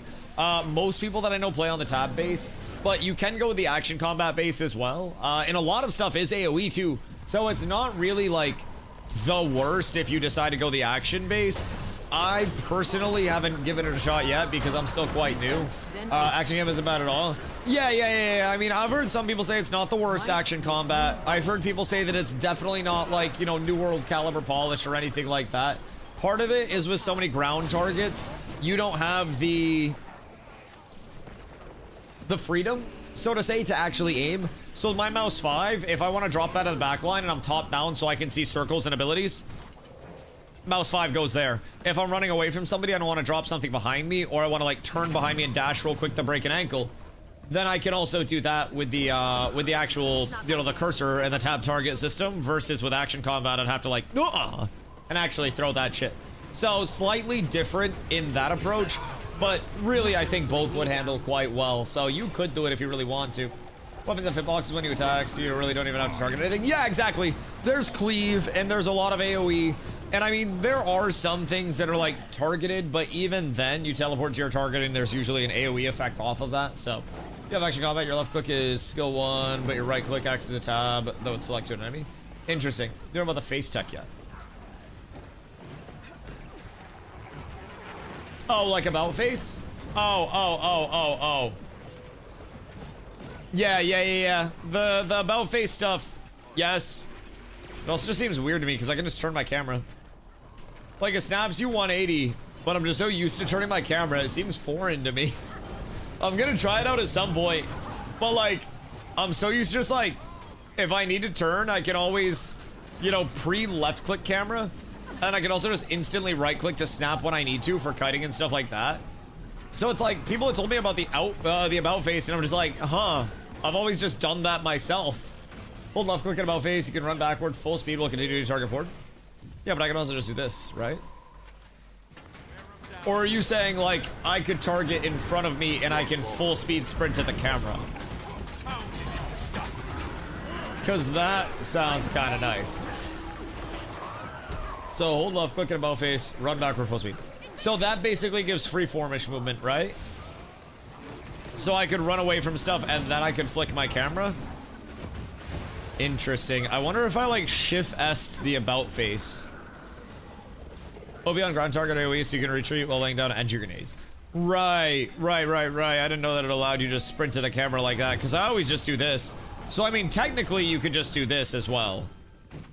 You could just do this and then left click your camera back. And then like I could always just, you know, hit this while I'm running away, but... Clear deal of recommenders are small scale, not like must use tech for most classes. Yeah. There are ways to replicate it, but about face seems like it takes out the element of spinning the camera and then having the, you know, having that. It's nothing for sure. I don't even know that it's that. I think it's more like comfort tech, if anything else. Really more so just comfort. I think looking at it from reducing inputs, I wish that there was just a freeform movement unlock where I didn't have to do the about face for that. I would just like it if my S wasn't a back pedal. And I could just like run backwards regardless. I'm almost wondering if I just rebound my S key to about face, if that would be better, because I don't really S key much in PvP regardless. So I might just unbind S key and then rebind S as about face. So that way if I'm S keying at any point, I just hold left click and do that. 14 legacy movement option is goated. New World spoiled me with the movement initially, and I know saying that word can trigger some things among people, but like, man, New World really, I loved the combat feel and the movement feel over there, especially as a melee player. It was fucking awesome. But we saw how everything there ended up. How do I get rid of like the super elasto Dusty? I feel like my back's gonna break. I look like a wacky inflatable arm man. Do you hope Guild Wars 3 is like New World? Like, Dusty, what? I can interact with the thing again, right? Yeah, that's fine. I'll fuck with this. I'll fuck with this. It'll make my leaps look cinematic. So, like, with Guild Wars 3, I hope that they continue to develop in a way that addresses modern pain points for players. Oh, this is the boss. Because if they continue that approach, I think it's inevitable that their titles... Yep, this is bad. I think it's inevitable that their titles will, at the very least, age well. And maybe it takes a little bit longer for them to fully come online. Maybe they aren't as well received day 1 as they will be day 100, right? But I've loved what they've said about their approach to developing around existing pain points within the community. Because so frequently, games are made on a completely different basis than the pain points because game development is so hard. You have to almost project for what people are going to want years ahead of time. And you've got to, like, hit the mark on that. So when you're trying to develop just in a sense of, like, this is what we think people are going to want, you're definitely, like, you're guessing, right? And when you're guessing, there's a certain level of probably going to be wrong about certain things. So solving for pain points and then building a foundation around those solved pain points, I think enables them to make severely different titles in the best way, which provide a lot of unique feel to different types of players. And I also think it allows their shit to evolve in a meaningful way. And regardless of design, I think there's so many routes they could go with design. Like New World could mean so many different things. Would I love a world with a dynamic player-driven world? Oh yeah, I'd literally nut through my pants if there were elected mayors that were responsible for building up towns in the world and stuff like that. It's such a great social element, but it doesn't necessarily fit with the whole you got me saying New World again, with the whole Guild Wars schematic, right? So I feel like there's a little bit of conflict there. I will say, one thing that's immediately hit me with the whole, like, New World comps is really that world versus world, especially in the EVG, is going to be like one extremely persistent New World war all the time. Like, if we can keep people in 24 hours a day, then we can compete for stuff 24 hours a day. We save up objectives, or we save up materials, so we can, you know, compete for a siege later down the road with a bunch of actual siege weaponry and shit.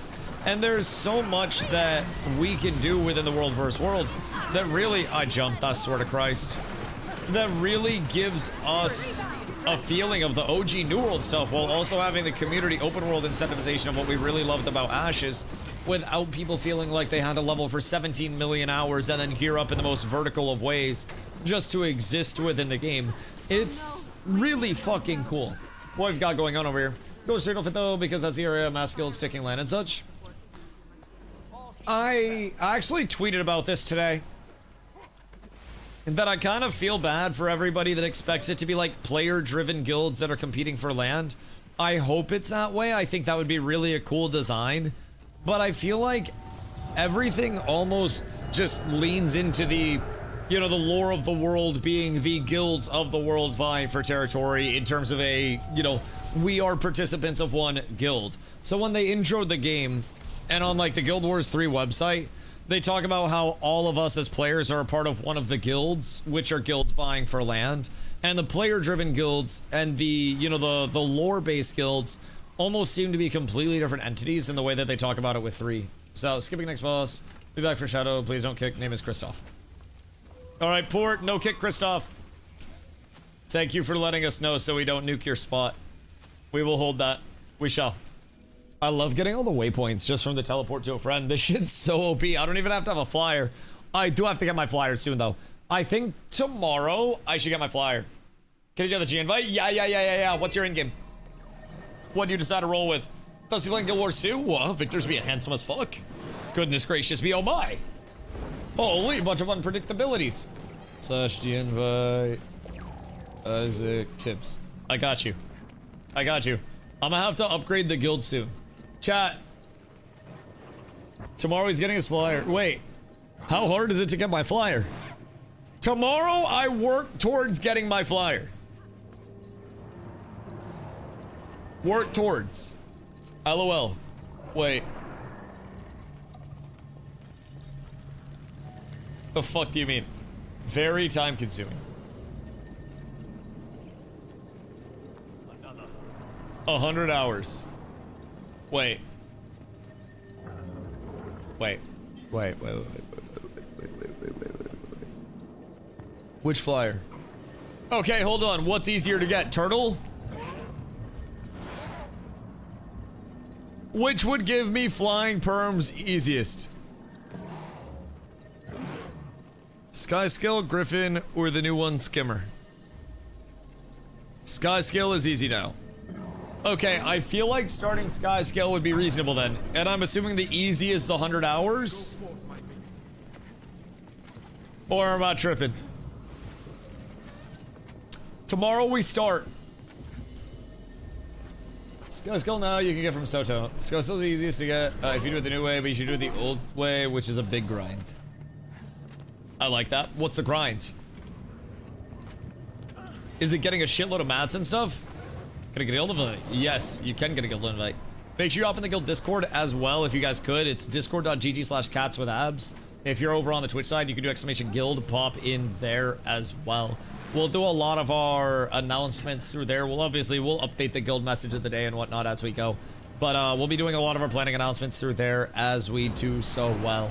And we also will have constant people hanging around in there to answer questions. Probably a lot of people at VC once we get all set up with these bad boys. So it's quite nice. You need Living World Chapter 4 for it. He owns Secrets already, though. Did I get Living Worlds with all my purchases or no? I think I have Living World. I think I got everything. So does Sky Skill get the POS masteries, or do you have to do both?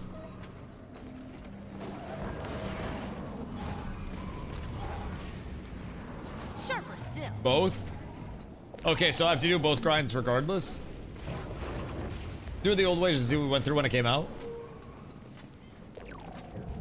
How many hours? Like, what's the investment there? Lush. Why so drippy? More like anti-mogs right now. I feel like my mog would be crazy if I, instead of the gray or the tan slots, replaced it with Heavenly Divine Light.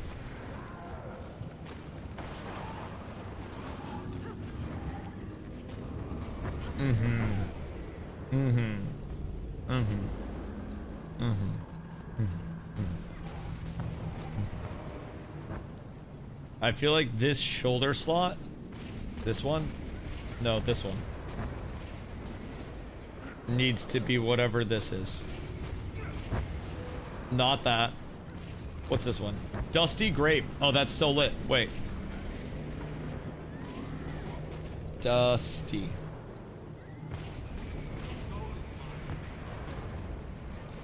Okay, this is a start. We'll improve upon it later. But I need to have a Divine Transmog. It looks way brighter in the character select than it does here, but that purple's kind of drippy as well, I won't lie. That purple kind of goes fucking crazy. I need to get like a full Divine Mog, though, I will say.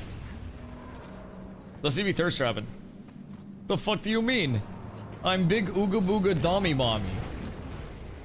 And also, Egro buff. They have like 3 shades of purple being used. How long did you spend on that?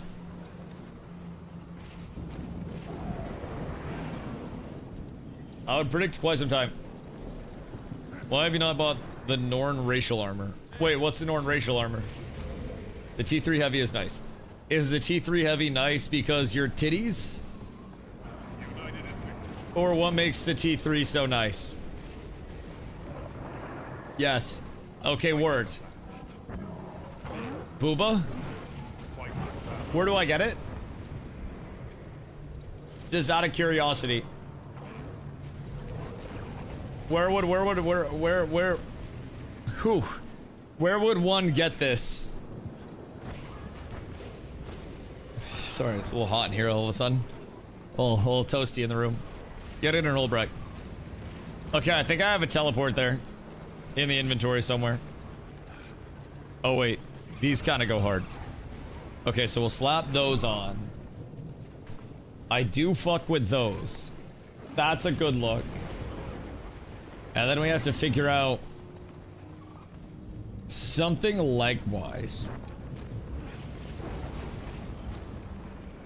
I feel like I don't have anything too divine right now. I need something much more divine. And then we ball. Let's see. Toes? Sorry. That was me. It's not me. I don't know who that was. I don't know what just happened. That was a crazy, crazy background noise that came from the kitchen. It's wild, actually. Crazy background noise. I'll fuck with this. Okay. We're good. We're chilling. This is better than it was. It's like 400 gold. I have 699.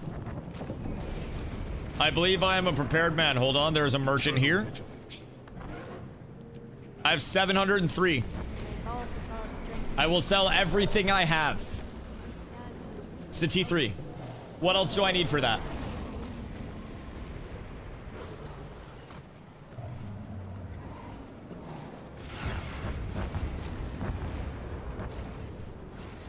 Because I will, I swear to God, I will sell my car. I link the skins in chat. Wait. Preview? Ooga. Uh-huh. Okay, well that's relatively titty. That's not the craziest titty, though. I expected more titty.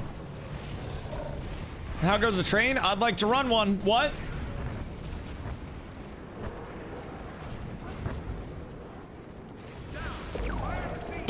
We're doing world bosses still, Maples. It's been great.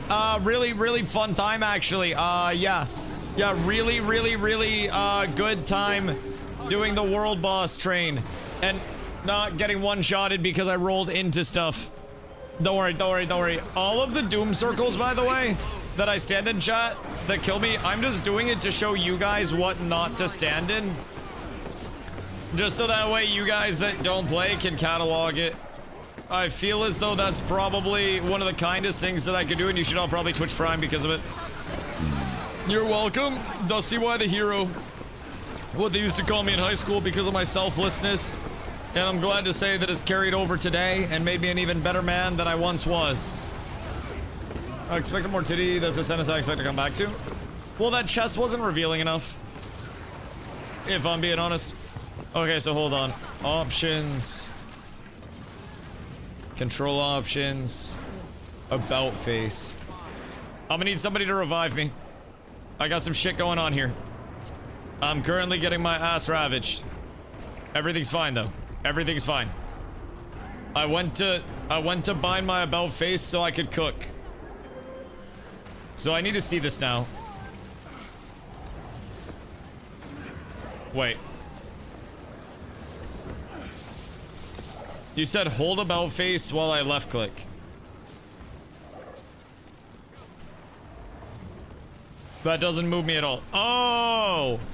Like tap about face and then W key? Oh. Oh. Hold W left click, tap about face. Right. Let's you run while looking behind you. Yeah, I can just do that with a left camera drag. It might save like literally like the fraction of a second. But I don't inherently think that it's like that crazy. Oh god. It does feel weird to rebind your S key for it when you're whirlwinding and try to reposition, I will say. I see people do it in world versus world and PvP all the time, but I never use a ton. I mean, it does save just inherently through being fewer inputs a small amount of time over worrying about left camera drag into W key with the left camera drag. But you can accomplish the same thing multiple different ways. It is nice though. It's a nice little quality of life to have. But I'm not out here really like gushing grannies about it, so to say, if that makes sense. It's cool. I'll probably try it a little bit more. This is World Boss. Yeah, so we're doing, I believe this is just core game rotation that we're doing tonight. which will be none of the expansions, and I think we're doing some of the meta events that are scheduled, and then also just some general world bosses. I think right now these have all been meta events because they have multiple steps before the they have multiple steps before the actual boss comes down, and I think the metas are the ones that are led up to through like multiple steps of the way, but I'm still not expert. So we've been running around. I've just been following the guildies while I learned. This one was a Shatterer. We did Tecotl, and then we did Fire Guy, and then we did the Shatterer here, and I think these are once a day completions if I'm not tripping. So I'm trying to learn. I'm not the brightest, nor do I ever claim to be. And there's so much knowledge to try to sift through. But I will say it's fun to see so many. Double click to consume. Oh wait, so that's a recipe. Farming. Okay, Farming reaped. Dead. Fucking idiot. I feel like it sometimes. I feel like it sometimes. The good news is we have a lot of people that are immensely knowledgeable with this shit. So I just get to follow everybody around that knows what they're doing. I even have a recharging teleport to friend. So I just wait for somebody to teleport to where we need to go. And then once somebody leaves, I teleport to him. Dude, it's so sick. I'm just knowledgeable enough to be dumb efficiently. I can't even be dumb efficiently. I'm like, hey bro, I can't even make ramen in the microwave right now levels of dumb. Like, I swear to God, any information from chat is the only reason why I'm even in the spot of like semi-knowledge that I have right now. So it's been fun to learn everything, I will say. It has been immensely brain-racking, but I have probably had more fun in the first few days of this than I have in pretty much any other MMO. The community incentivization and how much we've all been able to do together, our new players, our experienced players, I guarantee that a lot of our new players coming in are happy to see us having 5, 10, 15, 20 people already just day one of doing this cycle. We're gonna start doing this on a daily. So anybody that's level 80 can come through with us. If you're not 80 yet, you keep leveling. We have 47 people online right now. And that's, you know, almost half our online's out here for this. And we just keep getting more people in. So it's exciting to see where it's really going, man. And I think we have such a good community mentality to be over here. We really empower people to play the game in the way that they think is most fun. Not necessarily the way we think is best. And if somebody doesn't want to run a meta build, we don't make them run a meta build, but we give them the resources to, you know, do so. And that's a big thing. Some of these world bosses don't need 80. Oh, word. Yeah, we're trying to just get the schedule down so everybody knows, like, 7:30 p.m. EST each night. We meet up in the guild hall, and then from the guild hall, we go out and we do bosses for a little bit. And then after the bosses, we can get into world versus world. We can do some structured PvP. We can do literally whatever. I'd actually be down to do some world versus world or something tonight. I feel like I have a little bit of an understanding for the build. Obviously, I still know nothing about like the world versus world structure and shit. And we'd have to get in Discord and have somebody calling, but we could get Zombie into world versus world. That motherfucker would be clueless, but it'd be funny to hear him in there. He's gonna know nothing. But there's so much content for us to look into. And so much to complete, and we still know nothing. Nothing. Should I Gaming Guild Wars Tour? Should I take my time and enjoy the game and the story? You passively get to endgame in about a few hours. So I literally like dilly-dallied and took my time, and I sat there like so long, just fucking vibing, right? And you could absolutely level to max in under 6 hours if you wanted to. I took about 20 hours, and really, it was fun. I think no matter what you do, you'll get to endgame, and keep in mind, if you're over-leveled for stuff, it downscales you to the level of the stuff that you're doing. So you don't have to rush to get endgamed out or anything like that. There's so much exploration, and you can also complete all the exploration in a level-appropriate manner once you're 80, because it just downscales you. And because of the mastery system, you still keep getting experience that improves your experience through every single one of the expansions once you're level 80 as well. It's so well designed. So even though you might hit level 80 and you might get gear, you can still explore and you can still work towards legendaries and you can still get mastery completion and you can still achievement hunt and you can still complete the worlds. It's so good. So I think you just come in, you play at your pace, you level, you read your abilities, you put together a build that sounds fun. And then when you get to 80, we're here to help people figure out where to gear, bring them into World vs. World so they can get easy gear sets and shit like that. Help people get set up, and we just, you know, we scale up the whole guild the way that we have. I always say we're not really on a 2-month plan, we're on a 2-year plan, and here I mean it more than anything. Also, Ray, thank you for the hydrate.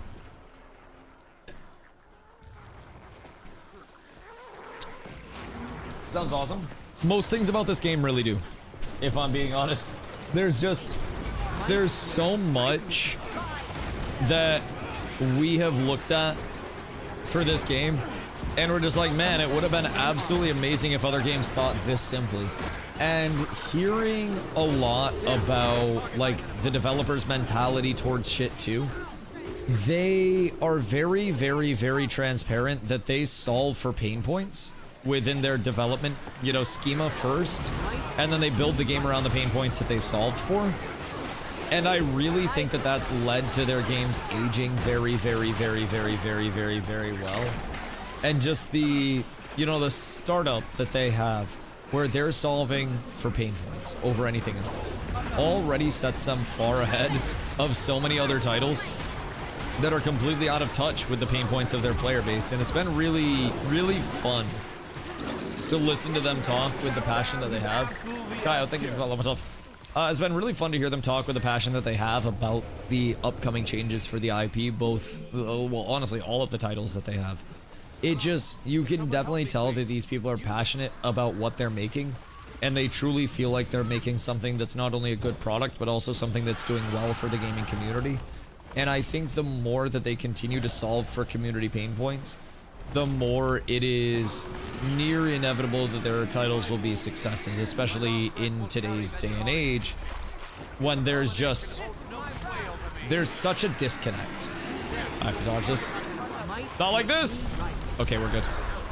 There's typically such a disconnect between developers and their communities and the pain points and what they think we need versus what we think we need. And it really seems like they actually are well in touch with everything over here, more so than this push-pull battle. It's been really fun to see, if I'm being completely real. I kind of consider it spoiled. How'd PvP go? Better than I thought it would, but as I expected it to. I was not the #1 pumper by any means, at least I don't think I was. Chat wasn't roasting me saying, holy fuck, how is this guy so terrible at this? So that was a phenomenal feeling, but it also wasn't to the point where I felt like I was absolutely dominating everybody. I'd jump in, I'd make some good plays, get a couple of kills. A lot of the time I kind of like found myself overcommitting a little bit. That comes from playing like frontliney type builds instead of the, you know, instead of the hit squad build a little bit that I'm playing right now. So I'll have to adjust and draw back and be a little bit less committal in some of my fights and whatnot.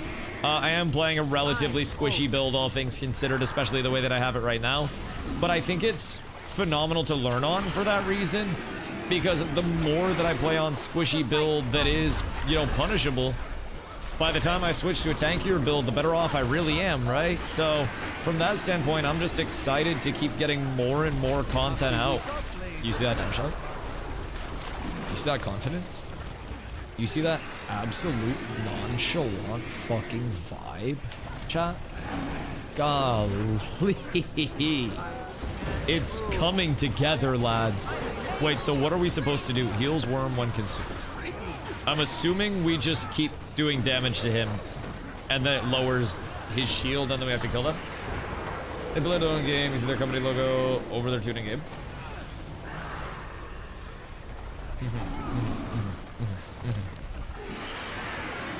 How frequently do we see them in game? That's actually kind of cool.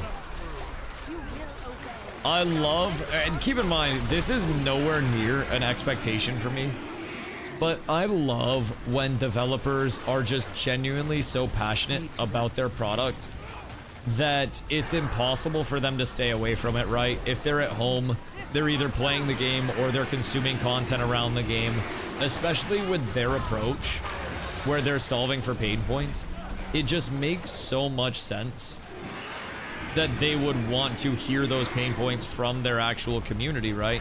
And they would want to be on the front line of understanding, you know, where this sentiment's coming from and where the good is, where the bad is, where everything lies inherently. Like, it makes sense, but it's never one of those things that I expect because so many developers work more than 40 hours a week to already bring us what we have.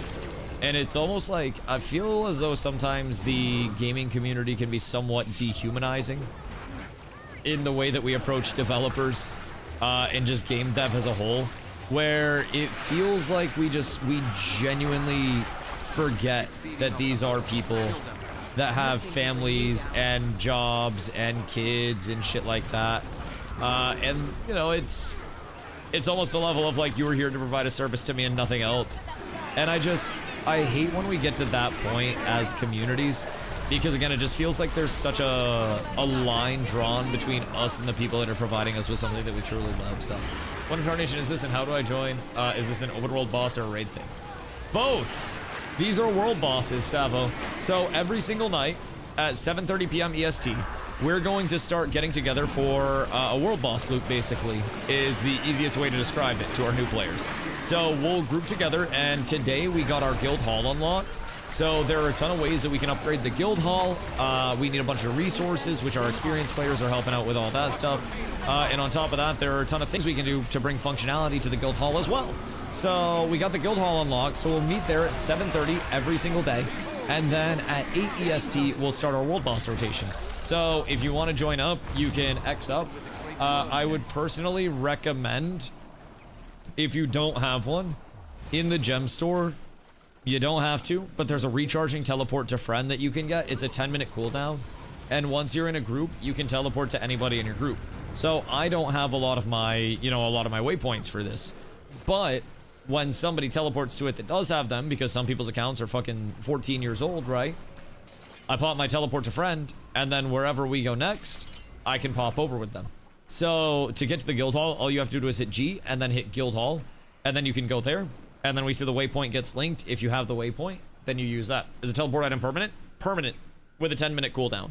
So in terms of the gem store, the things that I have, recharging teleport to a friend, and then a copper-fed salvage-o-matic. It's a salvage kit that has unlimited uses. So basically, you have a copper, a rune crafters, and a silver-fed, all of which have different purposes, but they're all unlimited. So with the copper, I go here, and copper is for blue and lower. Blue is the lowest rarity.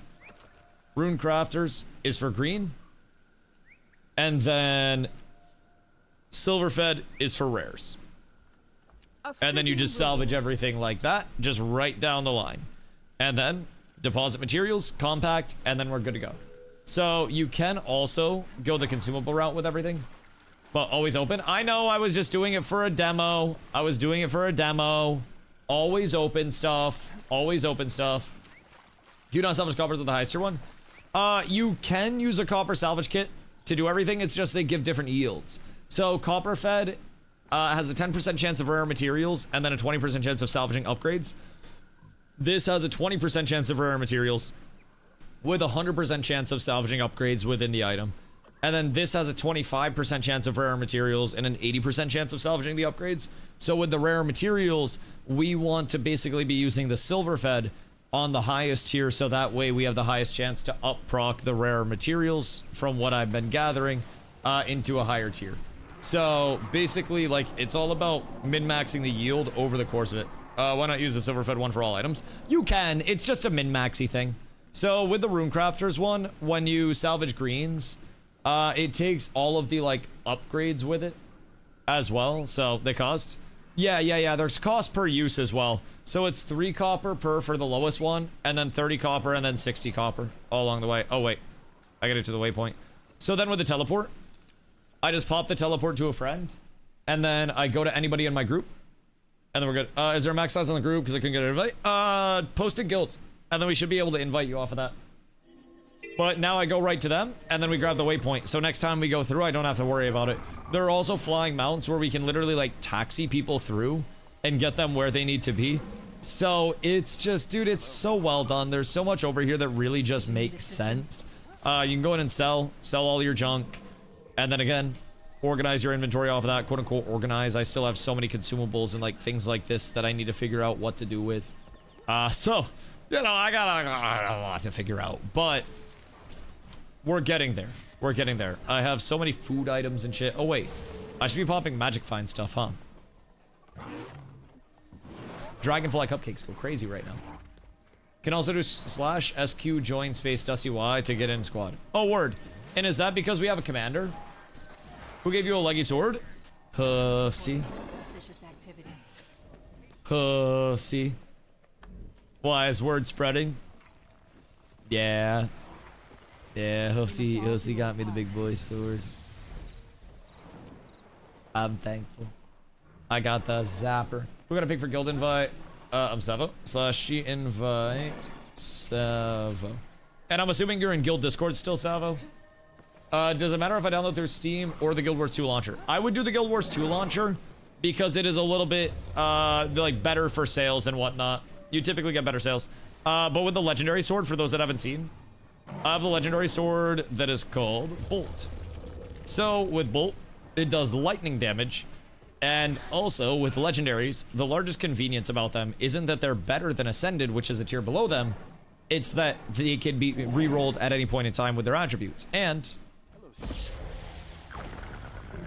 they have crazy effects. Crazy effects. And then when I run, I arc lightning off of me everywhere I go. Absolutely crazy. So I want to get better at transmogs. And then I want to get like really lightning-y colors, like a very bright purple, a very bright blue. And I want to do this like glowy lightning holy transmog type shit. And then ball out with that. World Boss portal device and gem store, good for World Boss trains? Wait, what's that do? You do any PvP yet? I did actually. I got a few in earlier today. Right before we got the World Boss train going. It was really, really, really, really, really fun. Like, really enjoyable.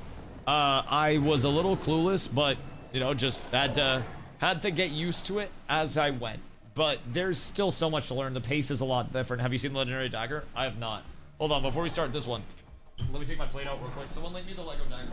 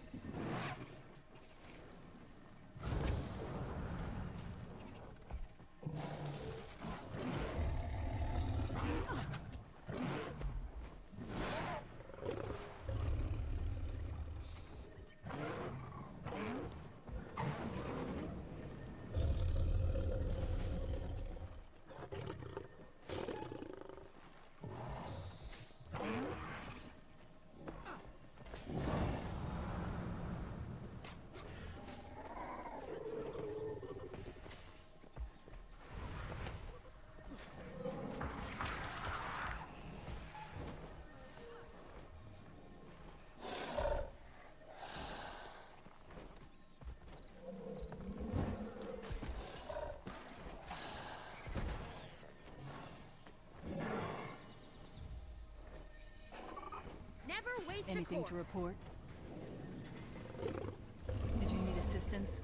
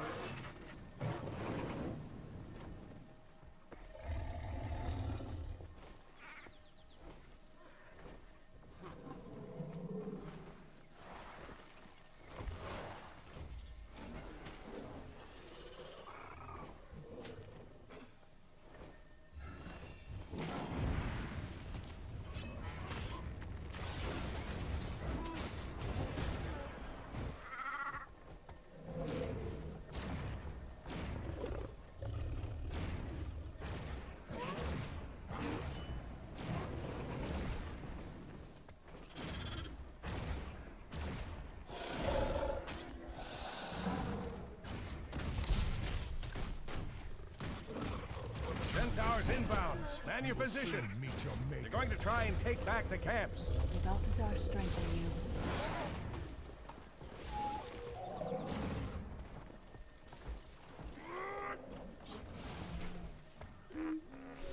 Good day, soldiers. I've arrived. Aina and Squad. Wait, what? Who? Dark. Uh-huh. Uh-huh. What the Dark do? Hi, Dark. Is that why people made a hubbub about Dark in the whole name? I was just gonna let it slide, but Darkbringer is one of the lead art people at ArenaNet. Wait, did you do the titties? Are you the titty guy?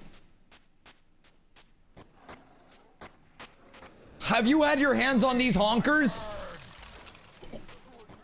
Wait. Wait.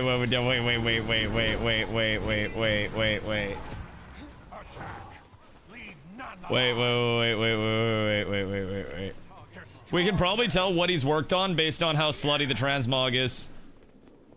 It's not a slut mog. He probably likes Lesh's mog. It's giving very, like, doomy, serious Lesh vibes. He didn't work on the titties. I think if he worked on the titties, we'd see a way sluttier mog. See Dark a lot? That's dope. Well, hi, Dark. Very happy to have you. Also, art people get the best of both worlds. Because you get to be involved with game dev. But also, if you're an artist, just draw a bunch of shit. It's fucking sick. I'm starting to learn that there are more, like, animators. I'm a UI engineer. Oh, so you don't do titty stuff? Interesting. Interesting. So not an artist. So UI engineer, do you handle, like, menus and UI functionality and whatnot? Because if so, Jesus Christ, you got a lot of work, huh? Job security there, they got menus out the ass here. It's been one of my largest adjustment points. I thought UI counted as art. I think many things count as art. I think we can call him an artist. Dark, you're an artist to us. Don't let anybody sell you short. Don't let those artists that draw titties sell you short and say you're any less because you're working on UI stuff. On Guild Wars 3 now? I'm excited. I'm excited. Are you allowed to say how long you've been on Guild Wars 3? They mentioned that they were, like, developing for years now. Has it been under wraps for, like, what, like 3, 4? By the sounds of it? Hoofsy. Thank you, brother. I appreciate you. Dude, I'm so excited for the potential of Guild Wars 3. And if the trailer is any indication of even the general art style that we may see, it's gonna be such a fucking beautiful high fantasy world. Oh my god, the more I hear about it, I'm so excited. They used to call it Project X or something like 4 years back, was a rumor anyways. See, I get really worried whenever I hear about these in-development games called, like, Project fucking, you know, X, Y, Z, whatever it may be. I always get really worried because you never know if they're, like, an absolute slapper in disguise or if it's just some small indie project that's gonna lose all of its excitement really soon. Yo, Pac, thank you for the follow, dude. I appreciate you.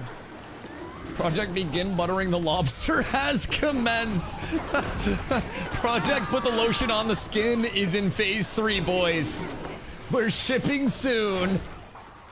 Oh, dude, that's awesome. I'm so happy for the Guild Wars 3 team that you guys can actually, like, exist now and probably have the weight off your shoulders to be able to say you work on Guild Wars 3. I can only imagine that was like the Area 51 of game dev, where you just want to say something because you're so excited, but you fucking can't.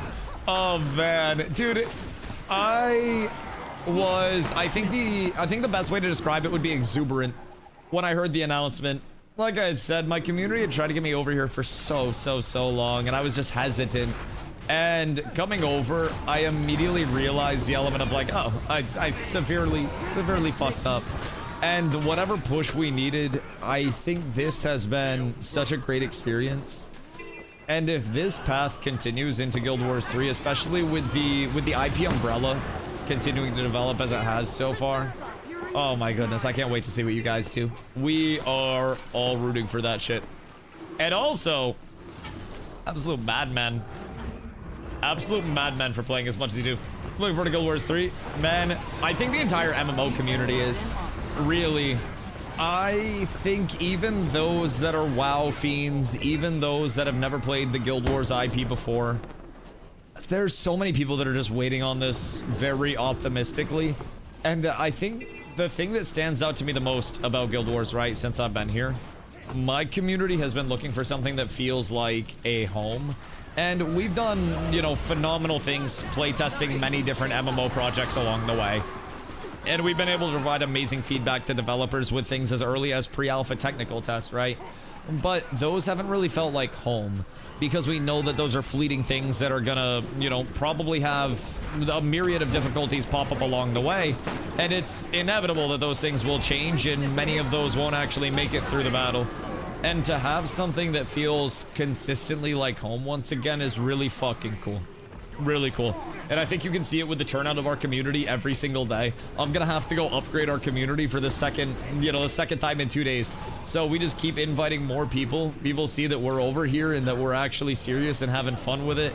And I think anybody that isn't over here with us probably will be soon. And I have a feeling our numbers here probably far surpass what we were in Ashes or New World or anything in between that. So I'm excited. 96 out of 100. Do we have to be right at 100 for me to upgrade? Or can I do it at like 90 plus? What's the threshold for that? Not gonna lie, I'm gonna be pretty excited for this game. Finally bought it at launch and never ended up playing it. Kind of giving up hope on MMOs, and this is giving me a lot of hope. And to be able to play with you guys sounds amazing. Brother, come through. Honestly, never a bad time, if I'm being completely real. I think, like I said, for myself, the Guild Wars 3 announcement wasn't anything that, like, you know, made me think Guild Wars 2 was magically this game that it was. And it wasn't like I heard Guild Wars 3 and I was like, oh my gosh and grannies, the IP's saved. It's more that I saw an end to the 14-year limbo that has been Guild Wars 2 from an outside-in standpoint, where it's like, I'm looking at them, they're looking back at me, I'm not moving, they're not moving, and I'm like, one of us is gonna fucking move first, buddy. And it turned out to be them. And they're like, hey, we have Guild Wars 3. And I'm like, okay, cool, I have a community. So here we are. We've established it. But I wasn't fucking moving first, let me tell you what. And the fact that, you know, the limbo is done, the time frame might still be ever changing, right? It could be towards the end of the year 2027 right now. It could be mid 2028, 6 months from now. It could be even sooner than that if they're absolutely cooking, as game dev always is. But it's really, really, really nice to be here with this community that we have. It's just, it's something that I think came at the perfect time.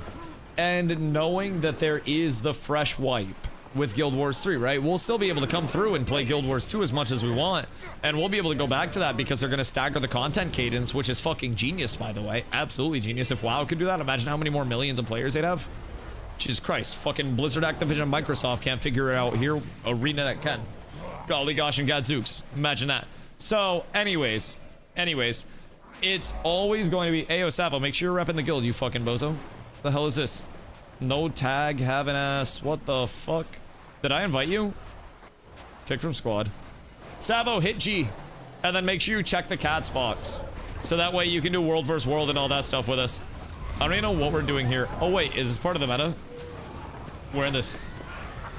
Gotcha. Yeah. And then for your world versus world stuff, if you're level 80, you'll want to hit B, and then it'll ask you to select your team. We are on Tombs of Draskir. So I can explain how the world versus world works once we take a little break over to our next thing. Hey, Net.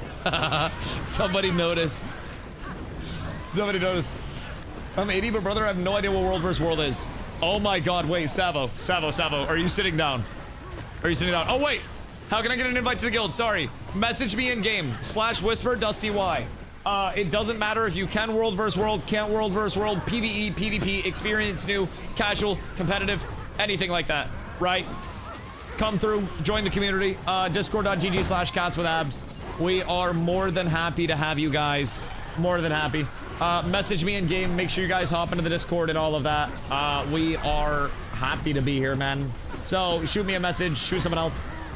Is 80 max? Yes, 80 is max. And how long does it take? It took me about 20 hours of playtime, but I was also just moseying through the world, taking my time, smelling the flowers, meandering around and hanging out. So you can do it in less than 6 hours if you really, like, you know, as a first-time player. If you just follow your adventure guide, you'll have these objectives to complete. That gives you a lot of XP. I explored the world a little bit. I just kind of, you know, I poked my head around. I saw what was up. And I went through it that way because it was my first character. Keep in mind, for every expansion that you buy, you also get a level 80 boost. So with your first character, I'd recommend exploring and leveling and taking your time. And then from there, I have 5 boosts. If I have another character, I may just boost it to 80 and then start exploring on that once it's actually 80, right? There's nothing saying that you can't do that or anything like that, so. Assume you have your community with World vs. World guild set. First join will let you pick server, but future rematches will match you by your tech guild. Yes! So we're going through the awkward little scenario right now where after picking, we have a few people that are locked out. Yo, Stifler, I got you, my goat. But once the reset happens, we are up tremendous. I appreciate the call out on that. So we have a few people that are locked out. One thing I've been thinking as well is we could just have people level an alt for this month. Takes a day to level an alt and get ascended gear, and then you just get the world versus world with us for the month, and everybody's alts are in the guild as well because things just make sense over here. So yeah, that's one thing that we're gonna try to deal with here, especially since we timed it in an intriguing way. I think it's like 25 days or something until the next reset. Something like that. But Stelio, what up, brother? Guild Wars 2? Guild Wars 2, brother. The Guild Wars 3 announcement came at Summer Game Fest on Friday. Beta's gonna be, as of right now, about a year and a half from now, but could change at any point in time. And after beta, we'll see what we got. But as of right now, we have a lot to look forward to. Can someone explain World vs. World? Yes. Sit down. So basically with World vs. World, Savo, the easiest way that I can explain it is there are 4 different maps. There are 3 smaller maps around the outside that are like your holding pools, right? Picture your Fortnite lobby before you drop in on the battle bus. And with World vs. World, if you're on the outside maps, you just gotta like fight, scrap over stuff. But the big map is called EBG. So with that map, there's a fort. That fort, picture like an ongoing New World War.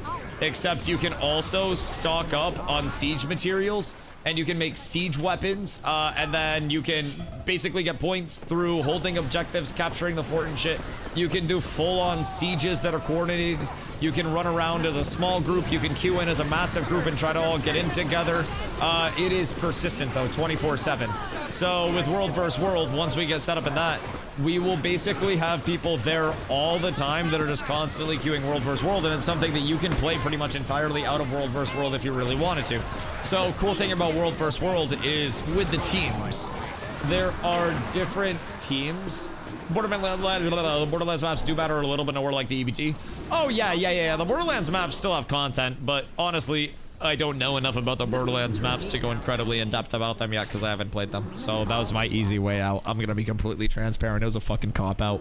But you give me a week here. It's day 4 right now. You give me a week here, we'll be cooking.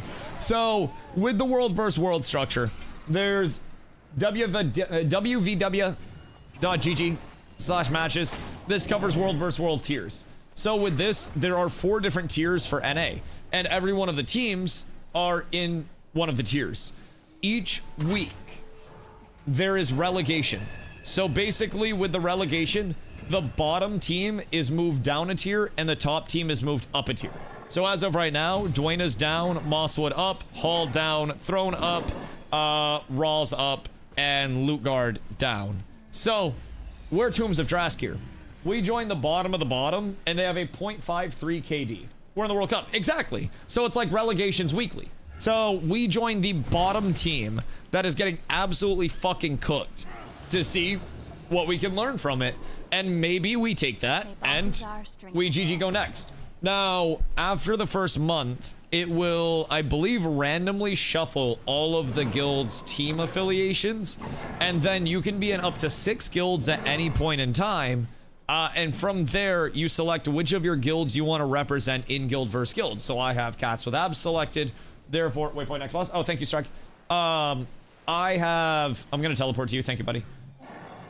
I have Cats selected for mine. Actually, I'm going to port. We're good. I have Cats selected as mine. Somebody else that's in Cats, but has, you know, been warring with other guilds forever, may want to stick with their other guild for now and switch to us at a different point in time once they realize we're just better. So there are a lot of options for you to not feel like you can't play with other people as well. But every month, I believe it just randomly shuffles us to new teams. And within that, we'll have new matchups off of that. And then everything shuffles out through the relegation system over the course of that. And you have constant, ever-shifting world versus world matchups. It's how people have been playing it for all of these years. It's basically New World, except all the fucking time. So, with World vs. World, the largest bad thing about it right now is that with Guild Wars 2, you have a very heavy boon ball meta, and boons over here are buffs, right? So with the boon ball meta, with World vs. World, if we were this spread, we'd be dog shit, and we'd also be dead. With World vs. World, I'm gonna use Dark as an example. Dark is our caller. I'm here. If Dark says we go, you know, up left in 3, 2, 1, move forward left, I move forward left with him, or I fucking die. If he calls all in, I go all in, or I fucking die. If they call everybody back, we go everybody back, or we fucking die. So it is imperative that you're playing around the boons and around the buffs, and that's the largest thing. I was in PvP earlier, and I was getting kills. I was just out meching in fights, and I also... Sure, I call exactly what to do to die. Don't worry, that's what our normal caller does too. Somehow he always finds a way. So, like, I was out meching people because Willbender is just shifty as all fuck, right? So it's got very high bursts, and the time to kill if you can catch people without boons up is actually quite fast. It's very possible to burst them. So basically, I would just jump in. I have a super long range, and I mean super long range. Teleport. Perma targeted, you don't want to be on me? Oh, dude. Perma targeting is just something that's right in my line of work. So in New World, my time there, I played a ton of wars, and I don't have the ANET debuff, but we didn't have any of that in New World. I just got targeted because I was carrying armies, and it was 50 versus 50 wars. I would have entire army collapses called specifically on everybody on Dusty top left, and somehow would have to live off of that and function off of that. So I welcome your perma target because it draws my perma target off a little bit. Believe you me, my groups learned how to bait me. I know how to bait you as well. Oh, welcome that shit. The only thing that can outdo the streamer is shitting on me perma target is the Devastator perma target. You're welcome with us whenever, buddy. I might keep you safe. This is gonna be a really good relationship. Hear me out. The front line, I'm on front left, getting ready to flank and get kills. We put Dark on front right, so they just don't know where the fuck to go. They don't know which direction to choose, chat. They gotta target one of us, but they can't target us both. There are people who generally have not even seen the new expansion maps because their game time is World vs. World only. We have people in my community that aren't even World vs. World only. They do Realm of the Mists or whatever, the structured PvP stuff. Because you can just select your gear and you select your build. And it's gear match and level match. And you can also try different elite specializations that you haven't played yet. We have people in chat that literally like haven't even done World vs. World and they PvP'd. It's they only care for SPVP. Yeah. The structured PvP is an entire like route for some players over here. It's really remarkable that the game presents a dichotomy where you can have people that are focused on, I call it like avenue gameplay, where you are just going down a singular avenue with your content, or fully cyclical gameplay where you're PvPing and a mix of everything in between, right? And I really have an appreciation for that. We have a lot of players in the community that really are skewed one way or the other, and they may want to casually show up to World vs. World one night when we're getting World vs. World going, or show up to scrims when we have the arena in the guild hall. And I think that's a really important thing to be able to cultivate, while also having the people that are here 10 hours a day that want to do everything that they can. Did Cats play Crowfall? No, during the Crowfall time, I was playing New World still, I believe. I left New World for perspective in December of 2024 because Christoph Hartmann, the CEO of Amazon Games, did an interview with IGN that was genuinely such a disastrous interview. about the future of Amazon games, where he talked about King of Meat, which is a title that has since debuted on Steam and reached a concurrent peak of about 220 players on Steam, was their first step out of the MMO genre, and he said time and time again how he no longer saw them as a developer, more as a publisher. So, you know, it is what it is, kind of tragic. But I left New World at that point to go to Ashes of Creation, and I kind of like, I drank the Kool-Aid with Ashes of Creation a little bit, and I really believed that an indie title could do it. And unfortunately, an indie title on that scale might not have been ready to do it, at least to that degree. A lot of outside issues with it as well, so to say. But, you know, I spent a lot of time over there, obviously streaming daily. I spend so fucking much time in the games that I play. So, didn't miss much, I was just curious. I had people that played Crowfall. Speaking of the falls, I also had people in chat that played Quinfall. So, all of the falls kind of have like, I keep forgetting that I can break stuns with my teleport forward. That shit's so strong. I also had people in chat that played Quinfall, and I didn't really get into either of the falls. I kind of like, I really struggle to play things that I may not find myself the most passionate about. Whoopsie! What am I go? I stream so much, and I'm so like transparent about my thoughts and my feedback with games, especially with how much I've just simply like played over the years, that I really can't like fake the passion, if that makes sense. And if I'm not enjoying what I'm playing, it will genuinely show through so heavily. So there's got to be something that really hooks me in an organic manner before I can like full send into something, right? And Guild Wars 2 always had me right on the fringe. And the Guild Wars 3 announcement was what I needed to get off of the fringe and actually just be like, oh, here is the future that I have been looking for within a title. And here is the now where I can also play something that's fully developed while I wait for the future, right? 3 is going to be a completely different set of functionalities. The movement will be different. The combat will be different. And I look forward to figuring it out, right? I love those fresh starts so we can learn the new systems because we have such a great catalog to compare to over the course of playing so many MMOs. But this has been the perfect mix for myself. Shooter McLoads. Fucking crazy. Anyways, this has been like the perfect mix for us to get into as a community, knowing that there's that, you know, that outward future for us, while also having, like I said, the right now to play. And there's Guild Wars 1 as well. I also plan to dive into Guild Wars 1, yes. I'm still very Guild Wars 2 clueless, and I definitely need to figure out this side as well.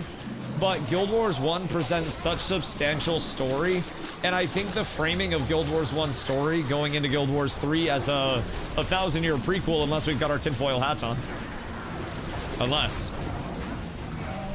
I think that's going to be important, you know, conjecture to have as we go into Guild Wars 3. So, I really like being able to cover, you know, every aspect of the game that I play, regardless of the fact that I really enjoy PvP at its core. There's so much more to, especially this title, than just ooga booga, I come in, I do PvP, and I almost feel like that would be a disrespect to this game, right? And this IP as a whole that so many people have worked so many countless hours on over the years to get to this point. So I really want to be able to invest the appropriate amount of time in each, and once I figure out what we've got going on in Guild Wars 2, I explore more of the map, explore more of the story, feel like I'm not a complete turtle in PvP. I'll have more time to kind of like delve into Guild Wars 1, and the fact that they're already kind of seeing their content umbrella retain people, and they're just going to add another layer to that is kind of fucking remarkable. I think, as you've said, there's Guild Wars 1 when we get tired of Guild Wars 2. Give it another year and a half, we'll have Guild Wars 3, and then we'll have a staggered Guild Wars 2 drop, and then we'll have a staggered Guild Wars 1 drop eventually. Maybe there will be a small update over there. But there's gonna be so much. Yo, Maples, have a good night, my dog. I hope you have a beautiful one. This is his first world event. Thanks for coming. Discord.gg/cuts with abs. We run every night. Chat, this is how we recruit. This is how we recruit. Organic in-game recruitment. And we're plugging to everybody on the layer. We're so up. Alright, where to next? Keel's Outpost. Soon I will have all of these waypoints. Strag, I don't know how you have these memorized. I don't know if you got a guide up or what, but thank you, my goat. I appreciate the links. I forgot you were getting some incursive investigation achieves. They lead to easy legendary gloves. What do I have to do for those? I swear to God, you guys notice more than I do sometimes. Leon, thank you for that, Drake.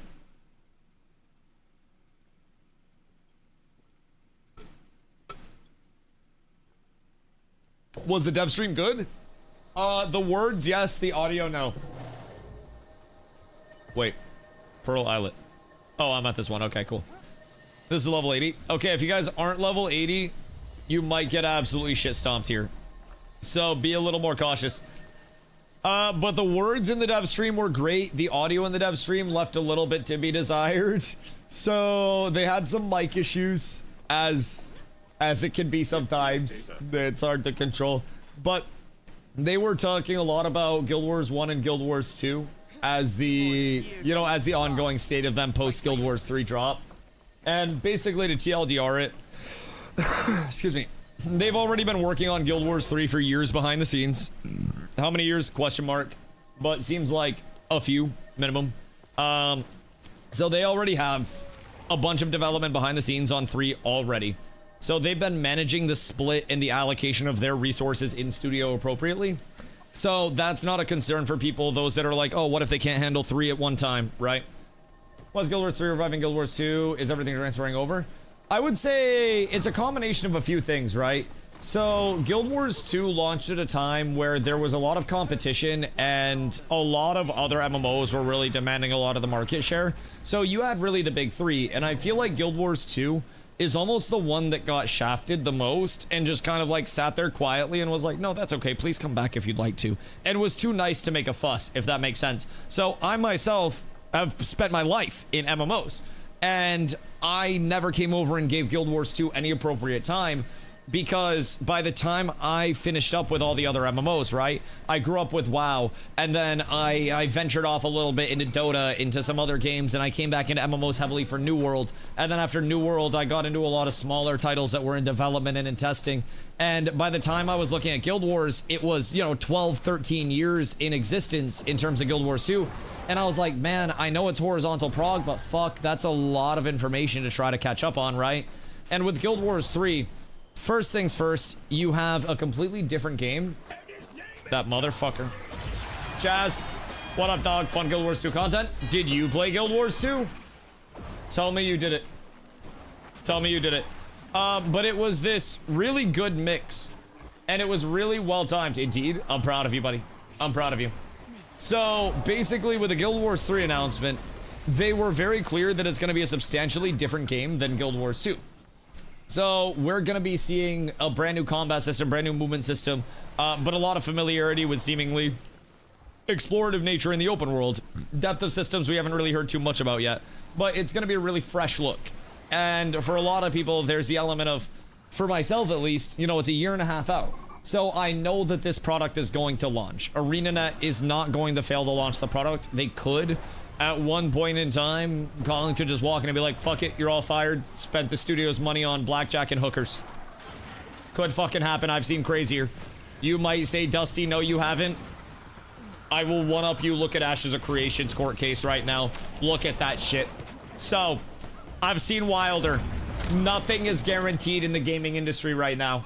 But I'm very confident in ArenaNet to ship Guild Wars 3, which will give myself, my community, and all of the players that kind of like came in behind a little bit, so to say.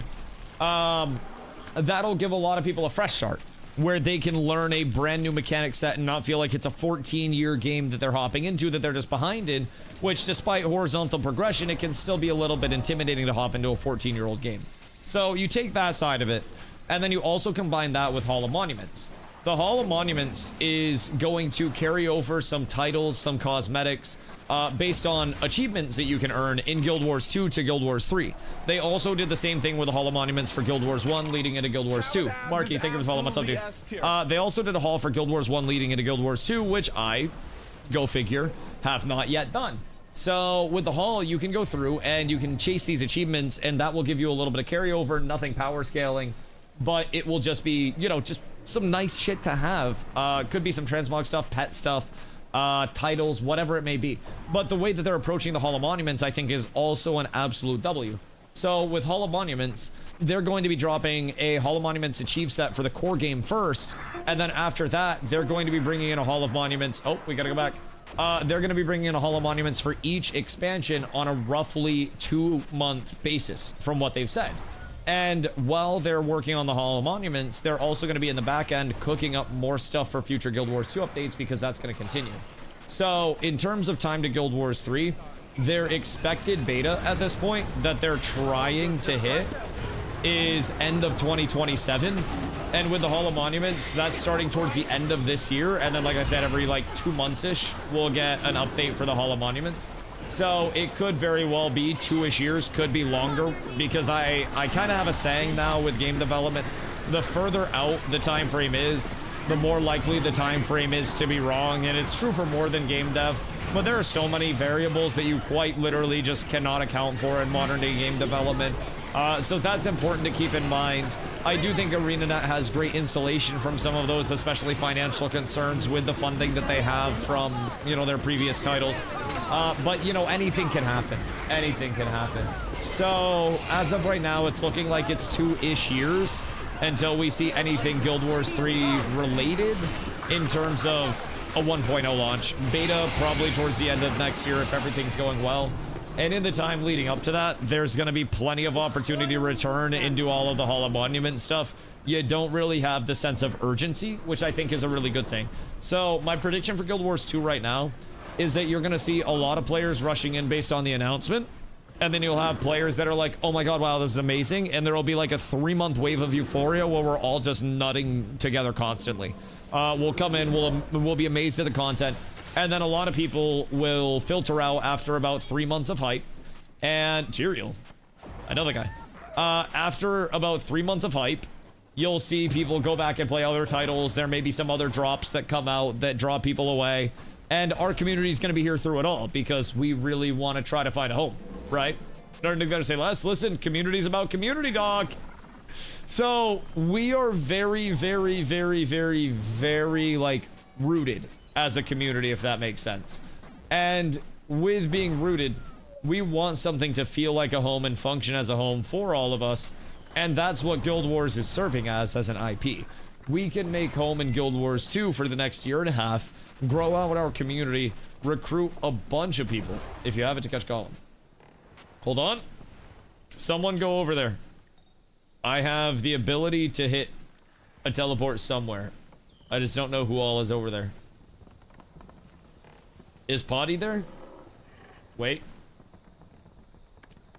Potty was probably there. Probably there. But the big thing for me... Uh-oh. We're cooked. We're cooked! The item is still recharging. Oh, no. Wait, what's my debuff? 2 minutes! How far away was it? Hold on.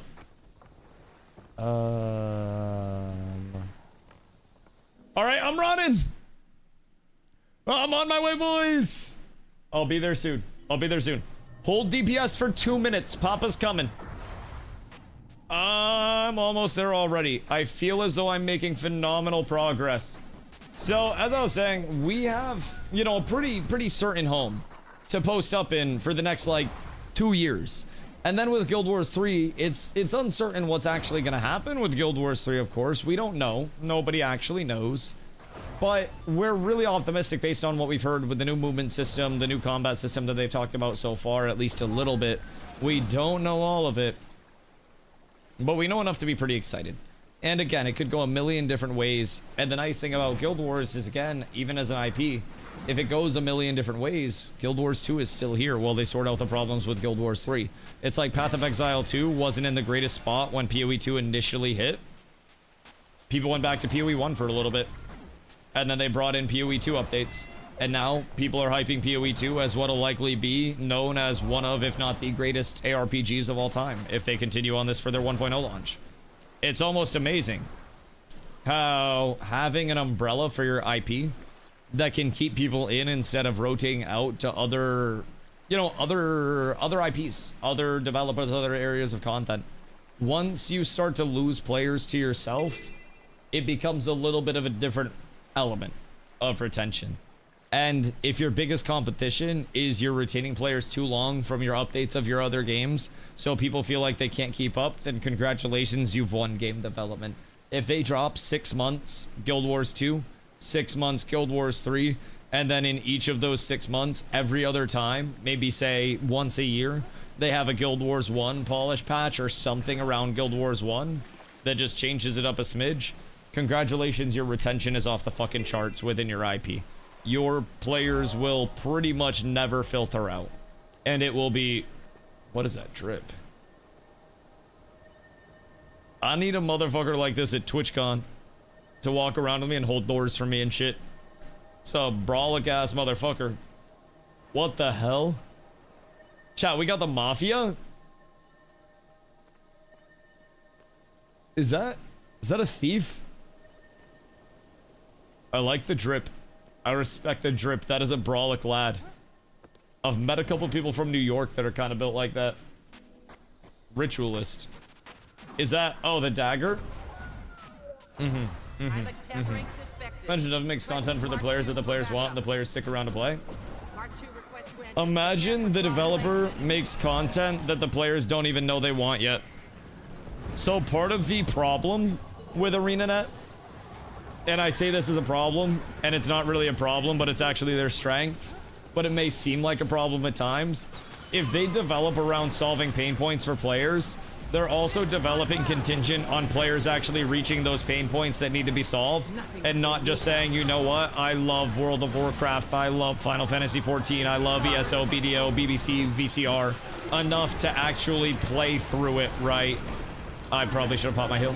Yep, everything's fine. Everything's fine. Everything's fine. I can pop through this. I can pop through this. And when players reach their pain point and their quit point, that's where Guild Wars really shines. When people feel as though other MMOs and other titles are just missing the mark, Guild Wars comes in and is like, hey, our entire design is fixing these things that you've been struggling with for so long. But they're waiting on communities to hit that point, and they're not just coming out and saying, hey, all of your games, you secretly fucking hate them, you just don't know it yet. But that's really how it is. There are types of people, and there's one type of person who has played Guild Wars, and there's another type of person who hates what they're playing comparatively to Guild Wars and just doesn't know it yet. And after playing Guild Wars 2 for literally... Yep, that's fine. Just getting fucking thrown around out here. As someone who's played Guild Wars 2 for literally less than a week, I already see so much that my community would have excelled with over here in terms of not only completing the content right, but also just enjoying what we're doing and giving people a place to play the game that I didn't know yet that Guild Wars was solving a lot of the problems that I was having with other titles, right? On top of providing the consistency that ArenaNet provides. But it just solves so many things for our community that other games haven't been able to solve since the sandbox nature of Ashes. Whoops. And despite this being a... I wouldn't really say it's theme parky if I'm being honest. I would actually say this is really fucking sandboxy in nature. Like really, really, really sandboxy in nature. But it's not like a steep vertical prog sandbox. It's really sand parky, but it's a horizontal sand park. And you can just get into all of the rides whenever you want to.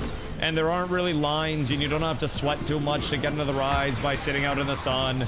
It's kind of like open and accessible, no matter what you want to do. It's really well structured, in my opinion. I need my cats! I need my gatos!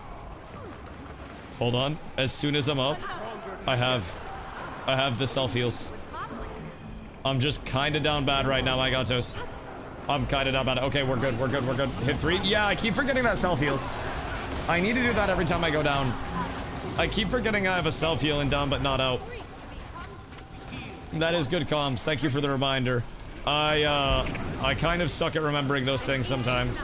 Did I just phase that last slam? This is what I tried to do, but I figured I would fuck it up. I'm glad something might have actually gone well. Your current ability is trained and ready to master. Oh shit. Wait. We're up. So now, get a 10% experience bonus from all crafting that grants XP. You also have 10% higher chance of getting critical bonus crafting XP.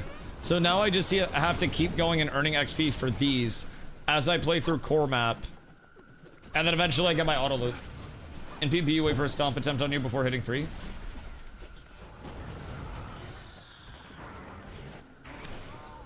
Okay. Okay. So people can... It knocks back? Wait, that's my 2 that knocks back. 3's my heal. Oh wait, chest's over here. So is the stomp attempt the finish? Like when you just jump on somebody and finish them? How important is that? Over here. Like, is it common to just let people bleed out or nah? Very. Oh. If you get stomped, you're full dead to respawn. Right, I just figured you kind of let people bleed out miserably so they wasted time. Or press F to channel a finisher. Right, and one of my abilities that teleports kills people if there's nobody else around and they're down but not out. And they just self-rest. Right, right. You always want to finish, my dude? I'm selfless. Hear me out. In New World, when there was a down but not out, we didn't want to finish people off. Because, pause. We didn't want to finish people off when they were knocked. Because you let them bleed out and it was a slower time to respawn. It was devious tech. Absolutely devious tech. Okay, what are we on now? Wait, I feel like I've done this one before. Also, the finishers get points in structured PvP.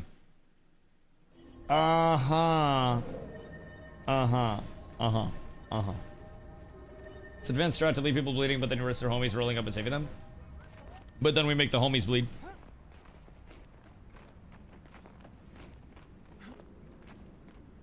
Then the whole block bleeds. So you're telling me I could stab one motherfucker and then they yell to all the homies and then we stab all the homies? That's nice. We got this one, then one more. Okay, word. So after this, we need to go check on the guild hall to see how many Ethereum we have. We've been mining Ethereum all day, chat.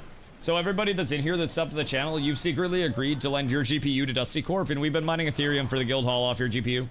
So, thank you. If you can draw someone's down state out in SPVP and still secure the kill, it's OP. If I don't finish somebody off, does somebody else get my kill credit? 9 hours, bro's grinding? Jim, I stream 8 to 12 hours a day. 9 hours is average for me, what do you mean? I only stream less than 8 when I'm depressed. Which has been a decent amount of the time lately. But I'm having an immense amount of fun on Guild Wars, dude. I'm not gonna lie. I have been playing with a smile on my face the entire day, and I don't really see that changing. I'm gonna turn my air conditioner on while we wait for this. One sec, I'm getting a little sweaty. But dude, it's been a blast. If you're not playing yet, you probably should be. You should probably join the community. Greatest fucking community in Guild Wars, I'm not gonna lie. We have mentors, we have mentees, we have mental. We're going crazy over here, and it's truly been such a fun time and such a great thing to be a part of. Jubba, hit G, and then check your box for cats with abs. You fucking goober. Make sure you're reppin'. Hardly home, but always reppin' type shit. Goodness gracious. Alright, what's that?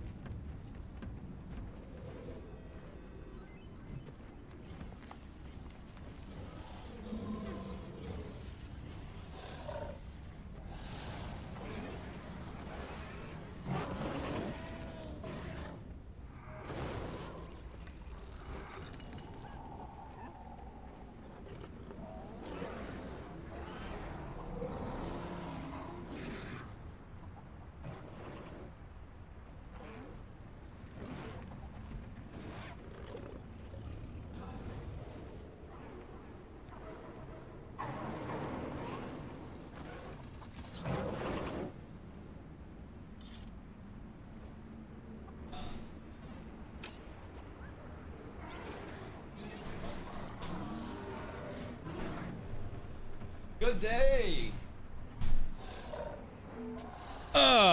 Just in my first convergence. Wait. Jim got ecoed. Oh god. Okay. Okay. Sorry, Jim. What's a convergence, Paul? Inventory management is awful, but you actually have account-wide backspace. In other words, you can use your all tunes as storage. Yeah, inventory management's definitely the hardest thing in the game right now, I will say. There are two concerns that I have. Like, not concerns, because obviously, like, everybody knows about it, right? But two things that I, as a new player, would also, you know, advise other new players to be cautious with and kind of set proper expectations. And it's the inventory management standpoint as well as the menu management, as I call it. There are a ton of menus, a ton of notifications, and a ton of things that you won't really know what's going on. Nice. Login completed. And I think it's really important to not get overwhelmed with those, you know, with those menus and with the inventory management. I have genuinely, like, I've run into inventory management stuff, and I have 232 slots. I am slammed up with bags. Menus are as bad as I thought, but this inventory fucking sucks. Yeah, those are the two most overwhelming things as a new player. If I'm being completely real, like those are the two low points of the game just as a whole for me. Just my personal, excuse me, just my personal opinion on it. Those are the two low points so far. And I think after 14 years, it's near impossible to not have some bloat. You've added in so much to the game. And how are you going to introduce players to that without adding in another way to introduce them and another way for them to interact with it? It's just like you've got so many different forms of content, and I think they've done well with navigation stuff. It's not like it's a pain to navigate. It's just a little overwhelming to figure out exactly where everything is right off rip as a brand new player. Definitely can take a second. And those two things, I think, can also make fluidity of the gameplay feel a little bit worse for wear early on, just because you can actually spend so much time in menus versus, you know, actually playing the game early on. Like, you can spend a lot of fucking time in menus, right? Like, a lot. So, that's one thing where, you know, with Guild Wars 3, I really hope that, you know, obviously they might have a lot of diverse systems. And really, it's a menu one way or the other if you really think about it. In one way, you're probably going to see a menu in a UI, and in another way, it's the inconvenience of having to go to a vendor to interact with the menu.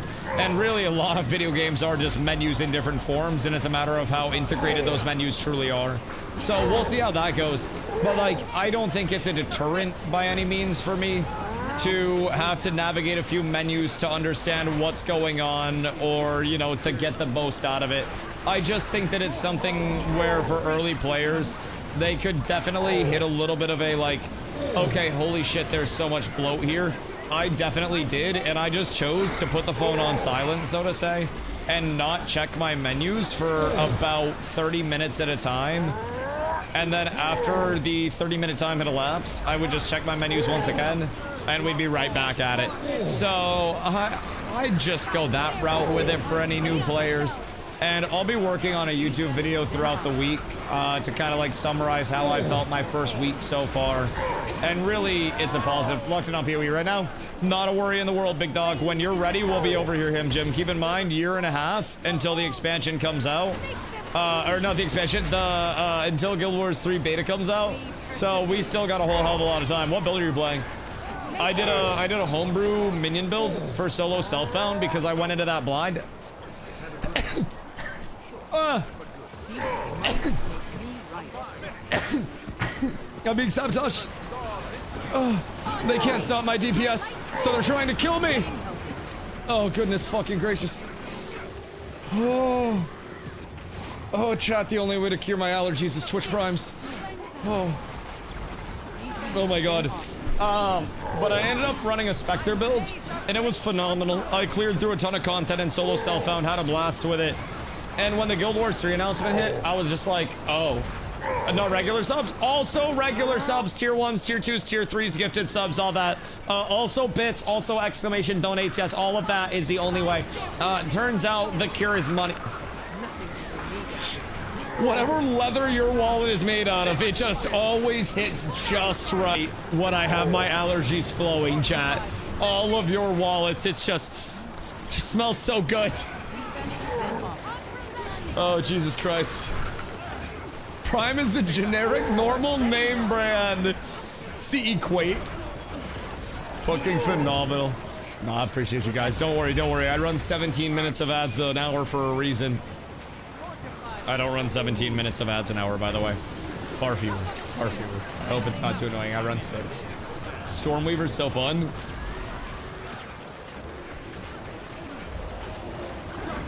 What are you cooking up there? Is Stormweaver... Stormweaver's not Harambe's Revenge, right? Or is Stormweaver Harambe's Revenge? No, that's Huntress, right? What are you running, like, ability-wise? I think it's Monk? Oh, wait. Is Stormweaver the ability? Oh, wait. Stormweaver's the Ascension, right? Lightning Ice Sword? Okay. Okay. Interesting. So, like, self-cast? Or are you doing, like, cast on Chris stuff? I just came back to PoE 2 after, like, the last time I had played was the initial early access launch in December of 24 or whatever it was, or 23 or whatever, 24, I think. So I was very fucking blind going into my SSF, and I heavily, I might be dead here. I heavily relied on chat to bail me out of pretty much any bad scenario that I got into via their wealth of information. And I couldn't have done it without the dogs. But honestly, we did well. I was fucking cooking content. I did the story pinnacle boss and other shit like that, just super easy. Didn't unfortunately stay long enough because of the announcement to get really into pinnacle bossing. But honestly, I'm cool with the trade.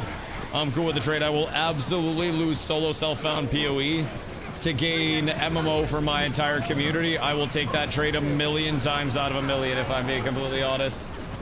Building as I go, first time through. Oh, fuck yeah. Wait, so are you doing Trade League or are you doing solo self-found with that? I did the same thing. I literally just went blind and I had the luxury of asking chat, right? When I really ran into a pickle, and Buddha was always there to tell me when to slam stuff and when not to. But like, you know, it was really fun going in blind, and especially solo self-found, not having all of the gear accessible through Trade League really slowed down my pace of play. It caused me to craft a lot more, and every piece of currency that I got was a crafting material and not $1 or a penny. So it was a really cool experience, and that's kind of, oh wait. Oh, they're mediums. I got exotic gear, but it's mediums. Soon I'll be able to send that to people, right? Or is that bound? Oh, that's still bound on use. Oh, so I can send that over to people. Lit. I can't use anything on the trading post yet because my account's still too new. I'm fucking locked down, chat. I physically, and I can't figure out how to get it cleared. It says it will unlock in a day now.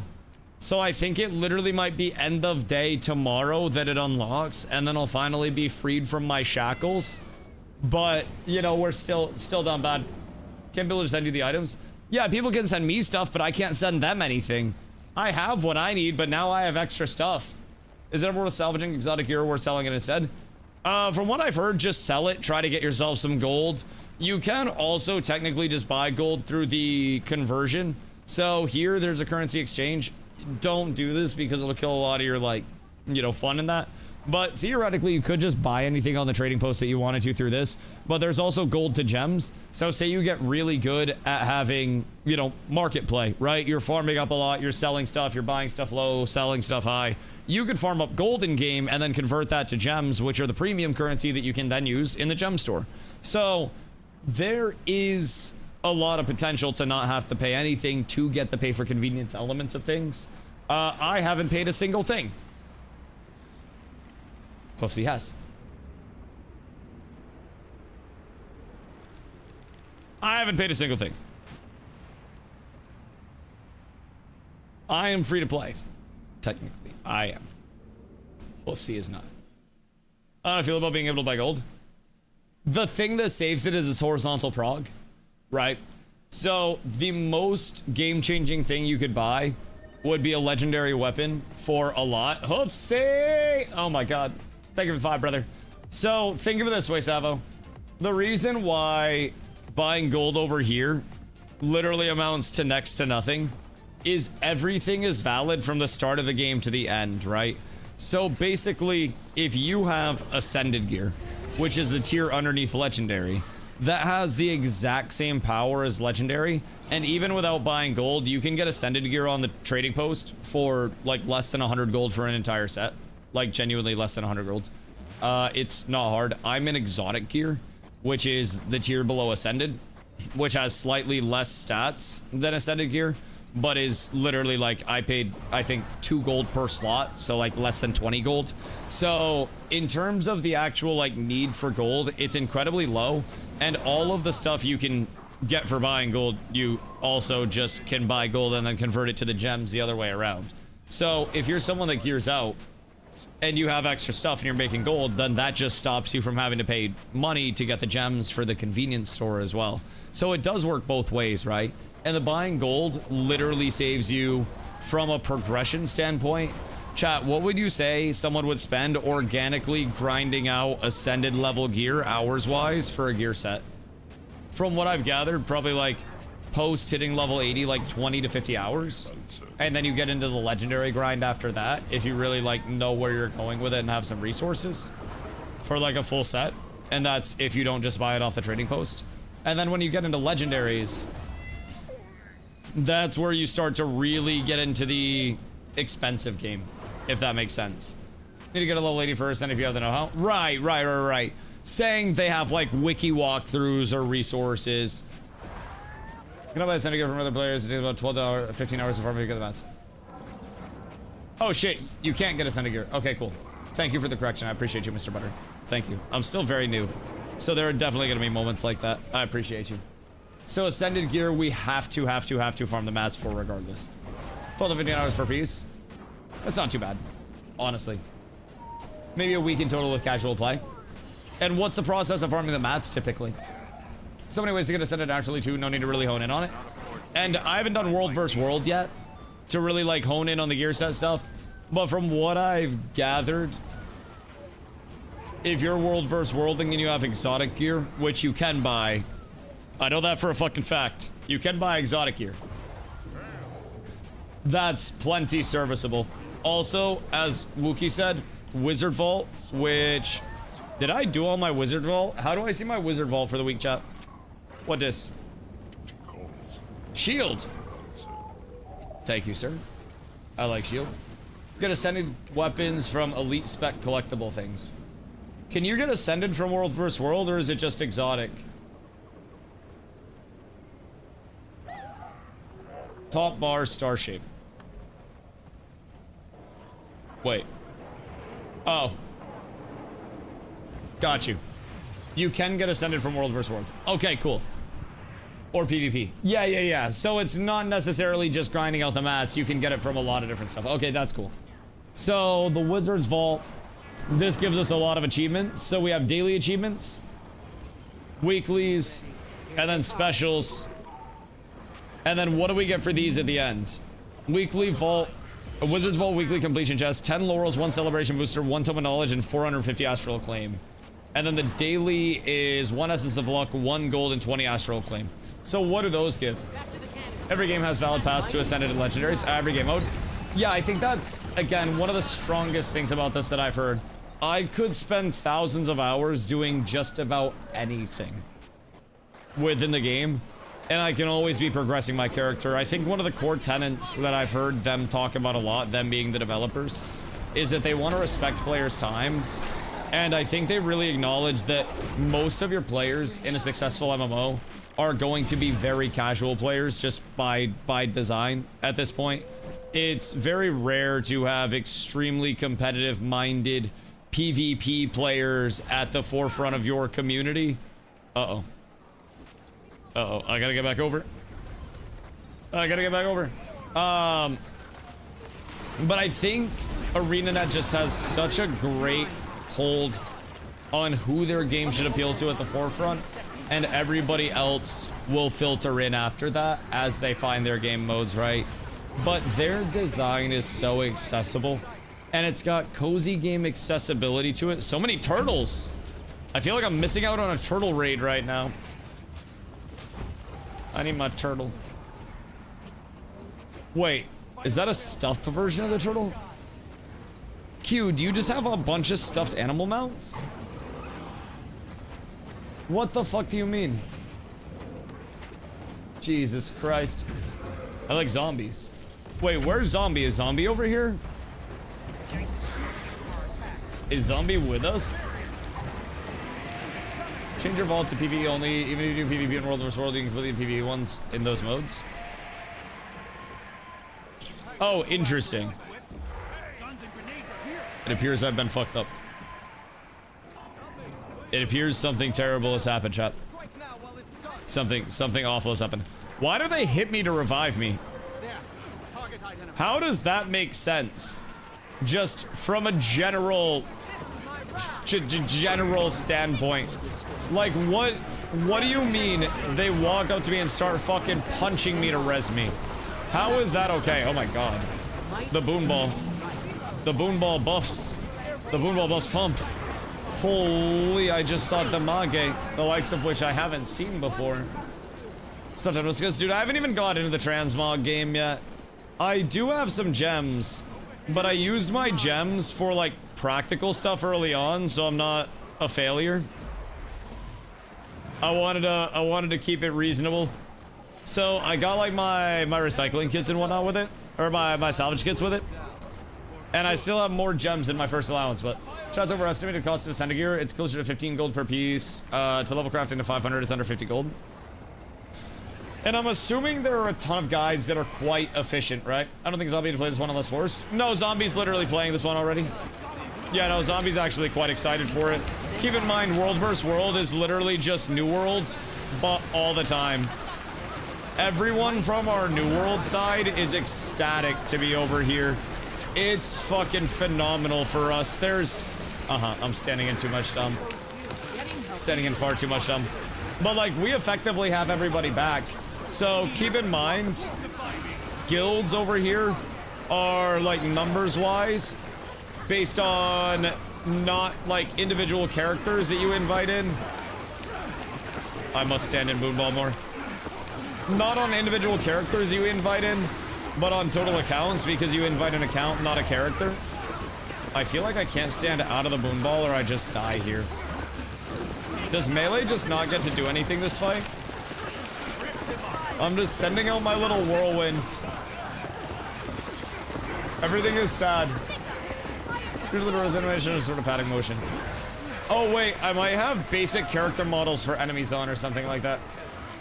Moonball, but also use your healer's mass sustain. Well, my heal doesn't do anything if I don't do damage. It heals me for a little bit, but then if I don't do any damage, it doesn't heal me for anymore. It's 33% of my damage done. And I can't get in range to do any damage. I don't know how large the hitbox is out here, but I don't feel safe stepping forward. I don't feel safe standing where I'm standing. Everything feels a little bit fucked up right now. Like, if I step forward, I just die. I don't think I'm close enough for any of my damage to go through. These guys are floating somehow.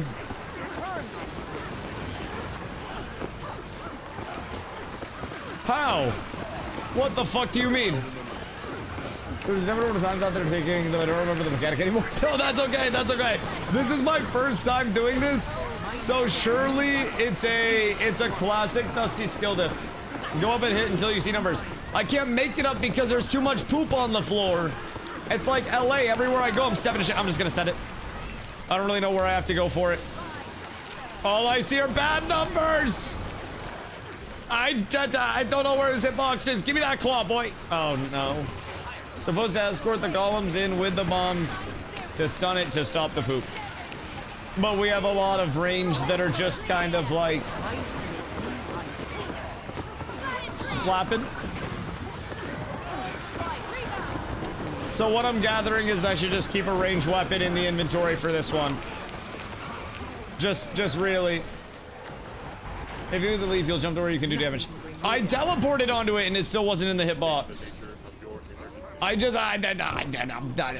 even dying after the fight. I fucked that one up. I remember doing this very differently. You mean like actually doing the mechanics?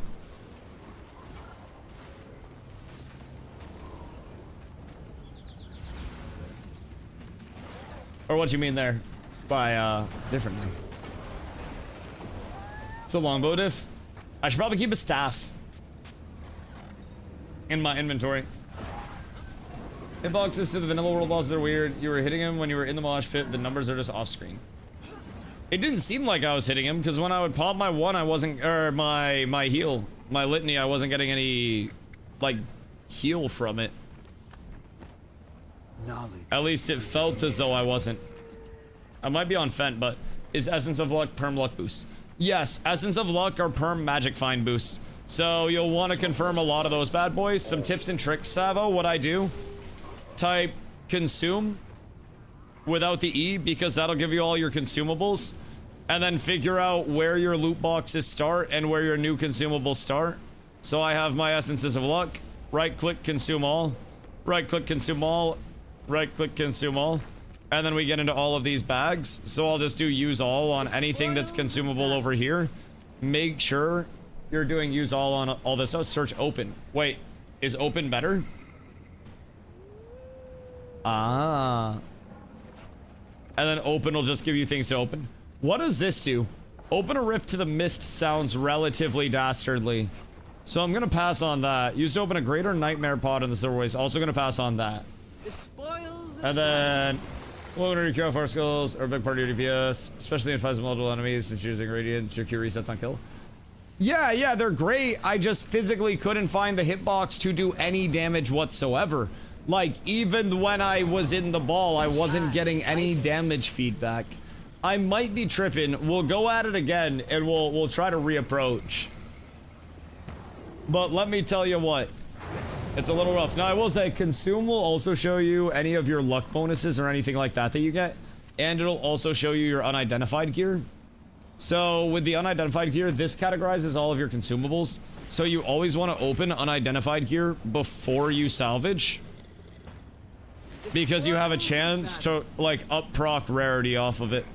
So, you always want to run that. And then this is double click to consume for recipe. That's karma, so we'll consume that. And then I usually just give one quick peek to see if there's anything else that I need. Anything else that I need to get rid of. Anything to keep. Teleport to friend. I have a teleport to friend now. We're up tremendous. And then if everything's looking good, which technically I should have magic find stuff up. Like I have a lot of dragonfly cupcakes. And I should be keeping dragonfly cupcakes up. But people will bring a lot of food to this as well. So once that's done, my inventory is completely fucked, right? So now all I do is copper fed. And then we do all blue and lower with copper fed. And then since we've gone through it all, that salvages all for everything blue and lower in my inventory. Rune crafters after blue and lower moves up to green because green's higher than blue in this game. And then we do that. And now once that's done, we'll go into salvaging all rares once that runs. And our final one salvages our rares, which are the most expensive for the best yield. I like and Road Tremendous. For people without Rune Crafter, it's better to sell green units. Interesting. So if you don't have the Rune Crafters, better to sell green unidentified stuff. Like on the trading post sell or vendor sell. And then after that, deposit all, compact, and then your inventory is manageable once again. The only stuff that I'm gonna have is shit that I need to go through and actually destroy. And I can probably parse through a lot of that real quick, because that's soulbound. So there's nothing I can do with that. I have to make sure that there's not a bunch of just like pee-pee poo-poo in my inventory that I'm supposed to have got rid of, because I have a lot of count-bound shit. And that's soulbound as well. I guess I could sell that, at least vendor it.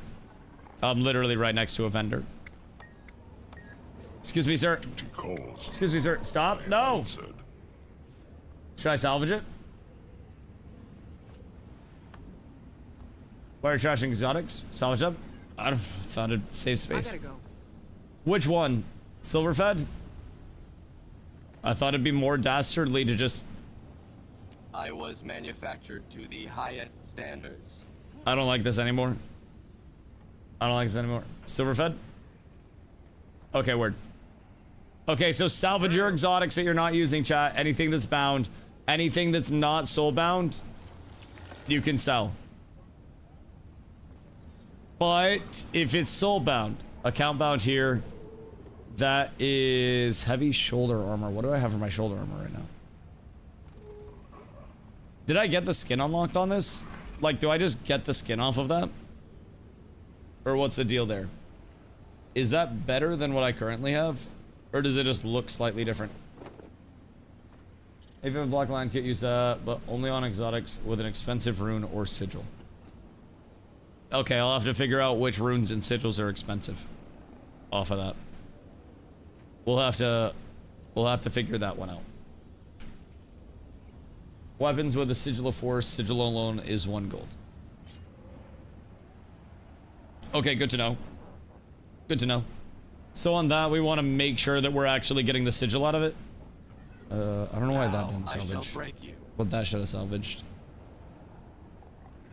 That should have salvaged. I guess I could probably sell that. Or you just sell the weapon. Yeah, I feel like you could probably do, whoops, relatively decent just selling shit in mass. Store my price on the sell tab on the TP. Well, that's how I'll have to figure it out. I'll have to, like, mentally compile what's actually expensive and what's not, so I'm not going through every single thing as I'm going through, you know? That's more so the figure it out element of it. I'll just have to make sure that I'm compiling along the way of, like, what's actually good versus what's bad. And then at a certain point, I'll have it all compiled. We'll be chilling. So, that is bound. So I'm gonna salvage that.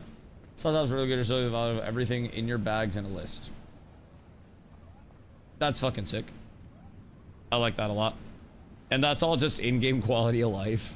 Like, I know there are add-ons over here that people have talked about, but it really seems like the add-ons aren't necessary whatsoever.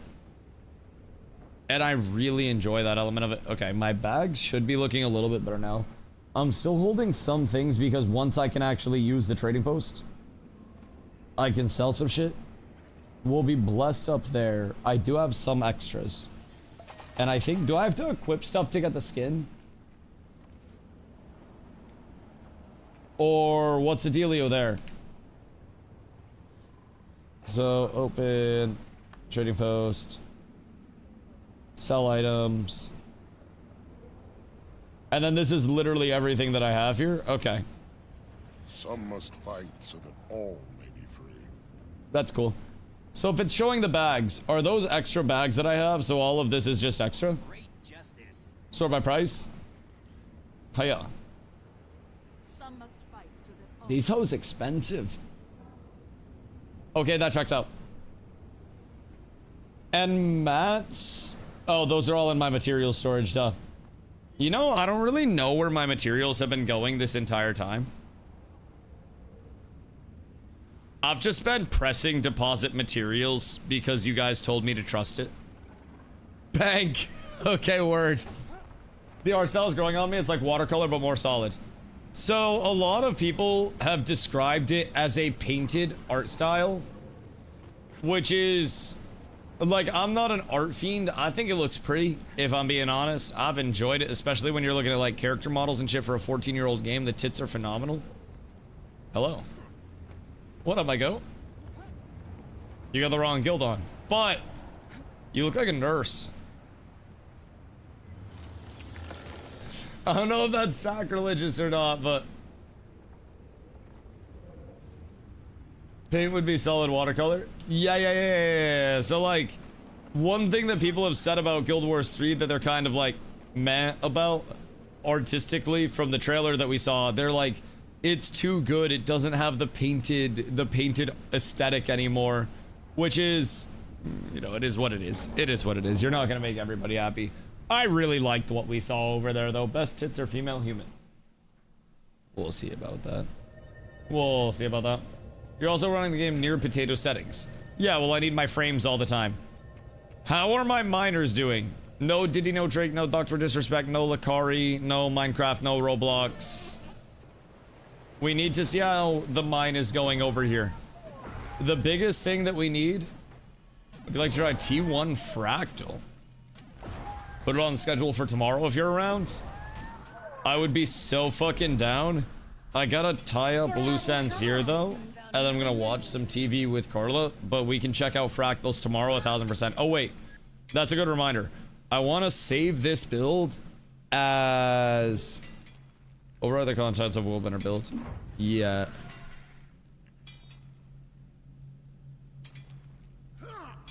How do I undo what I've just done? I thought it was the current build. I thought I was overriding the contents of the store build. That's okay. I remember what I was using. Control Z. I want to go back. Okay. Okay, that's fine. That's fine. So, good news. We remembered where we were going. All right, chat. That apparently will just overwrite your build.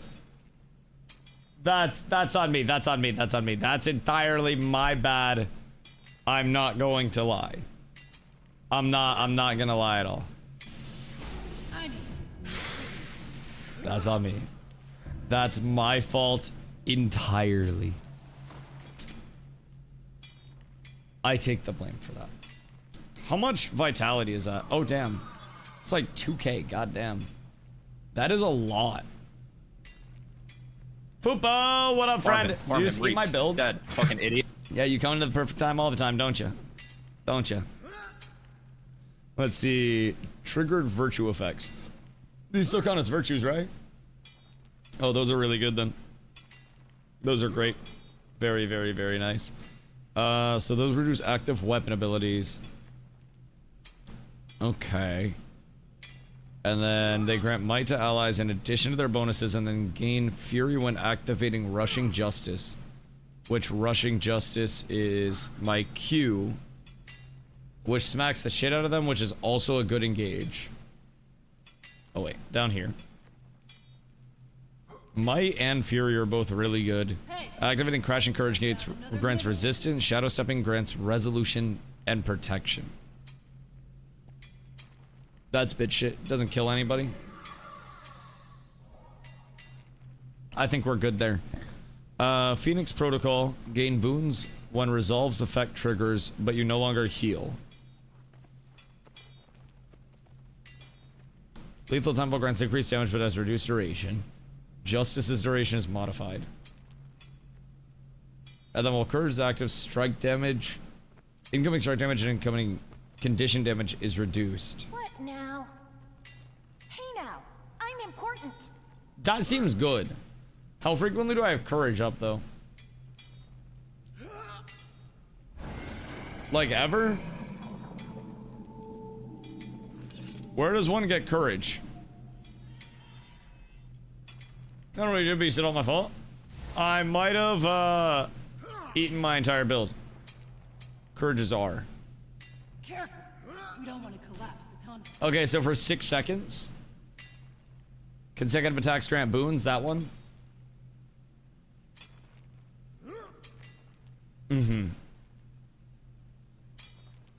Okay, so that's good, and then engaging with R is a big thing. So I can basically win trades easier. That checks out. And then precision is increased. Gain increased power while wielding one-handed weapon with your main hand. We're up tremendous there. R is super strong because you get boons every time you hit.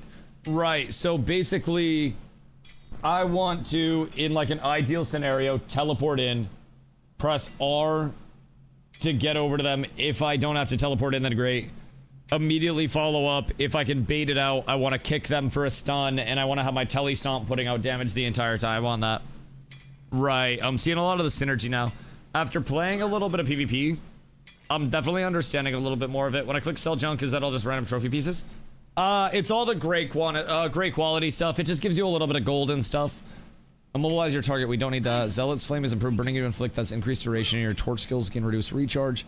Strike damage delta is increased while you have resolution. R is a good opener if you're afraid of being CC'd out of burst. Yeah, I'm almost always afraid of being CC'd out of burst when I fight good players. For just normal fights, while I'm learning, probably not a huge deal. But, like, probably important to learn to play around. Let's see. Burning duration applied by the passive effect of Virtue Skill 1 is increased. So I could go burns. Burning you inflict has increased duration. And then I could just have more burns on them at all points in time. So that could potentially be good. But might also seems really good with resolution. Only question is, where does my resolution come from? 10 seconds on save yourself, so that's almost 50% uptime. Which seems really large. Seems really large. Thought Master Trait and Radiance doesn't immobilize if you hit them with your Q. We don't want to collapse the tunnel. This one? Oh wait, striking an enemy with the damage effect from Virtue Skill 1, cast Lesser Signet of Wrath.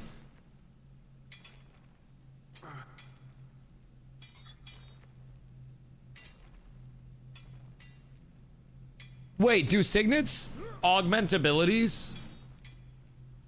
And they're not new abilities? Or are these also standalone abilities? Wait a minute, wait a minute, wait a minute, wait a minute. So are signets just augments? Also means they're immobilized in fire. Right. That's interesting. And then the duration and the damage of that could be good. It's a modifier to the existing ability. But it also casts the lesser version of the skill. Yeah, that's fucking sick. Okay, so that gets a 3-second immobilize. We don't want to collapse. Signets have a passive and an active. Okay.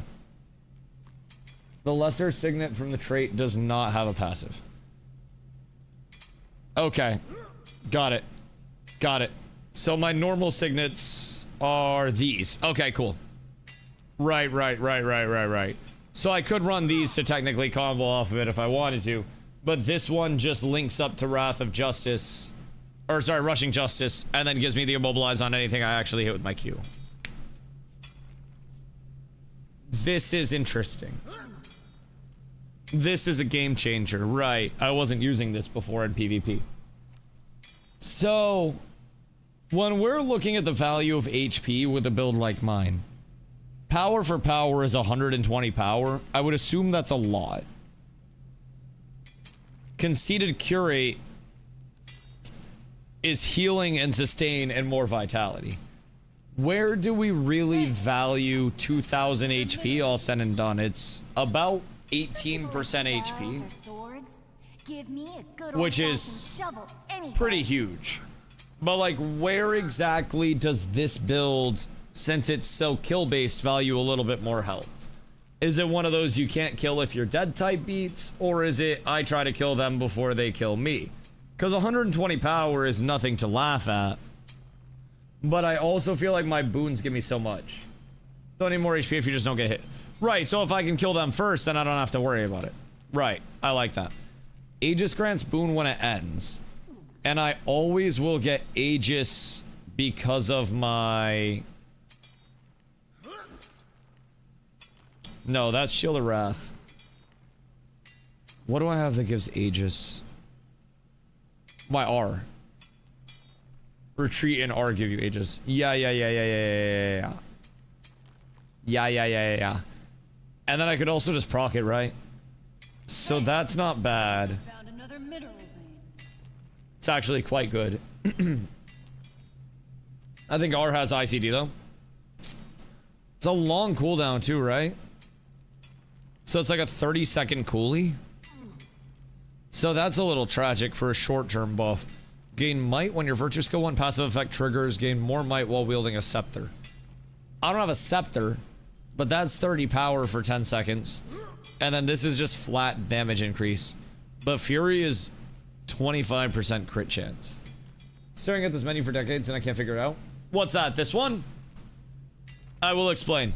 So basically where we're at right now we are currently designing my build. So as you level and you complete different objectives throughout the map, you get what are called hero points. The hero points you use to train all of these little different circles. So this gives you skills for this right side of your bar. And then you have specializations, which will also give you skills, and then elite specializations. So with the skills, those are just normal skills. With the specializations, you take 2 normal ones and 1 elite one, up to 1 elite. And then you take 3 total of these. So typically 1 elite, 2 normals, and then you combine them on this page. And then with that, as you're going around these builds, right? So if I pick this, the Zeal build or the Radiance build, like these specializations have all of these options. But when I go into the actual build and I'm selecting these, I take 1 of each of these sets of 3. So these are kind of like, you know, the keystone notables with it that I just get passively. And then I select 1 of each of these 3 based on the builds. So if I wanted to switch out my Radiance for something else, like an Honor or a Valor, Valor is blocking and meditation based abilities, so that's Aegis and boons and stuff like that. And then Honor is assisting allies through healing, cleansing, and revives. So large AoEs and sustain and supporty type stuff. So with this build, I'm playing basically as like a kill squad. Like I'm playing assassin. I want to blow people up and I want them to not be able to play, you know, in a safe way. So I want everybody to constantly feel panicked, if that makes sense. So that's the big thing about this build. Sewer weapons get additional cast and burn foes with their first strike. I wasn't using that. Your strike and movement speed are increased while you have Fury. Create a lesser symbol of blades when you activate Virtue Skill 1. Create a mystic symbol damaging foes and granting boons to allies. Oh wait, what the fuck? So now my Virtue Skill 1, my Q, Came from cities deep beneath activates Furious Focus. So when I activate that, it drops Symbol of Blades, which creates a mystic symbol damaging foes and then granting boons to allies.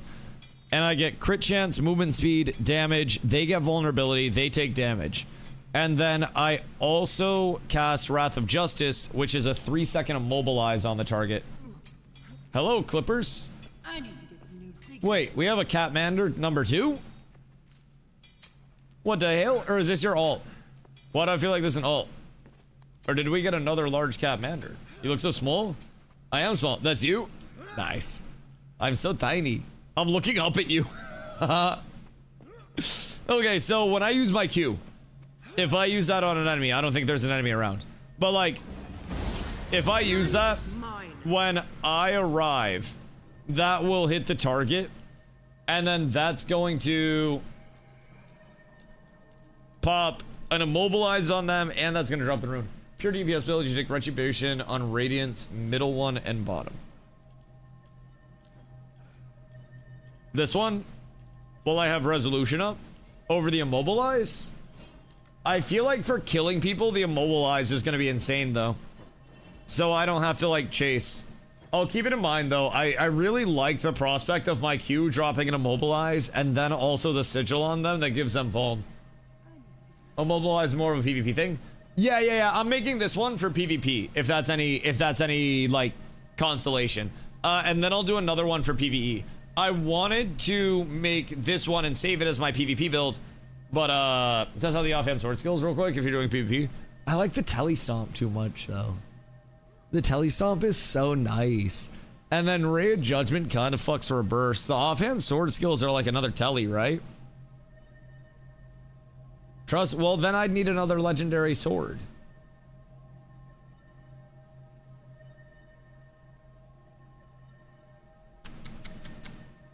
You use R to guarantee the stomp? I mean, I could. You know, see, I get both slots. Legendary in both slots. Oh, I can? Oh, word. Well, that makes that easier. Wood, what am I go? Hope you're having a beautiful day. All right, so hold on. So now we go back to Litany. And then over here, I was using my kick. So I had the stun. And then here, I was using...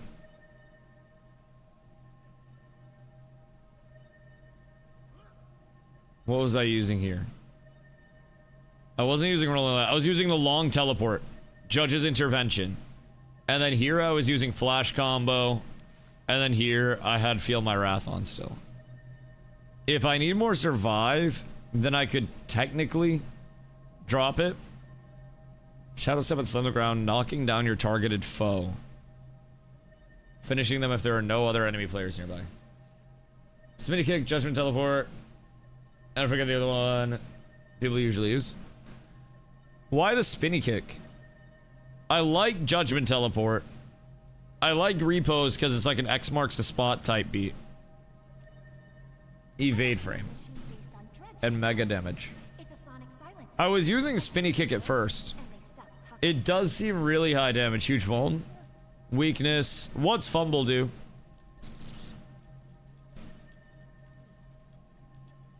Does it give any evasion? I don't think it gives any evasion, right?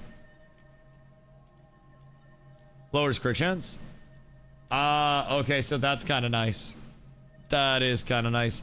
So maybe I can drop my heal crack then, and I can just try to nuke people. Because I will say a lot of people usually have stability, and if I can just blow them up through stability, then that might be good. So I'll try Whirling Light instead of heal crack. We'll give that a shot. With offhand sword, you get another immobilize. Okay, cool. Cool, that'll be good. We'll give that a shot then. You still have great sword pull? Yeah. Still have great sword pull. Still have a lot of good burst. And honestly, if I'm getting that deep in the fight and they're not dead, I also need to know when to release from the fight. I like Feel My Wrath, but I almost feel like Heaven's Palm being a knockdown could be really good. But Feel My Wrath is an absolute slapper. The Fury is absolutely nuts. And a little bit of super speed. And the cooldown's nice at 30 seconds. So I think I'll stick with that. And then I want to save this.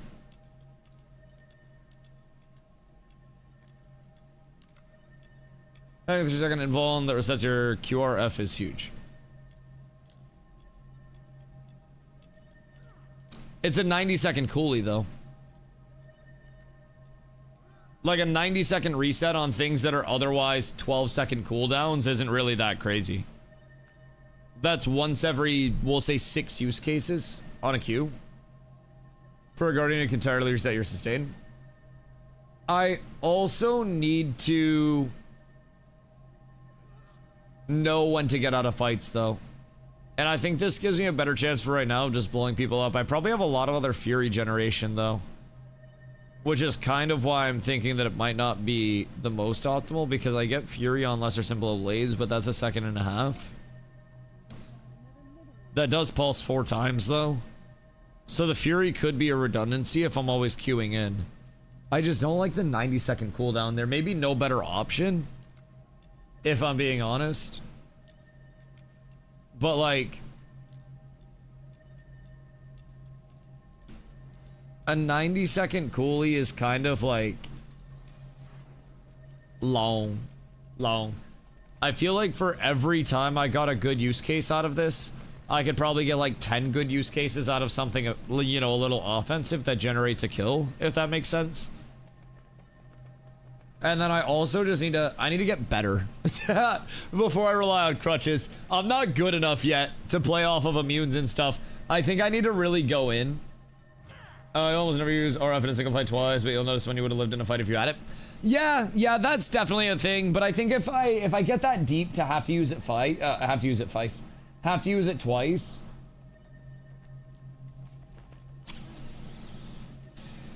I feel like I should probably get the fuck out. The invulnerable renewed focus is huge for PvP. How long are we typically staying in for without just getting the fuck out, though? I'll give it a shot because I already have Fury generation. I think that's the biggest thing. The only thing I'm getting out of this, I am getting 3 seconds of quickness, though, with Feel My Wrath. Which quickness is fucking massive. And I really think making sure that I'm not getting my shit blasted is huge, but more of an oh shit button. Yeah. And I think an oh shit button is also somewhat of a crutch. So I need to make sure that I'm not playing around it too incredibly hard and fucking myself over. But we'll give it a shot. We'll see what we can do. Is there a queue? Multiple, yes, but... Okay, hold on. How do I rename?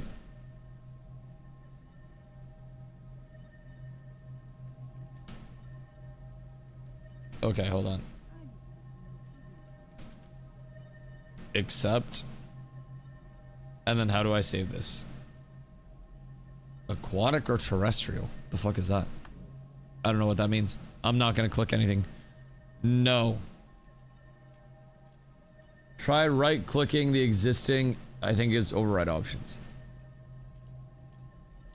Or save it. Yeah, we're gonna do this first.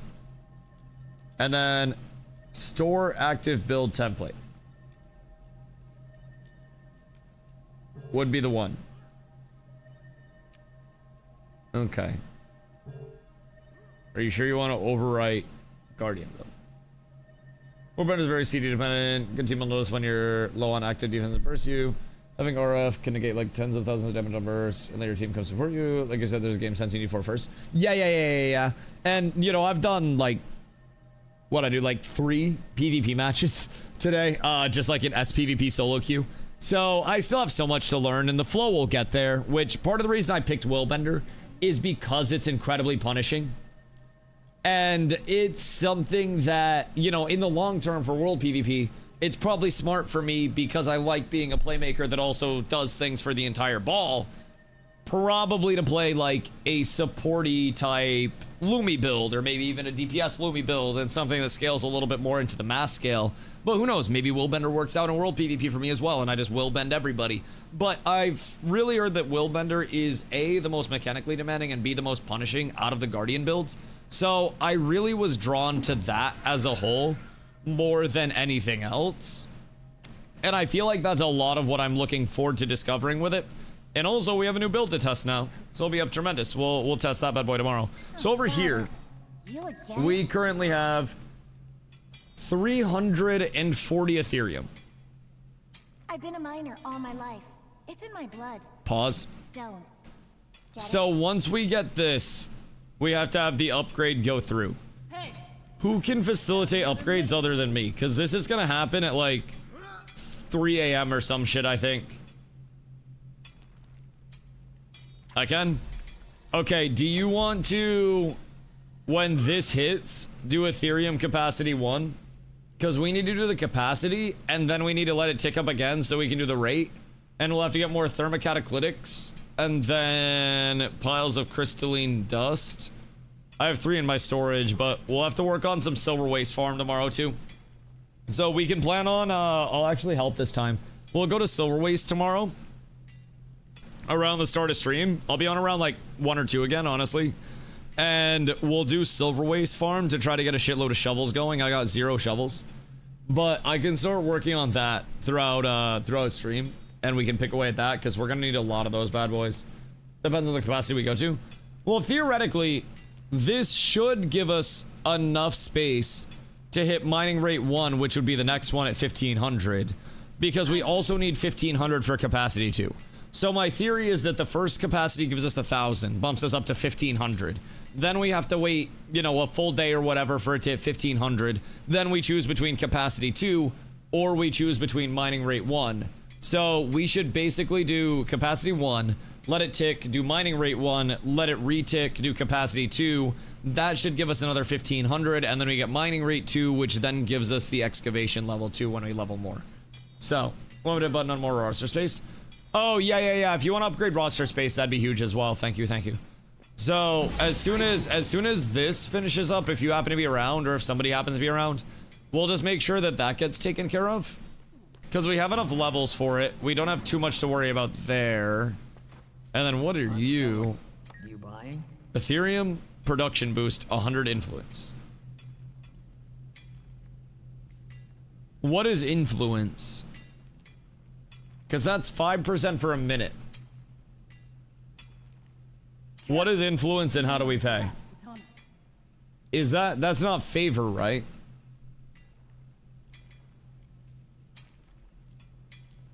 Where is this currency? I must track you down. That's karma. Is it guild currency? Yo, Swim, what up, dude? Still going? Yeah, of course I am. Of course I am. What is this influence of which they speak? We have favor. What's this? For offhand sword. Oh, thank you. I think I can like it. slam my Lego in both, right? 200 member cap? Oh my god, it just doubled? Wait, we're so up. We're so up. Okay, we can now fit up to 200. We gotta get more recruitment going. Lego skin can go on both. Oh, so I can't put a legendary in both slots? Or can I? Tragic. Tragic. Thank you, my friend. Alright, let's see. We'll slap that bad boy on. And then this is strike your foe with rending force, follow up this attack with a dual strike that deals increased damage against foes you struck with the first. And then quickly dash to your foe and then shadow step to deliver a debilitating attack that immobilizes your enemies. Okay. We're not tremendous. Influence is an obsolete currency that favor replaced. So I couldn't get these if I wanted to? Or what do I buy with these?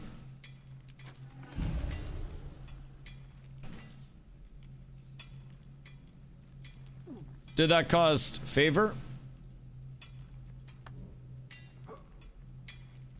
I don't think that charged us. And I don't think I got everything.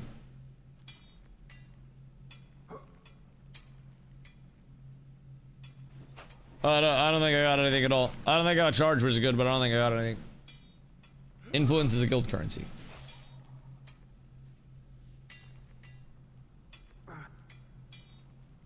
The green up arrow when you hit G. Oh wait, influence can no longer be earned but may be spent. Oh, okay. So if you had any left over, but we don't have any in the first place. That makes sense. That checks out. Okay. Okay, that makes sense. 100 intelligence stats, you need a second legendary. Okay. Well, I'll just get filler for now then. And then I can just put my... I can put my skin on it, you said? So we'll go... fashion. Other one. And then bolt. Okay, now we have double bolt. Now we're up tremendous. There's a whole tavern that requires a whole list of food to trade into it. Yeah, Chefron. How are you max with Legos already? Max level, because leveling doesn't really take long. I have 34 hours played, which honestly I've been playing like a lot. I've been playing over 8 hours a day, basically since I've hopped in. This was day 4. And that's with me trying to manage it and be responsible so I don't lose my voice. Sword 5, Q, spinny kick, sword 4 if they don't cleanse or get out of the immobilize. And then just sword offhand one-low combo people. Yeah, and I mean I have long range telly stomp as well, which is nice. I think someone got it in the bowl. Yeah, the legendary, that was Hoofsy. That was the big Hoofington. But the leveling didn't really take long at all, if I'm being real. That was probably the easiest part of it. Okay, so that's like a little dash in. 750 range is nice. And then that's a double slash. Okay. So basically dash in, Q, double slash, and then we're kind of blasting. Spent over 40 minutes of character creation. I spent like 20 minutes of character creation, right? Oh, maybe I spent 40 minutes of character creation. Have the papers in triplicate. Okay, maybe I spent 40 minutes of character creation. I don't want to hear. I was looking at my bazungas.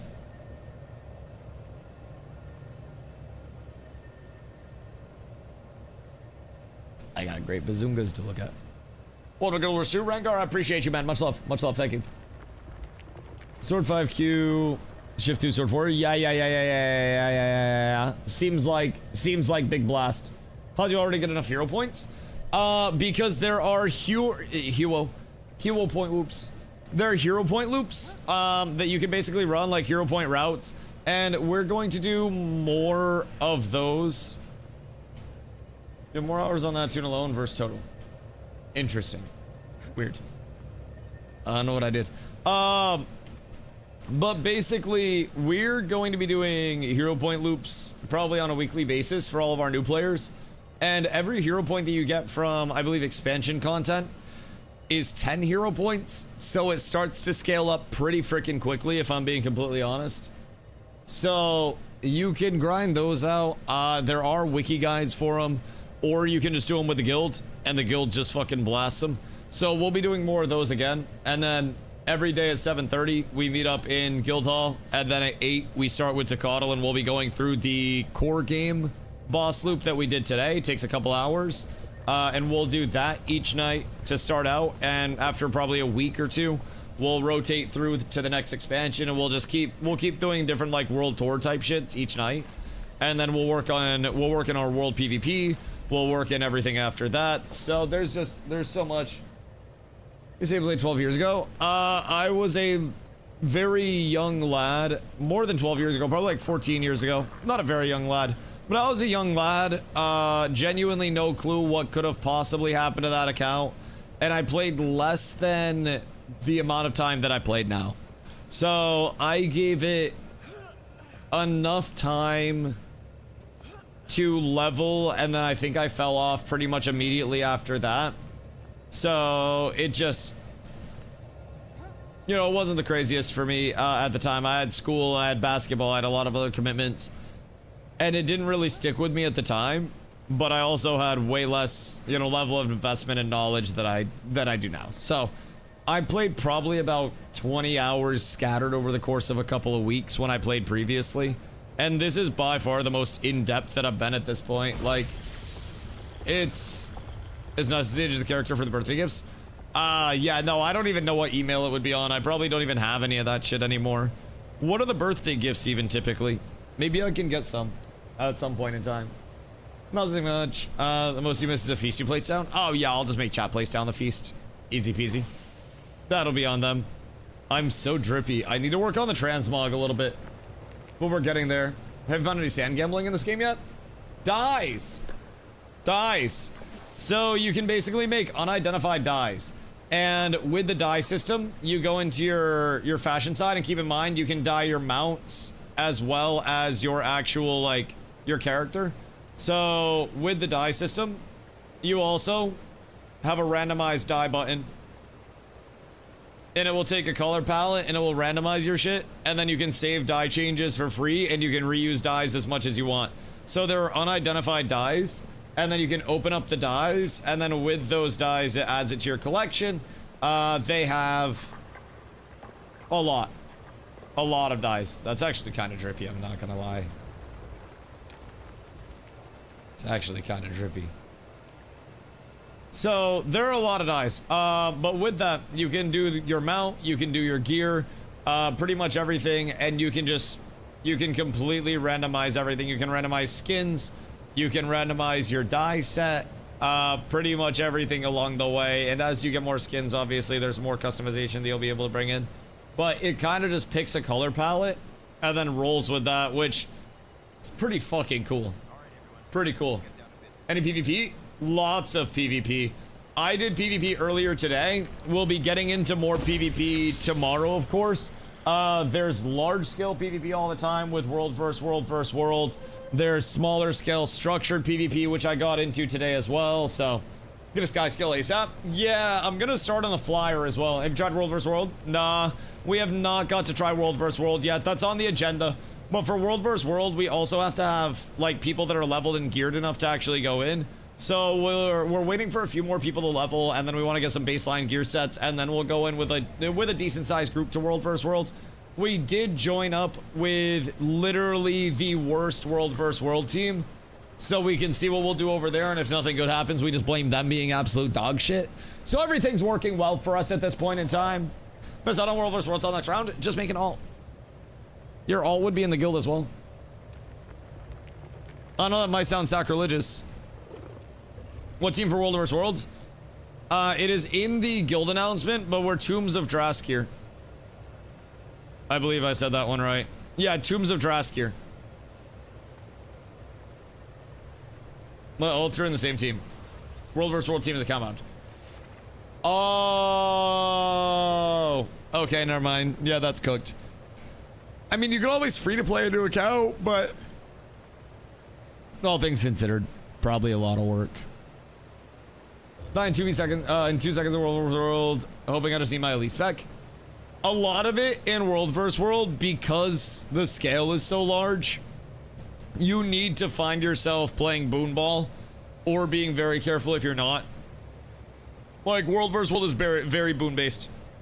So you want to make sure that you are definitely playing intelligently, if that makes sense. But you can die fast. I mean, I'm gonna be real. Even in structured PvP, I was dying relatively quickly as soon as I would get out of, you know, out of place, out of my position. So, a lot of it's being new too. Yeah. If you're new, you're gonna get blown up. Learning thresholds for what you can go into versus what you can't, adjusting to a new TTK.